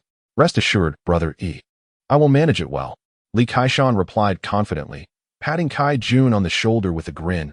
"Old Kai, I'll take the credit for this. And I owe you a favor which I shall repay when the opportunity arises. Just treat me to a drink." Kai Jun laughed in response. "Certainly. Once the task is complete, I shall visit your home and share a few drinks with your wife and nephew, huh?" At this moment, Jiang Lang spoke softly. "We must commence our strategic planning immediately. Chang'an, you are at liberty to select all personnel at your leisure. I require swift access to all intelligence regarding Langzhou. The individuals from Tingyu Building can be at your disposal. Rest assured, Langgu, I will arrange it without delay," Zheng Chang'an affirmed with a firm nod. As Jiang Lang's most formidable aide, Zheng Chang'an, despite his unremarkable appearance, blended so seamlessly into a crowd that one might not spare him a second glance, making it difficult to recall his features. However, to underestimate his prowess based on this would be a grave miscalculation. In Jiang Lang's words, Zheng Chang'an is the true blade. The eyes, the ears, an integral component. Thus, intelligence is paramount for Jiang Lang.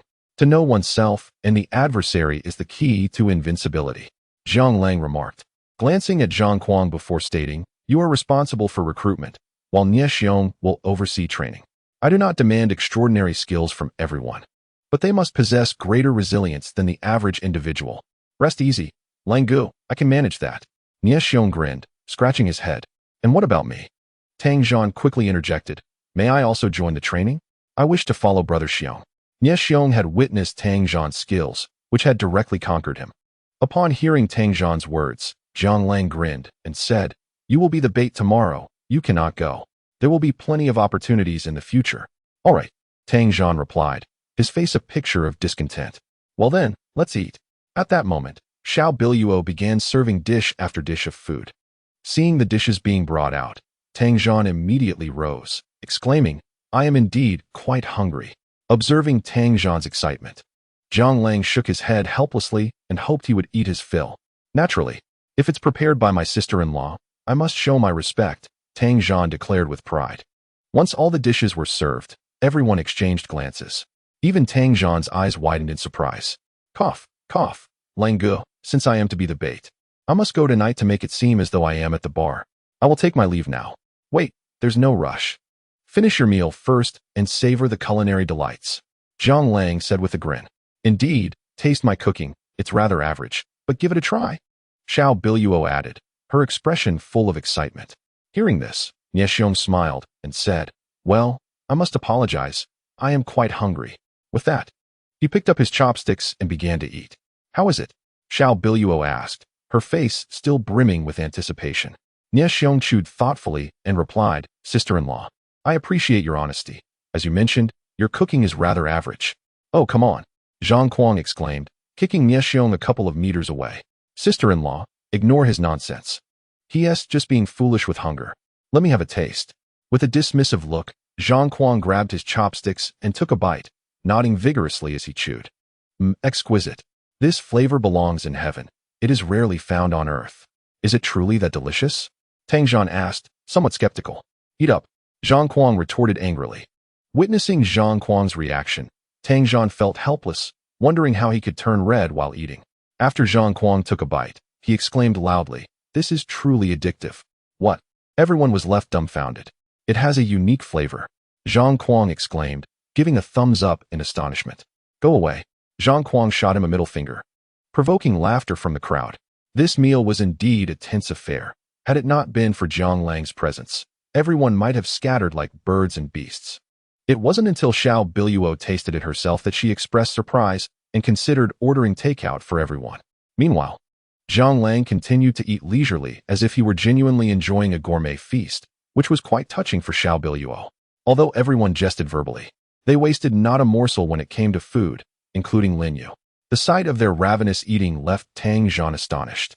It was only because Xiao Biluo had previously encountered Jiang Lang's cuisine that she found it rather ordinary. They devoured their meals with unrestrained fervor, leaving no food uneaten, which deeply moved Tang Zhan. This was due to a remark made by Zheng Chang'an that Tang Zhan would remember for a lifetime. Only through the act of eating can one affirm their existence.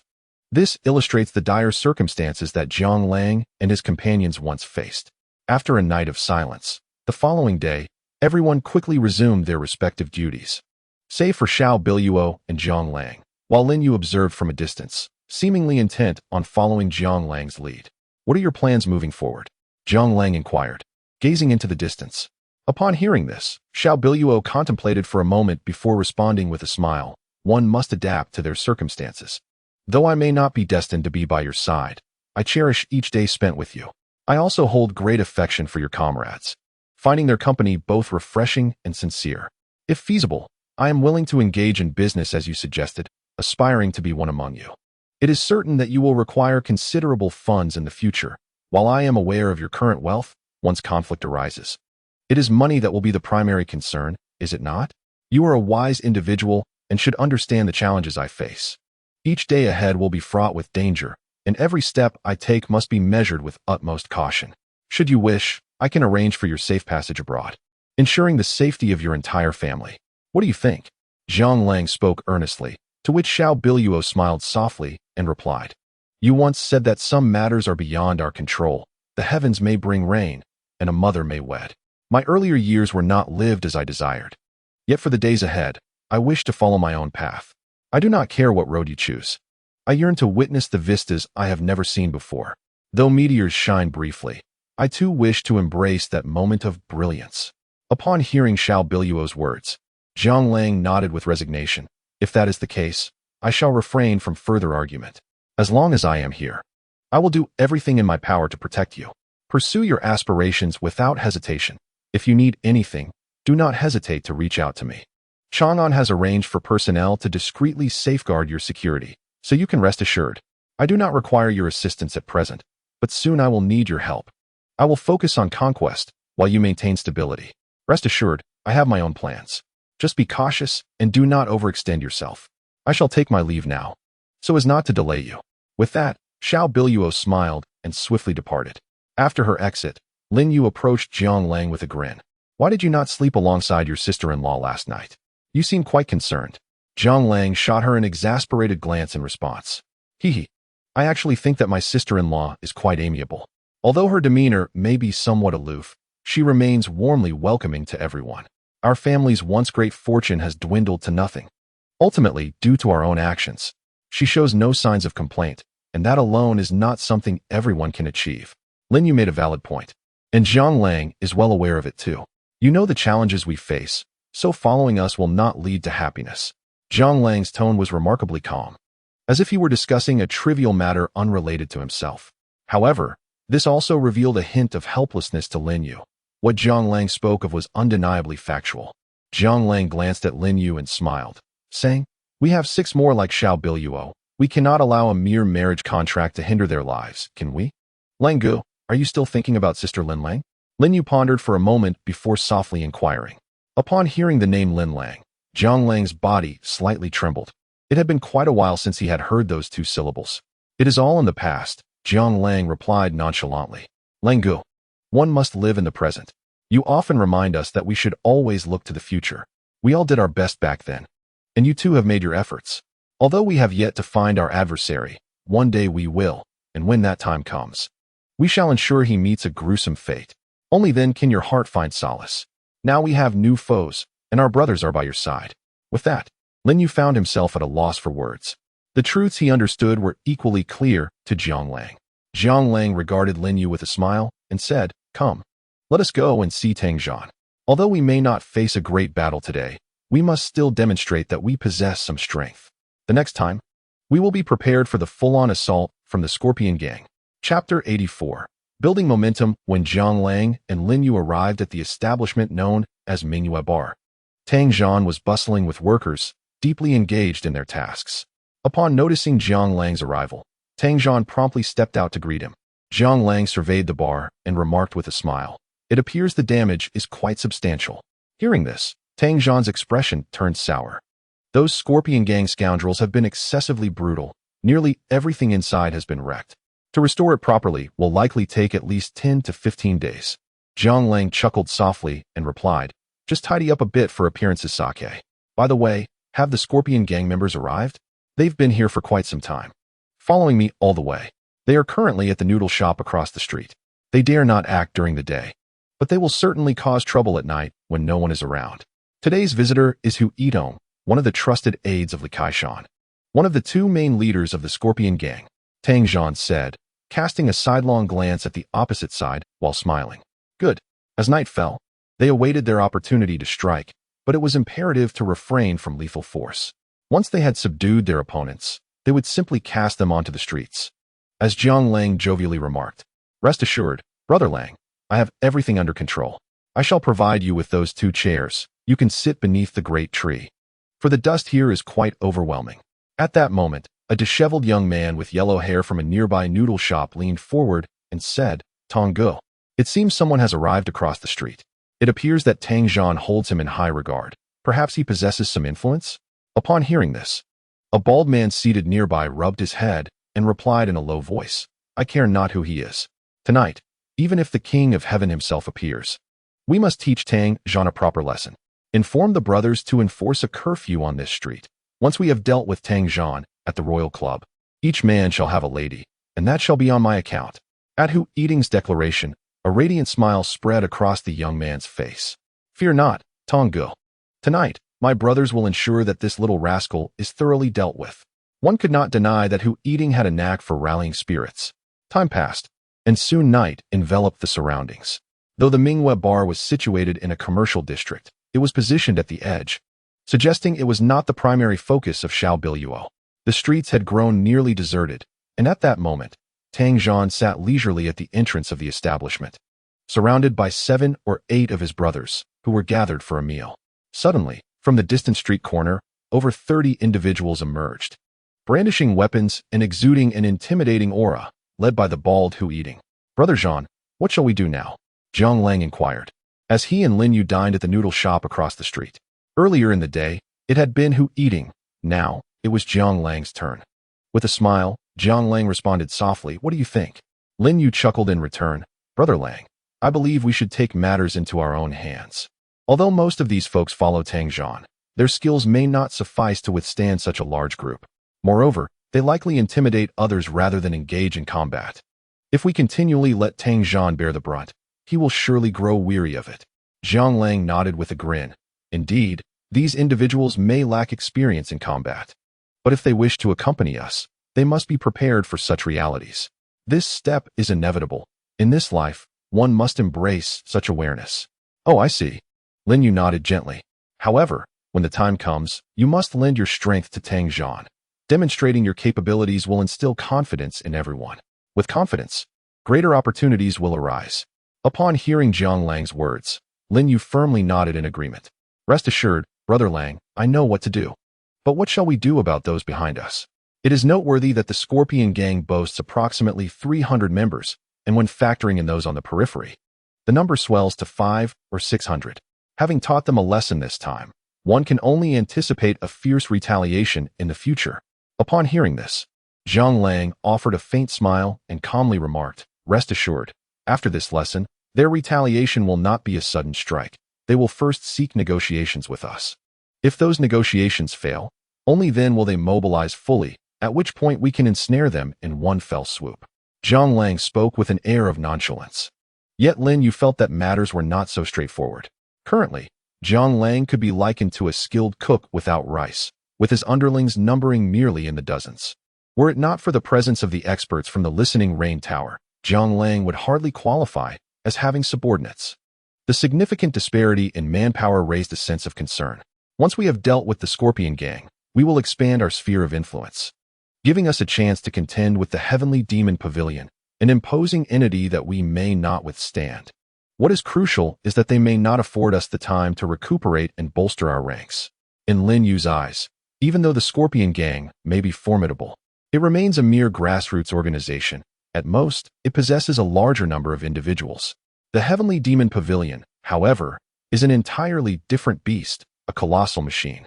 A single misstep could lead to our utter ruin. Hearing this, Zhang Lang laughed heartily and replied, "They will certainly not grant us the opportunity, but there are those who will ensure that they do." Chapter 85.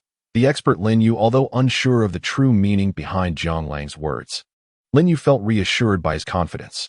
The confrontation commenced without any pleasantries, and it was evident that both parties were exercising considerable caution, avoiding strikes aimed at vital areas.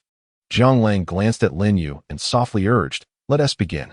In response, Lin Yu leisurely wiped her mouth and grinned, assuring him, "Have no worries." With that, she cheerfully dashed toward the opposing side. Upon reaching them, she suddenly leaped high and landed a punch on one of the Scorpion Gang's subordinates. The unexpected appearance of a girl took everyone by surprise, and even more astonishing was the ferocity of her skills. A burly man failed to withstand her punch and fell to the ground. After landing that successful blow, the girl did not pause. She danced through the crowd like a red butterfly, exuding beauty. Yet, this beauty was lethal. With each strike, another individual collapsed, unable to rise again. Witnessing such a spectacle left not only Hu Yitong in shock, but also Tang Zhan, who stood nearby, astounded. Although he had shared jovial interactions with Lin Yu in the past, he had never realized the depth of her prowess. Furthermore, with her sweet demeanor and seemingly harmless appearance, how could she possibly be an expert? Though I claim to have not witnessed the fray, it is evident from Ye Xiong's demeanor that he is indeed the foremost expert. However, Lin Yu's presence at this moment is equally commendable. Is it captivating? With a pause, Lin Yu smiled and remarked to Tang Zhan. At that moment, Tang Zhan seemed to awaken from a dream. He bellowed heartily and grinned. "Brothers, the wretched scions of the Scorpion Gang are faltering. Let us vanquish them." With that, Tang Zhan surged forward, leading the charge. He and his comrades were invigorated, as if infused with adrenaline. Not long ago, the Scorpion Gang had reigned supreme in Langzhou, and now they found themselves clashing with their adversaries, with the tide favoring their side, something previously unimaginable. Coupled with Lin Yu's remarkable prowess, it appeared their new leader surpassed Tang Zhan by a considerable margin. The battle swiftly determined its victor, with Hu Yitong and his men retreating, bruised and battered. Witnessing their enemies flee in disarray ignited a fervor among the crowd. The once mighty Scorpion Gang was not as formidable as the legends suggested. Everyone has worked hard. Let us return to rest or indulge in some leisure. Expenses on me, Tang Zhan proclaimed with grandiosity. The crowd nodded in agreement, quickly turning to depart. After all had left, Tang Zhan approached Jiang Lang with his head held high, solemnly stating, "Brother Lang, the enemy has been routed. I have not failed in my duty." Jiang Lang, observing Tang Zhan's demeanor, smiled and inquired, "How do you feel?" "It feels exhilarating. I have never experienced such elation in my life. I have longed to teach the Scorpion Gang a lesson, yet opportunity eluded me," Tang Zhan expressed with palpable excitement. Hearing this, Jiang Lang smiled lightly and replied, "The Scorpion Gang was merely a preliminary encounter. The true adversary lies with the Tianma Pavilion. Are you afraid?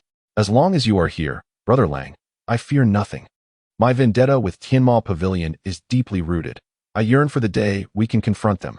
Tang Zhan's voice brimmed with intensity at the mention of Tianma Pavilion. Jiang Lang chuckled softly, cautioning, "Tianma Pavilion is not easily dealt with. You must possess strength. Brother Lang, I comprehend. I shall double my training starting today, Tang Zhan asserted, having recognized the disparity between his skills and Lin Yu's. Observing Tang Zhan's determination, Zhang Lang nodded approvingly, stating, from tomorrow onward, you may train alongside Nie Xiong and the others. Remember, only the strong survive. The enemies we face will grow ever more formidable, and strength is our sole reliance. Rest assured, Brother Lang. Tang Zhan, being astute, acknowledged the gap between himself and his peers, nodding earnestly. Lin Yu then interjected with a smile, Brother Zhan, let us prepare to return. The hour grows late. Agreed. A few individuals quickly parted ways, while Zhang Lang returned to the courtyard with Lin Yu. It seemed that tonight, it would be just the two of us here. Observing the absence of others, Lin Yu wore an expression of helplessness. Zhang Lang, however, smiled and remarked, isn't that preferable? You despise the loud snoring of Zhang Kuang and the others. You could hear them from several rooms away. Hee, that's true. Lin Yu's words had scarcely left her lips when she noticed her brow slightly furrowing. Not far off, a woman approached silently, clad in a plaid shirt and snug-fitting jeans. Her tall stature and spirited countenance clearly indicated that it was Li Shuang who had arrived. Lang Gu, I shall step inside first. Lin Yu understood Li Shuang's nature. Since she had come to find Zhang Lang, it was undoubtedly for a specific purpose, likely concerning the events of today. Recognizing that the two needed to converse, she swiftly vacated the space to afford them privacy. As Li Shuang approached, Zhang Lang greeted her with a warm smile, saying softly, I never expected you would find your way to this place. At that moment, Li Shuang's expression was one of icy elegance. She glanced at Zhang Lang and replied softly, if one wishes to keep secrets, one must refrain from wrongdoing. Have you forgotten what I do? Chapter 86. Li Shuang's inquiry. Hearing Li Shuang's words, Zhang Lang smiled faintly and responded, that sounds rather significant. Li Shuang appeared to be there to confront him. She continued in a low tone, was it you behind the incident at Minghua Bar tonight? Zhang Lang furrowed his brow, asking, are you referring to me? Tang Zhan clashed with members of the Scorpion Gang tonight, and though no one reported it, we have gathered some evidence. I even saw your photograph at the scene, which is why I came to inquire. Li Shuang's gaze was fixed intently on Zhang Lang, as if seeking to extract some truth from his eyes. Yet, she found herself disappointed. Zhang Lang's eyes were deep and enigmatic, akin to a vast abyss that effortlessly drew one in. Noticing her reaction, Zhang Lang chuckled lightly and said, actually, it's not quite related. I am friends with Tang Zhan, and I merely stumbled upon the commotion. I intended to assist, but those involved fled. Alas, it is truly regrettable that I could not intervene. Zhang Lang, do not jest with me. I am aware of the situation. The Shao Corporation is undergoing a transformation, and the vandalism at Minghua Bar was indeed orchestrated by the Scorpion Gang. You seek revenge, do you not? Li Shuang stated firmly. Upon hearing this, Zhang Lang regarded her with a radiant smile and asked, so tell me, should I seek vengeance? You should report it. You ought to place your faith in the fairness of the law. Li Shuang responded with conviction. Zhang Lang, amused, replied softly, not all matters can be governed by law. Laws merely impose the most basic moral boundaries. My principle is simple, an eye for an eye, a tooth for a tooth. If one does not offend me, I shall not offend them, but if one does, I will retaliate. Do you comprehend the implications of your words? Li Shuang, taken aback by Zhang Lang's declaration, was somewhat astonished. In my recollection, Zhang Lang is a skilled individual, possessing a fundamentally benevolent nature, yet at this moment, he exudes an aura steeped in bloodlust. If you truly dare to proceed with such actions, I shall undoubtedly apprehend you. Li Shuang asserted with a firm nod. Upon hearing this, Zhang Lang flashed a grin, revealing his pearly white teeth. Of course, I harbor no doubts regarding your professional integrity. Should you possess evidence, I would welcome your efforts to capture me at any time. Zhang Lang, let me inform you that the Scorpion Gang has wielded influence over Langzhou for numerous years. Their connections are intricately woven. Do not wade into these murky waters, for if you do, you shall not escape unscathed. Li Shuang's urgency was palpable. Zhang Lang chuckled lightly at her words and replied, rest assured, I have taken your advice to heart. Thank you, Officer Li. The mention of Officer Li left her feeling somewhat uneasy, as if the distance between them had widened. Is there anything else you wish to discuss, Officer Li? Zhang Lang sought to avoid lingering on this topic. Contemplating briefly, Li Shuang then inquired, what precisely is your relationship with Suing Xue? Legally speaking, we share no ties. Why do you ask? Jiang Lang responded, sensing the sudden shift in conversation regarding Su Yingxue. Li Shuang quietly remarked, if she were to encounter difficulties, would you come to her aid? Certainly. While we may lack a legal bond, we are still friends. Has something occurred? Jiang Lang's concern heightened as he sensed that Li Shuang's inquiry stemmed from an underlying issue. I just received news that her scandalous photographs have been circulating wildly online. The authenticity remains unverified, and the source has yet to be identified. Numerous media outlets have reported on this matter. Have you not seen? Li Shuang revealed. Jiang Lang's brow furrowed at this revelation. Although his understanding of Su Yingxue was limited, he was certain she was not the type to engage in such disgraceful behavior. Currently, no one can locate Su Yingxue, not even her agency. However, adult disappearances require a minimum of 48 hours before they can be reported. The agency is reluctant to escalate the situation, hence they have refrained from contacting the authorities. If you possess any means to assist, I fear for her safety. Li Shuang implored earnestly. Jiang Lang's expression mirrored her concern, furrowing his brow as he processed the gravity of the situation. I understand, he replied coolly. Noticing his detached tone, Li Shuang felt as though he lacked genuine interest. Given this, I shall not impose further. I hope you exercise caution. With that, Li Shuang pivoted and strode away in frustration. Once she departed, Lin Yu reappeared, asking, Brother Lang, shall we intervene? Upon hearing this, Jiang Lang's brow furrowed slowly. Something felt amiss. After all, Su Yingxue was not the kind of woman to act this way. How about this? Have Chang'an investigate and find an expert to examine the photographs or trace their origins. We must locate the person first. Understood. I shall call Chang'an at once. But, Brother Lang, do you not sense that this might be a conspiracy? Lin Yu seemed to share the unease. If these individuals are indeed your fiancés, then why are they facing consecutive mishaps? Could it be due to you, or is it merely a coincidence? Let us find the person first. Jiang Lang was acutely aware that matters were far more complex than they appeared, yet at this moment, the priority was to locate the individual. Meanwhile, on the other side, atop a grand bridge, a shadowy figure stood precariously on one of the pillars. A feat not easily accomplished by just anyone. Battling the fierce winds, the figure murmured, Jiang Lang, let us see just how capable you truly are. The voice unmistakably belonged to Li Wei. Chapter 87. The photograph is authentic. Had this been the former Li Wei, he would have struggled to even reach such heights, let alone maintain his position there. Yet, now, amidst the tempest, Li Wei stood unwavering, his feet seemingly glued to the pillar. In the next moment, he leapt off the towering bridge, vanishing into the darkness below. At that same moment, Zhang Qingyi was in his villa, fuming with rage. Before him, Li Kaishan and Kai Jun trembled in fear, scarcely daring to breathe. Useless. All of you are utterly worthless. Li Kaishan, what have your subordinates accomplished?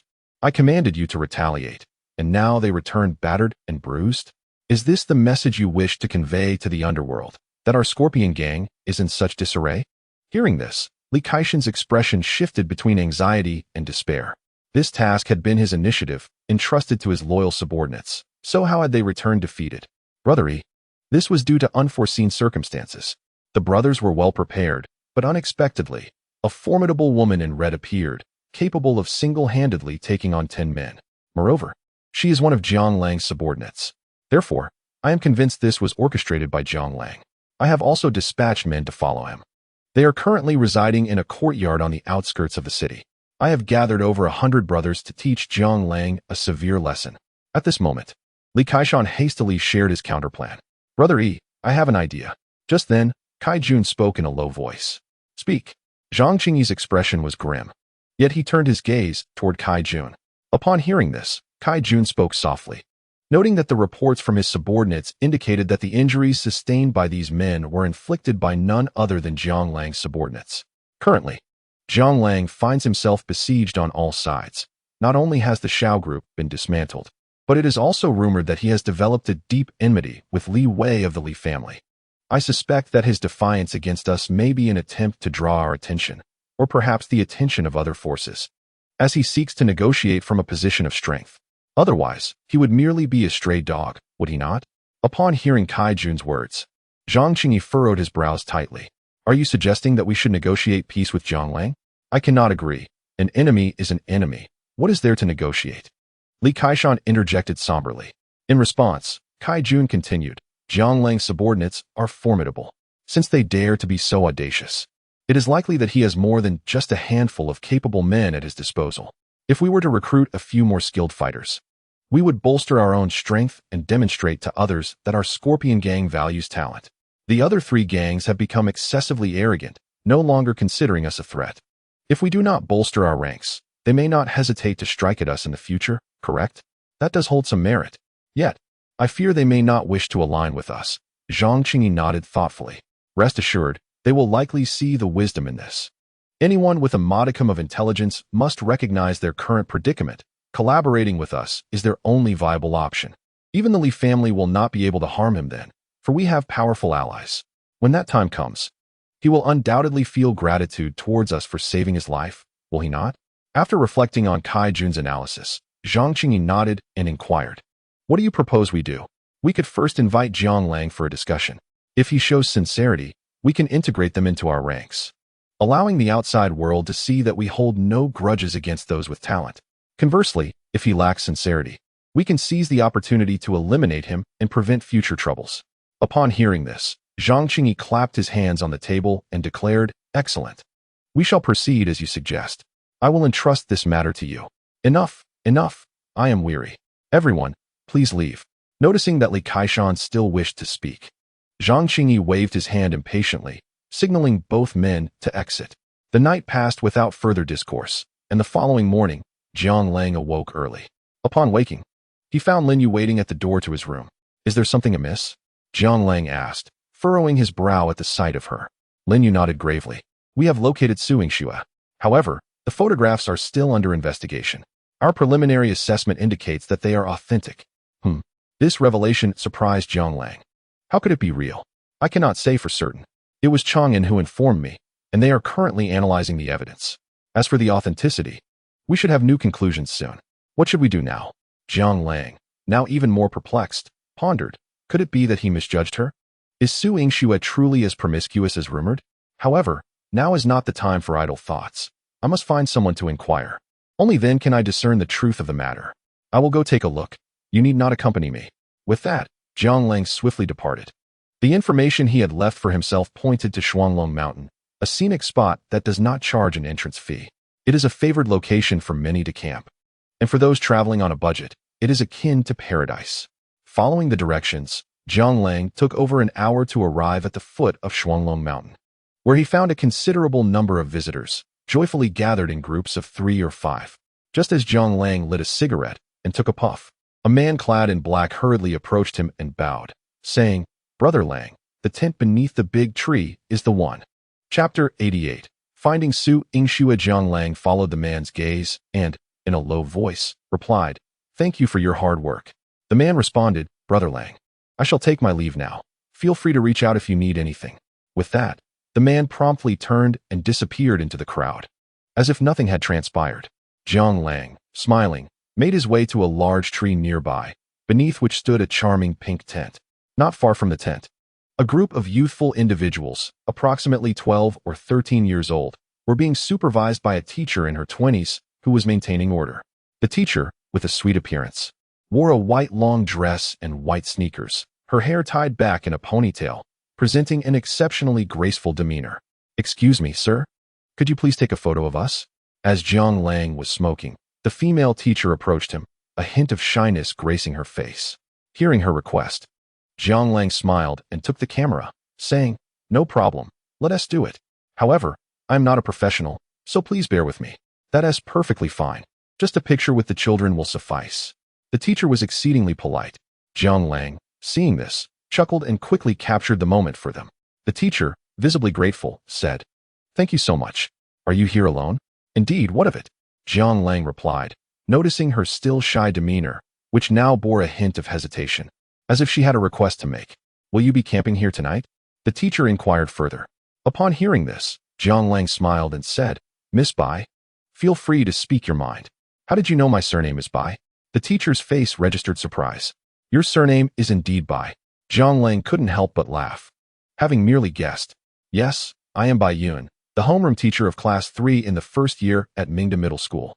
May I ask your name?" Bai Yun maintained her polite demeanor. "I am Jiang Lang." Jiang Lang replied with a smile. Upon witnessing the situation, Bai Yun continued, "Today is the weekend, and we have arranged to go camping at Shuanglong Mountain with the students. Originally, 2 male teachers were supposed to join us, but they have encountered unexpected matters and may not arrive tonight. If possible, would you consider joining us?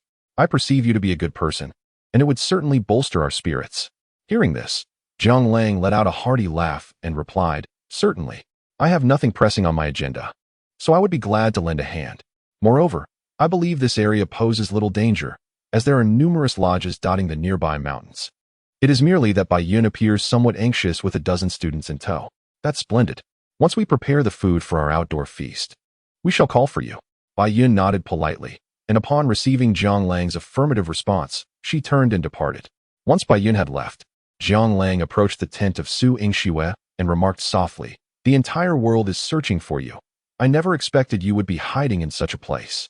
At the sound of Zhang Lang's voice, the tent quickly opened, revealing Su Yingxue's surprised countenance. "Zhang Lang, what brings you here?" she inquired. Zhang Lang, appearing somewhat helpless, replied, "I happened to learn that the superstar had gone missing, so I came to search for you. Li Shuang mentioned your disappearance.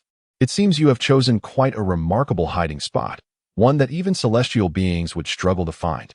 Yet you have found me nonetheless. Please, come inside." Upon seeing Zhang Lang, Su Yingxue's face lit up with a radiant smile. Zhang Lang waved his hand dismissively, saying, "No, your tent is too small. Should others catch sight of us, I fear for my life and fortune. I am not wearing any makeup, so I doubt anyone would recognize me." Today, Su Yingxue's appearance could be considered understated, nearly devoid of makeup. However, her natural beauty remained strikingly enchanting. "I still prefer not to enter. This is a tourist spot, and if I go in, it might lead to misunderstandings. You aren't undressed, are you? How could that be?" Upon hearing Zhang Lang's remark, Su Yingxue quickly emerged from the tent, her pink athletic attire enhancing her adorable charm. "How did you find me?" Su Yingxue expressed genuine curiosity regarding Zhang Lang's visit. With a smile, Zhang Lang replied softly, "I have my ways, but I am eager to know why you are here. I came out to clear my mind. You must have seen the news and the photos. I truly do not know how to explain myself, so I felt compelled to hide away." At this moment, Su Yingxue appeared remarkably at ease, far more relaxed than Zhang Lang had anticipated. "Did you think I would be in despair?" Su Yingxue smiled as she remarked, "In truth, being a star entails more than just glamorous appearances. It requires a formidable inner strength. Over the years, I have weathered countless storms, scandals, slander, defamation, humiliation, and even the kidnapping you witnessed last time. I seem to have developed an immunity to it all. After such a lengthy period, I have grown accustomed to it. Besides, they are merely some scandalous photographs. With a little time and a public clarification, everything should settle down. The company and public relations will surely handle these matters." Her face adorned with a bright smile, Su Yingxue appeared remarkably untroubled. Zhang Lang, upon hearing her words, glanced at her and replied calmly, "What if those photographs are indeed authentic?" Chapter 89. Su Yingxue's twin sister. Upon hearing this, Su Yingxue's expression darkened visibly. "What do you mean?" Zhang Lang responded softly. "The source of this revelation claims that the photographs are genuine, and the original files have already been sent for authentication. I believe results will surface soon. I have even arranged for someone to assist you with the verification, and it is highly likely that the photographs are real. Do you not trust me?" Su Yingxue furrowed her brow. "If I did not trust you, I would not have come. Although you have yet to sign, I still consider you a friend, and I hope you can share the truth with me. I can assist you," Zhang Lang asserted resolutely.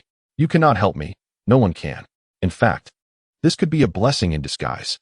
I could retire from the entertainment industry and dedicate myself to being a homemaker, raising children, and being your wife. How does that sound?" Su Yingxue's face was full of smiles, while Zhang Lang wore an expression of helplessness, bewildered by her nonsensical remarks. "Just get to the point. Have you seen the photographs?" Su Yingxue suddenly inquired. "I have, but only the blurred versions," Zhang Lang quickly clarified. Upon hearing this, Su Yingxue chuckled softly and said, "Then I do not believe you. All men are the same. So what do you think of the figure? Is this really the time for such comments?" Zhang Lang was utterly speechless, realizing just how resilient Su Yingxue's spirit truly was. Seeing his reaction, Su Yingxue smiled again and gently remarked, "This woman is Su Yuan, my sister." "Your sister? How can she resemble you so closely?" Zhang Lang was taken aback by the revelation that Su Yingxue had a sister. "Can twins not look alike?" She is the one who took those photographs. Su Yingxue maintained her composure while speaking of Su Yuan. Then why would she do such a thing? Zhang Lang inquired. Even more perplexed, Su Yingxue smiled faintly and replied, she desires money. I refused her request, so she resorted to this method. Noticing Zhang Lang's lingering confusion, Su Yingxue continued. When we were very young, my mother took Su Yuan abroad. As for the reason why my parents separated, I am unaware. In later years, my mother passed away, and I heard that life there was quite tragic. Su Yuan sought me out, hoping I could assist her. Though our emotional bond is tenuous, blood is thicker than water.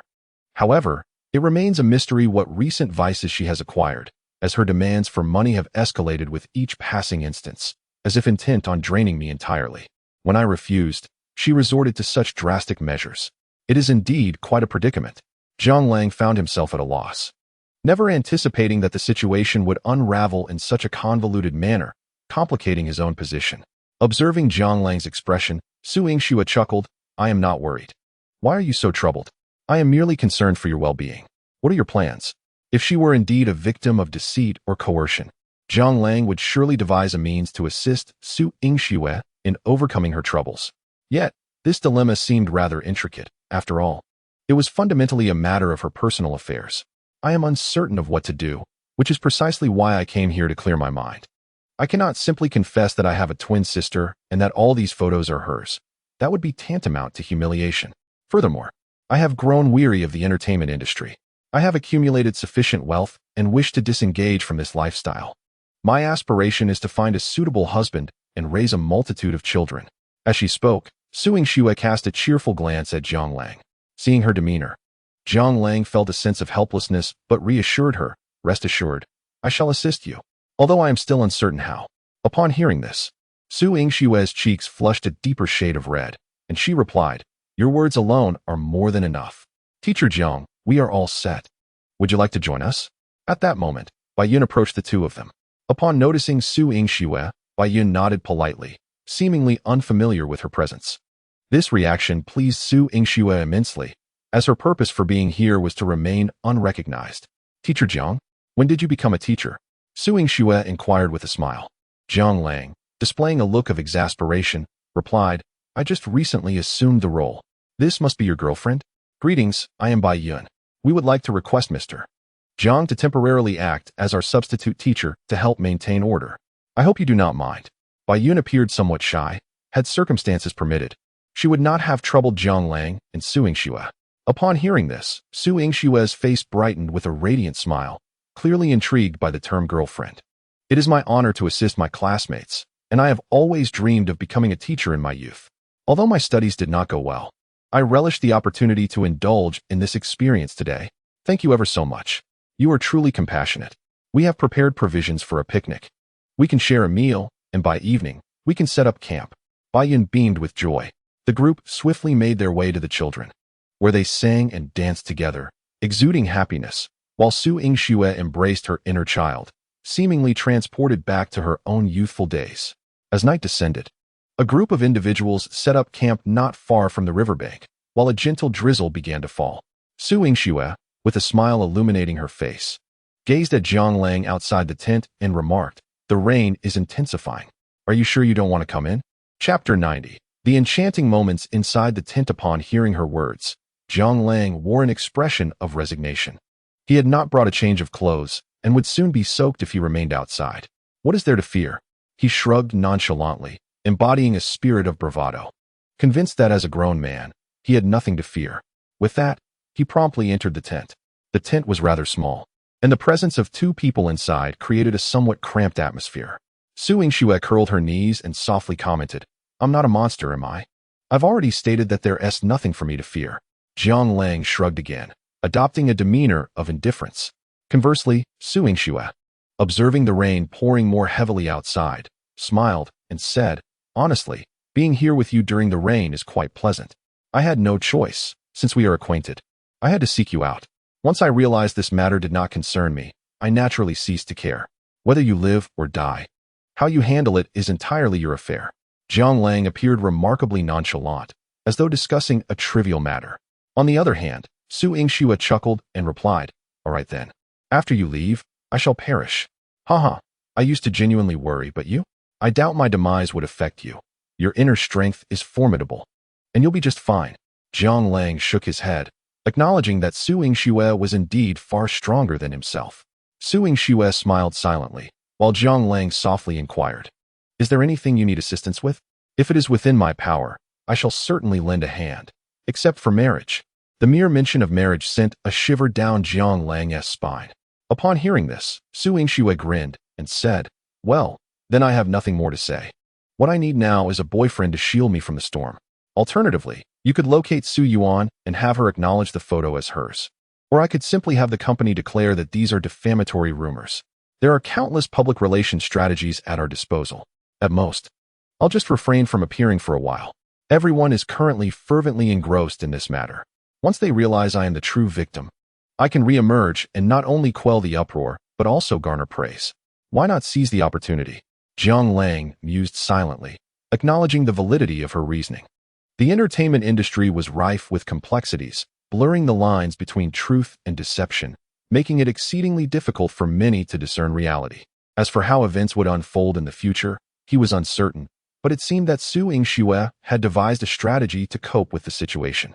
"Is it that once I resolve this issue, you will no longer wish to remain here?" Su Yingxue looked at Jiang Lang with a smile. Upon hearing those words, Jiang Lang could only nod in resignation. "Indeed, I truly do not wish to remain here any longer. I should not have come today.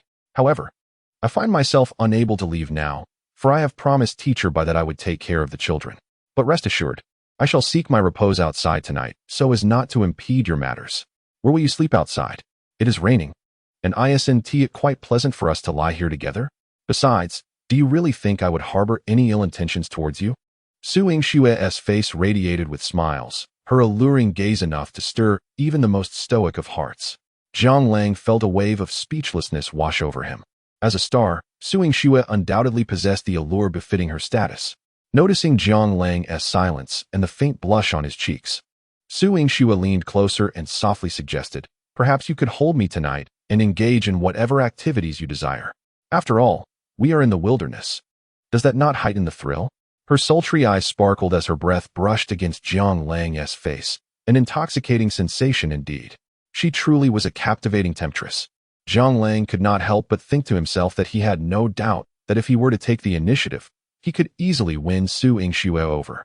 Alas, he found himself lacking interest in her.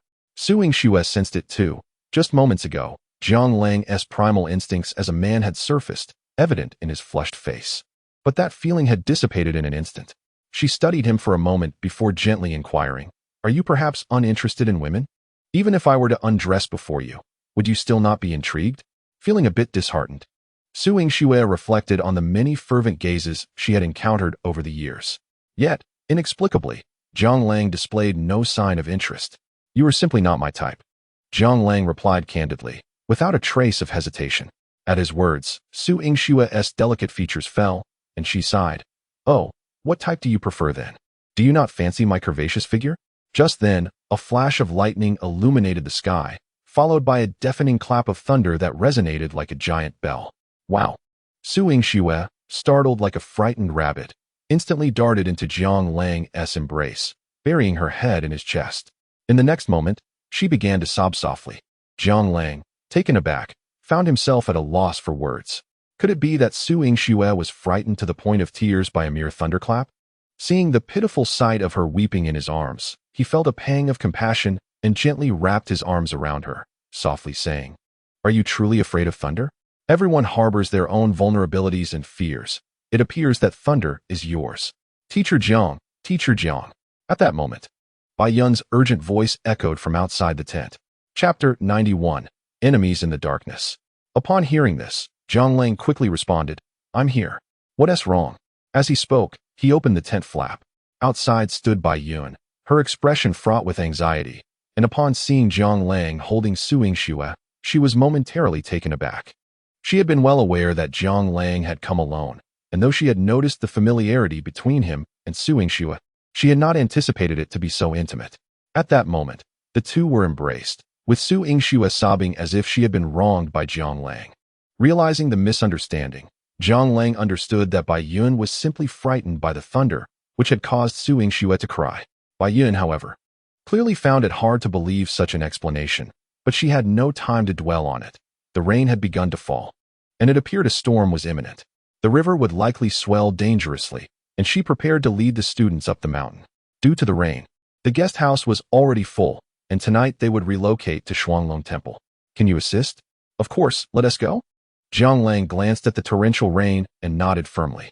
After saying this, he turned to Su Yingxue and asked, "Do you wish to stay here and cry? Or come with me? Don't leave me." Su Yingxue's face was etched with worry, resembling a frightened little girl as she clutched Jiang Lang's sleeve tightly. Jiang Lang nodded in response and said solemnly, "Stay close to me." Regardless, the priority was to evacuate the students, and Shuanglong Temple was still a couple of miles ahead. The weather was indeed perilous. Feeling the constraint of Su Yingxue's grip, Jiang Lang had no choice but to take her hand and walk towards Bai Yun. Meanwhile, the students began to hurriedly gather their belongings. Upon seeing Jiang Lang, Bai Yun quickly asked, "What should we do?" In response, Jiang Lang stated, "Once we have everything packed, we will set off. You lead the way, and I will follow. The boys will form 3 groups outside, while the girls will stay inside. We will reach the temple soon, and then we shall be safe." "All right." With Jiang Lang's words, Bai Yun found her resolve and began directing the students. "You're quite adept at giving orders," Su Yingxue remarked softly, wiping her tears. At that moment, Jiang Lang's brow furrowed suddenly, and he turned to gaze into the distance. His demeanor akin to that of a predator fixating on its prey, staring into the abyss of darkness. An aura of menace emanated from him involuntarily. What's wrong? Sensing the chill radiating from Jiang Lang, Su Yingxue was puzzled by the sudden shift. Jiang Lang remained still, quietly observing the shadows ahead. After approximately a minute, Jiang Lang softly remarked, "You go assist Teacher Bai, we must set off. With so many people around, there is no need for fear." Although uncertain of the situation, Su Yingxue was struck by Jiang Lang's rare display of seriousness and nodded earnestly. Jiang Lang sensed a pair of eyes watching him from a distance, belonging to an individual of considerable prowess. The moment he became aware of this presence, the figure vanished. The ability to disappear right before his eyes indicated extraordinary strength. It seemed that the night would not be peaceful. Jiang Lang's heart was a tempest of emotions, pondering whether this formidable individual was pursuing him or had other intentions. The group soon commenced their journey, with Jiang Lang lingering behind as a rear guard. Shortly after his departure, a figure materialized seemingly from thin air. After observing Jiang Lang, the figure remarked nonchalantly, "Indeed, you are Jiang Lang. You even noticed me. Quite impressive, quite intriguing, haha." With that, the shadowy form dissipated. As time ticked away, when the group arrived at Shuanglong Temple, they were met with a tempest of thunder and lightning. The temple was devoid of inhabitants, and even the lamps were absent, leaving everyone to gather together with their phones or flashlights. At that moment, Bai Yun approached Jiang Lang and asked earnestly, "What shall we do now?" Confused by her tone, Jiang Lang inquired why she felt this way. Bai Yun responded softly, "The students are already soaked, and many have not brought spare clothes. If this continues, they'll catch a cold and be unable to attend school. How about this? I will go gather some firewood, and we can start a fire here to warm ourselves. Could you keep an eye on the students for a bit?" "No." Jiang Lang gently shook his head. Bai Yun and Su Yingxue were momentarily taken aback by his response. Given the severe weather, warming by the fire seemed reasonable, and moreover, Jiang Lang was not being asked to gather firewood himself. A true gentleman would have volunteered to collect it. Bai Yun wondered why Jiang Lang declined such a request. "I'll return shortly," Bai Yun quickly assured. "No," Jiang Lang reiterated, shaking his head with an unwavering tone. "Why not?" Su Yingxue felt Jiang Lang was being excessively stubborn. In response, Jiang Lang gazed at Su Yingxue and softly stated, "If I do not call you out tonight, none of you are to leave this place, regardless of the commotion outside. Do you understand?" His voice was grave, sending a slight shiver through everyone present. Chapter 92. The master of the national rankings. Though Jiang Lang may possess a somewhat roguish demeanor, he is ultimately a person of great warmth and kindness. Otherwise, he would not have rescued me in the past, nor would he be assisting Bai Yun today. Just then, a loud, eerie laughter echoed from outside, sending chills down one's spine in the dead of night. Upon hearing this unsettling sound, Jiang Lang furrowed his brow, while Bai Yun and Su Yingxue were taken aback in shock. Observing their reaction, Jiang Lang calmly instructed, "Stay inside. I will not permit anyone to venture out." Realizing the gravity of the situation, Bai Yun and Su Yingxue promptly retreated into the grand hall, securing the door behind them. Jiang Lang stood silently before the entrance, exuding an air of serene composure. At that moment, he resembled a sharp blade, motionless yet brimming with lethal intent. Jiang Lang, the voice resonated. The foremost master of the national rankings, presumed dead all these years, yet here you stand alive. After a prolonged search, I have finally found you. And your presence has indeed captivated all. It is a pity, however, that you are no longer listed among the national rankings. Killing you would merely be a means to claim the generous bounty of 100 million, a tempting prospect indeed. The voice continued to echo, though its owner remained elusive.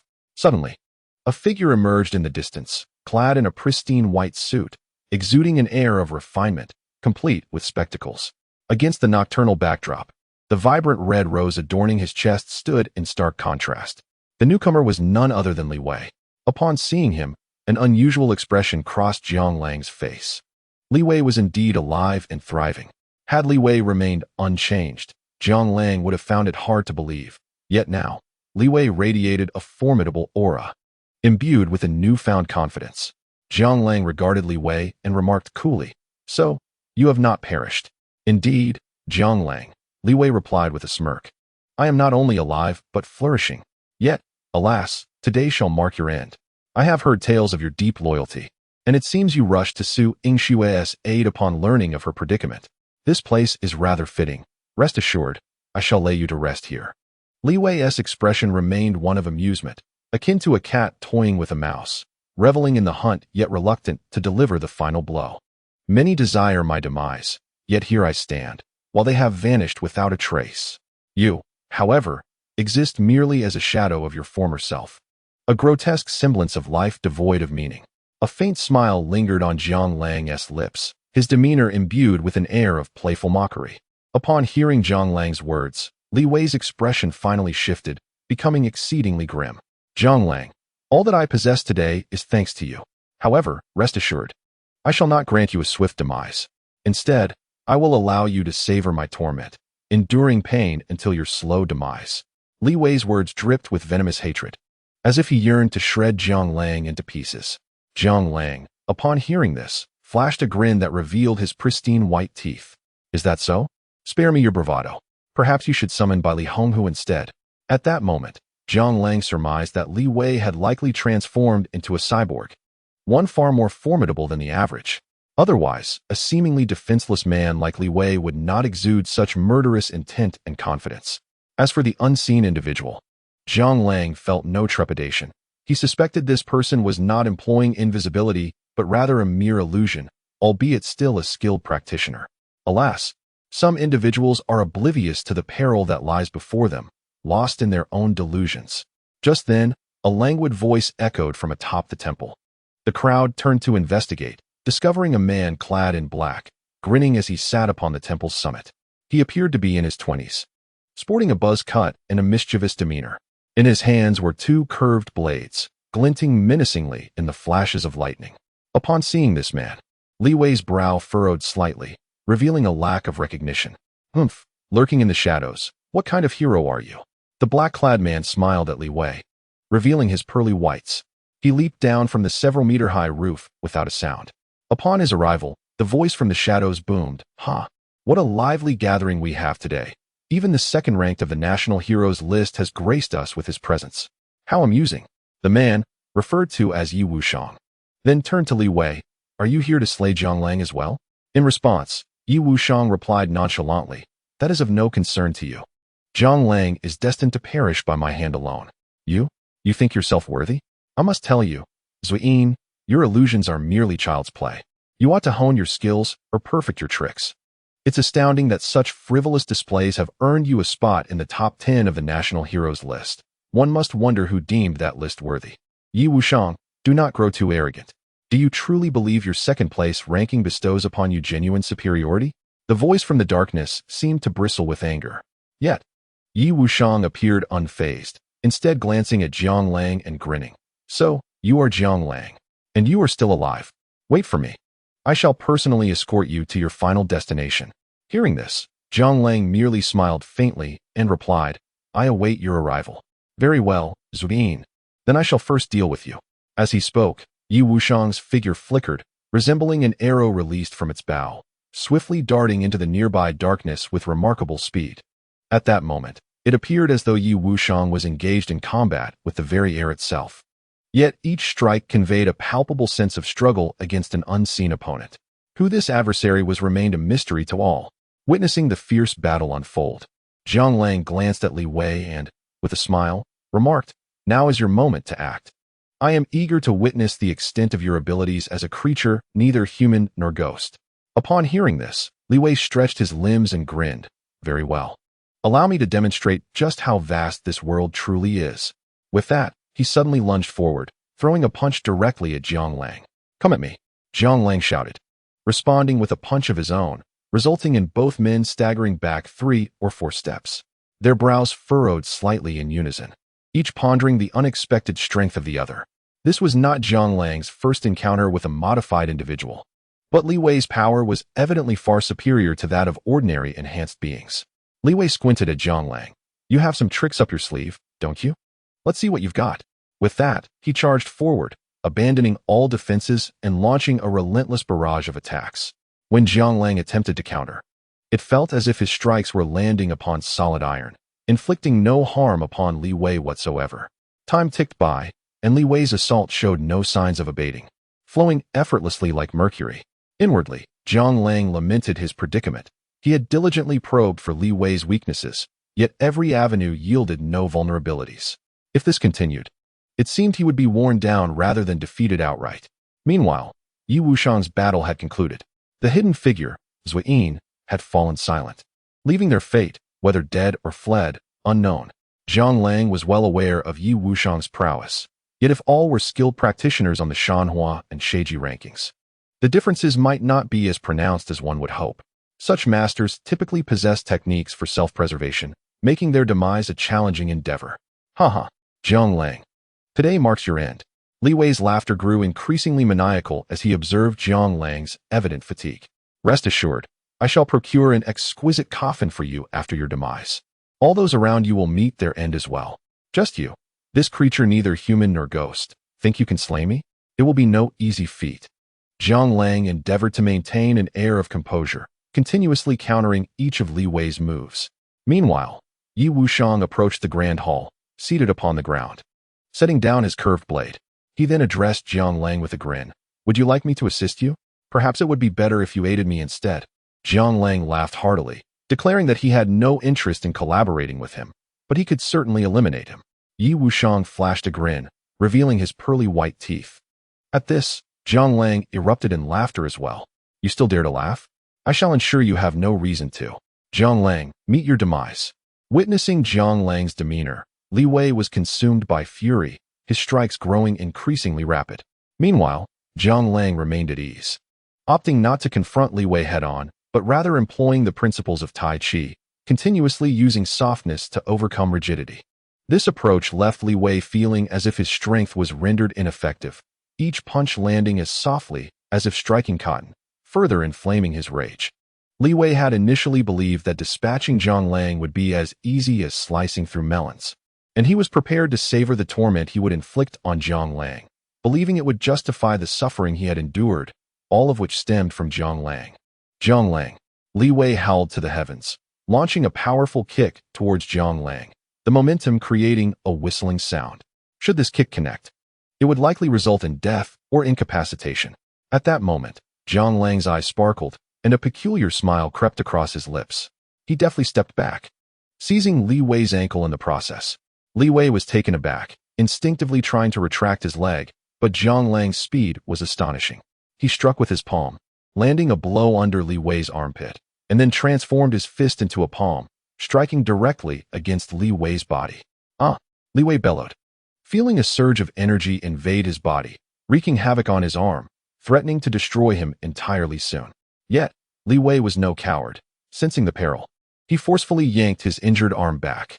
Zhang Lang. Without wasting words, he shouted and retreated rapidly, quickly disappearing from sight. Li Wei fled, nursing his wounded arm, which bore no trace of blood. As Zhang Lang observed Li Wei's vanishing figure, he sank heavily to the ground. His earlier attack had unleashed energy into Li Wei, resulting in this outcome. Without that lethal move, he knew he would have faced a far graver challenge tonight. Just then, Yi Wuxiang silently approached Jiang Lang, softly inquiring, "Are you injured?" Chapter 94. The pinnacle expert of the nation's honor. Upon hearing this, Jiang Lang exhaled deeply. He felt utterly weakened, but was far from death. "Are you intending to strike me now?" "I have no interest. You resemble a sickly cat. I could easily crush you with a mere fingertip."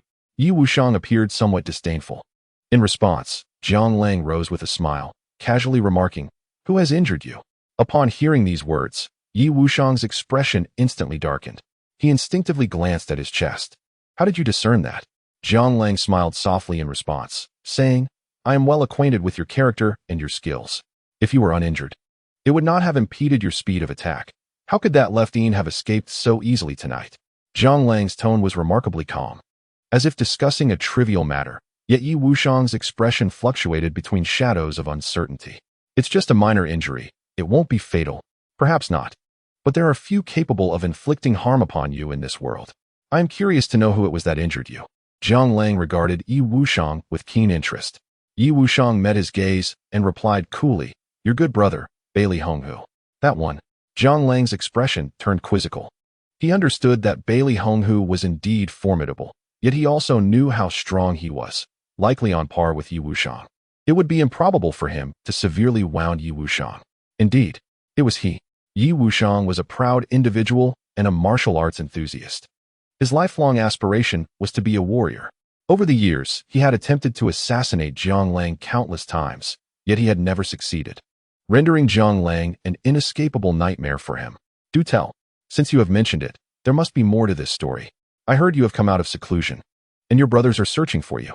Thus, I followed Zheng Chang'an here. Along the way, I encountered Bailey Honghu, and I lent Zheng Chang'an a hand." Yi Wuxiang spoke nonchalantly, but the situation was likely more complex than it appeared. In the past, those who sought him out were either being hunted or were from the Heavenly Demon Pavilion or the Demon God Temple. Only Zheng Chang'an had not faced such pursuits. Initially, he had thought it might be due to Zheng Chang'an's expertise in tracking and counter-tracking, but it now seemed otherwise. Jiang Lang regarded Yi Wuxiang and softly inquired, "Did Bailey Honghu injure you?" "It was I who was ambushed and subsequently wounded," Yi Wuxiang replied matter-of-factly. Upon hearing this, Jiang Lang found himself at a loss for words. He was well aware of Yi Wuxiang's prowess. To be injured in an ambush was quite perplexing. What incredible strength must Bailey Honghu possess now? Seemingly perceiving Jiang Lang's astonishment, Yi Wuxiang remarked, "Bailey Honghu is no longer the same. He has ascended to the top of the national rankings. What brings you to seek me this time?" Yi Wuxiang was not one to act without purpose, and now that he was injured, there was even less reason for him to appear. "I am searching for a physician named Bai Wolin. I require her assistance to tend to my wounds." Yi Wuxiang's tone was strikingly placid, as if he were discussing matters entirely unrelated to himself. However, Jiang Lang understood that Yi Wuxiang's injuries must be quite severe, otherwise he would not seek the physician's aid. "I can help you find her, but it will have to wait until tomorrow. Alternatively, I can assist in treating your wounds." Jiang Lang, too, was a skilled practitioner of medicine. Yi Wuxiang chuckled lightly at his words and replied nonchalantly, "I require the medicine from the Bai family. As for your meager skills, they are of no use to me. Besides, I have no desire to be rescued by you." Upon hearing this, Jiang Lang could only smile helplessly, realizing that the last statement was likely the truth. "Are you certain you do not need my assistance? You won't perish by tomorrow, will you? Close your ravenous mouth. Do not worry. Even if you were to die, I would certainly survive, and your life would undoubtedly be mine to take." Not wishing to engage further, Yi Wuxiang turned and strode out of the temple. Once Yi Wuxiang had departed, Jiang Lang could not help but spit out a mouthful of blood. He had nearly fought to the death this evening, for Li Wei was indeed formidable. Just days prior, Li Wei was nothing more than a pampered young master devoid of any strength. The Tianma Pavilion was truly fearsome, and the technology of the modified individuals was even more terrifying. In just a few days, despite Li Wei's lack of martial prowess, his sheer physical strength and speed had already proven overwhelming. If a master like Bai Honghu were to become a modified individual, the outcome would be uncertain. Wiping the blood from the corner of his mouth, Jiang Lang swiftly departed, now aware that the adversary had vanished. After approximately half an hour, Jiang Lang returned to knock on the great hall's door. Inside, the gathered individuals huddled closely together. Although they were unaware of the events outside, it was evident that matters were far from simple. Upon seeing Jiang Lang, Su Yingxue hurried to his side, her voice low with concern. "How are you? Are you injured?" Noticing her grave expression, Jiang Lang grinned and softly replied, "Do not worry, I will not perish. Is everyone well?" "We are all fine. Are you unscathed, Teacher Jiang?" Bai Yun approached Jiang Lang as well. "Everything is fine. Are the children unharmed? I have gathered some firewood. The rain has ceased, and now everyone can warm themselves by the fire." Jiang Lang gestured towards the pile of wood outside the hall. "Everyone is safe. I instructed them to turn off their flashlights, close their eyes, and cover their ears. They followed my orders diligently." In truth, Bai Yun and Su Yingxue had already witnessed the gruesome scene, not only observing Jiang Lang's prowess, but also the horrific moment when Li Wei tore off his own arm. Yet, they had only caught a glimpse through the door's crack, and the darkness had obscured their view. The students were filled with exuberance, as if they were preparing for a bonfire party, swiftly rushing out with laughter and joy. Meanwhile, Jiang Lang quietly settled himself on the ground in front of the grand hall, leaning against a stone pillar to gradually recuperate his strength. If the energy within him could indeed dismantle even the metal of cyborgs, he realized he needed to train diligently. Then he would no longer have to worry excessively about cyborgs. The energy coursing through him was innate, a mystery to Jiang Lang regarding its origin, capable of both taking lives and saving them. However, the activation of such power inflicted severe backlash on his own body, rendering him incapable of combat for an extended period. It was imperative to refrain from using it unless absolutely necessary. The recent encounter had been perilous indeed. The only comfort for Jiang Lang was that, although this vital energy surged forth from within, it replenished itself each time and even showed slight growth. Over the years, this energy had expanded from the size of a grain of millet to that of a grain of rice, which was better than nothing. "Are you all right?" At that moment, Su Yingxue reappeared before Jiang Lang. "What could possibly be wrong with me?" Jiang Lang replied with a gentle smile. "I saw you fighting earlier, and your complexion was pale, with traces of blood on your teeth. You must have been injured. Now that the rain has ceased, would you like me to call an ambulance?" Su Yingxue's observations were astute. "And what about you? What are your plans for the future?" Jiang Lang evaded her question, instead posing a query of his own. "I plan to travel for a while." "What? Do you want to join me?" Su Yingxue's face lit up with an unusual smile upon realizing Jiang Lang was unharmed. "I'm too busy. Just take care of yourself. If anything arises, call me." After enduring the trials of the day, Jiang Lang felt a sense of camaraderie with Su Yingxue, who was not an insufferable woman. "Rest assured, I will call you. After all, you are my boyfriend," Su Yingxue declared triumphantly, as if harboring some ulterior motive. Jiang Lang ignored the celebrity's banter and began to close his eyes in meditation. "By the way, do you think you'll get married in the future? What kind of woman do you like?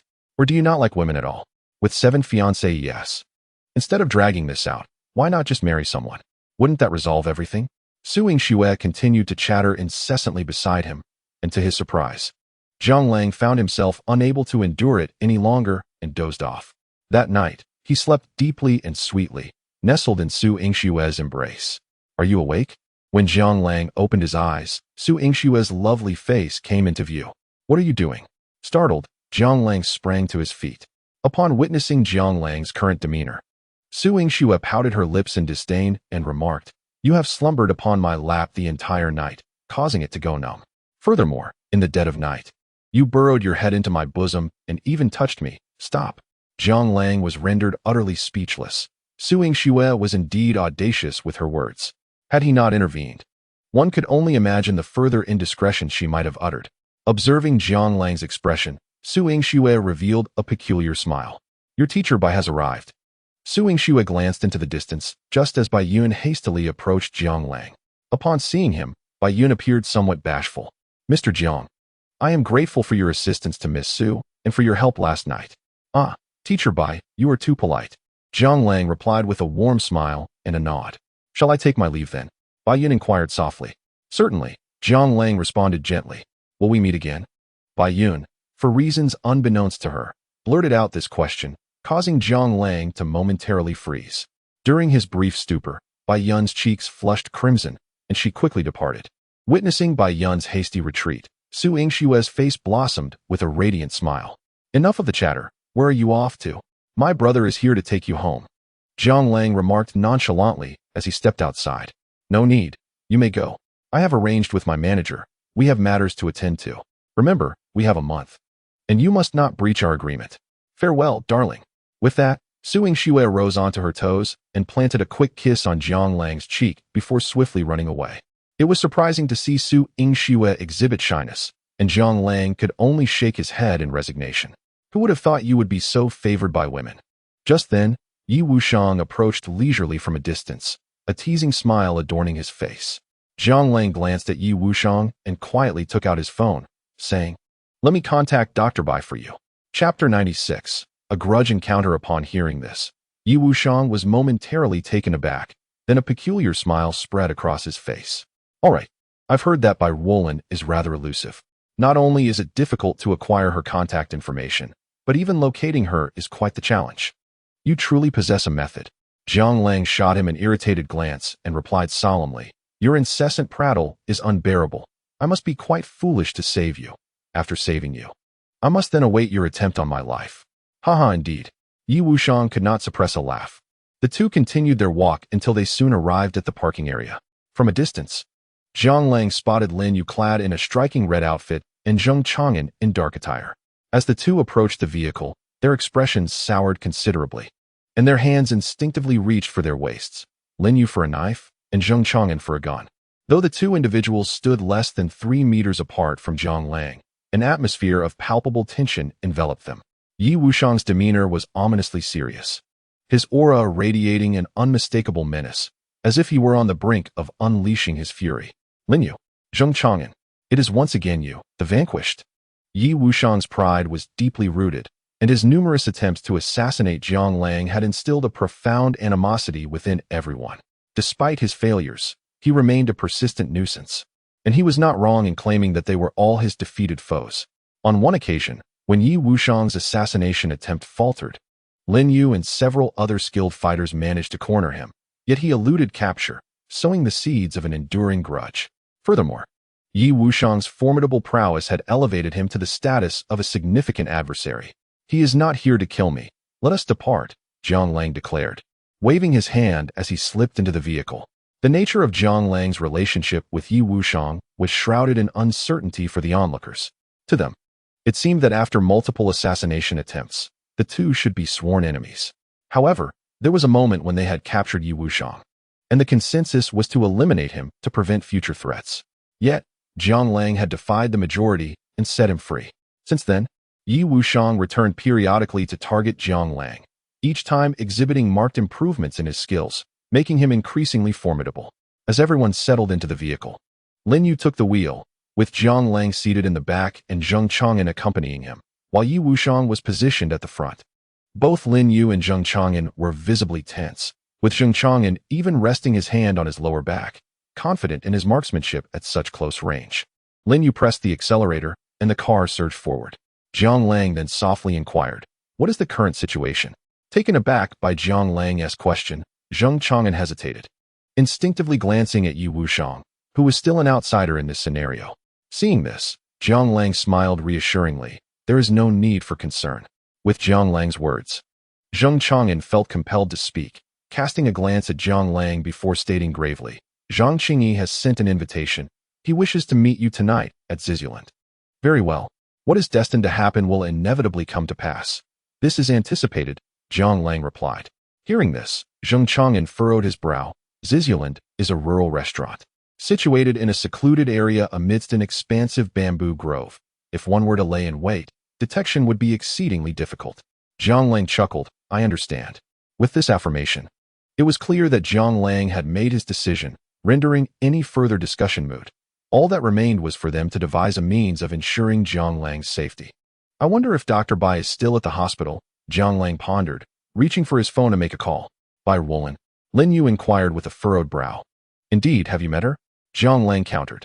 I have. At our courtyard, Lin Yu replied with a hint of resignation. In our courtyard, Bai Roland is here. What could she want? Jiang Lang felt a tinge of confusion. Naturally, she has come to seek you. However, when I inquired about her intentions, she remained reticent. I mentioned your uncertain return, to which she replied that if you did not come, she would wait indefinitely. Lin Yu's tone bore a hint of exasperation, as if she too found Bai Wolin's demeanor somewhat unbearable. It was indeed fortuitous that someone arrived just as he was feeling drowsy. Zhang Lang felt a sense of elation. He had genuinely worried that Bai Wolin might have left Langzhou, especially given the severity of Yi Wushang's injuries. As silence enveloped the group, they swiftly arrived at the courtyard. From a distance, Zhang Lang spotted Bai Wolin quietly tending to several potted plants in the garden. However, today, she exuded an unusual aura. Clad in form-fitting light blue jeans, white sneakers, and a white t-shirt, her hair cascading over her shoulders, she appeared transformed from an ethereal healer into a vibrant young woman in her 20s. Dr. Bai, greetings. Zhang Lang greeted with a beaming smile, eager to discern the purpose of her visit. Just as Bai Wolin prepared to speak, her gaze fell upon Yi Wushang, and her brow furrowed. Who are you? She inquired. Yi Wushang, he replied coolly. Injured? Bai Wolin pressed, her expression tightening. Just a minor wound, Yi Wushang replied nonchalantly. At this, Bai Wolin's brow furrowed even more. Injured and poisoned, especially with the deadly moth soul toxin, it was remarkable that he could even stand. Zhang Lang's brow also knitted in concern. Moth soul? He was familiar with this poison. It was exceedingly lethal, with the toxin itself worth its weight in gold. It could instantly bestow immense power, yet moments later, it would drain the life force from the body, leading to death. Chapter 97. A change in circumstances. Upon hearing Bai Wolin's words, Zhang Lang turned to Yi Wushang. He had only clashed with Bai Lahonghu. So how did this happen? This poison comes from Bai Lahonghu. I was scratched during our encounter. At that moment, I sensed a sudden urge to break through my limits. Realizing something was amiss, I swiftly resorted to bloodletting and self-mutilation to return safely. Yi Wushang recounted in a remarkably calm tone, as though recounting a trivial matter. Though the gravity of the situation was evident to all. Come with me. I can use our family's medicine to expel the toxin. Bai Wolin insisted. Find me a room. Lin Yu softly interjected. Follow me. Regardless of the circumstances, Yi Wushang was brought by Zhang Lang, and they would have to await his command. Once inside, Lin Yu quietly asked, Brother Lang, how shall we arrange the evening? Zhang Lang pondered for a moment before replying softly. What is everyone currently occupied with? Today, Tang Zhan adhered to our agreement and proceeded with the renovations, indicating a commitment to a prolonged campaign. Zhang Kuang is currently in the process of recruiting and training personnel. Yet the number of those seeking to join us remains disappointingly low. Altogether, we barely have over 30 individuals. At this point, Lin Yu expressed a sense of helplessness. Once upon a time, Zhang Lang was in his prime, commanding an army of over 300,000. Now, however, we find ourselves with so few. And not all are skilled warriors, while our adversaries have only grown stronger. Under such circumstances, carving out a space for ourselves seems an arduous task indeed. Zhang Lang, with a smile, nodded affirmatively, stating that it was still a considerable number. Presently, others are unaware of our true strength. Once they witness our capabilities, I am confident that more will come to our side. I refuse to believe that such a vast area like Langzhou can be monopolized by just 4 gangs. Surely, the smaller factions must have their own conflicts with them. Indeed, Lin Yu gently nodded in agreement. But tell me, do you think we will face any dangers tonight? Absolutely not. The Scorpion Gang, despite having the largest territory, is currently the weakest in manpower. The other gangs would not be content with this situation. I have heard that skirmishes often occur among them, which means Zhang Qingyi will undoubtedly come to attack us openly, making it clear who truly holds power in Langzhou. Zhang Lang exuded confidence, and Lin Yu, listening intently, acknowledged that his analysis was quite reasonable. Yet, this time, Zhang Lang's predictions would prove to be erroneous. Time passed steadily, and for an entire day, Bai Wolin and Yi Wushang remained silent after entering their quarters. It was only with the fall of night that Bai Wolin emerged from the room, appearing exceedingly fatigued. How are you? Zhang Lang hurriedly approached her with concern. Upon hearing his question, Bai Wolin nodded gently, stating that she was no longer in grave danger, but she would require ample rest. Her body was unique, allowing her to recover her life. I understand the immense value of your elixirs. I will transfer the consultation fee to your account shortly. Even Yi Wushang recognized the worth of Bai Wolin's potions and was determined not to take advantage of her generosity. In response, Bai Wolin replied calmly, Since he is your friend, I naturally will not accept payment. He is not our friend, he is our enemy. Lin Yu interjected solemnly. Jiang Lang could not help but chuckle at this remark. Indeed, he could hardly be considered our friend. While Jiang Lang referred to us, he did not include himself. In his heart, he had already regarded Yi Wuxiang as a confidant. For although Yi Wuxiang was reckless, he also saw Jiang Lang as a kindred spirit. Very well. Bai Ruolin nodded, not refusing the sentiment. At this moment, Jiang Lang quietly inquired, "You still haven't mentioned why you summoned me?" Before Bai Ruolin could respond, Zheng Chang'an hurriedly approached, glancing at Jiang Lang and finally whispering, "Lang Gu, there's a situation." Upon hearing this, Bai Ruolin softly stated, "You all attend to your matters. I will wait here for you." Jiang Lang glanced at Bai Ruolin, then at Zheng Chang'an, noting the unusual tension in Zhang's demeanor. "I will return shortly." Bai Ruolin's search for him must be of utmost importance. The group quickly made their way a short distance away. As they walked, Jiang Lang furrowed his brows and inquired, "What is happening?" "The Scorpion Gang's members are suddenly mobilizing and gathering. I don't know their intentions. I've arranged for our brothers to keep watch there. What should we do?" Zheng Chang'an's expression was grim. These individuals were likely after Jiang Lang. After a moment of contemplation, Jiang Lang replied softly, "Have Zhang Kuang return and arrange for some brothers to stay here as a precaution. Remember, above all, we must protect Yi Wuxiang and Bai Ruolin." "Brother Lang, what about you? Are you still going?" "We really don't need to take such risks." Zheng Chang'an expressed his concern. Jiang Lang shook his head gently, asserting, "No, I must go. If we wish to establish a foothold in Langzhou, we must demonstrate our strength. If we cower before Zhang Qingyi, we will be unable to recruit allies in the future. Our adversary is the Heavenly Demon Pavilion, which boasts an army of 100,000. Even if we are made of iron, we cannot drive in many nails, and the old man won't grant us much time. Then let me accompany you." Zheng Chang'an, well aware of Jiang Lang's steadfast nature, knew once a decision was made, it was unalterable. Jiang Lang, however, shook his head again, stating, "No, why not?" Zheng Chang'an furrowed his brow. "You cannot go alone. At the very least, take Lin Yu with you." This was Zheng Chang'an's final stance. Upon hearing this, Jiang Lang pondered for a moment before softly agreeing. "All right. With Lin Yu present, the situation will certainly improve. The time is late, let us depart." Jiang Lang smiled broadly, revealing his pearly whites, as if he were merely going out for a meal. Lin Yu also appeared relaxed, or rather, somewhat exhilarated. Once they were in the car, Lin Yu resembled a child who had stolen honey, brimming with joy. How delightful it is to enjoy a free meal. Jiang Lang could not help but be swept up in her enthusiasm. Lin Yu, with a serious demeanor, nodded and remarked, "Tonight isn't merely a free meal. It's a banquet of hegemony." "Then why are you so cheerful?" Jiang Lang chuckled. Lin Yu smiled gently, then stated casually, "Brother Lang, do you know what we all miss the most after all these years?" Jiang Lang inquired, furrowing his brows. "It's the battlefield," Lin Yu declared resolutely. "Why?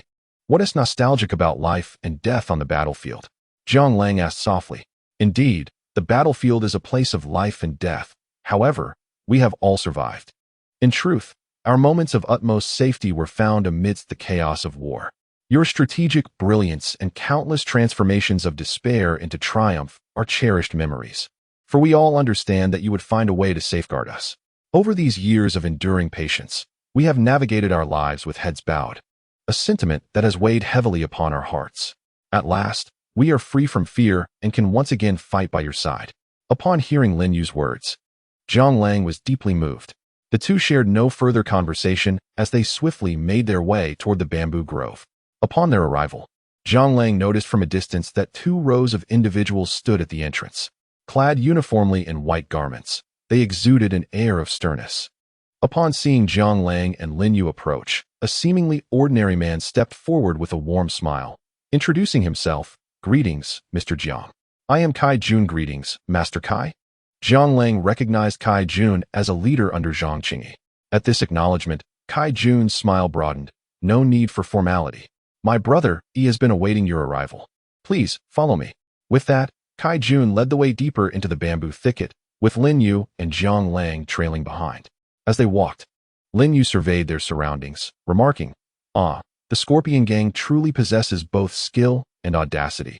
Do they not conduct searches?" Her voice held no restraint, and Kai Jun caught her words.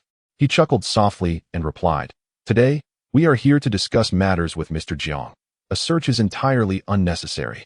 Though polite, his confidence was evident, suggesting they had no fear of the two armed individuals. Jiang Lang couldn't help but smile at this. They meandered through winding paths until reaching a pavilion where they came to a halt. Seated upon a stone bench within the pavilion was a bald man, appearing to be in his 30s, stout with a face marked by rough features. He wore a colorful checkered shirt, revealing his chest, and most notably, a scorpion tattoo adorned his head, resembling a scar transformed into an emblem. This man was none other than Zhang Qingyi. Beside him stood a burly figure, radiating an aura of menace, glaring at Jiang Lang as if ready to strike at any moment. Jiang Lang had previously seen their photographs and recognized this individual as Li Kaishan. Haha, Brother Jiang has arrived. Come, please take a seat. Zhang Qingyi greeted Jiang Lang with evident warmth. Jiang Lang, smiling, approached and settled onto the stone bench in the pavilion. The pavilion was spacious, akin to a large private room, with a sizable stone table at its center. Surrounding the pavilion were approximately 20 to 30 members of the Scorpion Gang, standing with imposing presence. After taking his seat, Jiang Lang softly remarked, Master Zhang, I am honored. I had never heard of this character, Brother Jiang, before. I have heard he commands a group of over a dozen individuals. I wonder which faction they belong to. Zhang Qingyi, however, speaks of martial traditions with great authority. Well, I'm just here to earn a living with my brothers. As for the name, we call ourselves Langya. Brother Jiang chuckled upon hearing this. Langya? Is that the wolf from the Big Bad Wolf? Zhang Qingyi laughed heartily at this, while Lin Yu's expression shifted slightly, as it was clear Zhang Qingyi was mocking Brother Jiang. Perhaps the elder Zhang is simply aging. Langya, as in Jiang Lang's Lang, and the Ya from Yamen. Brother Jiang also smiled broadly. Indeed, noted. I shall remember. Zhang Qingyi appeared unfazed, instead smiling amiably at Brother Jiang. Brother Jiang continued, It's good to remember, lest misunderstandings arise in the future. He sensed that the night would be challenging, yet it seemed that Zhang Qingyi was not in a rush to act. Elder Zhang, since you are in the business, let us adhere to the rules of the trade. Your men have harmed mine. How do you propose we resolve this? Without further ado, Zhang Qingyi articulated his thoughts directly. Upon hearing this, Brother Jiang contemplated for a moment and then replied, In the realm of the rivers and lakes, matters resolve themselves. Since Elder Zhang summoned me, you must be aware of the unfolding events. The rights and wrongs are well understood. Yet, what truly matters now is what we do next, is it not? Chapter 99. Jiang Lang must die. Zhang Qingyi laughed heartily and said, Excellent, direct, and to the point. I appreciate that. In that case, let us speak frankly. Our Scorpion Gang is quite distinguished in Langzhou, and I hope you and your subordinates can join us. We are in need of capable individuals at this time. And if you bring your people along, you shall become the third hall master of our Scorpion Gang. What does Elder Jiang think of this proposition? A broad smile adorned Zhang Qingyi's face, as he was convinced Jiang Lang would not refuse his offer. After all, the wisdom of sheltering under a large tree is universally acknowledged. Brother Jiang grinned, revealing his pearly whites. Elder Zhang wishes for us to merge, correct? Indeed. Zhang Qingyi's smile radiated brilliance upon hearing this. It appeared Jiang Lang was quite astute. Very well, from now on, the Scorpion Gang shall unite with our Langya. In that case, Elder Zhang shall become our vice leader. What are your thoughts on this? What did you say? Before anyone could respond, Li Kaishan's expression changed dramatically, and he swiftly drew his knife from his waist. Zhang Qingyi's smile remained, though now it bore the semblance of a grimace. Brother Jiang felt a sense of dread. It was evident that Zhang Qingyi had developed a murderous intent. Should he find himself surrounded by hundreds tonight, escape would be nearly impossible. Even if hundreds of pigs were presented for slaughter, it would not be an easy task. Since we are all part of the same fraternity, why must you seek my allegiance, and I yours? If you desire something, feel free to take it. You are well aware of my stronghold's location. Should you wish to come, I await you at any moment. Although my numbers are few, victory is not guaranteed for you. Jiang Lang has no choice but to employ the art of provocation. Upon hearing this, Zhang Qingyi's expression darkened, and he replied gravely, Very well. I shall grant you a day to ponder. Before tomorrow night, should you fail to accept my terms, do not blame me for my lack of courtesy. When the time comes, both you and those around you will perish because of your choices. He chuckled ominously. I await your response. With that, Jiang Lang stood up with a smile, casually biting into an apple and adding, Many wish to end my life, yet none have succeeded. If you wish to play, you must muster enough courage, along with your very life. Indeed, I believe this is the perfect moment. Why not act now, while the odds may still favor you?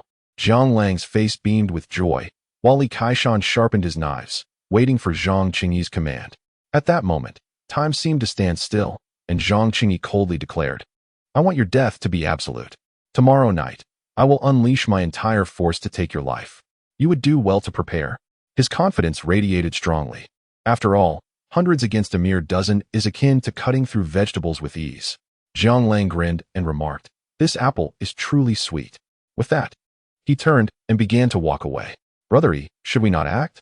Seeing Jiang Lang's departure, Li Kaishan grew anxious. Zhang Qingyi shook his head, stating, Tomorrow night presents our finest opportunity. I aim to kill the chicken to warn the monkey, to show them who truly reigns in Langzhou. We will strike with overwhelming force, leaving them no chance to resist. Given Zhang Qingyi's assertion, the others felt it best not to voice further opinions. Not far away, a woman clad in white stood silently, accompanied by a towering man. Sister Shuang, it seems Zhang Qingyi has indeed refrained from striking. The man, towering at 2 meters with dark skin, resembled a bear. If Jiang Lang were to see him, he would recognize him as Liang Yong, one of the 13 guardians of the Heavenly Demon Pavilion. Beside him stood the alluring Zhan Rushuang. Zhang Qingyi is merely a drunken fool, unworthy of mention. What of the arrangements you made? Upon hearing this, Liang Yong nodded gravely. Everything is in order. However, we have only managed to bring a little over 20 people. Shall I take the lead myself? That is unnecessary. Your presence would be too conspicuous. Let the others handle it. Remember, I only want Jiang Lang dead, at any cost. Upon hearing Zhan Rushuang's command, Liang Yong nodded deeply in agreement. Sister Shuang, is this Jiang Lang truly the legendary figure? Liang Yong's brow furrowed, as if seeking the answer that lay within his heart. Indeed, Jiang Lang must perish. Zhan Rushuang stated resolutely. At that moment, Jiang Lang had already boarded the car, and Lin Yu pressed the accelerator, causing the vehicle to surge forward with great speed. Brother Lang, tonight's thrill is still palpable. I sensed that Zhang Qingyi was on the verge of taking action. Upon hearing this, Jiang Lang smiled faintly and replied softly. Indeed, he hesitated, but ultimately, he chose not to end our lives. For what he truly desired was not our demise, but rather to demonstrate his might through a show of power. Killing us would hardly reflect his capabilities. Lin Yu, upon hearing this, grinned widely. Well, he shall have no further opportunities, and by tomorrow, everyone will know that Brother Lang attended the meeting alone, which will surely enhance our reputation. This turn of events hardly constituted a loss. Alas, it was regrettable that there were no activities to engage in tonight. Lin Yu's face was a portrait of helplessness, yet Jiang Lang merely smiled gently, responding, Tonight has not yet concluded. Chapter 100. Sudden injury. Upon hearing Jiang Lang's words, Lin Yu's brow furrowed slightly, revealing a hint of confusion. What do you mean? Jiang Lang smiled and gestured toward a car not far away. This location was isolated, devoid of nearby villages or establishments. Had it not been for the full moon illuminating the night, navigating without lights would have been nearly impossible. A vehicle was obstructing the road, surrounded by a dozen individuals. Seeing these figures, Lin Yu cheerfully brought the car to a halt. Zhang Qingyi's men? Their attire of white garments mirrored those encountered earlier in the evening. Jiang Lang shrugged, replying softly, Heaven knows. With that, he exited the vehicle. Tension hung thick in the air, both sides poised for confrontation, with no words exchanged as the white-clad individuals swiftly charged forward. Observing this, Jiang Lang stretched his limbs. Brother Lang, allow me. As Jiang Lang prepared to engage, Lin Yu blocked his path. Jiang Lang, not wishing to dispute, merely nodded, leaning against the front of the car. He withdrew a pack of cigarettes from his pocket, lighting one and exhaling a long, languid smoke ring. At that moment, Lin Yu danced through the crowd like a graceful butterfly, her movements akin to a captivating performance, enchanting yet at a cost, as individuals occasionally fell to the ground. Though these assailants were not masters, they were certainly not to be underestimated, and others lay in ambush around them. Jiang Lang silently inhaled his cigarette, while a dozen more adversaries charged forth from behind him. Without uttering a word, he delicately pinched the cigarette, but between his fingers, and flicked it away. The foremost individual let out a startled gasp as a cigarette but struck the corner of his eye, rendering it momentarily unblinking. At that instant, Jiang Lang surged forward like an arrow released from its bow, pursuing the cigarette, but with unrelenting fervor. Eschewing flamboyant maneuvers, Zhang Lang favored a singular, lethal strike. After all, martial arts are inherently techniques of lethal force, and on the battlefield, the objective is to eliminate the enemy in the swiftest manner possible. As seconds ticked by, the road soon became congested with onlookers. It appeared that Lin Yu and Zhang Lang shared a mutual understanding, refraining from inflicting unnecessary harm, for these adversaries were mere pawns. Hardly worthy of mention. "Brother Lang, it's done," Lin Yu exclaimed, her face illuminated with a radiant smile as she approached Zhang Lang. Just as he intended to greet her, he felt a sudden sweetness in his mouth and, with a sharp exhalation, he coughed up a mouthful of blood. He then collapsed heavily onto the ground.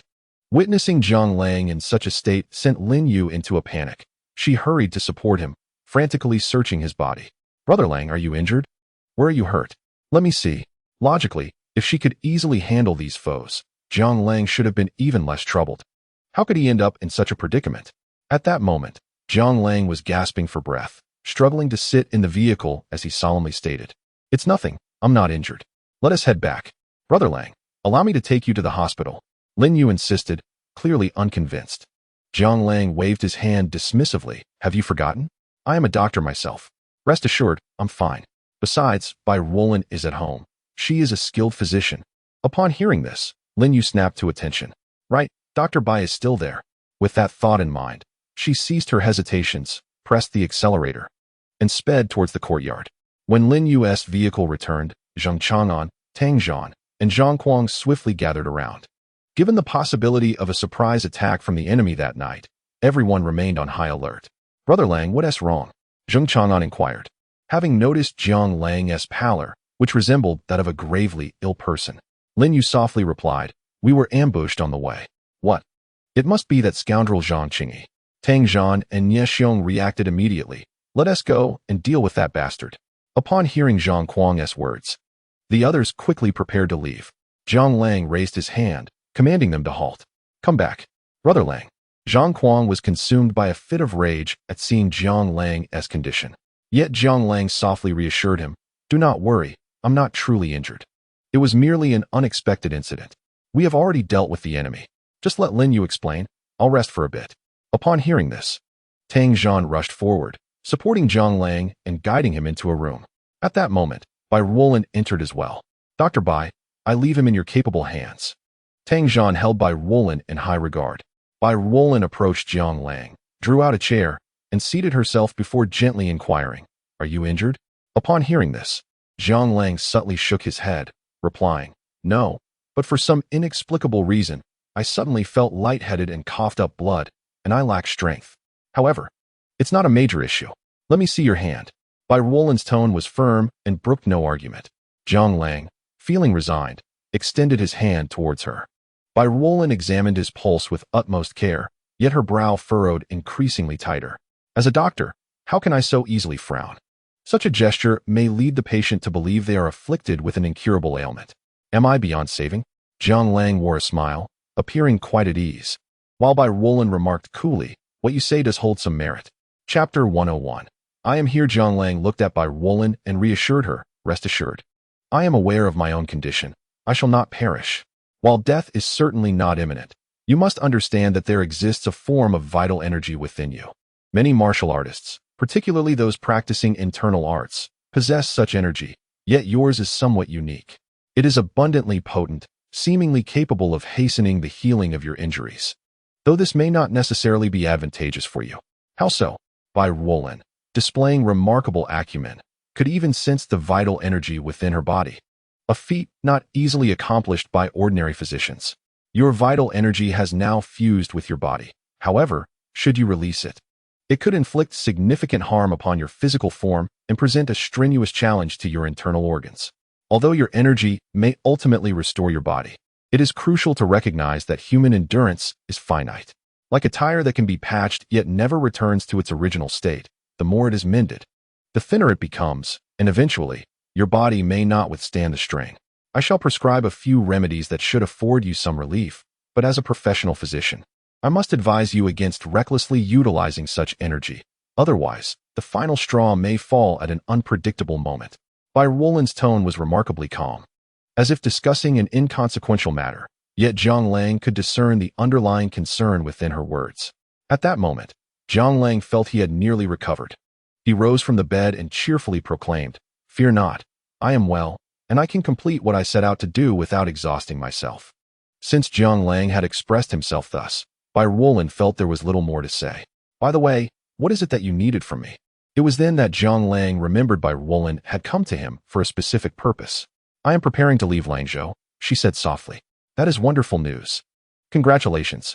I wonder if the paperwork can be finalized?" Zhang Lang was indifferent to whether Bai Ruolin was present in Langzhou. As long as the conditions were met, he would naturally sign when the time came. Bai Ruolin calmly replied, "I came to bid you farewell today." Zhang Lang casually inquired, "Is that so?" "I am here to share your bed," Bai Ruolin stated matter-of-factly. Zhang Lang nearly choked in disbelief, wondering if he had misheard her. Noticing his reaction, Bai Ruolin reiterated, "You heard correctly. I indeed came for that purpose. Considering that it may be a while before we meet again, I believe it prudent to consummate our relationship now. Of course, it is entirely your decision. As your fiancé, it is only natural that you comply." Zhang Lang was rendered speechless. Bai Ruolin was audacious beyond measure. "Ahem, that is not my intention. Please feel free to leave," he hastily replied. "Is that so?" Bai Ruolin's response was one of incredulity. Zhang Lang smiled faintly. "I will arrange for someone to escort you home." Given the simplicity of Bai Ruolin's intentions, it was best to part ways swiftly.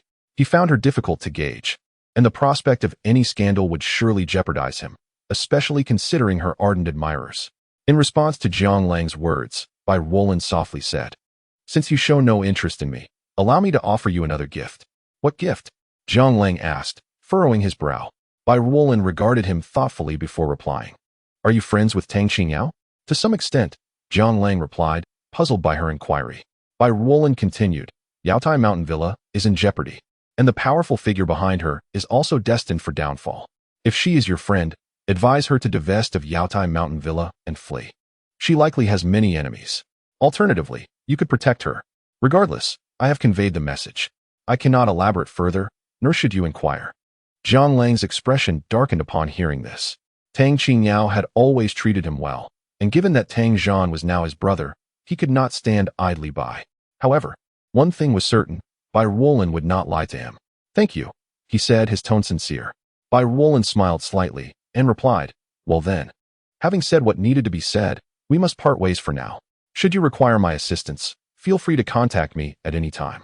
Upon hearing those words, Bai Ruolin beamed with a radiant smile, akin to the blossoming of peach flowers. "Rest assured, I shall not be the one to call you. On the day you reach out to me, I hope to hear one of two things. Either you are prepared to marry me, or you have met my conditions." With that, she ceased further conversation and rose to depart. Zhang Lang silently trailed a few steps behind her, murmuring, "Until we meet again." At that moment, Tang Zhan approached Zhang Lang with a grin, exclaiming, "Hey, Lang brother, that Dr. Bai is truly remarkable. Aren't you interested?" Chapter 102.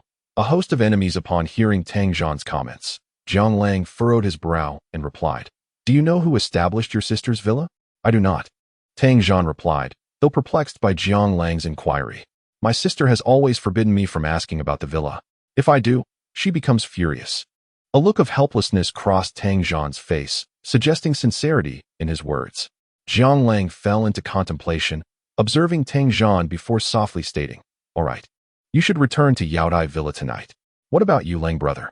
What if the enemy launches a surprise attack tonight? I must remain here to set up defenses." Tang Zhan questioned, puzzled by Zhang Lang's sudden insistence on his departure. Zhang Lang shrugged. "Do not worry, the enemy will not come. You need to protect Tang Qingyao. I am concerned that if others discover your presence here, it may jeopardize Yaotai Villa. If you encounter insurmountable foes, remember to retreat with your sister to a secure location and hold your ground until reinforcements arrive. We will be there soon. Do you understand?"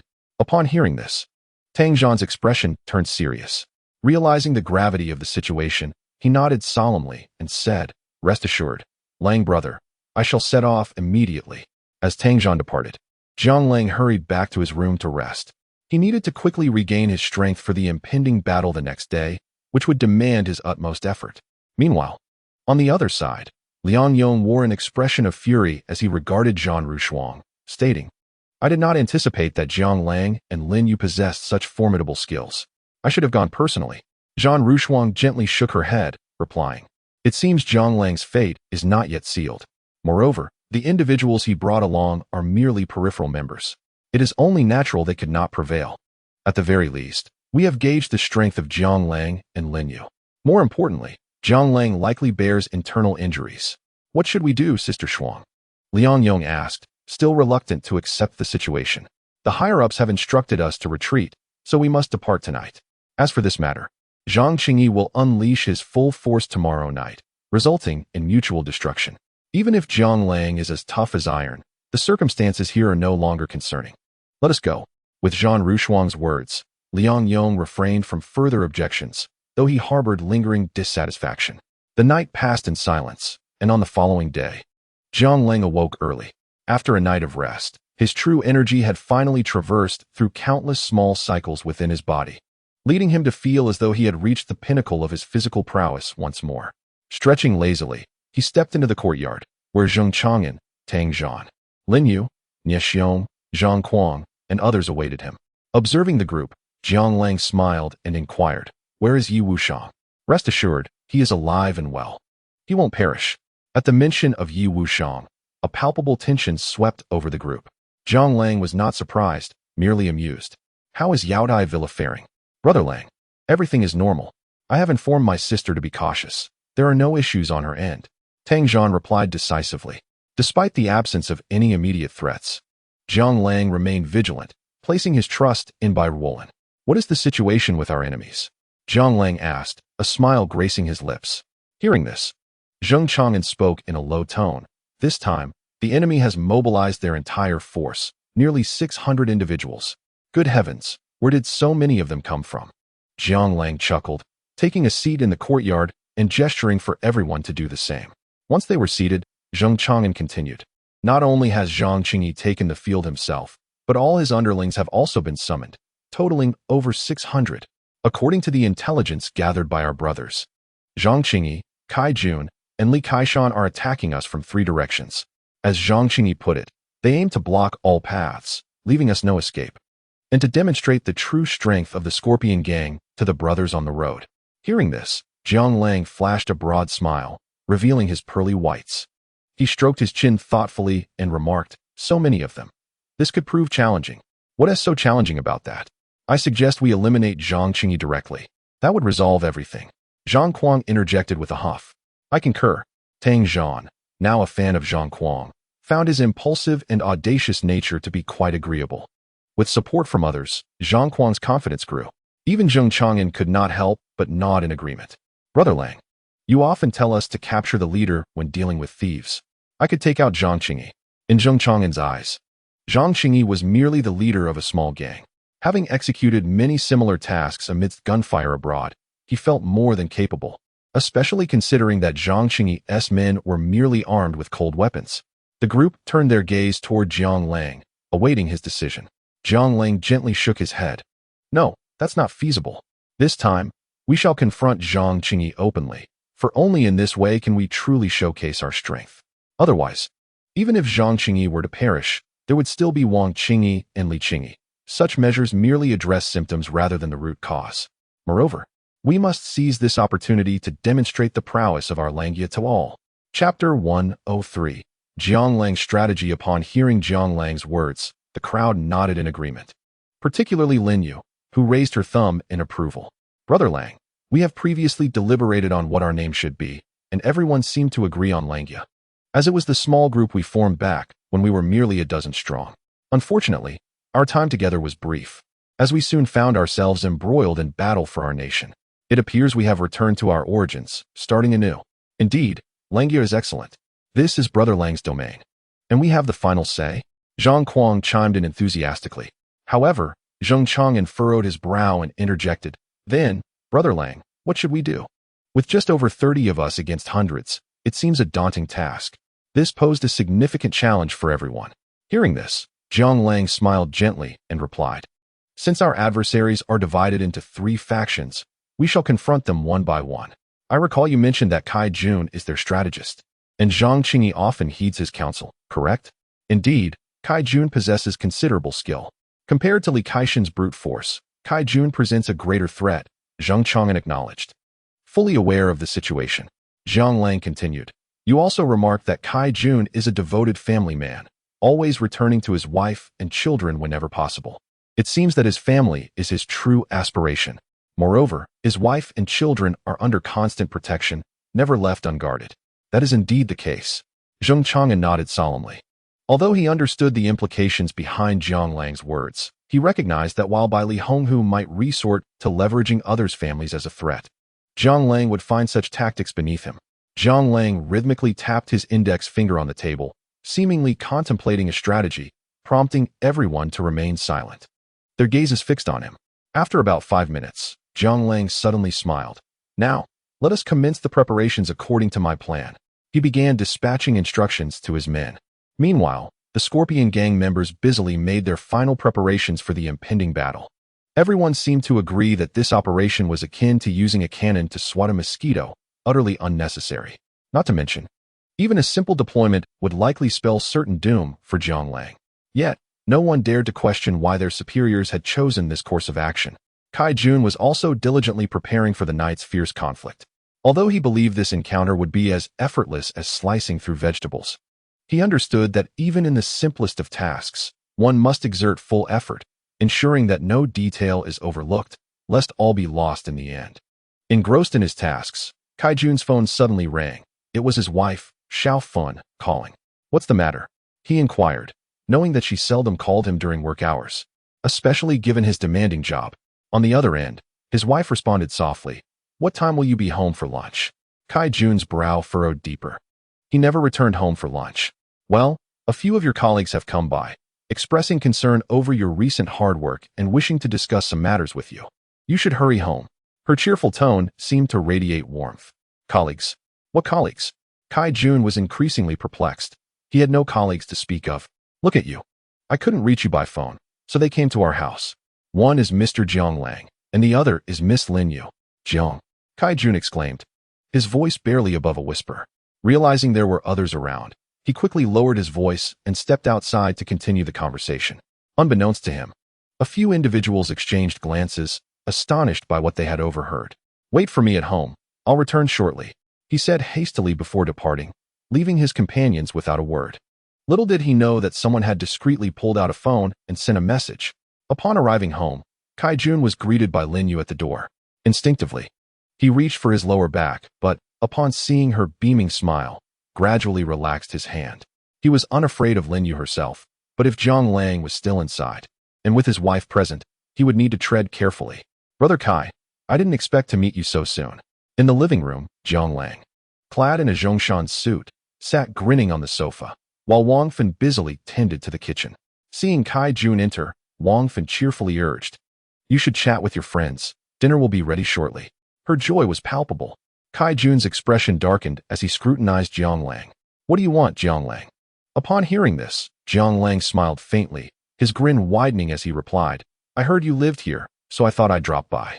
I wasn't sure what your little treasure and sister-in-law would like, so I brought a few gifts. Your sister-in-law insisted we stay for dinner, and I mentioned that you were busy with work and might not be home. I didn't expect you to actually return. Zhang Lang's face beamed with delight, reminiscent of a child who had just indulged in sweet honey. Chapter 104. A different persuasion to surrender. Upon hearing Zhang Lang's words, Kai Jun's expression darkened further. Xiao Bao was his son. The mere fact that Zhang Lang could infiltrate his home indicated he could abduct his child, leaving Kai Jun in a state of anxiety.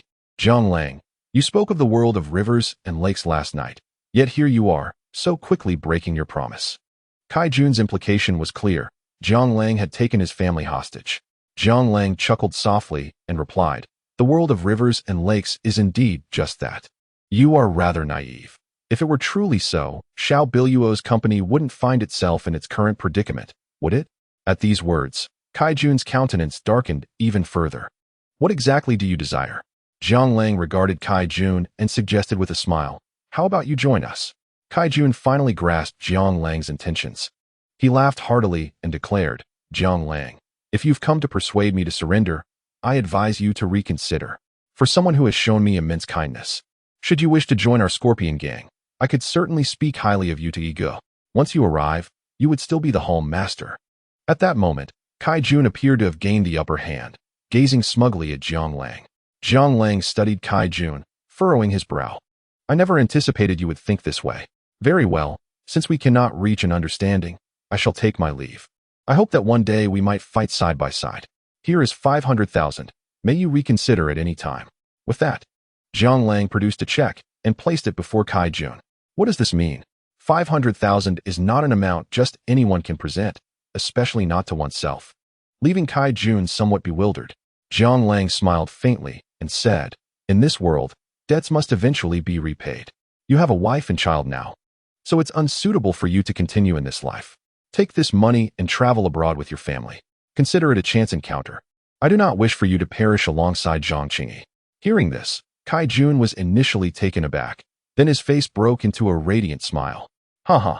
Jiang Lang, do you truly believe you have a chance of winning? I think you've had too much to drink. At this moment, Kai Jun realized that Jiang Lang meant no harm to his wife and child, which alleviated his fears. Moreover, Jiang Lang appeared somewhat foolish, acting in ways that defied common sense. Jiang Lang regarded Kai Jun and stated coolly, if you intend to take action tonight, remember to stay at the back. Be wary, for Zhang Qingyi may try to kill you. Farewell. With that, Jiang Lang said no more and turned to leave. Barely had Jiang Lang departed when several of Kai Jun's subordinates rushed in. Upon seeing Kai Jun unharmed, they collectively exhaled a sigh of relief. Chong, what brings you here? Upon hearing this, a disciple named Chong furrowed his brow and remarked, we observed your hasty departure and noticed your mention of Jiang Lang. We were concerned for your well-being, so we came to check on you. Is everything all right? Kai Jun smiled softly in response and said, everything is fine, indeed. Jiang Lang just paid a visit. Jiang Lang. What was his purpose? The crowd collectively knitted their brows at this revelation. Kai Jun chuckled lightly and continued, haha. He came to persuade us to surrender and even left behind 5 million. We can simply divide this amount among ourselves. Kai Jun appeared quite pleased, reveling in the unexpected windfall of 5 million, which bolstered his sense of self-worth. This sum was significant for everyone, eliciting a sense of joy, though Chong's brow remained furrowed in silent contemplation. After Jiang Lang stepped outside, Lin Yu laughed and remarked, Brother Lang, such a waste of 5 million. This is the highest worth Jiang Lang has achieved recently, and it was given by Xiao Biluo. Without this money, Jiang Lang would essentially be a failure. Gifts, after all, should either be avoided or delivered straight to the heart. This 5 million was enough to entice everyone, including Zhang Qingyi. A radiant smile graced Jiang Lang's face. Lin Yu remained non-committal. Since it was Jiang Lang's arrangement, there was little to debate, for Jiang Lang's intellect was unmatched by anyone combined. This was a shared understanding among them. Upon Jiang Lang's return to the courtyard, Yi Wushang was engaged in a lively exchange with Zhang Kuang, while Tang Zhan bore the marks of 2 footprints on his chest. Observing this, Jiang Lang quietly settled down to smoke a cigarette. Tang Zhan hurried over, inquiring, Brother Lang, who is this Yi Wushang? Everyone seems to harbor an intense animosity towards him, yet his skills are remarkably formidable. Even Zhang Kuang is no match. I intended to test my strength against him, but I was swiftly kicked out. As he spoke, Tang Zhan's eyes sparkled with fervor. Among the group, Tang Zhan possessed the least skill, yet he was never looked down upon, for in their eyes, anyone recognized by Jiang Lang was considered a brother. Skills could be honed over time, and Tang Zhan was known for his diligence, earning him affection from the group. His temperament, in particular, resonated well with Zhang Kuang, fostering a strong camaraderie between them. Witnessing the scene, Lin Yu licked her lips and softly said, Brother Zhan, I too wish to give it a try. With that, she turned her gaze towards Yi Wushang, her eyes ablaze with enthusiasm. Chapter 105. The power of Yi Wushang. Hearing her words, Jiang Lang smiled slightly and shook his head, saying, Go ahead. Lin Yu, seizing the moment, swiftly moved, producing a dagger that glimmered like gossamer, as translucent as glass. With her involvement, the atmosphere became even more exhilarating. The fierce and audacious exchanges of blows unfolded with remarkable speed. Lin Yu moved with the grace of a butterfly in flight, the 2 combatants engaging in a fluid dance of strikes and parries. Despite this, Yi Wushang maintained a distinct upper hand, astonishingly unarmed. Zhang Kuang, watching in awe, marveled at how this masterful fighter navigated the dual assault with such ease. How I wish I possessed such skill. He could not help but exclaim. Jiang Lang, hearing this, offered a faint smile and remarked, Even the most extraordinary abilities require rigorous training. The prowess of Yi Wuxiang is a testament to his dedication, which you too must appreciate. Brother Lang, I understand. Tang Zhan's gaze was resolute, and as later events would reveal, this wealthy heir was indeed not one to merely boast. He became Zhang Lang's most diligent disciple. Let me give it a try, shouted Nie Xiong as he charged into the fray. Yi Wuxiang, undeterred, called out, "Come at me together." Without hesitation, Nie Xiong unleashed a powerful punch, bolstered by his innate strength, aimed directly at Yi Wuxiang. In an unexpected turn, Yi Wuxiang countered with a punch of his own. The impact echoed with a resounding crash, causing Nie Xiong to stagger back a step, while Yi Wuxiang retreated a mere 2 steps. Such tremendous force. Yi Wuxiang grinned, his excitement palpable, his eyes gleaming as though he beheld a beloved. "Draw your weapons." At that moment, Yi Wuxiang exuded an overwhelming fighting spirit, akin to encountering a long-awaited rival. "Brother Lang, is Yi Wuxiang truly this formidable?" Tang Zhan expressed genuine admiration, his perspective of the world irrevocably altered by the night's events. To discover that such extraordinary individuals existed, transcending the limits of humanity itself, was astonishing. Zhang Kuang and the others bristled with combativeness, casting glances at Jiang Lang, silently questioning whether he would join the fray. Observing their eagerness, Jiang Lang gently shook his head. The moment Jiang Lang declined, the enthusiasm of the group deflated. They had all felt a surge of readiness moments before. Yet, they understood the necessity of conserving energy for the battles that lay ahead. "Jiang Lang, why don't you take a turn?" Yi Wuxiang, still craving action, was brimming with fighting spirit. Before Jiang Lang could respond, Zhang Kuang coldly interjected, "What makes you think you are worthy to spar with Brother Lang?" Among all, Zhang Kuang harbored the deepest disdain for Yi Wuxiang, perceiving him as a perpetual threat to Jiang Lang's safety. Defeated foe, Yi Wuxiang scoffed, sheathing his weapon and striding towards the interior of the building. "Say that again." Lin Yu, exasperated, intervened to restrain Zhang Kuang. Jiang Lang could only shake his head in resignation. Meanwhile, on the other side, Zhang Qingyi's expression was equally somber. Before him stood a young man adorned with tattoos on his arms, the very same A Chong who had been at Kai Jun's residence earlier. Was it truly Jiang Lang who visited Kai Jun's home and bestowed upon him 5 million? Upon hearing Zhang Qingyi's words, A Chong nodded eagerly, affirming that indeed, Kai Jun had received a call and departed immediately, calling out for Jiang Lang. Upon arriving at his house, it was confirmed that Jiang Lang had indeed been there, and the individuals tasked with safeguarding Wang Fun and her son had been deliberately diverted, whether by design or mere coincidence, they could not ascertain. "Brother Yi, I believe the situation is rather intricate," remarked Li Kaishan, his brow furrowed in concern. "What is your perspective?" Li Kaishan had always been fiercely loyal. Hearing Zhang Qingyi's comments, he replied in a low voice, "This Jiang Lang is no ordinary man. Kai Jun has been with Brother Yi for many years. It is unlikely he would betray us." "Humph, some individuals would do anything for money. If you were Jiang Lang, how would you handle today's events?" Zhang Qingyi inquired, his brow knitted in contemplation. After a moment of reflection, Li Kaishan replied, "Currently, Jiang Lang holds no advantage. If he sought to ally with Kai Jun, that might be plausible. But to infiltrate his home and have the opportunity to abduct his wife and child, well, we all know how much Kai Jun values family. That is a well-known secret. If Jiang Lang were to squander such an opportune moment to coerce Kai Jun, would he not appear a fool?" And so, Zhang Qingyi responded, his tone indifferent. "Thus, when analyzed, it seems plausible. After all, 5 million is no trivial sum. Why would he offer it to Kai Jun, and why would Kai Jun accept? I believe one must always remain vigilant against treachery." Despite their shared position in the same court, Li Kaishan offered Kai Jun no leeway. Their relationship had always been competitive, with Li Kaishan consistently leading the charge, putting his life on the line, while Kai Jun basked in accolades.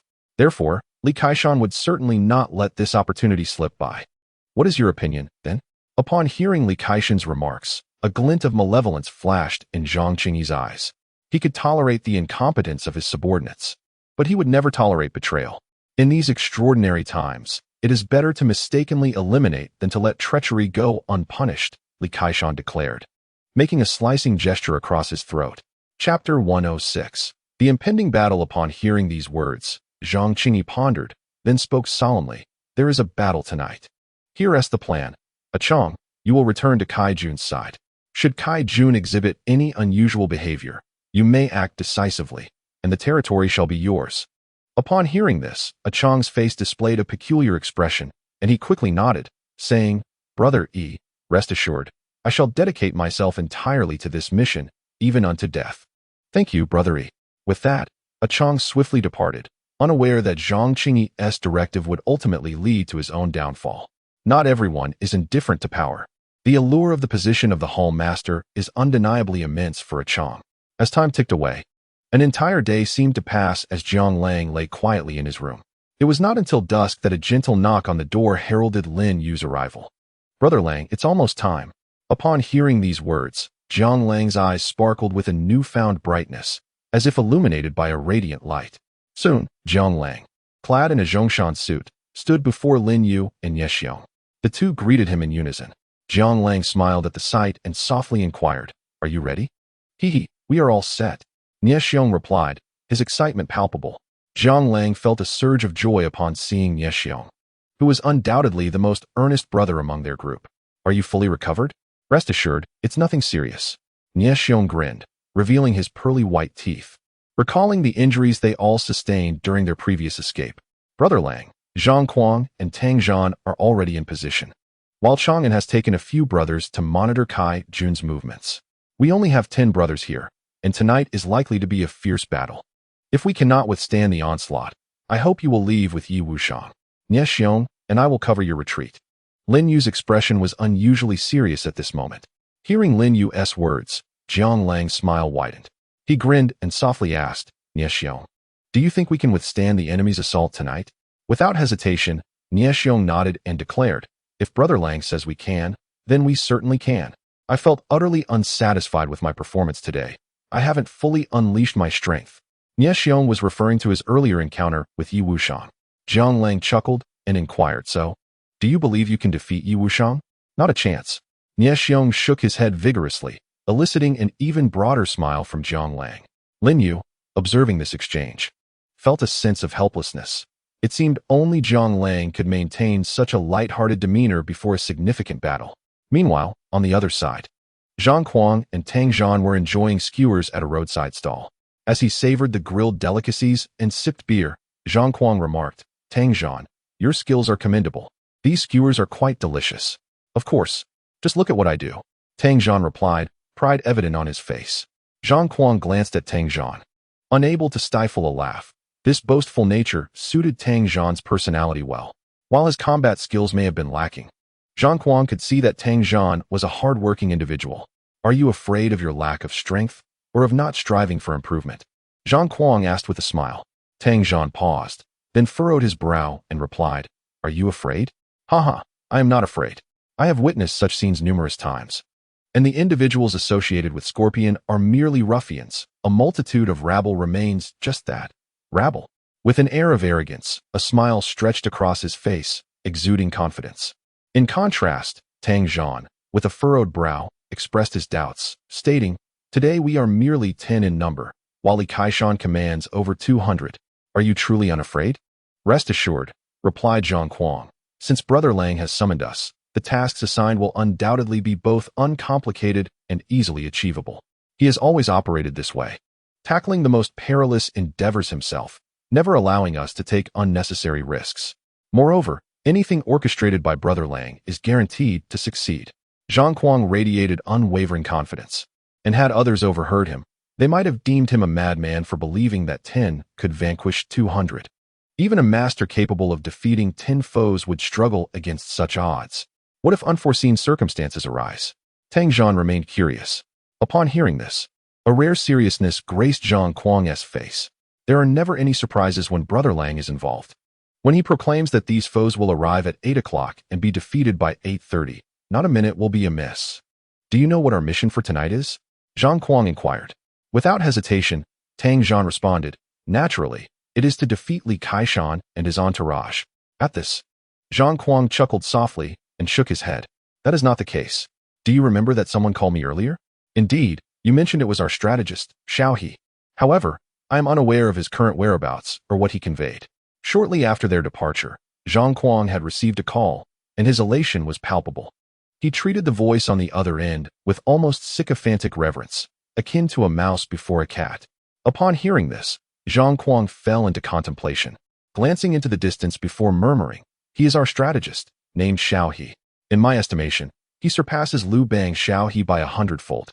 Not only is he unmatched in wisdom, but his courage is extraordinary as well. He has even executed Zhuge Liang's empty city ruse, armed solely with Brother Lang's spear. He once intimidated an army of over 10,000. As he observed Zhang Kuang's demeanor, Tang Zhan felt a swell of admiration.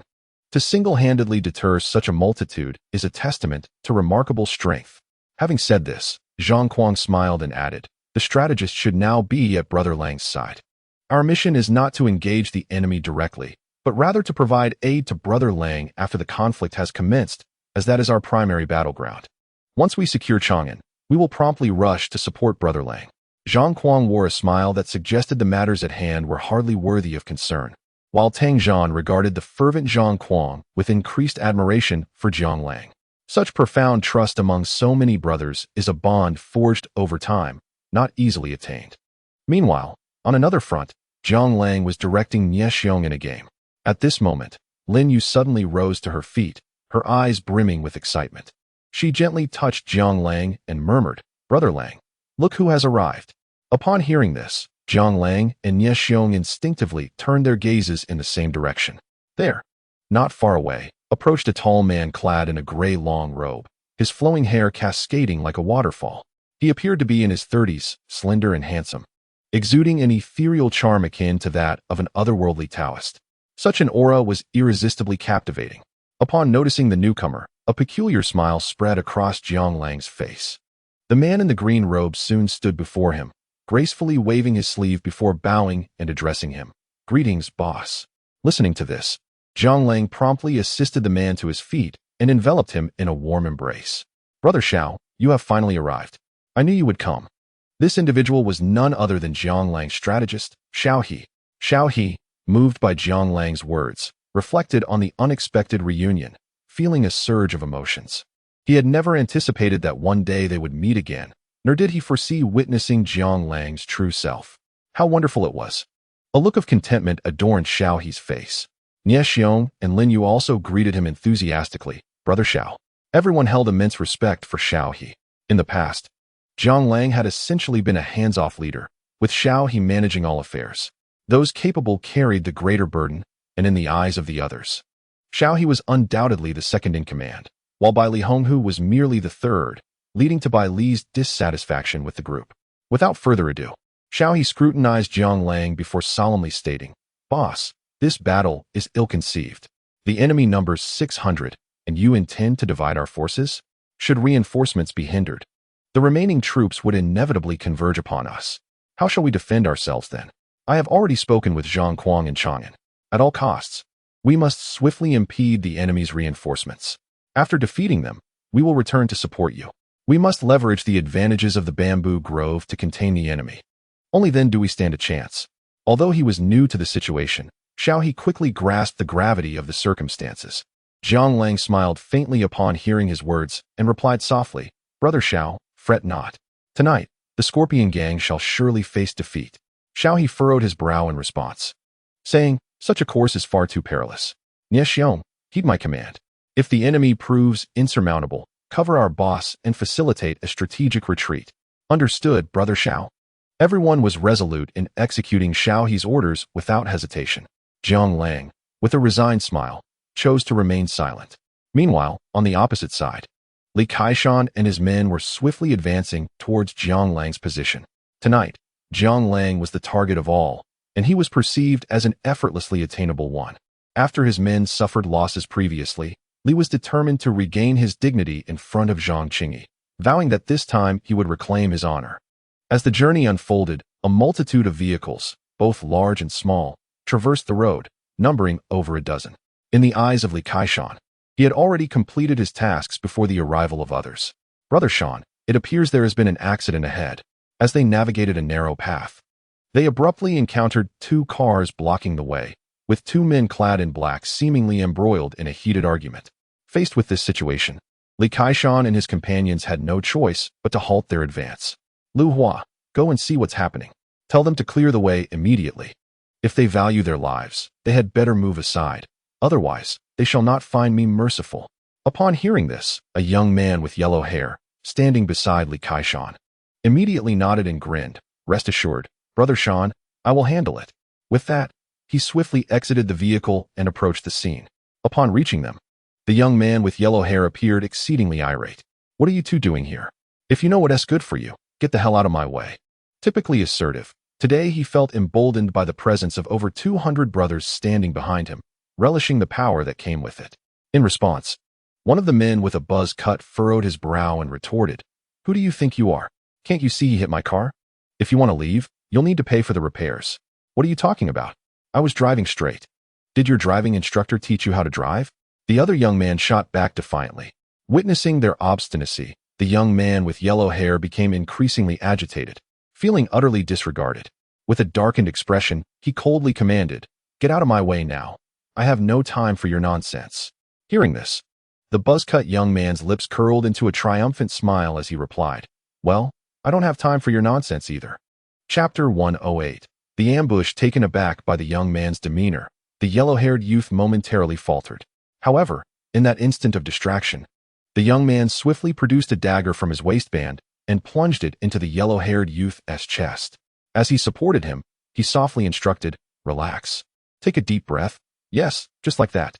Meanwhile, not far away, Li Kaishan grew increasingly anxious, realizing that not only had the yellow-haired youth failed to clear the road, but he had also engaged in conversation with the two men, one of whom had even draped an arm around him, appearing quite familiar. This sight incited Li Kaishan's ire. He exited the vehicle, followed closely by 7 or 8 of his brothers. As he approached, he voiced his frustration. "What in the world are you doing? I told you to move the cars, and instead, you're chatting with them." As he spoke, his anger intensified. His subordinates seemed to be letting him down one after another. What on earth is going on? Li Kaishan approached a small group of individuals, his voice resonating with fury. At that moment, the young man with yellow hair suddenly crumpled to the ground like a discarded rag. Startled, Li Kaishan exclaimed, "Who are you?" No sooner had he spoken than the young man, with a flash of movement, lunged forward, brandishing a knife aimed at Li Kaishan's chest. Having navigated many perilous situations in his years, Li instinctively recoiled 2 steps, narrowly evading a fatal blow. Nonetheless, he felt a sharp pain as the blade grazed his abdomen, leaving a gaping wound that exposed flesh. The young man silently lamented the missed opportunity, and then, astonishingly, he and his companion turned and fled. It was only then that Li Kaishan jolted back to reality. With a furious roar, he pushed aside those nearby and shouted, "They are enemies. Why aren't you pursuing them?" The other men nodded in agreement and began their chase. Sensing the commotion, everyone in the vicinity hastily disembarked from their vehicles, converging on the scene. Li Kaishan's face darkened. This was an inauspicious beginning, especially with the throbbing pain in his abdomen. "Brother, let us take you to the hospital," one young man urged anxiously. "There's no need. It's merely a superficial wound. Move the car. I intend to carve Jiang Lang into pieces." Li Kaishan's fury was palpable, knowing that Jiang Lang was behind this treachery. "Brothers, get in the car." With Li's command, the remaining men swiftly complied. At that moment, 2 figures clad in black sprinted towards the convoy, each carrying a pair of bottles. They swiftly ignited the contents and hurled them into the midst of the vehicles. "Watch out. Molotov cocktails." Li Kaishan, seasoned and perceptive, recognized the threat immediately. But before he could finish his warning, a cacophony erupted as 4 incendiary bottles struck 4 cars, igniting them in a blaze of flames. "Jiang Lang," Li Kaishan bellowed, his rage boiling over as he directed the others to extinguish the fires, his voice hoarse from fury. It was evident that he was genuinely enraged. Meanwhile, Zhang Qingyi's forces had commenced their advance, and he called Li Kaishan to inquire about his location. How could a mere handful of men elude capture? He scoffed. Upon learning that Li Kaishan was hindered by Jiang Lang's men, Zhang Qingyi merely snorted in disdain and abruptly ended the call, leaving Li Kaishan feeling humiliated. Jiang Lang's strategy was indeed cunning. With only 12 men, they managed to stall Li Kaishan's 200. Nearby, Tang Zhan observed in quiet admiration, reflecting on how sometimes strategy triumphs over sheer numbers. Upon hearing Tang Zhan's words, Zhang Quan grinned and replied, "You will come to understand in due time." Aside from his profound wisdom, Brother Lang possesses an abundance of cleverness. Over the years, I have never witnessed our adversaries gain the upper hand against him, nor have I observed him employ the same strategy twice. I even suspect that Brother Lang's intellect surpasses that of a computer, with tactics that emerge ceaselessly. Tang Zhan, upon hearing this, wore a broad smile and remarked, "Should we not make our departure? I fear Brother Lang may not withstand the pressure, especially since the situation there is fraught with peril, and he has so few companions left." Nodding gently, Tang Zhan meticulously wiped his mouth and instructed, "Remember, when the moment arrives, inflict maximum damage upon the enemy. Ideally, we should lure and scatter them. If that proves impossible, let a few remain to delay them while the rest return for reinforcements. Do you understand?" Beside Zhang Kuang stood 6 others, the entirety of their force for the night. The group nodded in agreement. At that moment, Li Kaishan had completely lost his composure. The raging fire engulfing the vehicle seemed impossible to extinguish, and the car was immovable, obstructing passage. Li Kaishan surveyed the crowd and commanded, "Leave a portion behind to fight the fire. The rest shall proceed on foot." With those words, he took the lead, striding purposefully towards Tang Zhan's position. Seeing this, Tang Zhan inhaled deeply and said in a low voice, "Within 1 minute, dispose of all the beer in front of you. Throw." Upon hearing this, everyone quickly began to shake the dozens of unopened beer cases before them. The vigorous shaking made Tang Zhan suspect that the bottles might explode at any moment. With that, the group rolled up their sleeves and hurled the beer towards Li Kaishan's location. Chapter 109. The death of Li Kaishan. At this moment, Li Kaishan and his men were filled with murderous intent, having neglected to post sentries. Before they could react, a deluge of beer bottles rained down from above. These were not mere bottles. After being shaken, they resembled small bombs. By the time Li Kaishan's men realized what was happening, the beer had already cascaded to the ground. Accompanied by the resounding crashes of shattering bottles, countless scorpions and their underlings collapsed, howling in agony. The bottles either struck individuals on the head or exploded upon hitting the ground, transforming these seemingly innocuous containers into lethal weapons. Many were injured, and chaos ensued. In that moment, Zhang Kuang pulled a black cloth from his pocket and tied it around his face to shield his mouth and nose from the blood, then brandished a long knife as he charged into the fray. Zhang Kuang's target was unmistakably clear: Li Kaishan. The principle of capturing the leader before the followers is universally applicable. When the commander falls, the morale of the troops inevitably shatters, leading to the enemy's self-destruction. At this moment, Li Kaishan stood frozen, uncertain of his next move. Chaos enveloped the scene. Attempts at command were met with deaf ears. Li Kaishan could not fathom why the tides had turned so drastically despite their earlier advantage. "Li Kaishan, draw your blade." Suddenly, a man clad in black materialized before him, exuding an air of malevolence, his gaze towards Li Kaishan dripping with disdain. "Who are you?" Li Kaishan asked, momentarily taken aback. Yet he managed to draw a machete from his waist.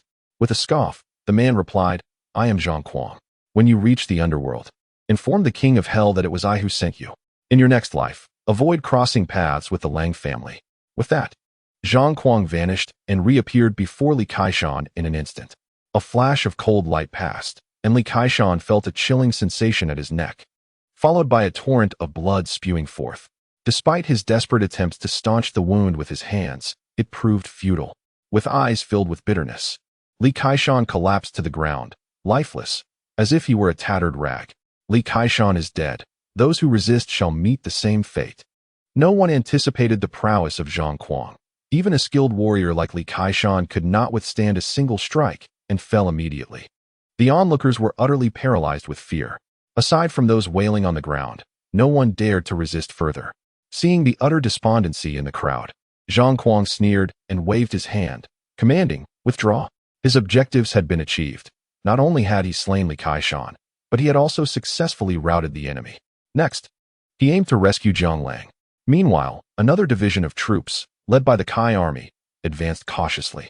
As they remarked, since Zhang Lang dares to speak so boldly, he may have set a trap. A reckless advance could lead to unnecessary casualties. "Commander, should we not accelerate our pace? Otherwise, Li Kaishan may outmaneuver us." A Chong, positioned beside the Kai army, was fraught with anxiety, questioning the Kai commander's hesitation. Did the Kai army truly lack the will to rebel?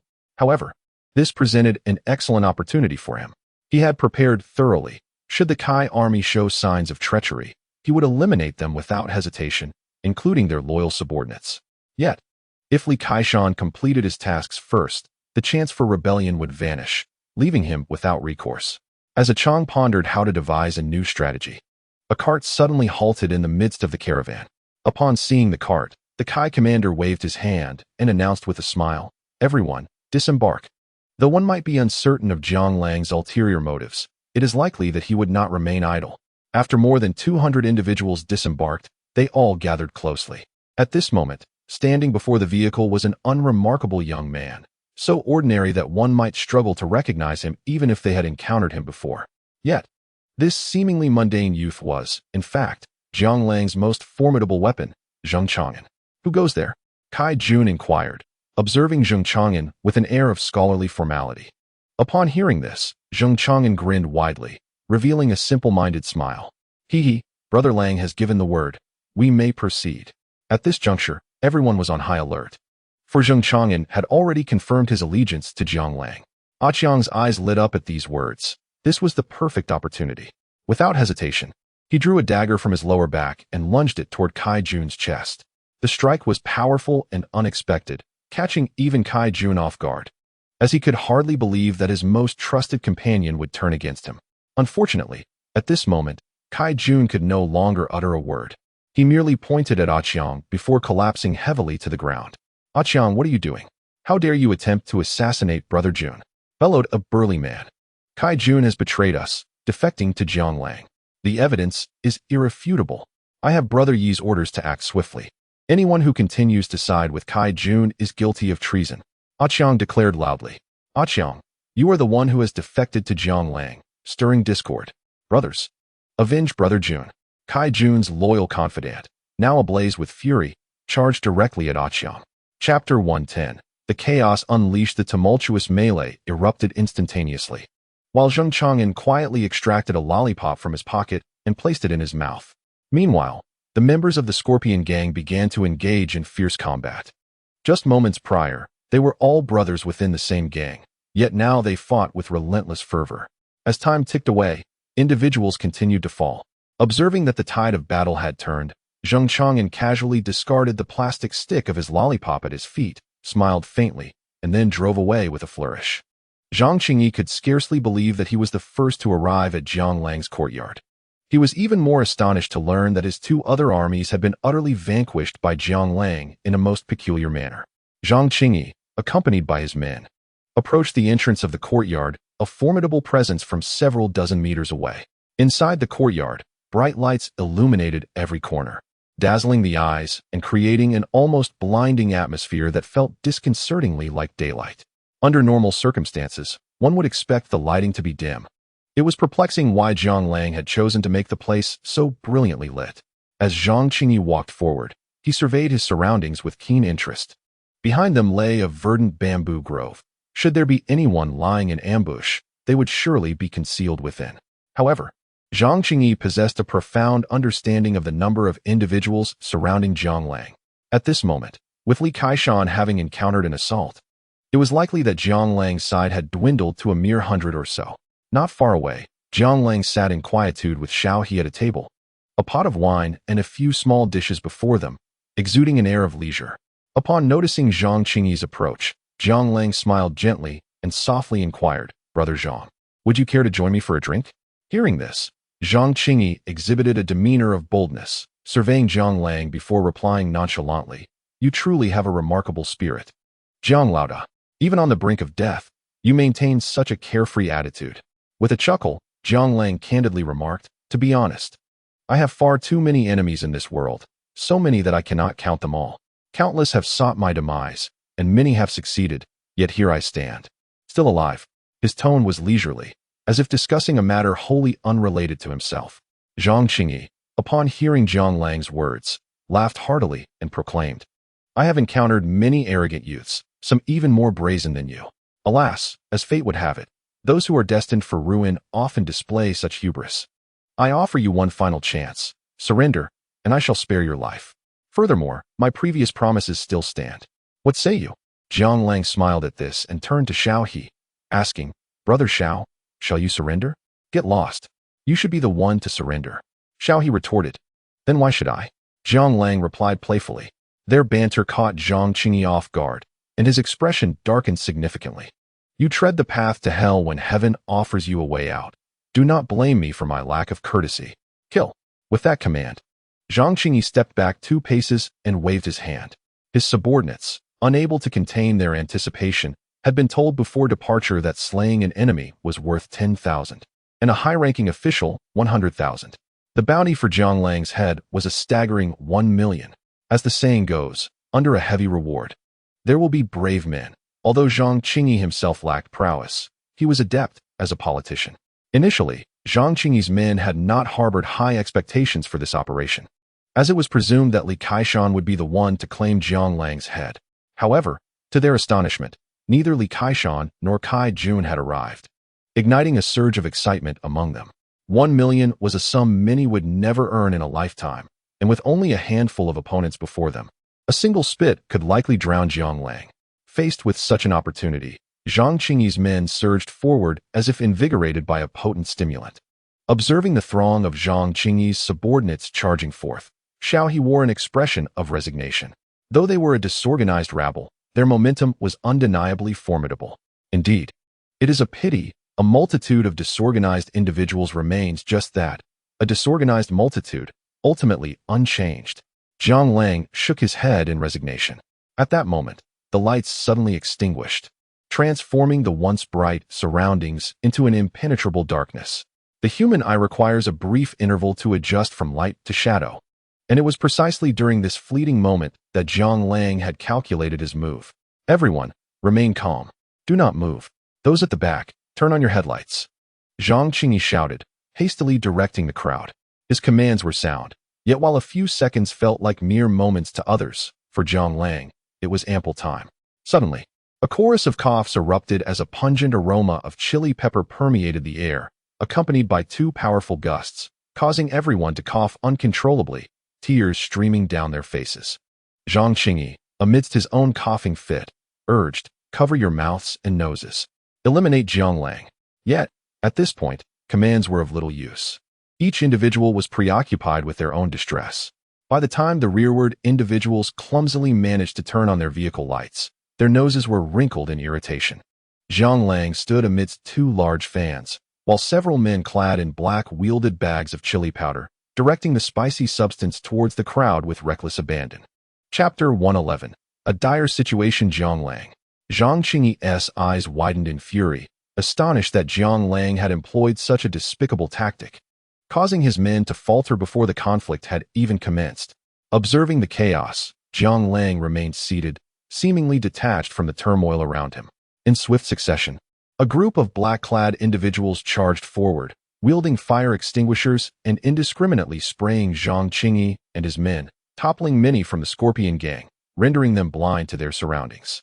At that moment, a figure clad in red emerged from the fray, her attire complemented by protective goggles and a crimson scarf. Armed with a dagger, she descended upon the crowd like a butterfly, and with each flutter of her wings, adversaries fell one after another. It's the enemy. Stay composed, and head straight for Jiang Lang. Zhang Qingyi, tears and mucus streaming down his face, attempted to rally the group. However, his commands had little effect as they clustered around him, striving to disperse the chili-infused air. Take her down. Zhang Qingyi soon recognized Lin Yu advancing towards him. Lin Yu, with a resolute intent, understood the principle of capturing the leader to dismantle the opposition. Eliminating Zhang Qingyi would signify the end of their struggle. Thus, she wielded her dagger with fierce determination, striking with unyielding precision. However, at this moment, the potency of the chili powder gradually waned, and the lights flickered back to life. The throng surrounding Zhang Qingyi swelled, making it increasingly difficult to charge through. Despite Lin Yu's formidable skills, facing 100 foes was an insurmountable challenge. Moreover, the earlier use of chili powder and a fire extinguisher proved insufficient to inflict lethal damage upon her adversaries. Observing the overwhelming numbers, Lin Yu refrained from recklessly breaking through the encirclement, instead maneuvering adeptly within it. A bounty of 1 million for her head. Zhang Qingyi, now blinded by rage, had never before encountered such a setback. Upon hearing this proclamation, a sense of reckless valor surged among the Scorpion gang members, driving them to hastily converge upon Lin Yu. Gradually, she found herself unable to withstand their onslaught. Suddenly, a thunderous sound erupted from behind. A towering figure emerged, standing nearly 2 meters tall, with a physique brimming with explosive muscle. Bare-chested, he resembled a reincarnated black bear, and his gleaming steel wrist guards caught the eye as he charged forward with tremendous force. No one doubted that a collision with this man would result in immediate fractures. Before long, the colossal man had closed the distance, and a few relatively larger members of the Scorpion Gang hurriedly attempted to obstruct his path. Without question, they fell swiftly, akin to kites severed from their strings. The newcomer was none other than Xiong.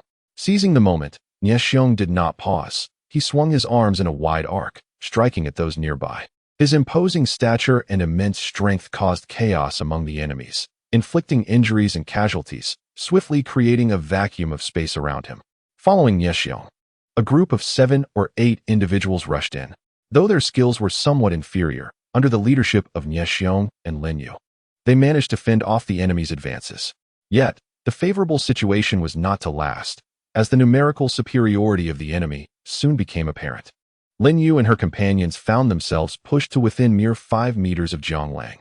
Zhang Lang is within reach. Whoever slays him will earn a bounty of 5 million, and thereafter, they shall be the second in command of the Scorpion Gang.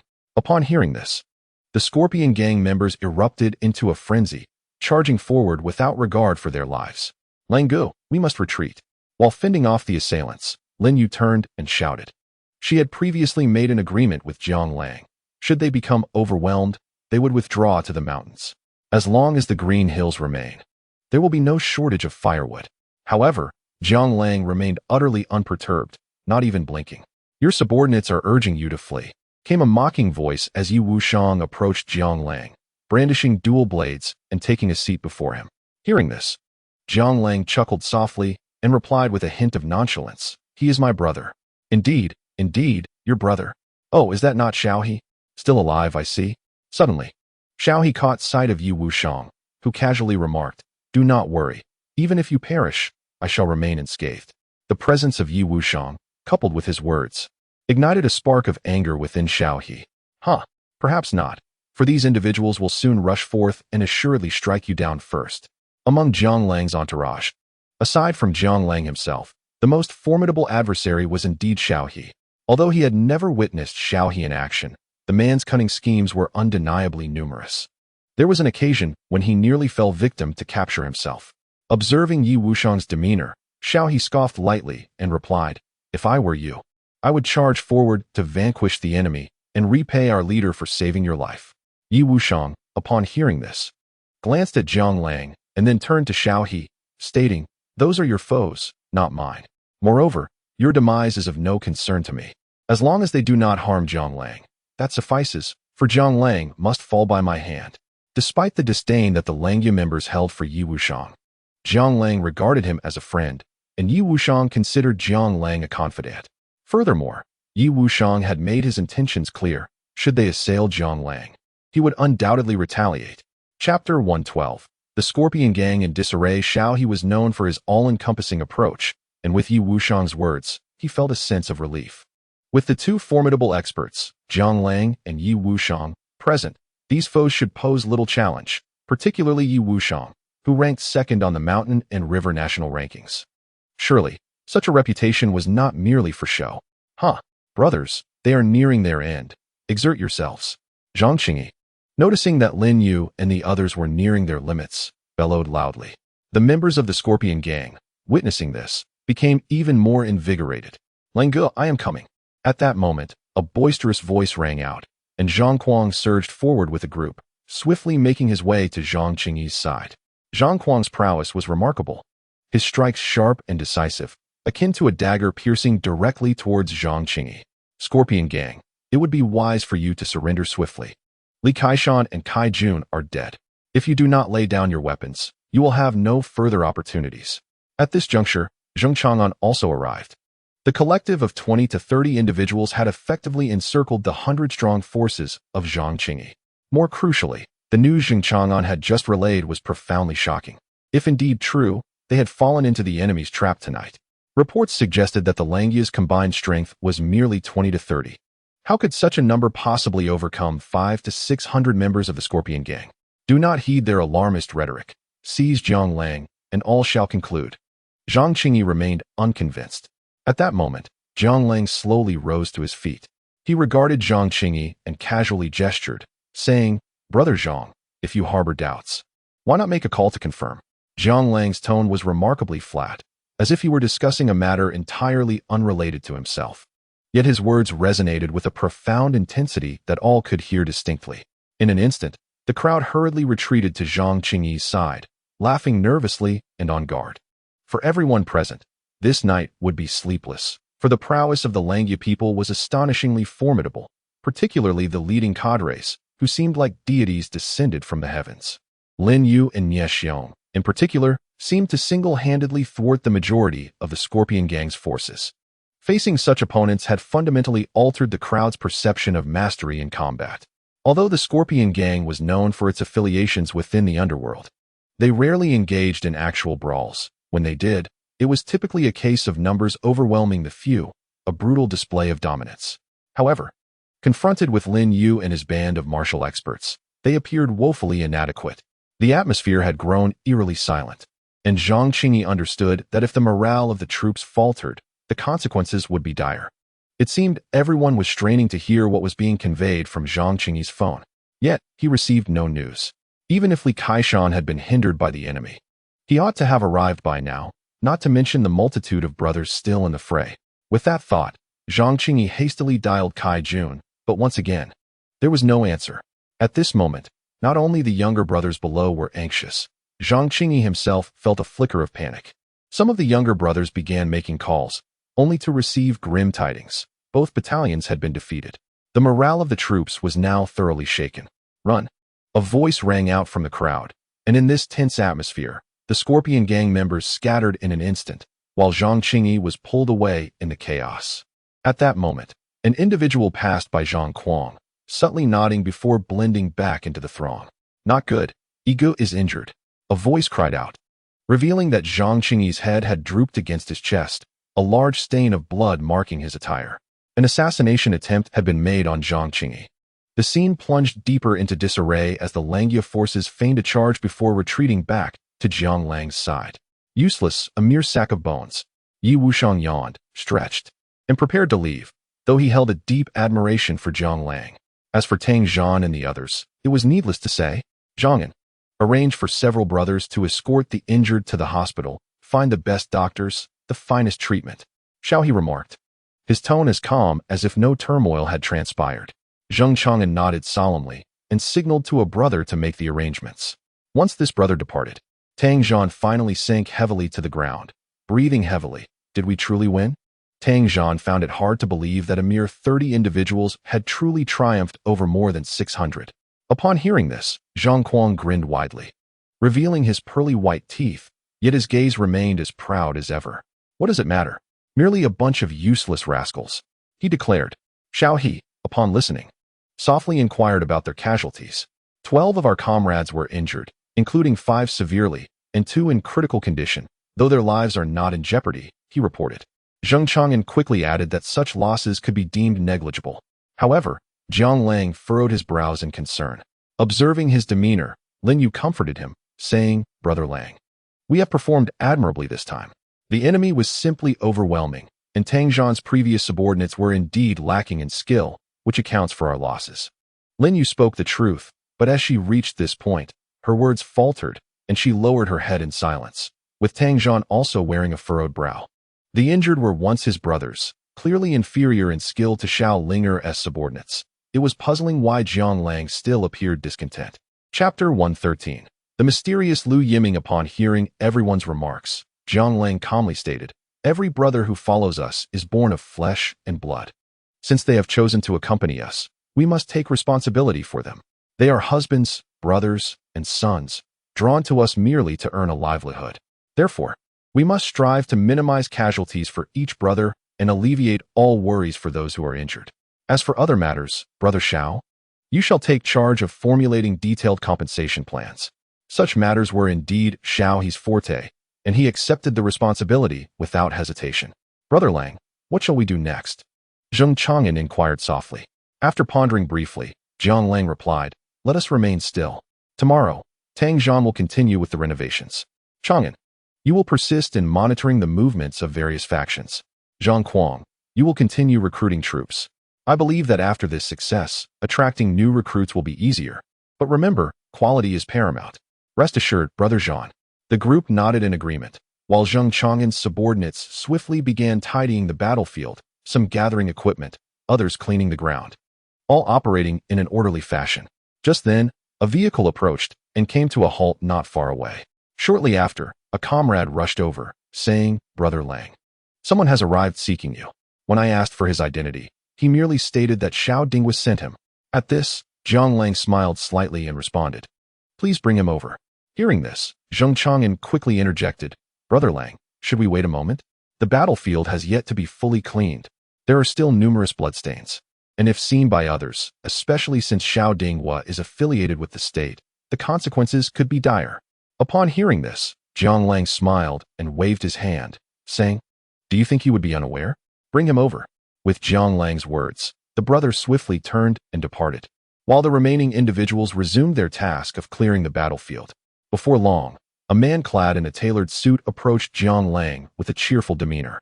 He appeared to be in his 30s, adorned in high-end attire, with a tie that likely bore considerable value. His polished shoes were immaculate, and his meticulously styled hair complemented a pair of gold-rimmed glasses, giving him the air of a corporate executive, particularly as a warm smile graced his face. Beside him stood a young woman, seemingly in her 20s, draped in a flowing white gown that reached the ground. Her hair cascaded casually over her shoulders, and her delicate features bore an expression of seriousness, her pale complexion suggesting that a mere gust of wind could topple her. Yet, this very presence stirred a sense of latent menace within Jiang Lang, as if the woman concealed something formidable within her.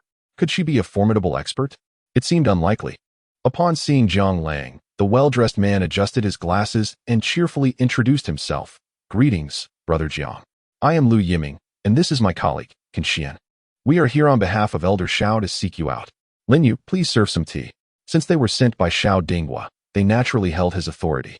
As the saying goes, a strong general commands no weak soldiers. Lu Yiming was certainly not merely the cultured gentleman he appeared to be. Once they were seated, Lu Yiming continued with a smile, "From now on, you can rely on me for your affairs. Any troubles you cannot resolve may be brought to me, of course. Except for matters pertaining to the underworld. I can offer assistance within my capabilities, though whether I can truly be of help remains uncertain. Nonetheless, I shall do my utmost. Naturally, if you do not require my services, that would be the best outcome." Upon hearing this, Jiang Lang could not help but chuckle, for it was essentially a non-statement. It seemed Brother Jiang had just emerged from a bloody conflict, the scent of violence still lingering heavily in the air. Lu Yiming's tone was notably calm, yet his smile was genuinely sincere, causing Jiang Lang's brow to furrow in contemplation. Alas, when the heavens pour rain, one cannot simply remain idle. If someone seeks me out for a confrontation, I cannot afford to be passive. Moreover, Elder Xiao has stated that these matters are mine to resolve. Should the day come when my services are no longer needed, I can withdraw at any moment, for I am not one who relishes violence. Hearing Jiang Lang express this, Lu Yiming's smile broadened, and he nodded with an approving demeanor, softly remarking, "These are all the scum of society. Their demise is long overdue. Their deaths would be a contribution to the nation." At that moment, Lu Yiming's smile sent chills down the spines of everyone present. He was certainly no ordinary individual. When he spoke of taking a life, his demeanor resembled that of someone crushing an ant, utterly indifferent to human life. Observing the situation, Lu Yiming remarked with a grin, "However, I must forewarn you, Brother Jiang, since we are now allies. In the event of any significant undertakings, I hope you can notify me in advance. This would allow me to make some preparations and extend my assistance. I fear that should any misunderstandings arise, those around you may meet an untimely fate." While Lu Yiming maintained a cheerful expression, Jiang Lang's countenance darkened considerably.